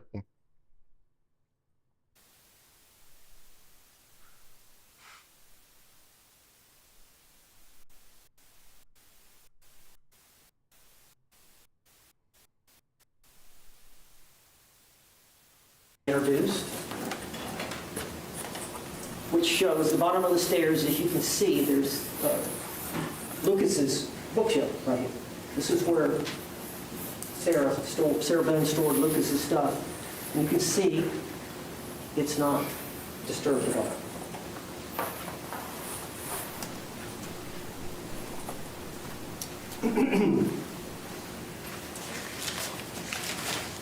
Anyway, I want to get back to Sarah.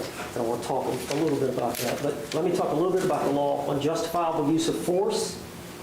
Is legal and lawful if you reasonably believe, I think we all probably already understand it by now, you reasonably believe it was necessary to prevent imminent threat to harm. The law is crucial, ensuring that individuals can safeguard themselves in potentially dangerous situations. By acknowledging you have a right to defend yourself when you have a reasonable belief that force is necessary to prevent an attack. Okay? What did Mr. Henderson say in jury selection? You don't have to wait. You do not have to wait. If you're facing, in your mind, a reasonable, imminent threat, you don't have to wait. It has to exist in some sort of reality, sir. And this unconventional it can't just form of exist physical solely in your restraint mind, sir. to block the attack of Jorge Torres.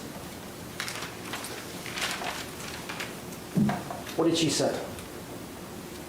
You saw the tape. Now, you got to think about that. You got to think about what was going on. You got to think about the trauma she was undergoing. You got to think about they've both been drinking. And you got to think about the fact that it was all fun and games for a while. And I think the biggest thing to know is that Jorge Torres chose to get in the suitcase. He's a grown man. That was his choice. It was also his choice to try to leave the suitcase, sir. To get into that suitcase. He voluntarily got into that suitcase because they were drunk and being silly and stupid and playing hide and seek. Which I guess when you get so drunk, that seemed like a good thing. Zipped him up, they're laughing, carrying on. And as you know, Sarah likes to videotape a lot. And I know you've seen some of these videos and you're wondering why, but I think the evidence shows that when George is being videotaped, he's not going to do anything. If you think about that. When George is being videotaped, that's like her power. You know, Dr. Harper said that Sarah's words are her power. Sarah's words are her power. Physically, she's no match for George. Physically, she's no match. But I mean, I don't actually know whether or not that's strictly speaking true in this situation. I mean, typically men are stronger than women, but in this particular situation, they were roughly the same size, roughly the same weight. I don't know that you can necessarily take it for a given that she wouldn't be a physical match for George in this situation. I'm not sure you can take that for a given. Her power, in other words. When she gets a chance,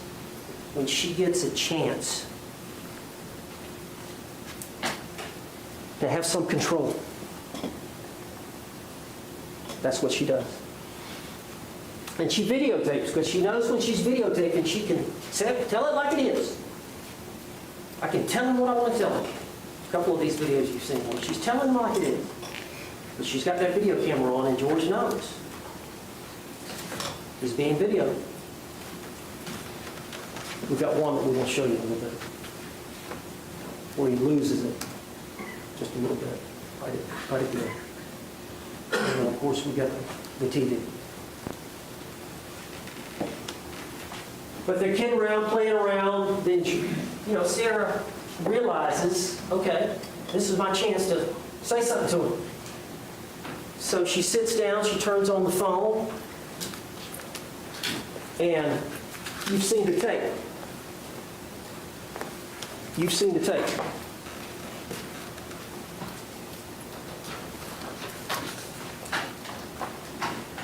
For everything you've done to me, are the first words out of Sarah's mouth when the video begins. There's a lot packed into those words. Think about that. For everything you've done to me.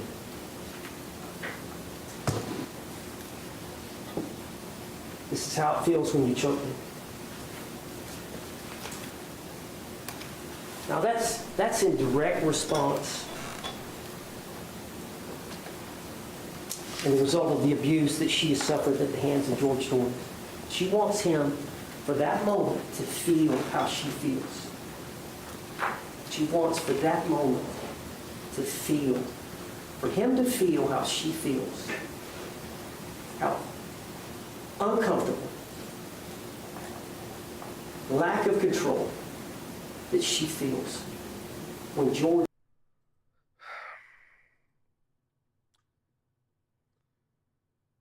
I'm not sure I can fully put into words how disgusting I find this defense. It's sexist towards men. It's basically pussy pass the argument, It's like everything, she's just a weak little flower of a girl. She's just a little weak flower of a girl, and he's the big towering man. And, she finally had the temerity to stand up to her oppressor.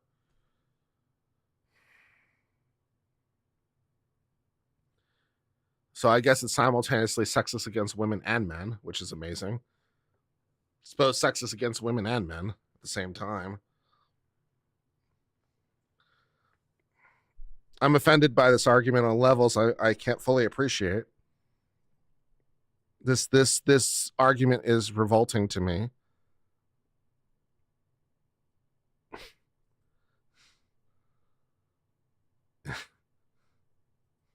Just violent with her. Just for a moment, she wanted to interfere. And if you can imagine, Approach.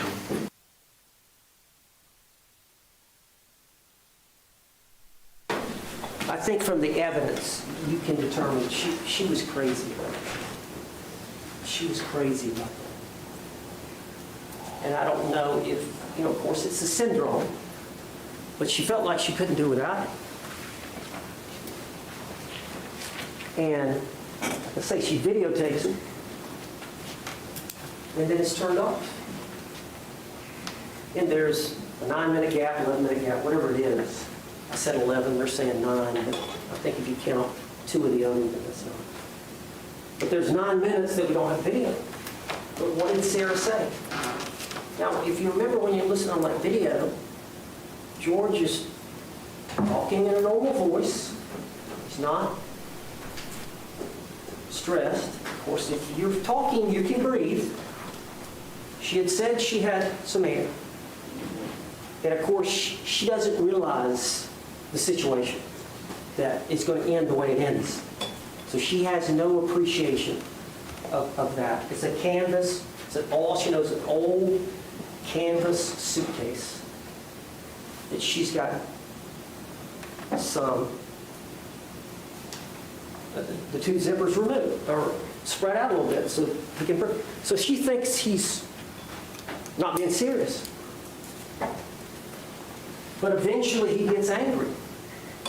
She gets angry, he gets angry. He says words to her, and then his hand starts to come out of the suitcase. She also said his tone changed. And I know everybody's got a cadence with their spouse or boyfriend, girlfriend, but you know what I'm talking about. We've got a way of talking to people.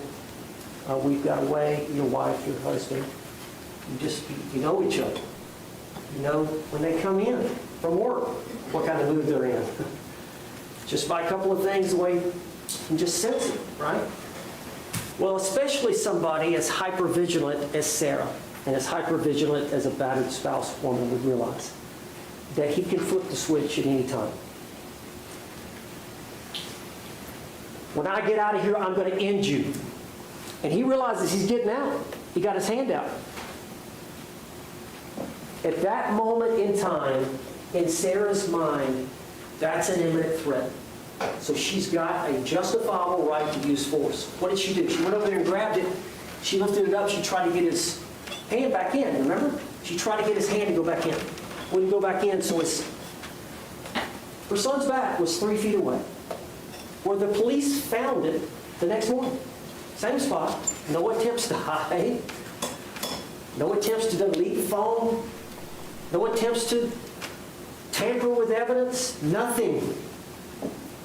In the same spot as it was. She picks up the bat, she pokes. And she pokes him hard, trying to get him to stop trying to get out. And eventually he does. And you've seen the blunt force injuries, and you saw some of the circular injuries where you can tell there's a poking. I think it's right around here. And she poked him several times. You remember the pathologist said, I think, maybe 5, 6, or 7 times. She pokes him. And he's got some scratches. I don't know if they'll let you look at it, but on the back that kind of of that poking? suitcase, it's got some bars, some metal bars that are inside the lining. There's some lining, and it's for support when you are walking it down.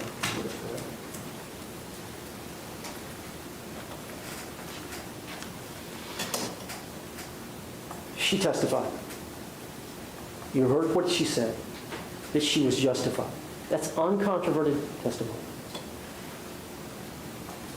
Now, let's talk about the jury instructions just for a minute. And, I want to talk about reasonable doubt for a minute.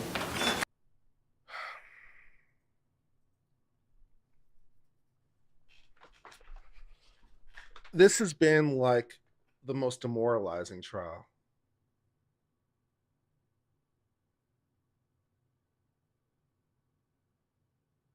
This has been,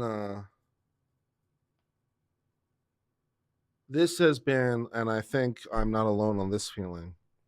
This is, I think, by orders of magnitude, more psychologically harmful on me personally than any trial we've ever covered. I've never really felt this level of disgust.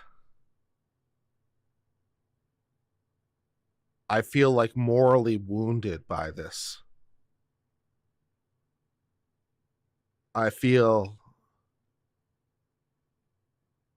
revolted by this. This has been the most psychologically poisonous trial I've ever seen.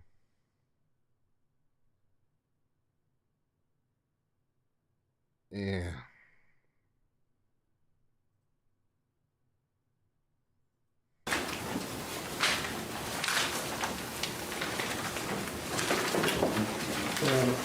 Can't find the page, but I've got one here.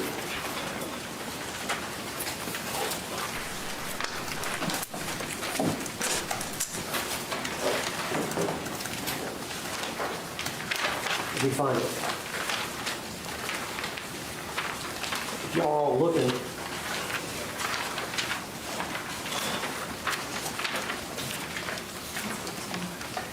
think it's on page 15 of 22.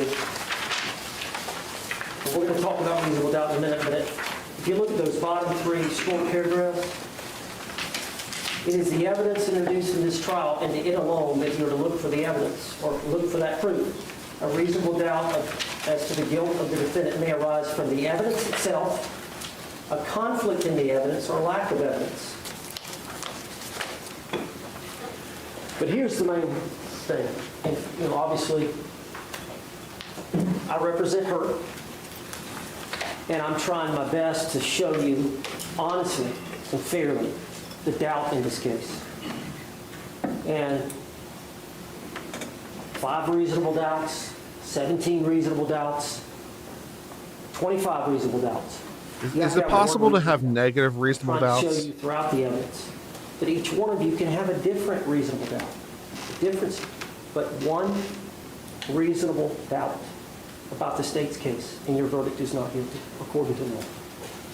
Proof beyond a reasonable doubt does not mean proof beyond all doubt. A reasonable doubt is not a mere possible doubt, speculative doubt, or imaginary or forced doubt. Such a doubt must not influence you to return a verdict of not guilty if you have an abiding conviction of guilt. And this is a deeply held belief. Reasonable doubt is the highest standard we recognize in litigation. Car wreck or something like that is preponderance of the evidence standard, 51% you're entitled. Abiding conviction, that's a deeply held belief that you must have if you're thinking about something. That's a firm belief. That's a level of certainty that you would have. That's what you got to have as a juror. I'm there. I've got to be certain of her guilt. Pretty certain. If, on the other hand, if after carefully considering, comparing, and weighing all the evidence, which we want you to do, there is not an abiding conviction of guilt, so I'm not certain. I'm not certain of her guilt. Or if you have a conviction, I think there's some evidence of guilt, but it is one that is not stable, one which wavers and vacillates. One which wavers and vacillates. Then the charge is not proved beyond a reasonable doubt, and you should find the defendant not guilty because the doubt is reasonable. You understand that? You've got to be certain of guilt. That's the high standard we recognize. If I've got some evidence of guilt, so okay, there's some evidence for conviction, but it's not stable. It wavers and vacillates. Then under our system, you've got a reasonable doubt. And you've got the power and authority and the obligation under the law, if that's the way you feel, to vote that way.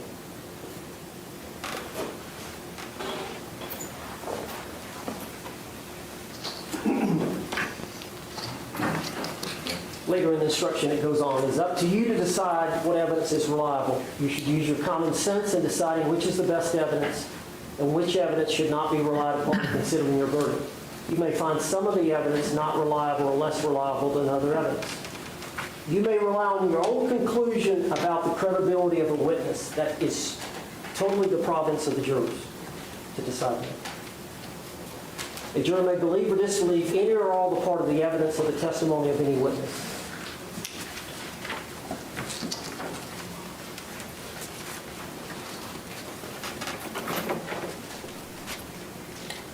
I want to show you this before I forget it. But Dr. Werner said, this is their expert again. He testified that Sarah Boone suffers from battered spouse syndrome.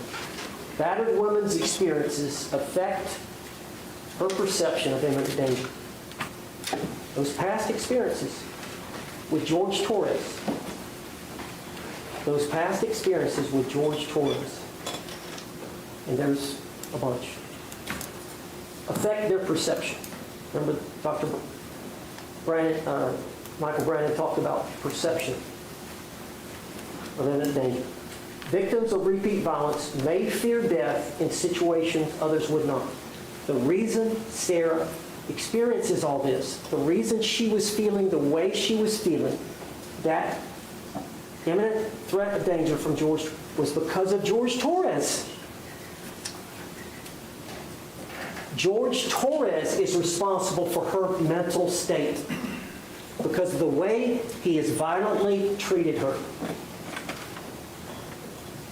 She reacted to his attempts to get out because of the way he treated her and the way she knows what is he going to do if he gets out of the suitcase? She knows. The second video is played. She's flipped it back upside right. You hear him, it's 22 seconds. He says, Sarah, she's not going to open that suitcase. She's not going to open that suitcase. He's already threatened her. She used the bat to get him to stop trying to get out of it.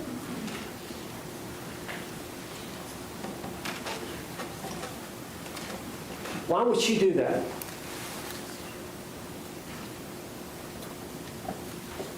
Why would she do that? I know what he's going to do. I know what he's going to do to me. I know him like I know him more than he knows himself. I know what he's going to do to me. You don't have to wait.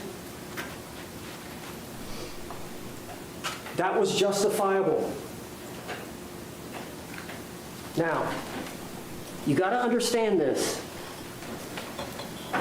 She intentionally used the bat to defend herself.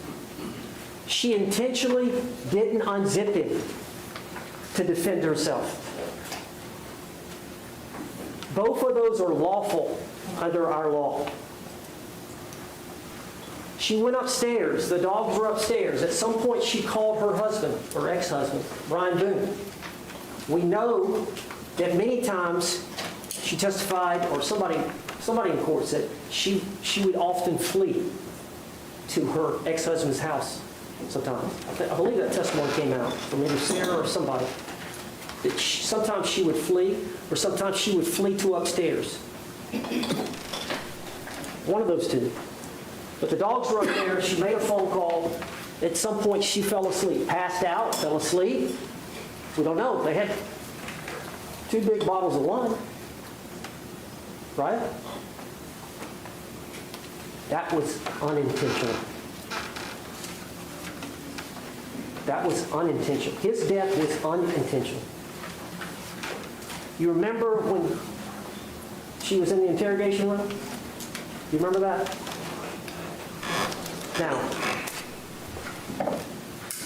I don't know if we did a good job of this, but it came out that she got arrested. You remember the one time when she got the black eye? She got arrested for strangulation. And you remember that? They ended up over there by the dryer, and he was banging her back of her head on the floor that had very little carpet on it. And she ended up getting her arms out, and then she grabbed his neck.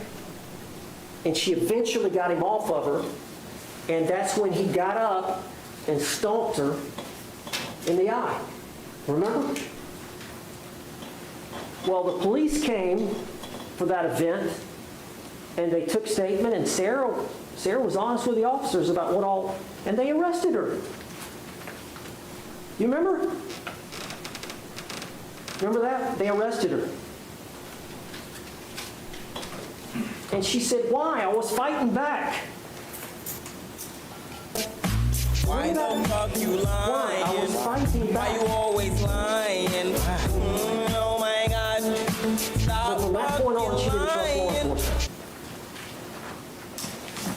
The video that they showed a while ago about George, that was about dropping the case, where she was defending herself and fighting back.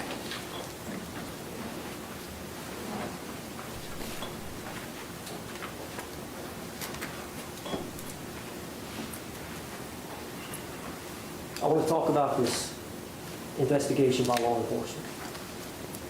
Now, she didn't know the law. She's not a lawyer. She gets up the next morning. Brian's calling. Sarah's got to pick up Lucas at 3. Brian's calling. Eventually she walks down. She's looking for George. Where's George? It's quiet down there. Then she looks in the bathroom. She looks out. He's smoking a cigarette. He's on the computer. She sees the suitcase. And you can imagine. Objection, golden rule. Sustained. She sees him in the suitcase.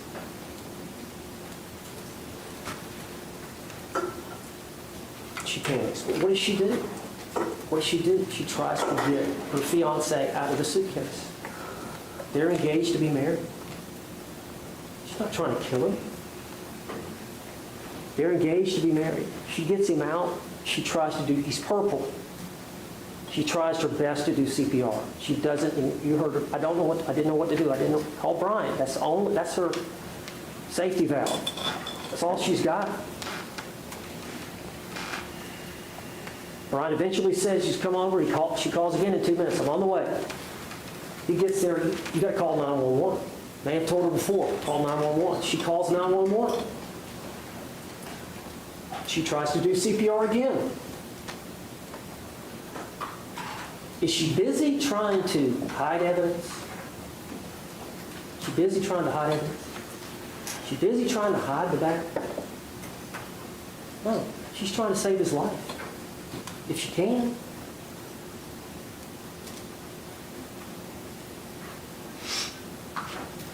So the police get there.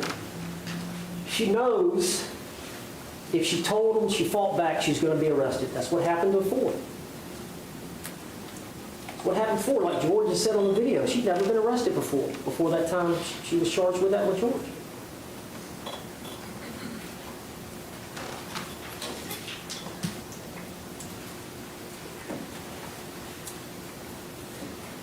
She lies. She lies. She's scared. She's scared. She doesn't know what to do. So she lies. She makes a decision to lie. I don't trust law enforcement. She doesn't know the law. She doesn't call a lawyer. She talked to Officer Rodriguez, was the first short black female came up here first, the first one that arrived with body cam. Talks to her. There's a recorded statement there where she doesn't tell the whole story. She lies. And then the detectives eventually get there and get her in the squad car. You hear the audio. I think it was played. She lies again. Then the next day, she goes down to the sheriff's department. Now, if they would have told her, hey, man, we're going to arrest you, and she gets a lawyer to go down there to make a statement, and the lawyer will advise her. Objection. Facts not in evidence. Sustained. Move to strike. Stricken. The jury will pay no mention or give any weight to that statement. She's not a lawyer. She didn't have a lawyer present when she made those statements. She didn't know the law. She didn't know she was justified in defending herself the way she did in this dysfunctional, toxic, abusive relationship.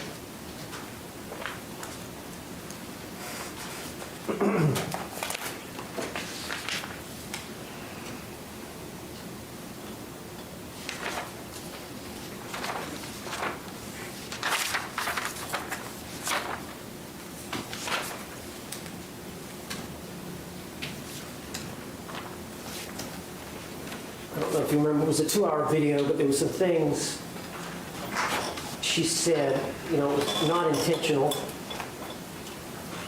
And eventually, she wanted the the detective, it was Detective Lowen, the male detective. And she said, I swear to you on my son's life, it was not intentional. What she was talking about was that George passed, was that George died. That was not intentional.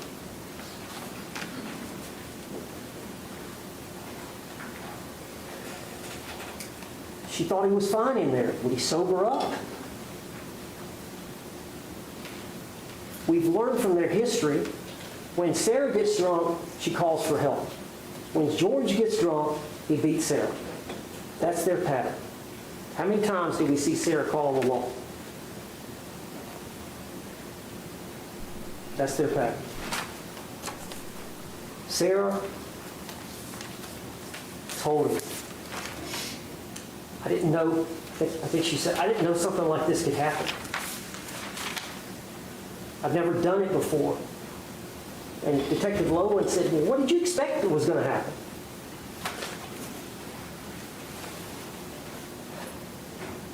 And I've got a daughter that she's about 18 or 19, and she got a grandmother's hand-me-down pickup truck. It was an older truck, but she didn't have it long, and she was gassing it up, but she didn't put any oil in it. And eventually, it burnt the motor. And you don't know what you don't know. I hadn't done a good job of explaining, hey, you got to put oil in it too. Sarah Boone didn't know that he could die in there. It's an old beat-up canvas suitcase that she left a gap in. And as naive as that sounds, What? as naive as that sounds, she didn't appreciate the danger. I mean, is that the way you want to kill somebody? Is that the way you're going to do it? She had Lucas to take care of. Am I going to go to prison doing it like this? No attempt to hide the crime. I think the evidence is clear. That's how this happened. What exactly? Was the truck screaming, I need oil? Yeah, very well done. Was the truck screaming, I need oil? Yeah. Just quickly show you the ending. Sarah Boone got stabbed. Think about that. Stabbed with a steak knife in the leg. And she stayed with him. She stayed with him. Poked between the eyes with a curtain rod. She's got a little boo-boo. She's got a little boo-boo, people. Stalked. I mean, no, we got to go back. I'm sorry. She stayed with him. Poked between the eyes with a curtain rod. I mean, just take one look at that photograph, people. Just take one look at that photograph. My God, the bruising. My God, clearly, she had the right to lethal self-defense. Have you ever seen a more vicious injury? Oh my God.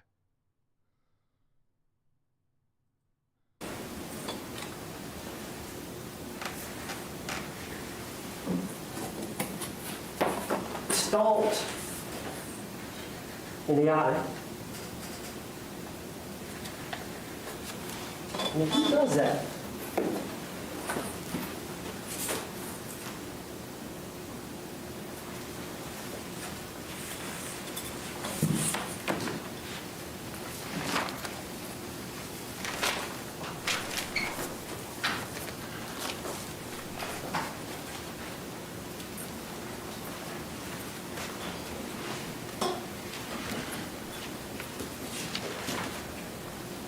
The law empowers an individual to defend their life and safety when faced with a threat and to prevent an attack. That's what Sarah Boone did.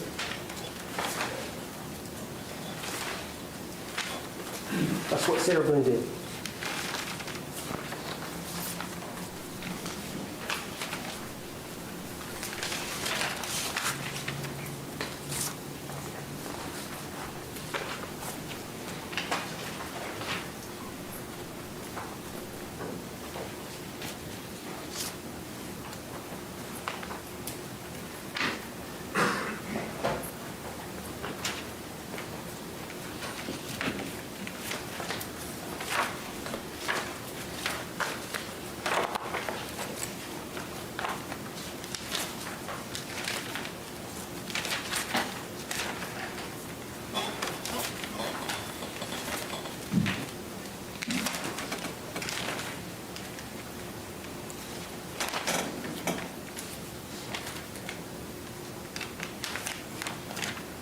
think it's important to understand Sarah had to be the parent a lot of times.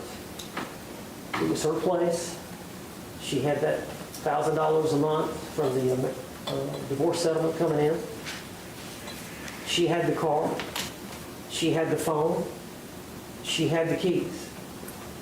She had to be the parent in a lot of ways.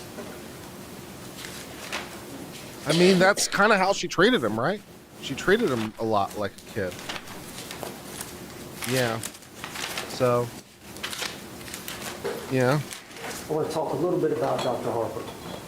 If you remember, Dr. Harper is from Okaloosa County, which is up in the Panhandle, close to where we're from. And she's the doctor that treated Sarah from early on. Remember, this happened in 2020. I think she first saw Sarah Boone shortly thereafter. And over the 4.5 years, saw her 9 times and did all the testing for post-traumatic stress. Of course, she has the experience from the veterans, and she's testified that she's now just traveling around the state, testifying as a forensic psychologist. But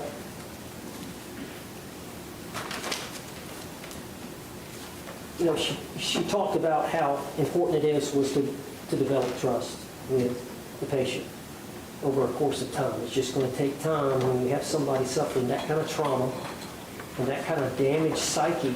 It's going to take some time to get them where they can trust you and really tell you and talk to you and tell you what's going on with them. She talked about that Sarah uses her words for power.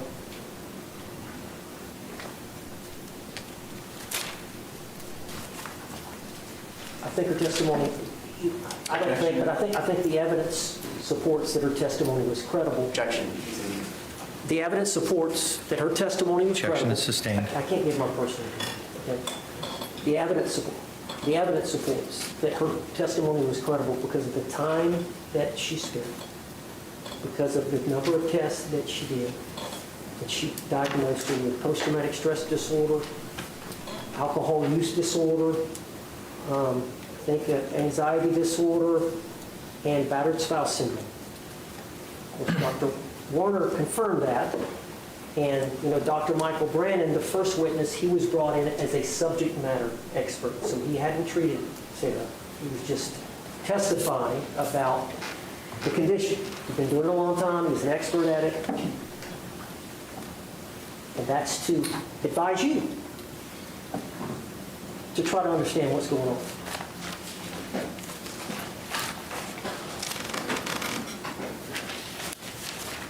And as crazy as it sounds, in this syndrome, they try to protect the abuser. They're in love with them. They try to protect them. I don't know if you remember that there was a time where Sarah Boone had a conversation with one of the neighbors, and they were talking about something, and she said, "Did you hear anything yet last night?" Remember, she said, "Shh, it's okay." Both George and Sarah lied to the police. They lied to medical people. I don't know if Thank you for the super chat. pain, but it just comes with the Sully. syndrome, It's very kind of you. that you stay trapped in it. It was really, really nice of you, Sully. Thank you.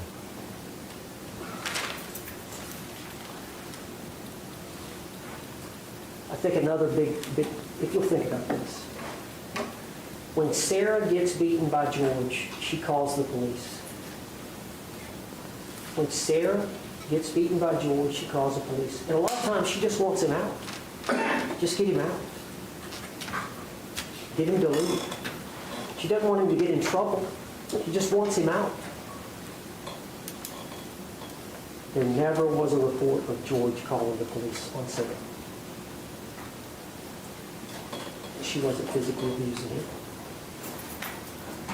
The state is trying to present evidence that she emotionally abused it. Sustained. Move strike. Stricken. Members of the jury will pay no attention to that comment. Give it no weight whatsoever. I believe the evidence that's been presented by the state is an attempt to show that Sarah mentally or emotionally abused George Torres. She did. Again, she's not charged with that. She's not perfect. Some of that was her trauma.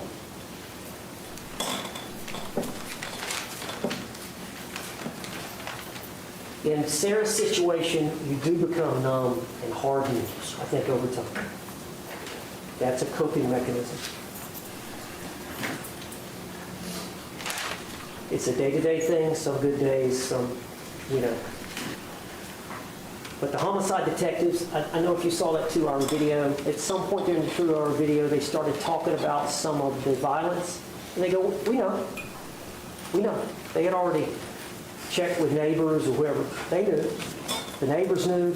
Police officers knew who responded. Torres' family knew. They all knew about the abuse.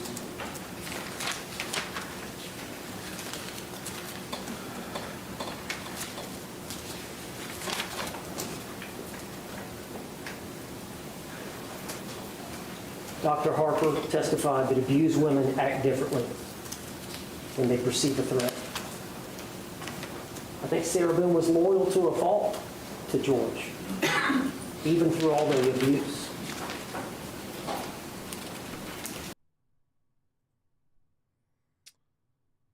If this is what a woman being loyal looks like,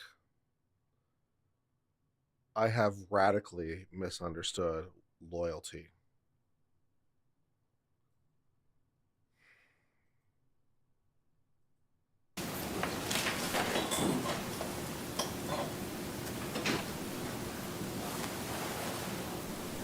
Judge, I want to make a comment about a couple of things that were said by the prosecutor in opening statement. You may proceed. Okay. The prosecutor in opening statement, when he was talking about George Torres passing away, and started talking about Sarah Boone, and his quote was, because I wrote it down, George, in Sarah Boone's mind, George Torres deserved it. That's what she said. George Torres deserved it. She said, like, literally those words.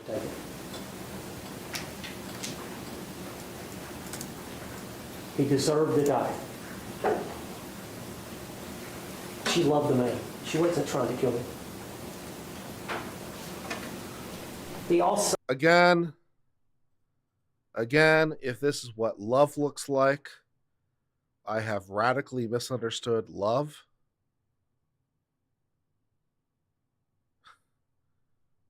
If this is what love looks like,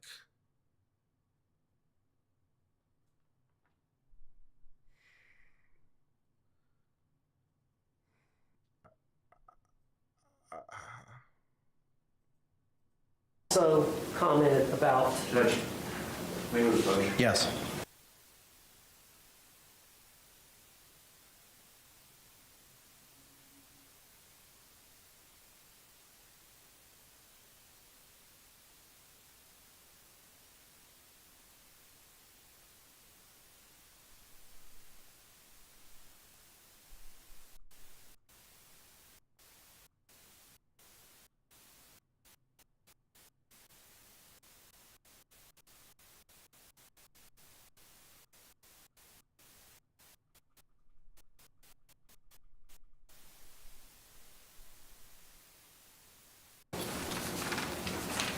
And they talked about coercion, coercive control, power and control, power and control.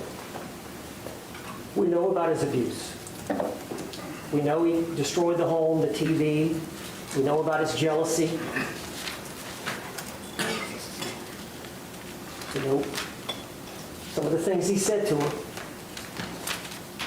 We know about how he treated her dogs. Nicely when he was sober, but at times he abused the dogs or threatened to do so.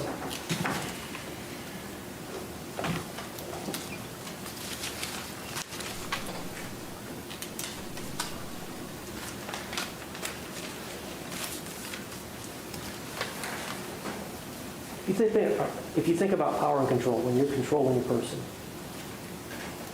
and I think she testified that he kind of smothered her, was always around her. I'm sorry. Did you just seriously say the words, I think she testified that he smothered her?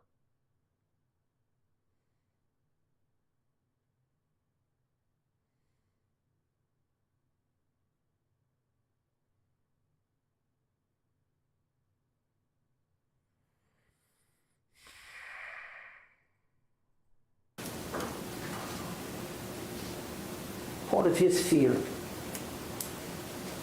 was her realizing that she'd had enough and to leave him for good.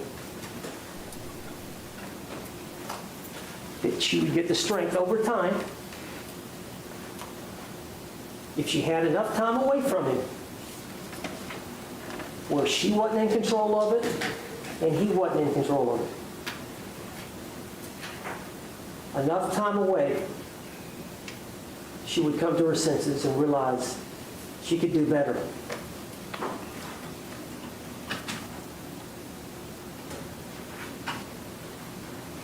The judge has been giving court orders all week. That didn't stop George Torres. George Torres knew he was going to lose control if she had a bunch of time away from him.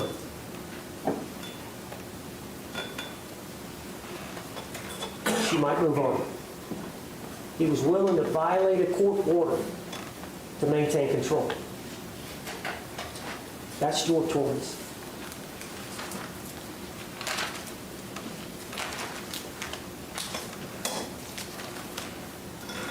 I want to show a couple of videos, and I want to say something to you. Shelby Andrews is going to help me. If we could dim the lights. Yes.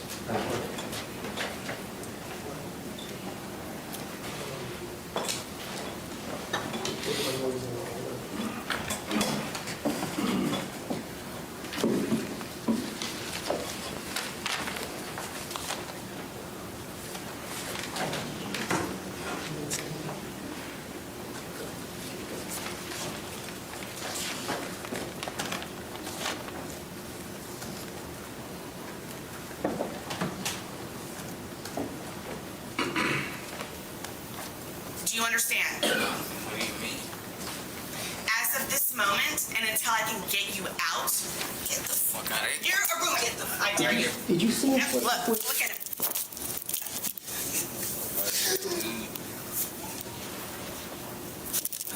Like, get away from me. Get away from me. Get away from me. I'm gonna scream bloody murder. I'm gonna scream bloody murder. Did you see him flip the switch? Emotional damage. Or he lost it? Even though the video was gone. Emotional damage. Emotional damage.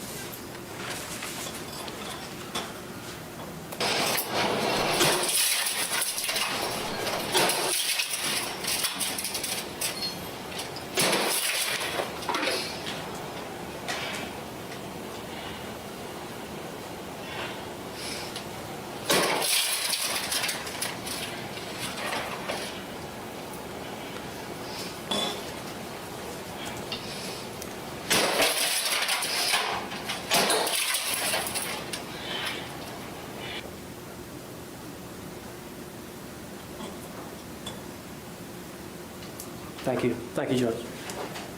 You turn it off. Can you turn it off?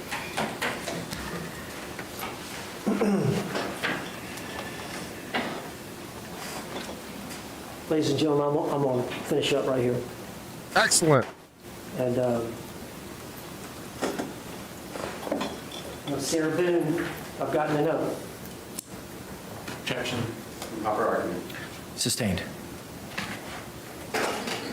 Sarah Boone is like any other citizen.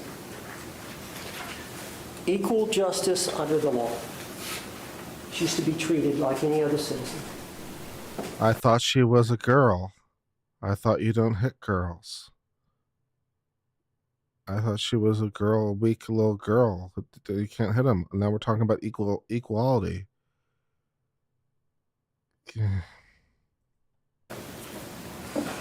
Fairly and impartial. Based on the circumstances she was facing at the time of this tragedy. based on the battered spouse instruction, which is a special instruction that's given when women have a heightened sense of fear and trauma, that you're utilized in applying her subjective standard to the reasonable standard of what a reasonable person would do under her circumstances, and using the force that she used to defend herself. I hope I hadn't missed anything. I've tried my best.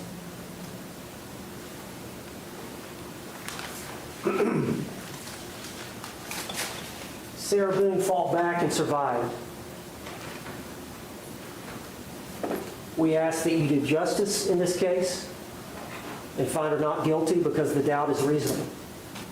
I've tried to show you where the doubt was. I trust your judgment. We spent a long time picking the jury, 4 days. We trust you. We appreciate your service and your obligation to do your duty. You have the power and authority to right this wrong. That's what we're asking you to do. And give Sarah Boone some hope for a better life and freedom. Thank you. Thank you, sir. Any rebuttal? Yes, sir. You may proceed.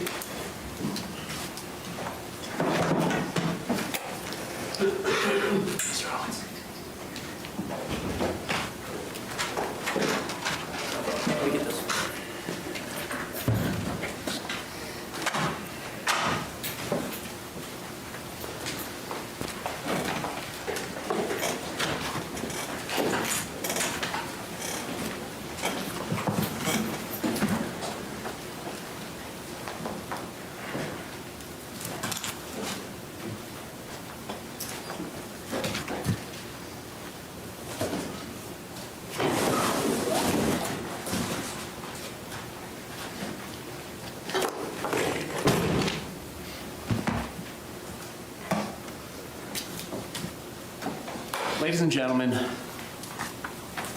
Jorge Torres is dead because the defendant believed he deserved to be zipped shut in a suitcase so that she could make him feel how she felt when he cheated on her, when he choked her, and to hold him there as a captive audience, according to her testimony. Now he has to listen to me. Well, right out of the gate, there are credibility issues. Cheating to me means viewing pornography. Well, we saw cheating really means women. And the heated conversation on June 14th about these women in Facebook. And that is what leads to the arrest on June 15th. He's out whoring, Candy Crush, all the bizarre things that you see in her phone. He uses the legal system as a weapon at times. There's no denying that they are engaging in violent behavior, and it is over nonsense. It is smashing TVs. They call the police, and then they're standing there looking bewildered about what to do and who to say, and laughing and joking. Ladies and gentlemen, the courtroom is the place for justice, not a suitcase. The reason we have a jury system originally started with the idea that the king, the crown in England, shouldn't be able to go and incarcerate citizens on his whim. So it developed into a system where citizens would have to say, yes, you can take our fellow citizen. But the opposite is also true. A citizen cannot take another citizen's life because he or she feels like it. That likewise requires a jury to decide that it was objectively reasonable for a person of ordinary prudence and caution. Like Mr. Cacciatore argued earlier, battered spouse syndrome is not a license to kill. Past grievances, even being stabbed in the leg, so on and so forth, do not give her the license to kill. There are still laws in place about when and how this can be done in a justifiable manner. I want to talk about the most important jury instruction in this case that has not been discussed very well, or thoroughly. Excuse me.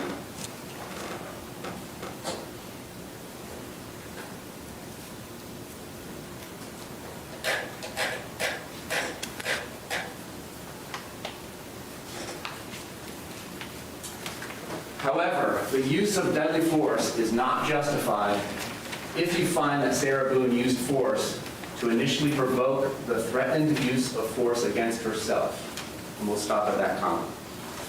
The facts of the case that came from her own mouth, if she is to be believed, and we will explore thoroughly why you should disregard every bit of her testimony, from court to the detectives, to the 911 operator, to the doctors.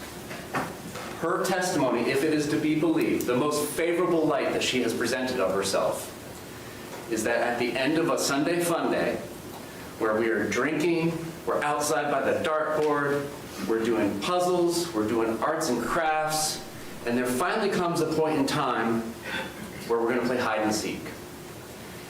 And he says, "Tag, you're it." Even though she's it, she goes upstairs, hides in the shower, eventually gets tired of being there, it's cold, so on and so forth, and she comes back downstairs. And as she comes back downstairs, she can see Mr. Torres fiddling to place himself inside the suitcase to try and hide for this game. And the lid is not closed and it's flapping. And out of jest, out of levity, undisputed according to her testimony, she comes over there and zips it shut. Whether it's 100% or enough for 2 fingers to get out, that is something that you decide as the jury. But there came a point in time where the fun and games was over. And Mr. Torres told her that. "Babe, I can't breathe. Sarah, babe, let me out. This is all on video. We don't have to imagine this. This is all on video." 1062. At that point in time, she is using force against him that is not justified. She is the initial provocateur. She is the aggressor under the law. And what level of force is it? "I can't breathe." Not let go of my hand, not get your hands off me. I can't breathe. This is no different than 2 people, maybe they're buddies at the bar, similar to an example that was given by Mr. Owen, who are wrestling, and one has another one in a headlock. And there comes a point in time where the person on the receiving end of the headlock says, that's enough, I'm tapping. George Torres was tapping, and she ignored it. And she was kind enough to tell you why. Out of anger, which translates to hatred, ill will, spite, just like that in jury instruction for second-degree murder. She told you exactly why. She got angry. Him saying, "I can't breathe, babe," was what triggered her. Not a fear of imminent harm. Those are her own words. That is the law. These are the 2 paragraphs that solve this equation without getting up on a big whiteboard in college that's 30 feet long, 15 feet high, and a ladder, and somebody's scribbling Latin words and Greek letters for months and months to solve this huge, complicated equation. The equation is solved in 2 paragraphs. She is the initial aggressor. He is saying, "I can't breathe." It is no different than a naked chokehold that she does not let go of. And she told you it's because I want him to listen to me. This is my bully pulpit. This is how he made me feel in the past. She doesn't describe it as teaching him a lesson, but that's exactly what she says. I want him to feel like I felt in the past. I want to tell him things. Ladies and gentlemen, we can play semantical games, but that is teaching him a lesson. Therefore, we have to look at the other 2 paragraphs. Because right now, plain as day, the use of deadly force is not justified if you find that Sarah Boone used force to initially provoke the threatened use of force against herself. And what force are we talking about?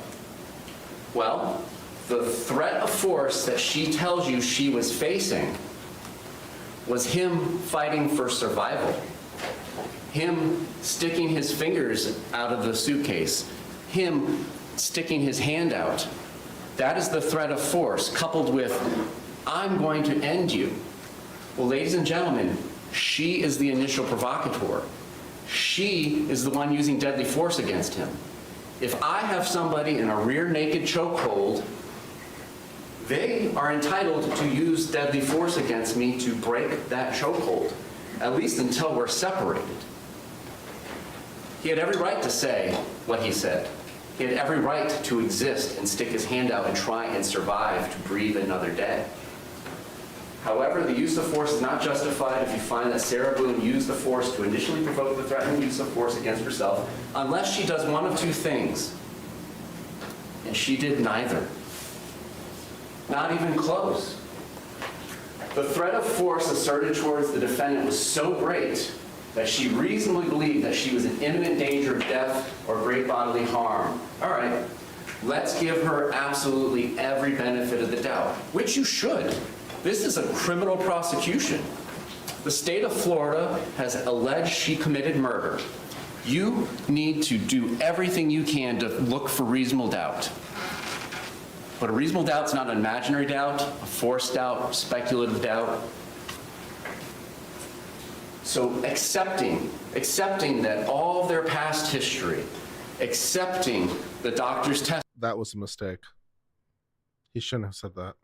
testimony and the limitations on what they reviewed compared to what we reviewed. We did a much more thorough review of the relationship than any of the doctors did in this case. So let's give her that first clause. Because of their past relationship, with George now fighting for his right to exist and saying that he will end her if he gets out, we'll give her that. But just like Mr. Cacciatore mentioned earlier, lawyers' words mean things to us, and they mean things to everybody, but really to us. Or an and. There's an and.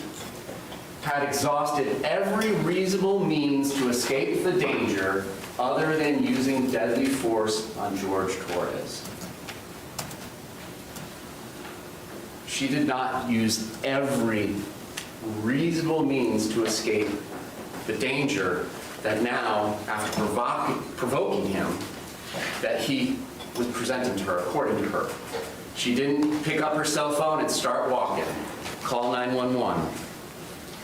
She didn't do anything other than, if you believe that is why she called Brian Boone, made a phone call to Brian Boone, and unfortunately because of past history, he just ignored her drunken phone call. She did not exhaust every reasonable means to escape this danger that she created. She started it. She created this. Other than using the deadly force on George Torres. Now, this is a weird situation. This is not a rear naked chokehold. This is a suitcase, or as Mr. Cacciatore said, a box, or actually more aptly described it as a coffin. And when you secure somebody into a box or a coffin, you can still exert that deadly force on them from a distance. I'll give you a quick example from a couple of movies that I love. Uh-oh. Danger Will, 1977 in May, a movie came out, it's called Star Wars. They eventually called it Episode 4.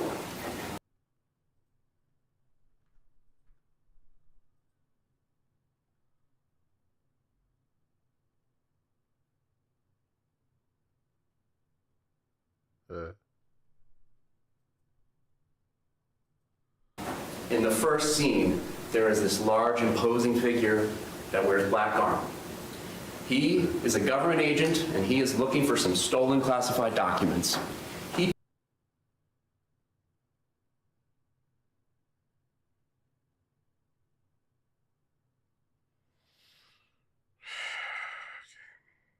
picks a man up who he believes is responsible for this treachery and breaks his neck and chokes him to death when he doesn't tell him where the plans are. We all understand that. That is direct force we all understand. But what we need to understand is the force she's exerting from the couch. And then when she goes up to bed, she is still exerting that force on him. She set these implementations into motion and did not stop.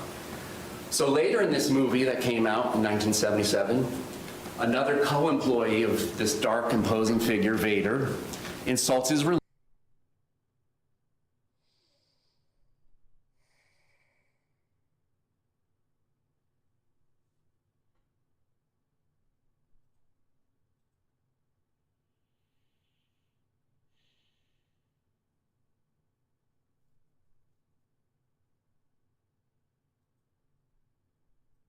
religion. He does not go to HR. He takes matters into his own hands. It is true. It is true. In Star Wars, they did not go to HR. That is true.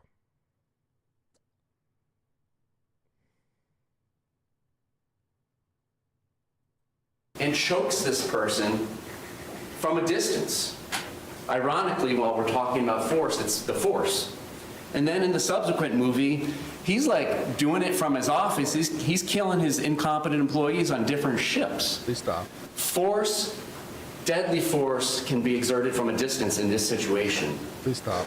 So whether she's on the couch or whether she turns in for bed, she is still using that deadly force on him. She has not exhausted every reasonable means to escape this danger. Do something. You started this. You put him in the position where he cannot breathe. She's required by law to do something about it. Not something, everything. There was no efforts in this case. None. Or, in good faith, Sarah Boone withdrew from physical contact with George Torres and clearly indicated to George Torres that she wanted to withdraw and stop the use of deadly force. But George Torres continued or resumed the threatened use of force. That did not happen. She never withdrew from physical contact. She is still, like Vader, choking him from the couch, choking him from bed. She never withdrew that force. Physical contact includes any restraint on George Torres' movements. She never indicated that she wanted to withdraw. Sarah, babe, I can't breathe. All right, if I let you out, are you going to come out peacefully? Since I started this, I'm the one that made you not be able to breathe. That didn't happen. So ladies and gentlemen, this entire analysis about deadly force starts and ends there. She was the provocateur. These are her obligations. Well, guys, we have created a new meta. We have created a new meta. The old meta was the Chewbacca defense. The new meta is the force prosecution. Great. Allegations when she starts it. She put him in fear of death.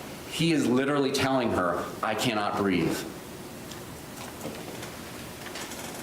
A couple other things about the law. Second-degree murder does not require a proof of intent to kill. Argument was made repeatedly that she didn't intend to kill him. That has never been the state's suggestion. Because why would we suggest we prove something that we don't have to? It's not her subjective belief. Well, Sarah Boone doesn't believe that this suitcase can kill him, even though he's repeatedly said, I can't breathe. It's a person of ordinary judgment who would know, is reasonably certain to kill or do serious bodily injury to another. A person of ordinary judgment who hears, I can't breathe, babe, Sarah, and his voice gets weaker 9 minutes later, you're on notice. This is statutory notice. Done from ill will, hatred, spite, or evil intent. Her words speak for herself. This was not out of fear. This was out of hatred and anger. Born out of all those horrible things things that has been done to her and done to him, I understand it. We're not going to belabor the past. Is of such nature that the act itself indicates an indifference to human life. I don't care that you're saying you can't breathe. Fuck you. That's my name. Don't wear it out. Fuck you. It's second-degree murder. We do not have to prove the intent to kill. We have to. She intended the act. She intended the act of zipping him shut. She continued to intend that act when he said, "I can't breathe." That act resulted in his death. That's a manslaughter, but then when you add in the hatred, ill will, spite, and the depraved mind, that's what makes it second-degree murder. And that 2-minute video is the textbook definition of depraved mind as we define it here in Florida. Thank you. Voluntary intoxication. Please never talk about Star Wars ever again. Like, ever. It's not a defense. You cannot feel sorry for her because they had 2 1.5-liter bottles of wine and then some from the leftovers from the day before. And quite frankly, she's blackout drunk. She's blackout drunk. She doesn't remember making the videos. She turns her phone over right to the deputy the next day because she doesn't know what's on it. She doesn't remember doing it.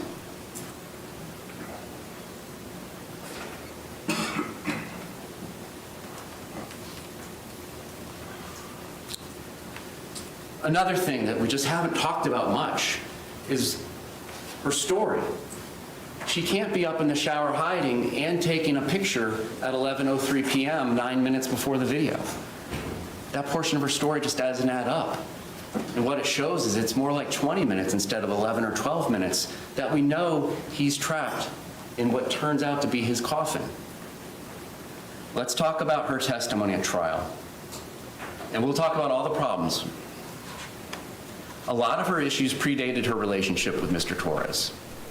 So it's not attributable to the trauma from Mr. Torres with all the luggage she brought into the relationship. And listen to the way she talks. It's not splitting the bills, it's helping without argument. Now, I'm also reminded of another movie with Rick Moranis called Spaceballs. And in that movie, when they were approaching the planet, they asked for the code. And the code was 12345. And one of the characters remarked, "That's the same code as my luggage." But Jorge Torres did not have the code to the luggage. Sarah Boone wouldn't give him the code.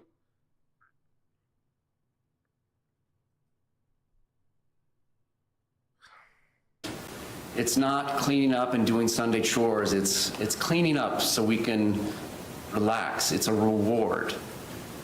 She talks about him like he's a child. I need to lead him to the next activity from one to the other. And then you saw the videos, and I'm not going to belabor it, that we showed in rebuttal, but the relationship and the power dynamics speak for itself. He was treated like the third dog. And it might very well have been a dog that bit and was violent, but he was treated like a dog. "Why are you leaning against my door? Get out of here. Go downstairs. You're worthless. You're garbage." They showed the part of the video where he slaps the phone, but that's after 5 or 6 minutes of being berated and dehumanized in a way that nobody should be treated. He just wanted to get in bed and lay down next to his fiancée. Instead, "Get away from the side of my door, you useless dog." I thought it might be a good point in time to listen to the music. You know, when does Mr. Torres get to decide what to do?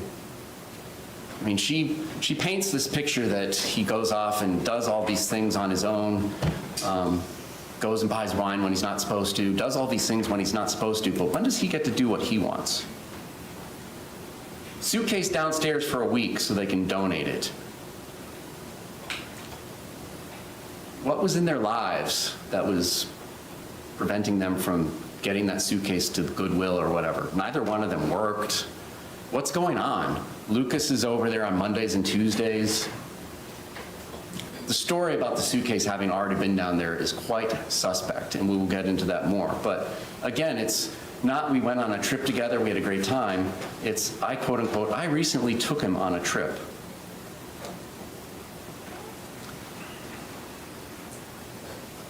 Then it comes down to the moment of truth, which we've already gone over.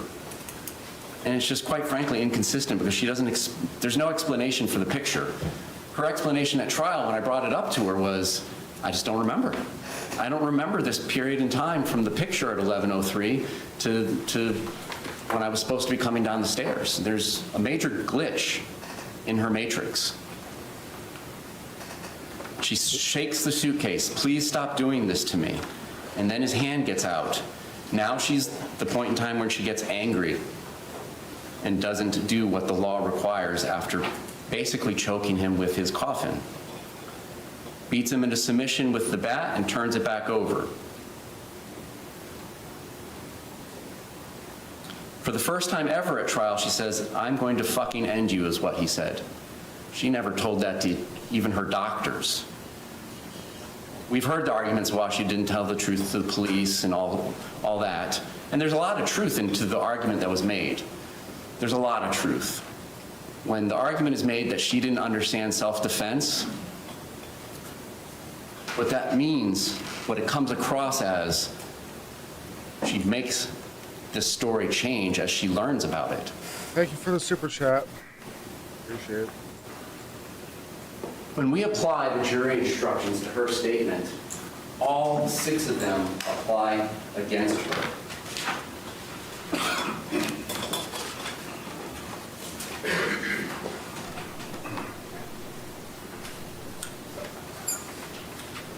Won't belabor this since it was discussed earlier, but did the witness have an opportunity to see and know the things about which the witness testified?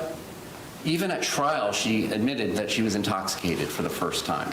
She went back and forth with the police about whether or not she was intoxicated and her standard of drunkenness and whatnot, but she was so intoxicated that she still felt the effects of it at 1 in the afternoon the following day.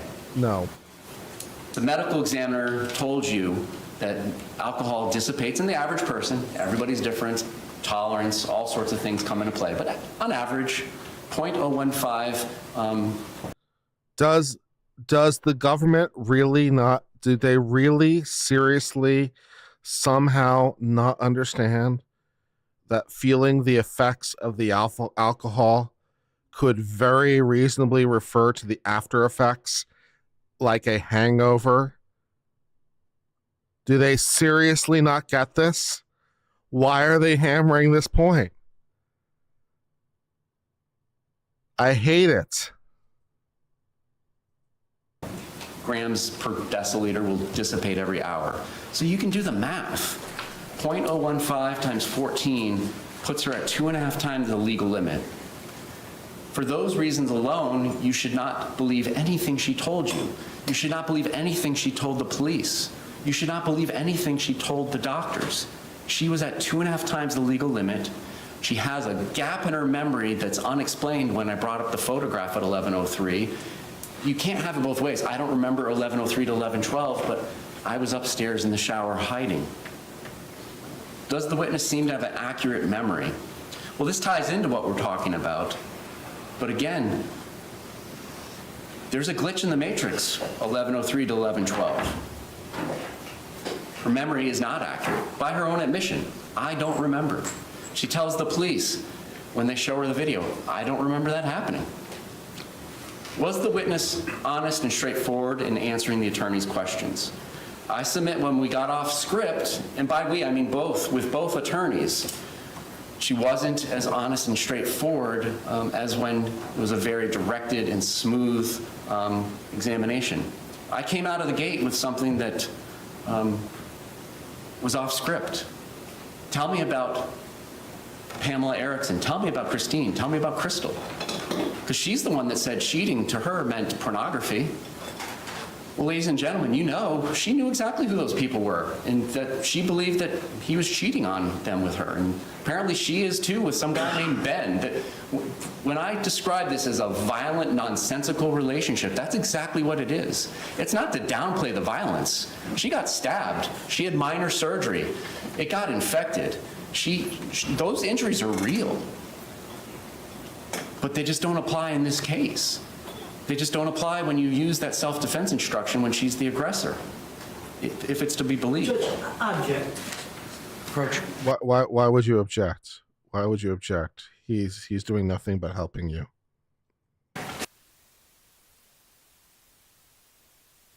Why would you object?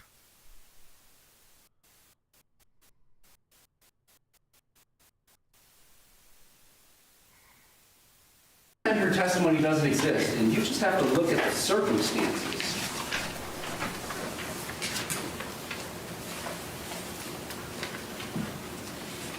The testimony from the defendant is Jorge Torres' head is here. You can stand if you need. You've been sitting a long time too. His head is here. His butt is kind of down here. His feet are here. And his hands and his knees are up here. He's in the fetal position, if we remember right. The hematoma on his head is on the left side. The bruises, the deep bruises on his back, are on his left side.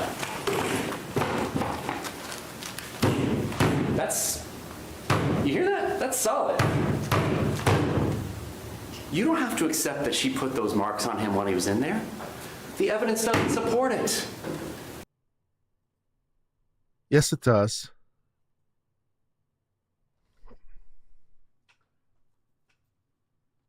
Yes, it absolutely does.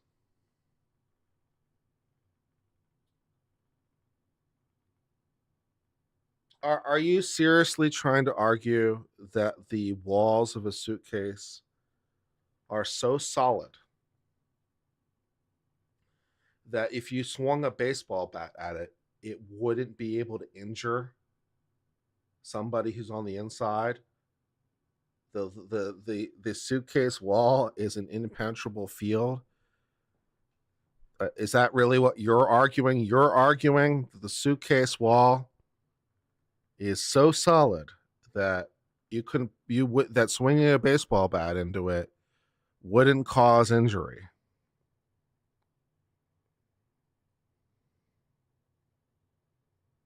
That's really, really dumb.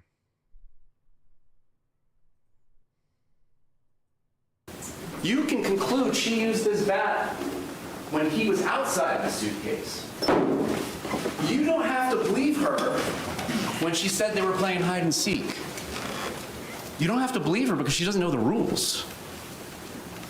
She came downstairs, saw what she had done, and had all the opportunity in the world to clean up whatever mess may have been at the bottom of the stairs. But ladies and gentlemen, physics doesn't lie. She can't expect you to believe her testimony about the loud boom being the day before compared to her two neighbors who weren't drinking, who have no interest in the outcome of the case, who suffer from none of the infirmities of her testimony. She suffered.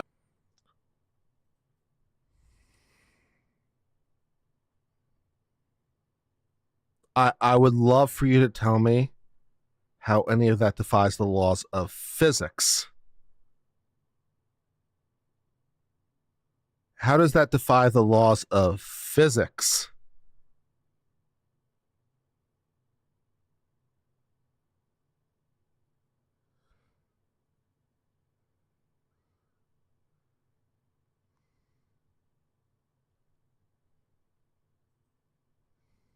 Suffers from all 6 infirmities. When her neighbors say there was a loud boom that night, there was a loud boom that night. Did it shake the wall they shared in common? It shook the wall that they shared in common. Did she have any injuries consistent with being dragged up and down the stairs the night before? No. You saw the pictures the CSI took. You don't have to accept her story about hide and seek. Something made that loud boom. It takes energy to make a loud boom.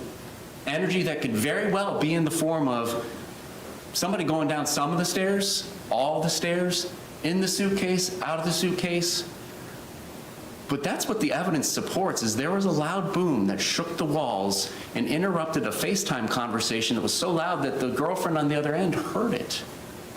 Something loud happened, and then there was silence, according to the witnesses.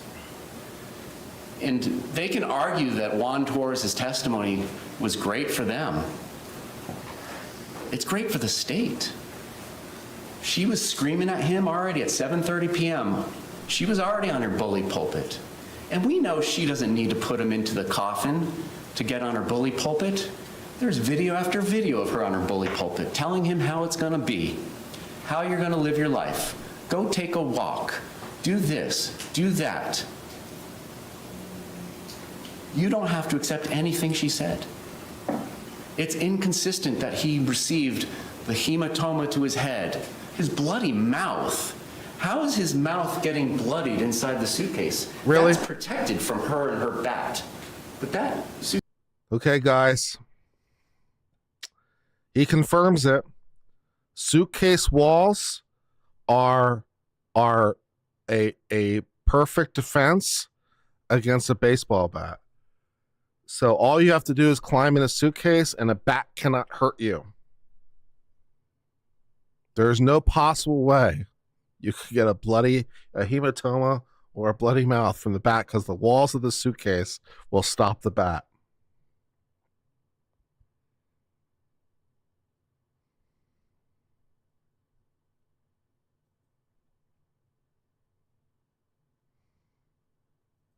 Suitcase, a 100-pound drunk woman is not beating through the wood of that suitcase or whatever it is that's making that noise when it's thumped. Ladies and gentlemen, those injuries happen outside of the suitcase. Ladies and gentlemen, somebody or something went down those stairs. She has no injuries consistent with going down the stairs. He does. He has blunt force trauma all over him. You don't have to buy her story, and you shouldn't. The inconsistencies, I'm not going to belabor it. Your dinner is waiting him back. Let's just briefly talk about the experts, and we'll move on to the end. Dr. Brandon was absolutely fantastic. He explained everything that you all needed to know about battered spouse syndrome. And this isn't about whether one of them or both of them had battered spouse, because at the end of the day, she's the initial aggressor, and she had the duty to do the things that the law requires. But it does call into question the credibility of the past power dynamics of their relationship. Those videos speak for themselves. The officer in the last video asks him, dude, you're a guy. Why don't you do something about this woman, your wifey, who you don't want to rat on for beating you? It's like, man, I'm not a beefcake. I'm not going to rat her out. There's countless examples, if you apply Dr. Brandon's testimony to Juan Torres, that really shows you the power dynamics of the relationship. He was her violent pet. Dr. Harper, I don't find much quarrel with what she says about battered spouse syndrome, and nobody should. I mean, she's the expert. But she's not Ms. Boone's treating physician. She's not her treating psychologist. The way it was described in argument, and I believe from Dr. Brandon's testimony, was she's supposed to be a forensic detective. Get to the bottom of this. She's going to come in here at trial and tell you her opinion you should rely upon. With 9 visits, she never asked the defendant what it is the victim said that put you in imminent fear of death or great bodily harm. That's the crux of the matter, Doc.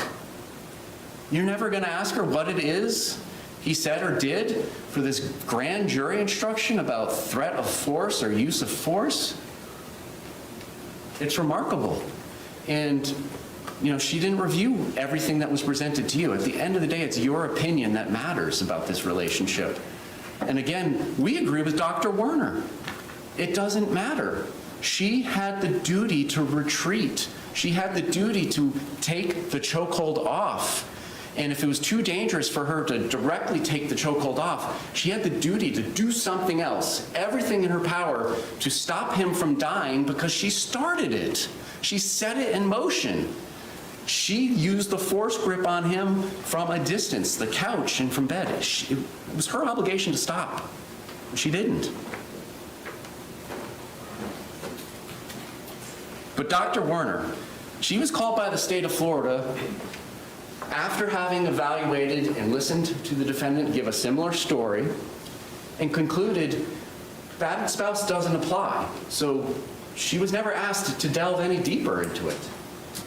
Given the information that she did have, the limited information, she agrees, yes, Ms. Boone has battered spouse syndrome, but it doesn't apply to the case because she was the aggressor and she did not fulfill her obligations. And really just your gut common sense. Go back to jury selection.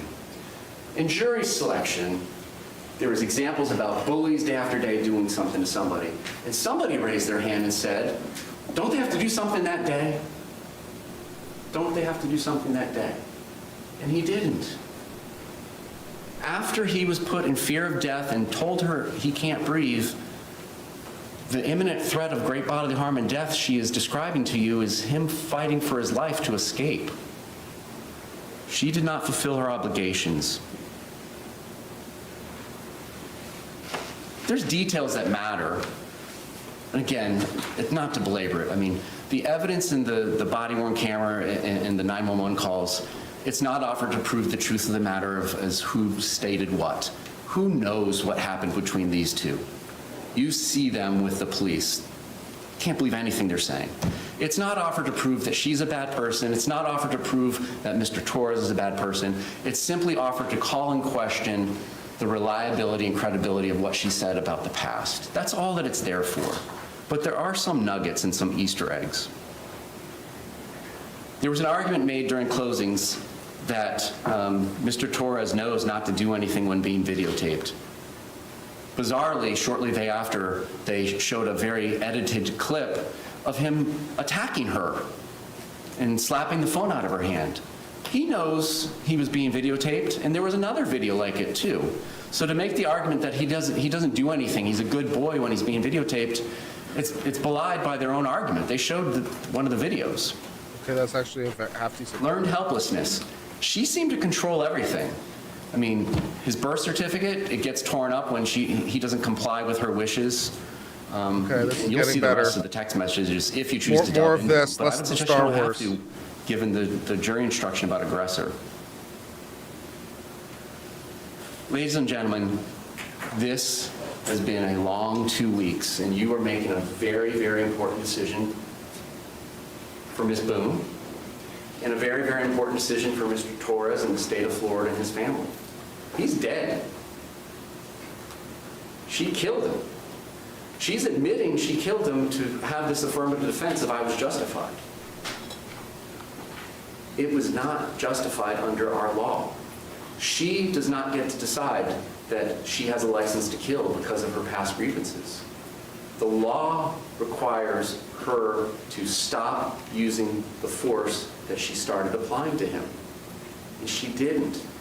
She didn't withdraw. She didn't tell him he was withdrawing. She didn't use every means available to try and stop this from happening. She didn't. And you know what was in her heart. She tells you it's hatred, ill will, spite, and venom. This is not a self-defense case under the law. Go back and follow the law. You cannot feel sorry for her. You cannot feel sorry for him. You cannot feel angry at her. You cannot feel angry at him. It's maddening to see their relationship. It is maddening. Nobody would want this life for yourselves or your children. It is violent nonsense, but it does not affect what she did and what her duties were under the law that night. She wanted to punish him, she did, and then she left him there. And she had an obligation, if you even believe her story about the imminent threat for him fighting for his life, she had an obligation to do something about it and not just go upstairs and let him suffocate. Thank you. I'm very, very disappointed that you didn't mic drop with the videos. I'm very, very disappointed you didn't mic drop with the videos. It seems like an easy give me. Play the videos at the end and leave that as their last impression. Overall, chaotic, problematic, some good points in there, but overall just kind of shit. Thank you both. Members of the jury, I have some additional instructions to read to you. If you would be so kind to turn to page 21 of 22. Instruction 3.12, verdict. You may find the defendant guilty as charged or guilty of such lesser included crime as the evidence may justify or not guilty. If you return a verdict of guilty, it should be for the highest offense on the verdict form that has been proven, beyond a reasonable doubt. If you find that no offense has been proven beyond a reasonable doubt, then, of course, your verdict must be not guilty.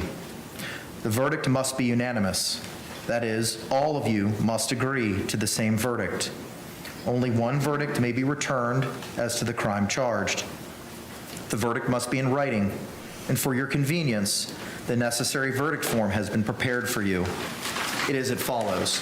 If you're looking for it, you don't have it. I do. That's why we only have one.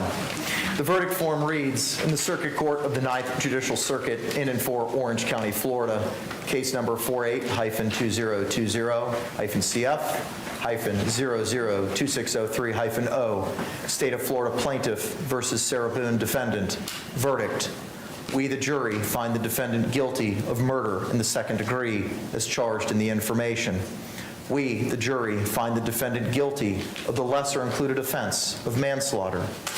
We, the jury, find the defendant guilty of the lesser included offense of culpable negligence. We, the jury, find the defendant not guilty. So say we all, dated at Orlando, Orange County, Florida, on this blank day of blank, 2024, signed the foreperson. The final instruction, members of the jury, page 22. Instruction 3.13, submitting case to jury. In just a few moments, you will be taken to the jury room by the court deputy. The first thing you should do is choose a foreperson who will preside over your deliberations. The foreperson should see to it that your discussions are carried on in an organized way and that everyone has a fair chance to be heard. It is also the foreperson's job to sign and date the verdict form when all of you have agreed on a verdict and to bring the verdict form back to the courtroom when you return. During deliberations, jurors must communicate about the case only with one another and only when all jurors are present in the jury room. If a juror goes to the restroom, the deliberations should stop until the juror returns. You are not to communicate with any person outside the jury about this case. Until you have reached a verdict, you must not talk about this case in person or through the telephone, writing, or electronic communication, such as an email or any other means. Do not contact anyone to assist you during deliberations. These communications rules apply until I discharge you at the end of the case. If you become aware of any violation of these instructions or any other instruction I have given in this case, you must tell me by giving a note to the court deputy. Many of you may have cell phones, tablets, laptops, or other electronic devices here in the courtroom. The rules do not allow you to bring your phones or any of those types of electronic devices into the jury room. Kindly leave those devices on your seats where they will be guarded by the court deputy while you deliberate. If you need to communicate with me, send a note through the court deputy. If you have voted, do not disclose the actual vote in the note. If you have a question, I will talk with the attorneys before I answer, so it may take some time. You may continue your deliberations while you wait for my answer. I will answer any questions, if I can, in writing or orally here in open court. During the trial, items were received into evidence as exhibits. You may examine whatever exhibits you think will help you in your deliberations. All exhibits, with the exception of Exhibit 10, which purports to be a wooden baseball bat, will be sent into the jury room with you when you begin to deliberate. If you wish to see Exhibit 10, which purports to be a wooden baseball bat, please request that in writing. In closing, let me remind you that it is important that you follow the law spelled out in these instructions in deciding your verdict. There are no other laws that apply in this case. Even if you do not like the laws that must be applied, you must use them. For more than 2 centuries, we have lived by the Constitution and the law. No juror has the right to violate the rules we all share. Parties approach.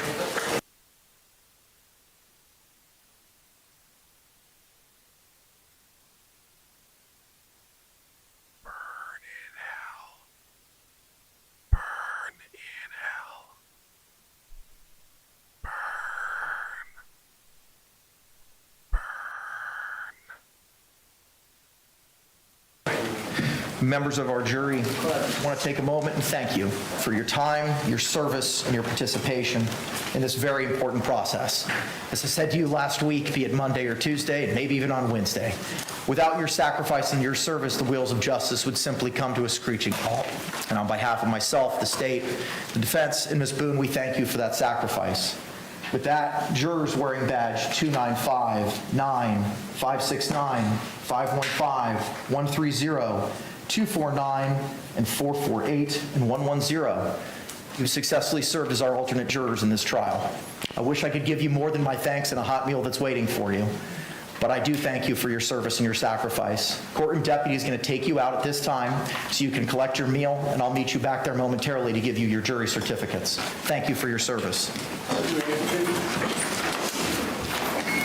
The rest of y'all, if I didn't call your badge, you need to hang out.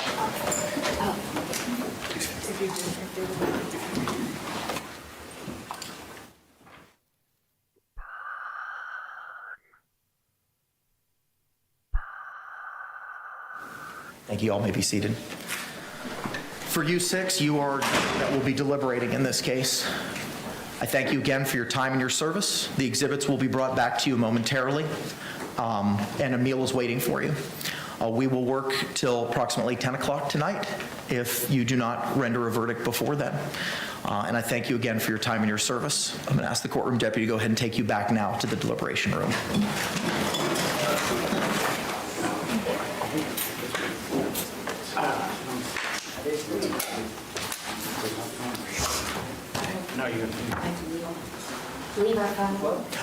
You can bring your phone with you. There's a basket that the deputy will take and collect for you. Thank you.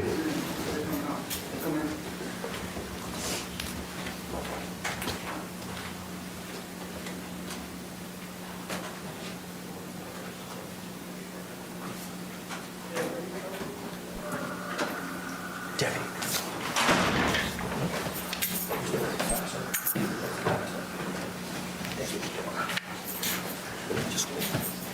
You all can be seated. Thank you very much. May I raise something real quickly?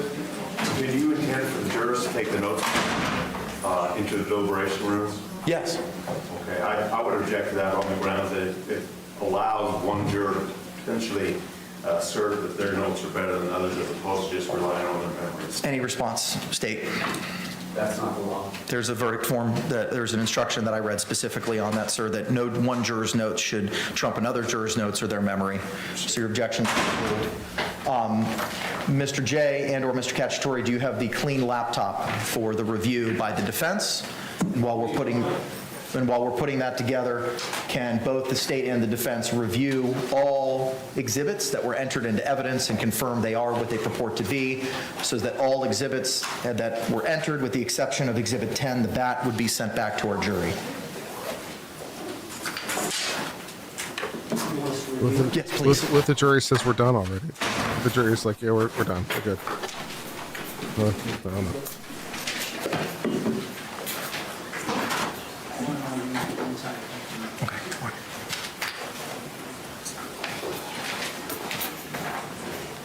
I'm going to go speak to the alternates, and I'll return momentarily. Thank you.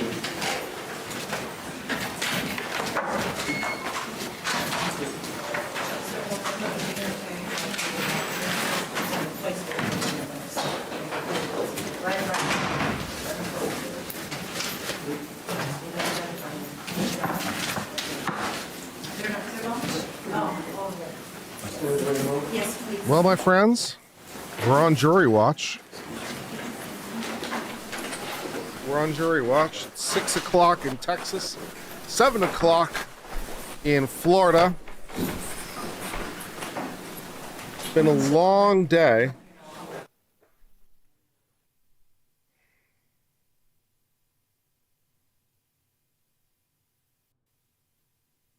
And we're waiting.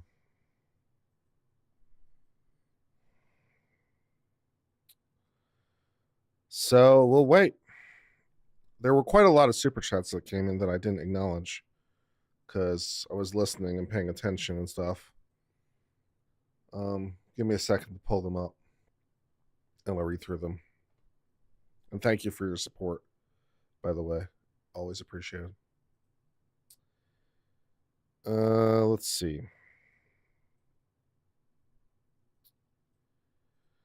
Let's see.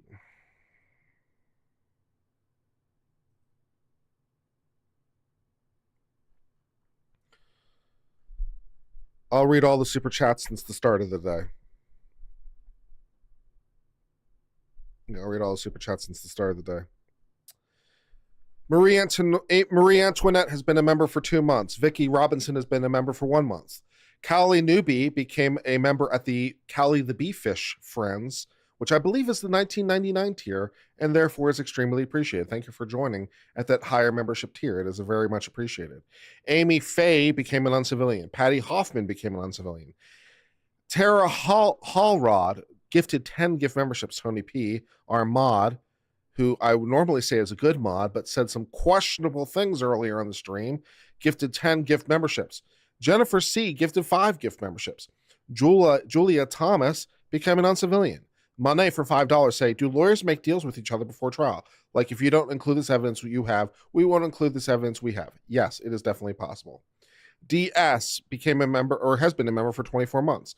Maychild became an uncivilian. Thank you for hitting that join button. Pirate Tomsky for £5 says, I've been enjoying your coverage. Thank you for your analysis. You're welcome. Lorna for £2 said, judge or panel choosing the foreman. Preference? I prefer that the panel do it. Thank you for your question. Tara Hallrod gifted 10 gift memberships. Kim gifted 5 gift memberships. Snarky Puppy gifted 10 gift memberships. Monet gifted 10 gift memberships. Brian Marsh became an uncivilian. Thank you for hitting the join button. Matthew Felty gifted 5 gift memberships. Ann Oporowski gifted $10. Liam Hemmings gifted €2. That carpet is filthy.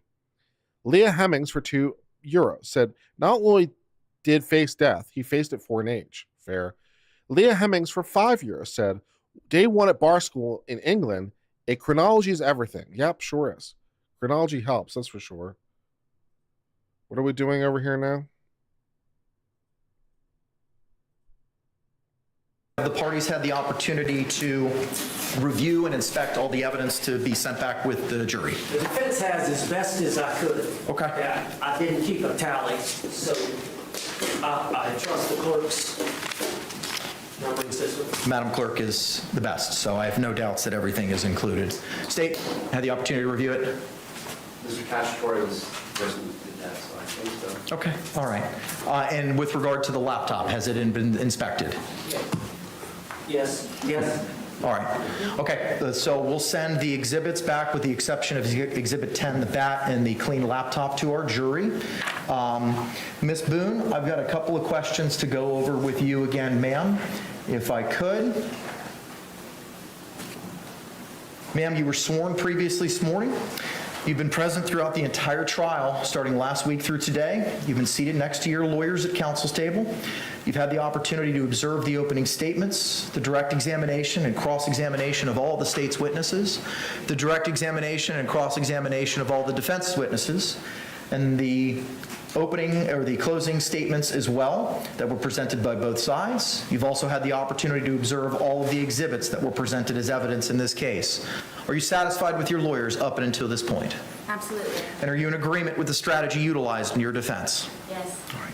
The last issue that I need to address is the state's request for in-camera hearing regarding financial arrangements between defendant and defense team. State, what is your concern? It's a very expensive defense, and she's indigent, and there are bar rules that limit the ways that things can be done. And I don't know what's going on. It's none of my business unless it's raised in a 3850, so if there's an in-camera proceeding, I would ask to be sealed, and there won't be any need to get into it unless there's a 3850 claim that there's a conflict of interest. Is there anything other than concern or speculation that you have?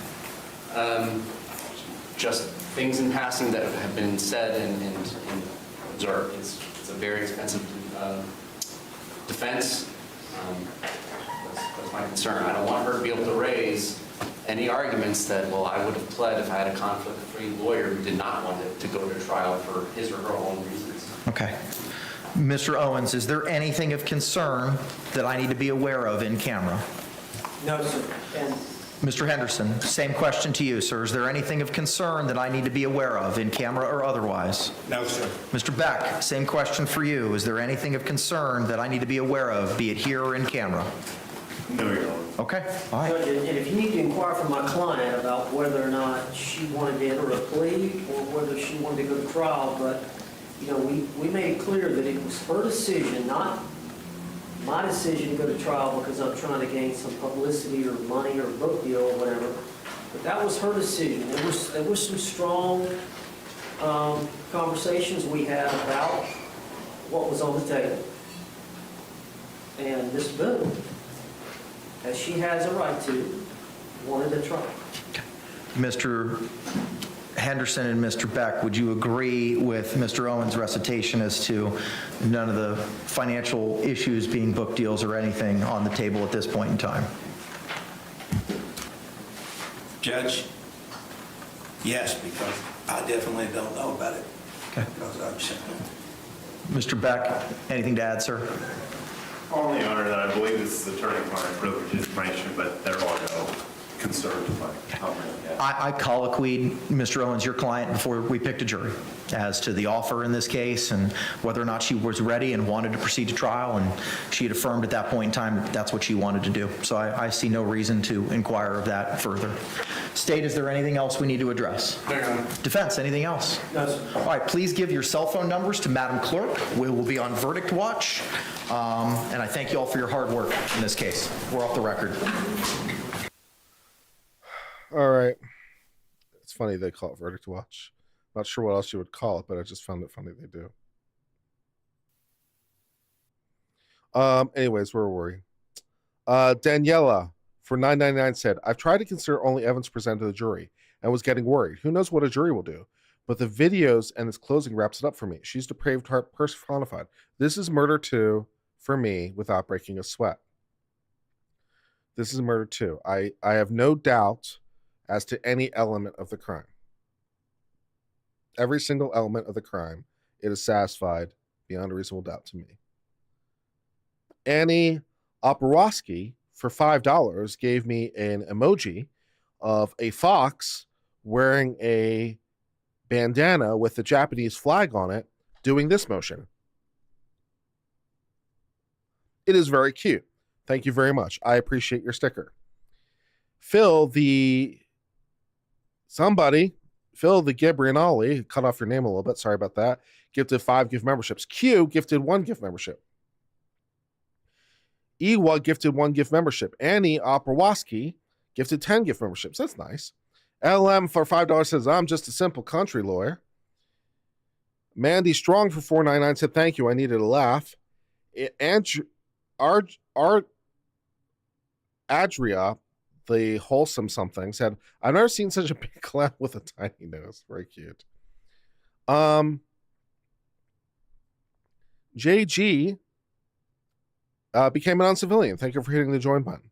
Daniela for $9.99 says, I needed the state to rebut with this. Sarah Boone was notorious for drunk dialing 911 while George slept, yet was too afraid to call while armed with a bat, and George was trapped in a box. Mic drop.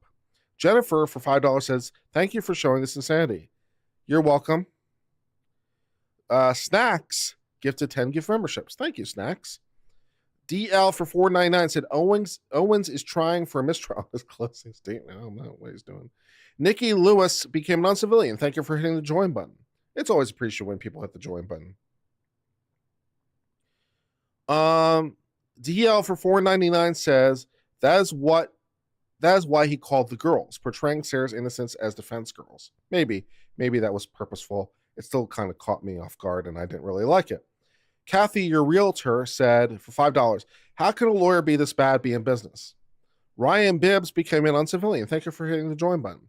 Carrie Ann Bloom gifted 10 gift memberships. Nikki Lewis has been a member for 19 months. Carrie Ann Bloom has been a member for 4 months. Yurtica gifted 5 gift memberships. Daniela for $4.99 said, theory that this was Sarah's defense all along confirmed. Soli P777 for $19.99 said pizza. Very appreciated and extremely thoughtful. Adria the Wholesome for $2 said, Chewbacca defense? No, we do the Vader offense. Della Sandor for $5 says, orange heart and cowboy head emojis.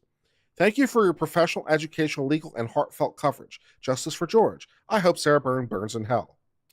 And Sir Frank Otter has been a member for 10 months. So that's what we have. So that's what's going on. Thank you for the super chats that you gave. And now would be a fine time for you to hit the join button or super chat if you haven't already. Was the state's rebuttal good? Not particularly, no. Also, Star Wars got involved for some reason, more than you'd expect.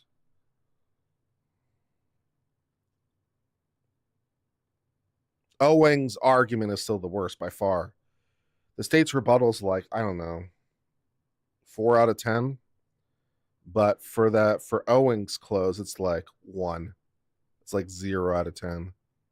It was one of the more disgusting closes, in my opinion, that I've heard in a while.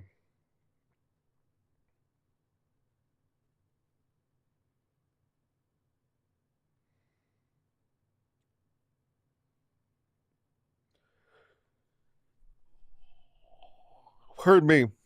All right, so what else should we do while we're waiting? We could play some video games for a while. What game should we play? We could play like a quick round of Vampire Survivors. We could play the ending stage of Vampire Survivors. It's kind of uplifting. Let's see, what else can we do while we're waiting?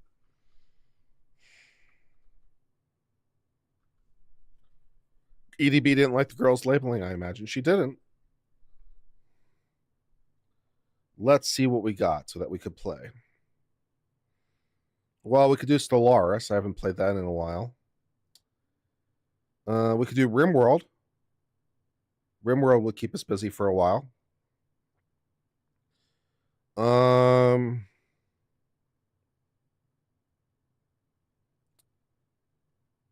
Let's see what else we could do. That looks good. Nuclear Throne, although I'll get my ass kicked. Tell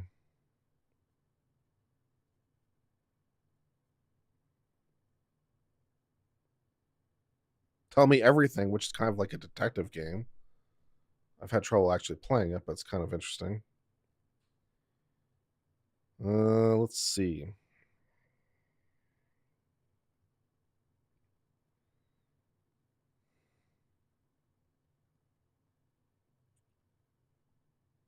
What else looks good?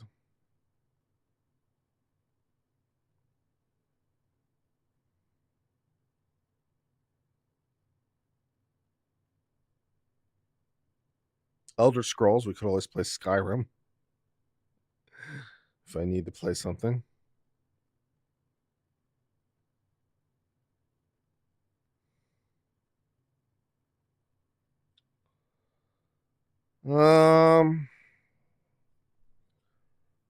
Let's play.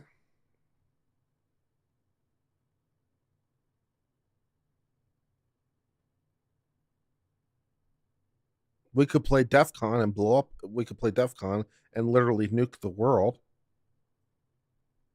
We could play DEF CON and nuke the world. That'd be cathartic.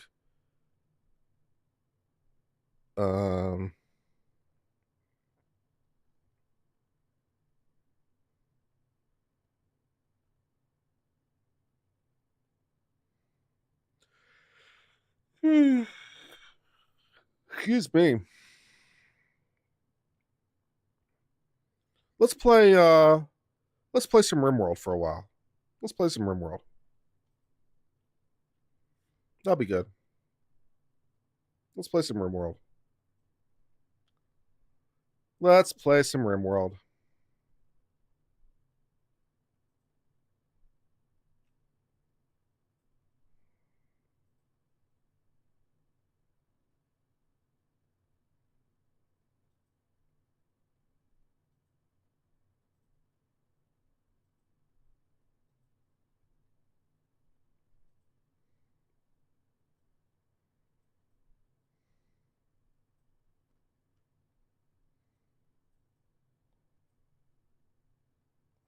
RimWorld is a good way to kill some time.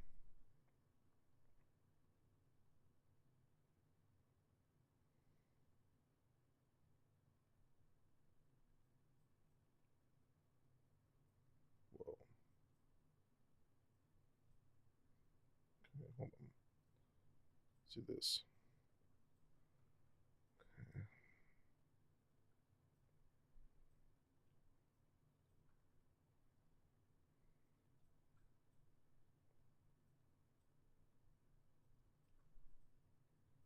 Okay, what's going on here?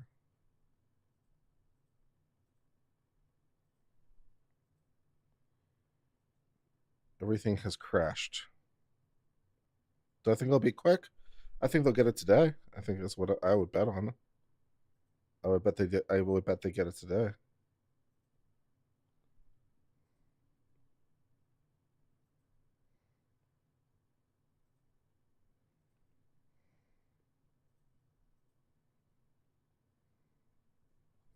Let's try adding a new window.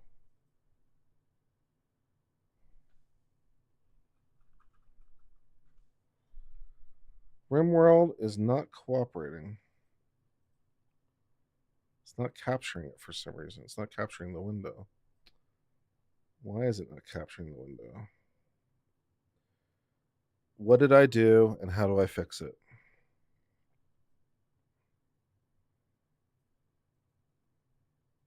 If I remove this, maybe I can do it this way. Let's try this.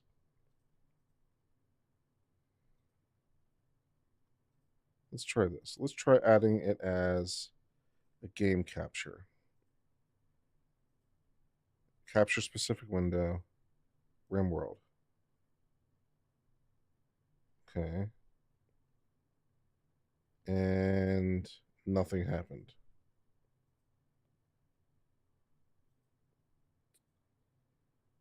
Oh, Lord.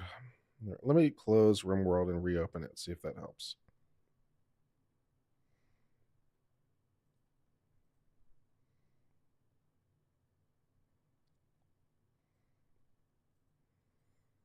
RimWorld is being difficult.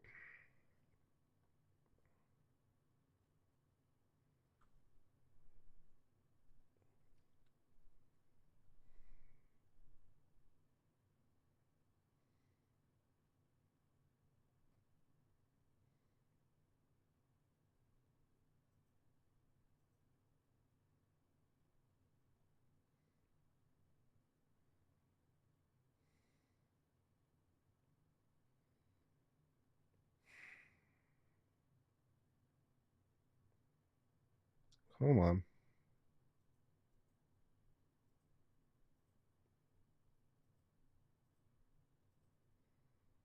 It doesn't want to capture the screen for some reason.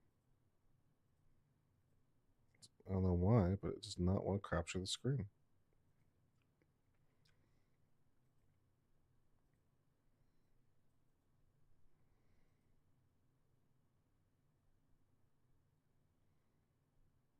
Change capture method. There it is. There it is. I will get you to comply. New donation from Candy Marie. Thank you, Candy Marie, for the super chat or the coffee. Do appreciate it. There we go. Okay, so now I just need to like make this the size of the right window. Okay, and I just need to make this a little bit wider. Cool. And now if I turn on music, there we go. There we go. All right. That's nice.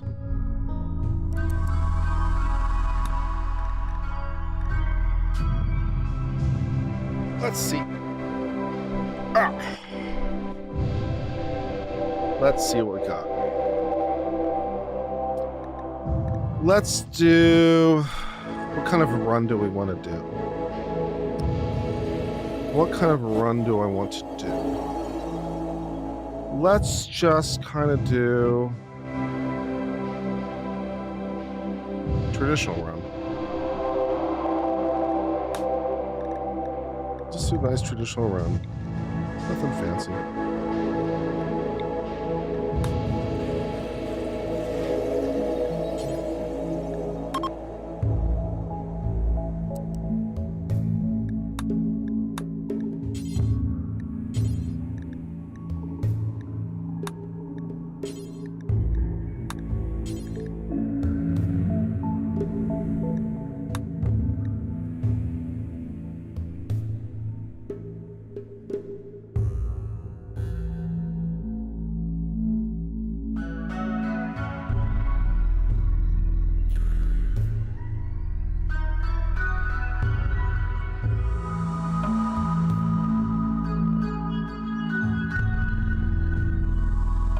I can turn down the game audio a little bit if you like.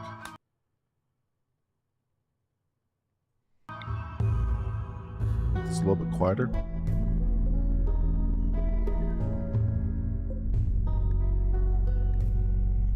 Let's see.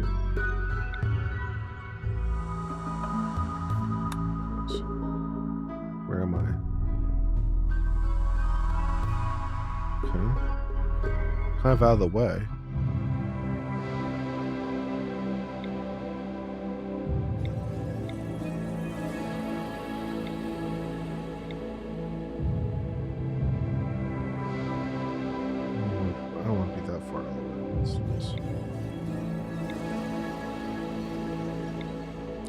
That'll do it.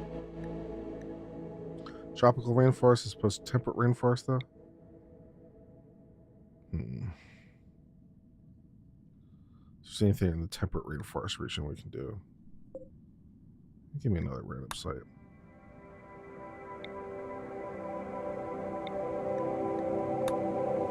Desert, temperate forest. Okay. Let's do. Let's see. How about there? All right.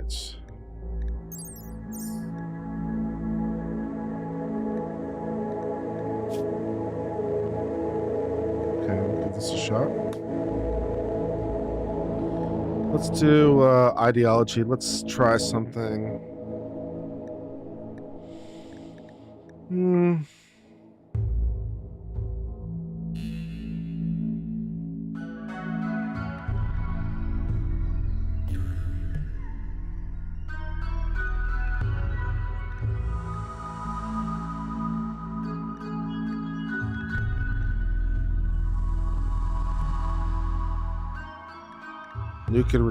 Nudis.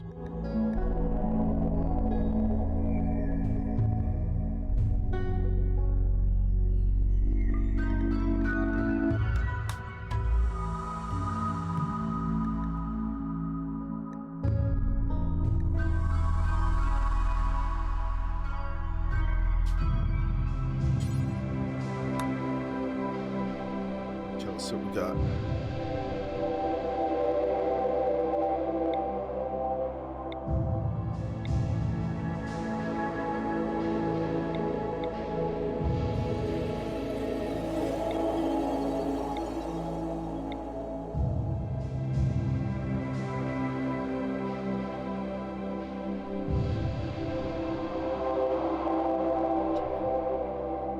So you're social,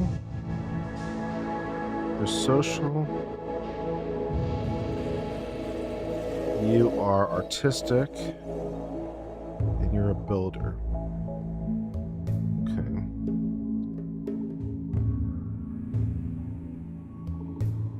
We'll make your cooking trait better. Okay. And let's make your medical trait better. And let's see. Do a little bit more crafting there. And let's see. Oh no, I don't need a melee specialist. Do construction at 5, mining at 5, cooking at 5. Do plants here at 5.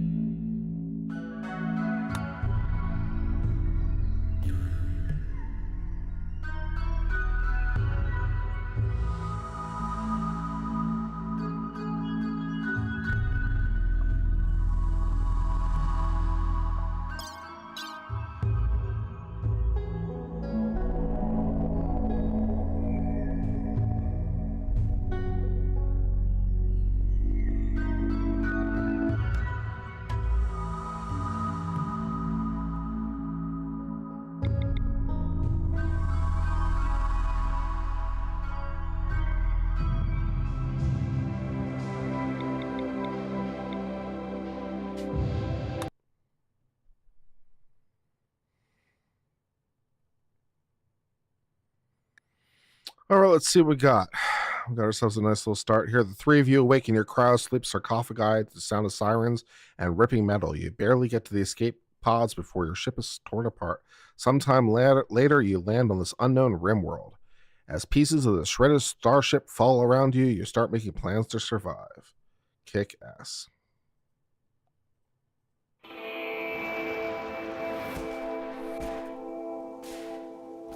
All right, let's see what we got. Okay, so we got ourselves a lot of mountains here. So we got ourselves the potential for a mountain base, which I will probably take. Let's see what we got ourselves in terms of growing space. Put on the overlay. Okay. We got ourselves a nice, rich growing area over here on the left. Should put on so you can see my cursor. So let's see, I need to go over to gaming and I need to change this so you can see my cursor when I use it. So I need to go over into the properties and so you can see capture cursor. That way you can see what I'm pointing at. Yeah, now you can. All right, so we got a nice little green space over here for rich growing. Let's see, we've got some green space over here from rich growing, and then we got a huge space over here for some growing. We got ourselves, let's see, in terms of wildlife, we got some bucks and does. We got turkeys, that's excellent. Some donkeys, that's nice. All right, so that's good stuff. All right, so I think what I'm gonna do is I think I'm just gonna okay, so I got this growing space down here and this growing space down here, so I think I'm gonna drill into the mountains here. So I'm gonna use this as a natural space to start. So I'm gonna zone this for my stockpile and my dumping stone space. Okay, and then I'm going to select, I'm going to say allow everything, so it will get everything. All right, I'm going to press play, start the clock running. Now I'm going to go ahead and zone for growing. So I'm going to go ahead and put down my growing stuff so I can get some nice food going.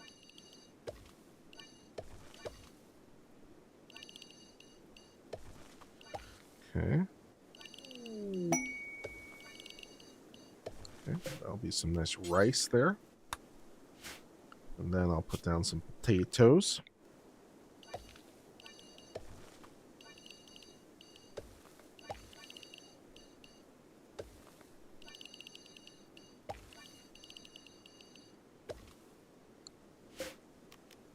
Okay.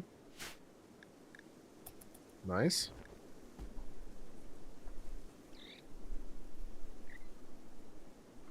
Okay. We're also going to designate a little space for the indoors for them to. We're also going to put out some beds. We'll start with them outside, then we'll move them inside rapidly. So we'll designate 3 beds so we can get that going.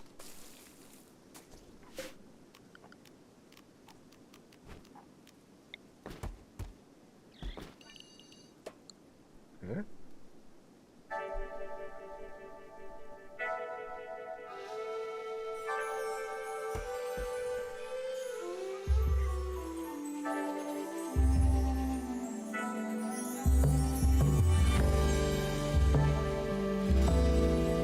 So now they're just hauling all the basic supplies we crash landed with to the new designated space that I put over here. Oh, we also got ourselves a thermal vent we got ourselves some thermal vents too. That's nice. So we got 2 steam geysers down here, so that'll be good for some power pretty soon. So that's nice.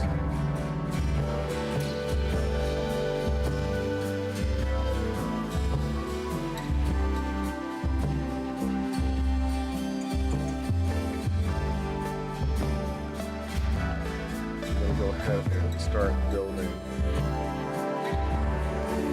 the base on the side as well. Started with that.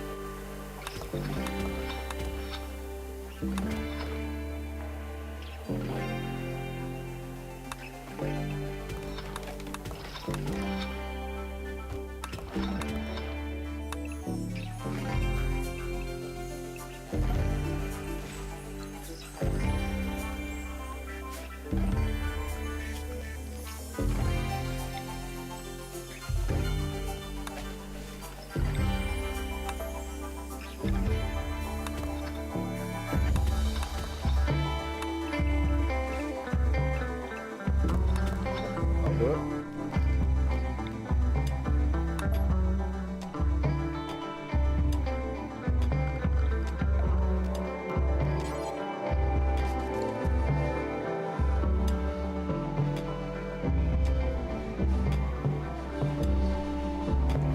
Good. Get ourselves a little mountain base going so they can be protected from the elements.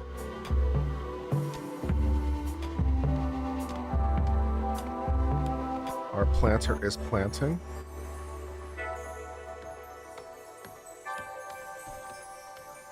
And then I'm going to also go ahead and designate a zone for growing of heal root so that we can get that started. So when we run out of medicine, we'll have heal root that we have. So I'm going to use these little strips here because that's usually what I do. So this.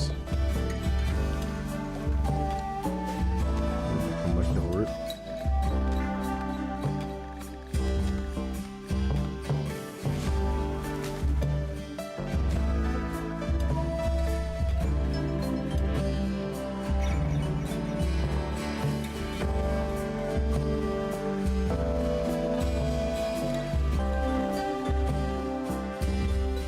Where is it?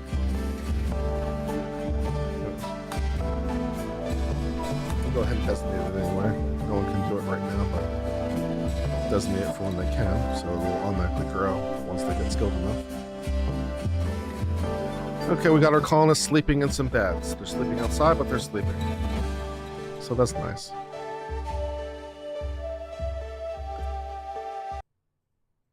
Thank you for the 220 of you who are currently spending some time with me.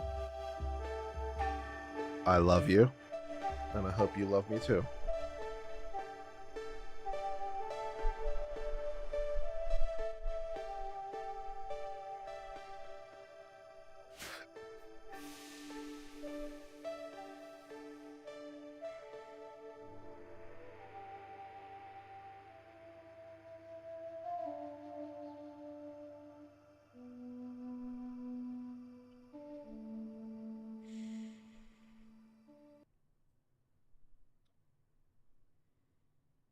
Thank you, Julessa. Appreciate that.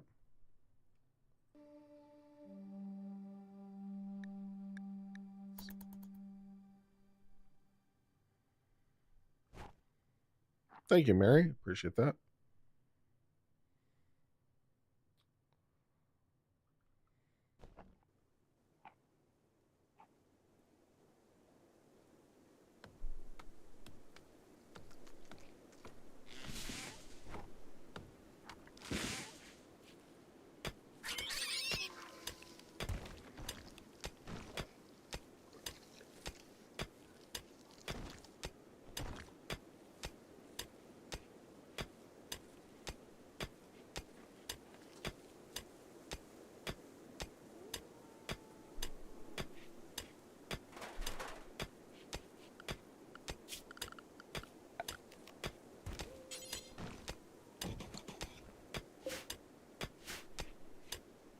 Thank you, Ank, for being a member for 1 month. I do appreciate it.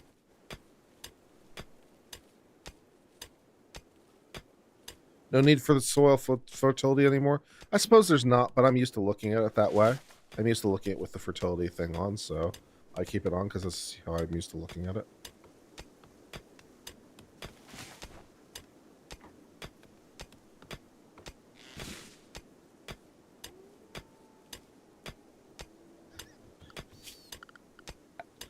All right, we're going to go ahead and get ourselves our basic production down.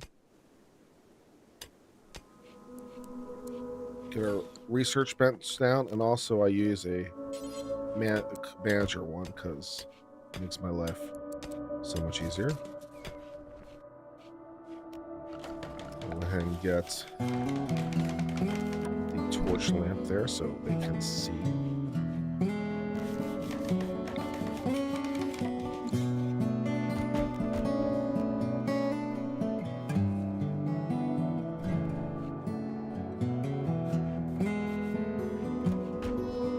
And also, of course, we want to get a dining table down and some chairs because, you know, you gotta have a table or they really freak the fuck out. Having a dining table is super important to the RimWorld people. So we'll get a table down, some dining chairs.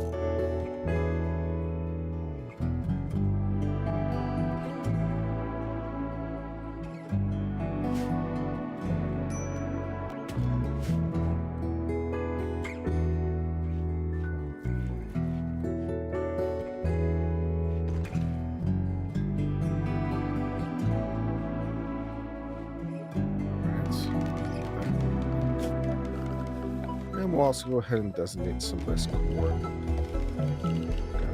Gotta have corn.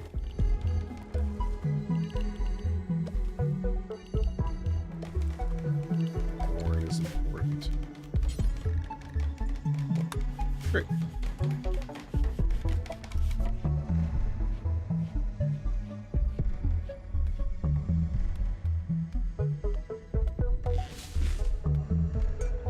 All right, then I'm going to go ahead to go into the manager, which is the little mod I have.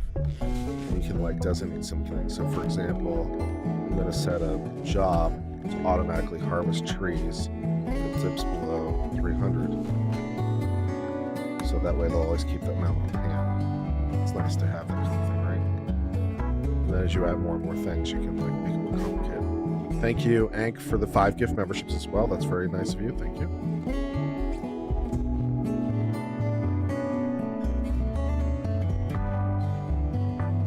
I'm also going to go ahead and designate basic research going ahead. I'm going to send, I also have the visitors mod. I also have the guest mod, so I can get visitors and guest beds, which allows you to generate quite a lot of revenue. So you can put up some hotels, but I don't have any guest beds right now. All right, so let's see. We will start with smithing for research.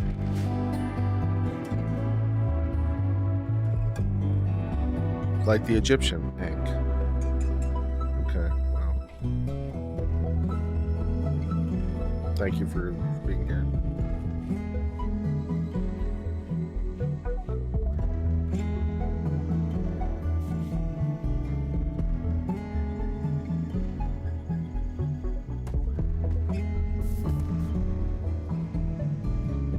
All right, so which one is my hunter?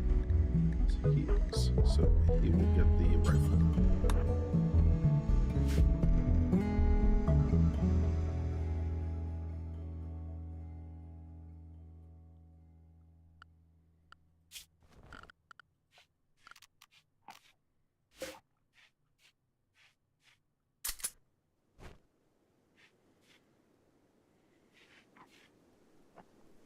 Oh, we also need to put some recreation. So we will put out a classic horseshoe pin, so they have something to play with. Gotta have some recreation, or they go nuts.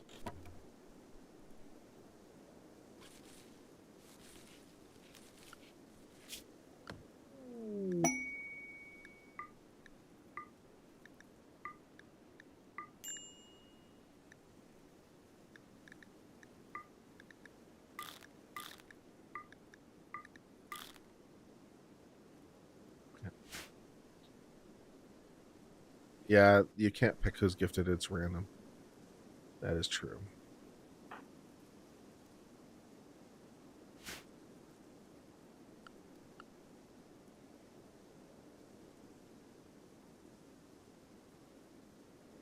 All right, so we got our basic food down. We've got a little research shop down. Probably start thinking about like some dorms so they have some place to live except instead of being outside. So we'll build them some nice little houses they can live in.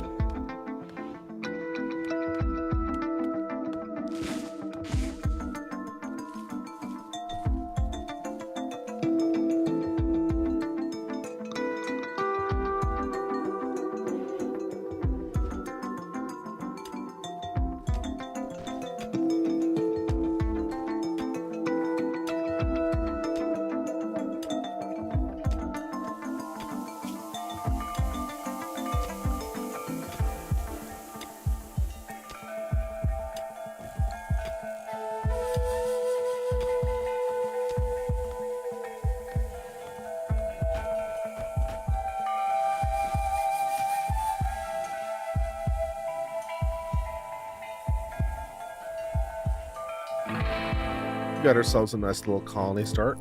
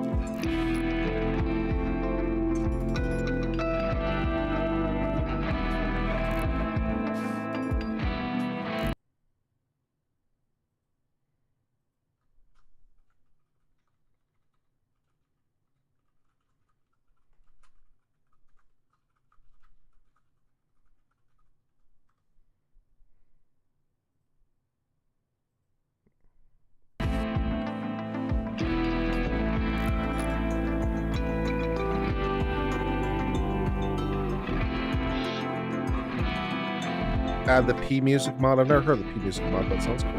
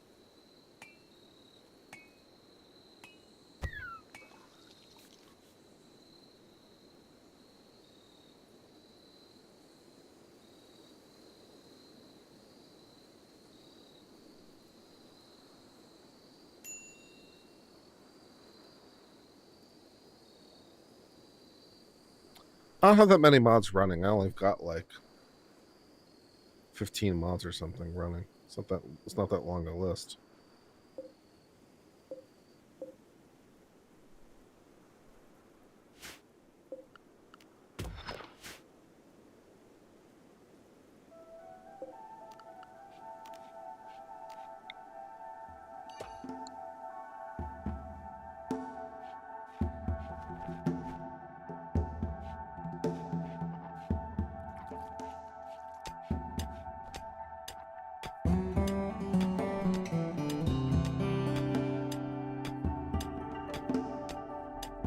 Is warfare on a neighboring territory a viable early game strategy? I've never really tried it.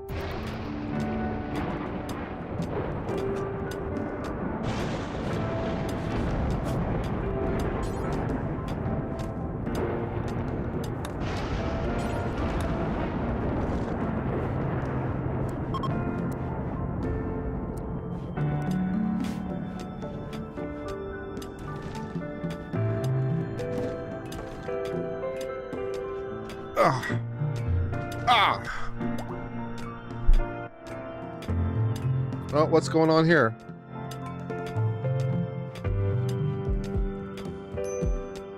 The super mayor has threatened arrest of opponents. That's nice. The Dalton mayor has now threatened the arrest of her rivals. She is a piece of work.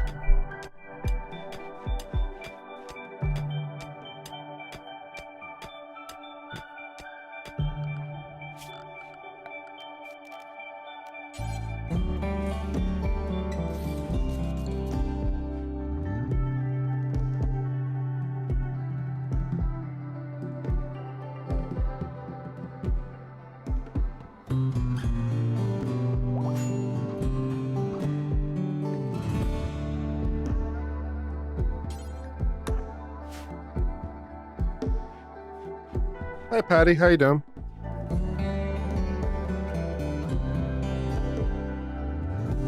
We're having a good day over here. We're just having some fun, playing some games while we're chilling out. We're trying to like survive on a colony while they decide whether Sarah Boone is absolutely clearly guilty in so many different dimensions. It's hard to measure them all.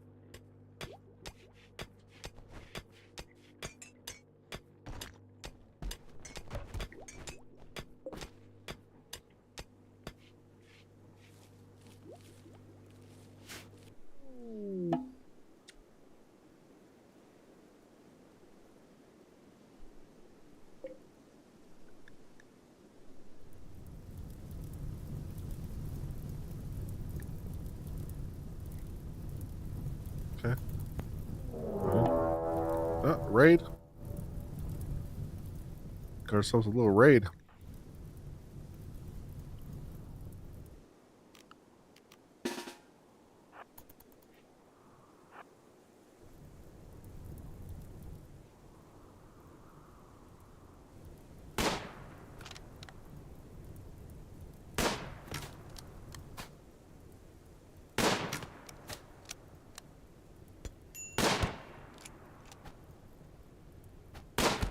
There you go. Dead. Now let's see. Is he worth saving? No. He is not. Although I could enslave him, maybe. Is he worth enslaving? Not really. He doesn't really have any good abilities. He doesn't have any qualities that are any good. No, he's dead now. Doesn't matter.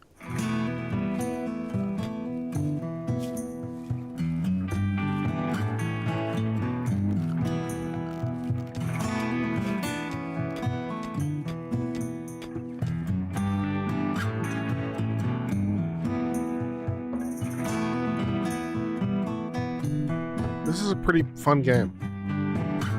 It's a pretty fun game. If you put it on lower settings, it gets actually pretty tranquil and peaceful too.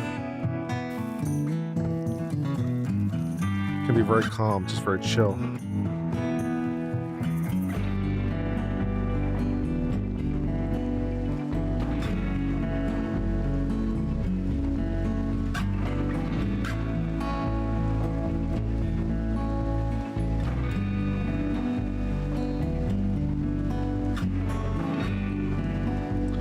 It is 7 o'clock in Texas, 8 o'clock on the East Coast.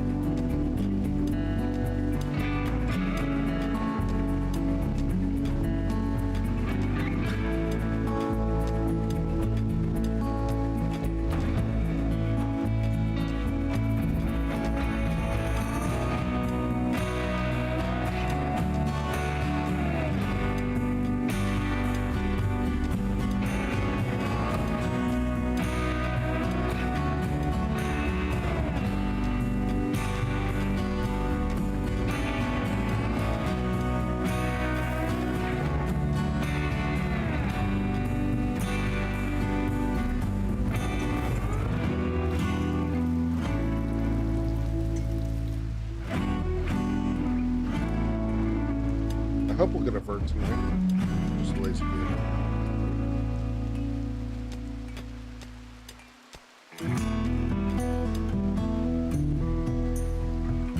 Has Uncivil been drinking today? Well, that's kind of a fucked up question to ask. Fuck you.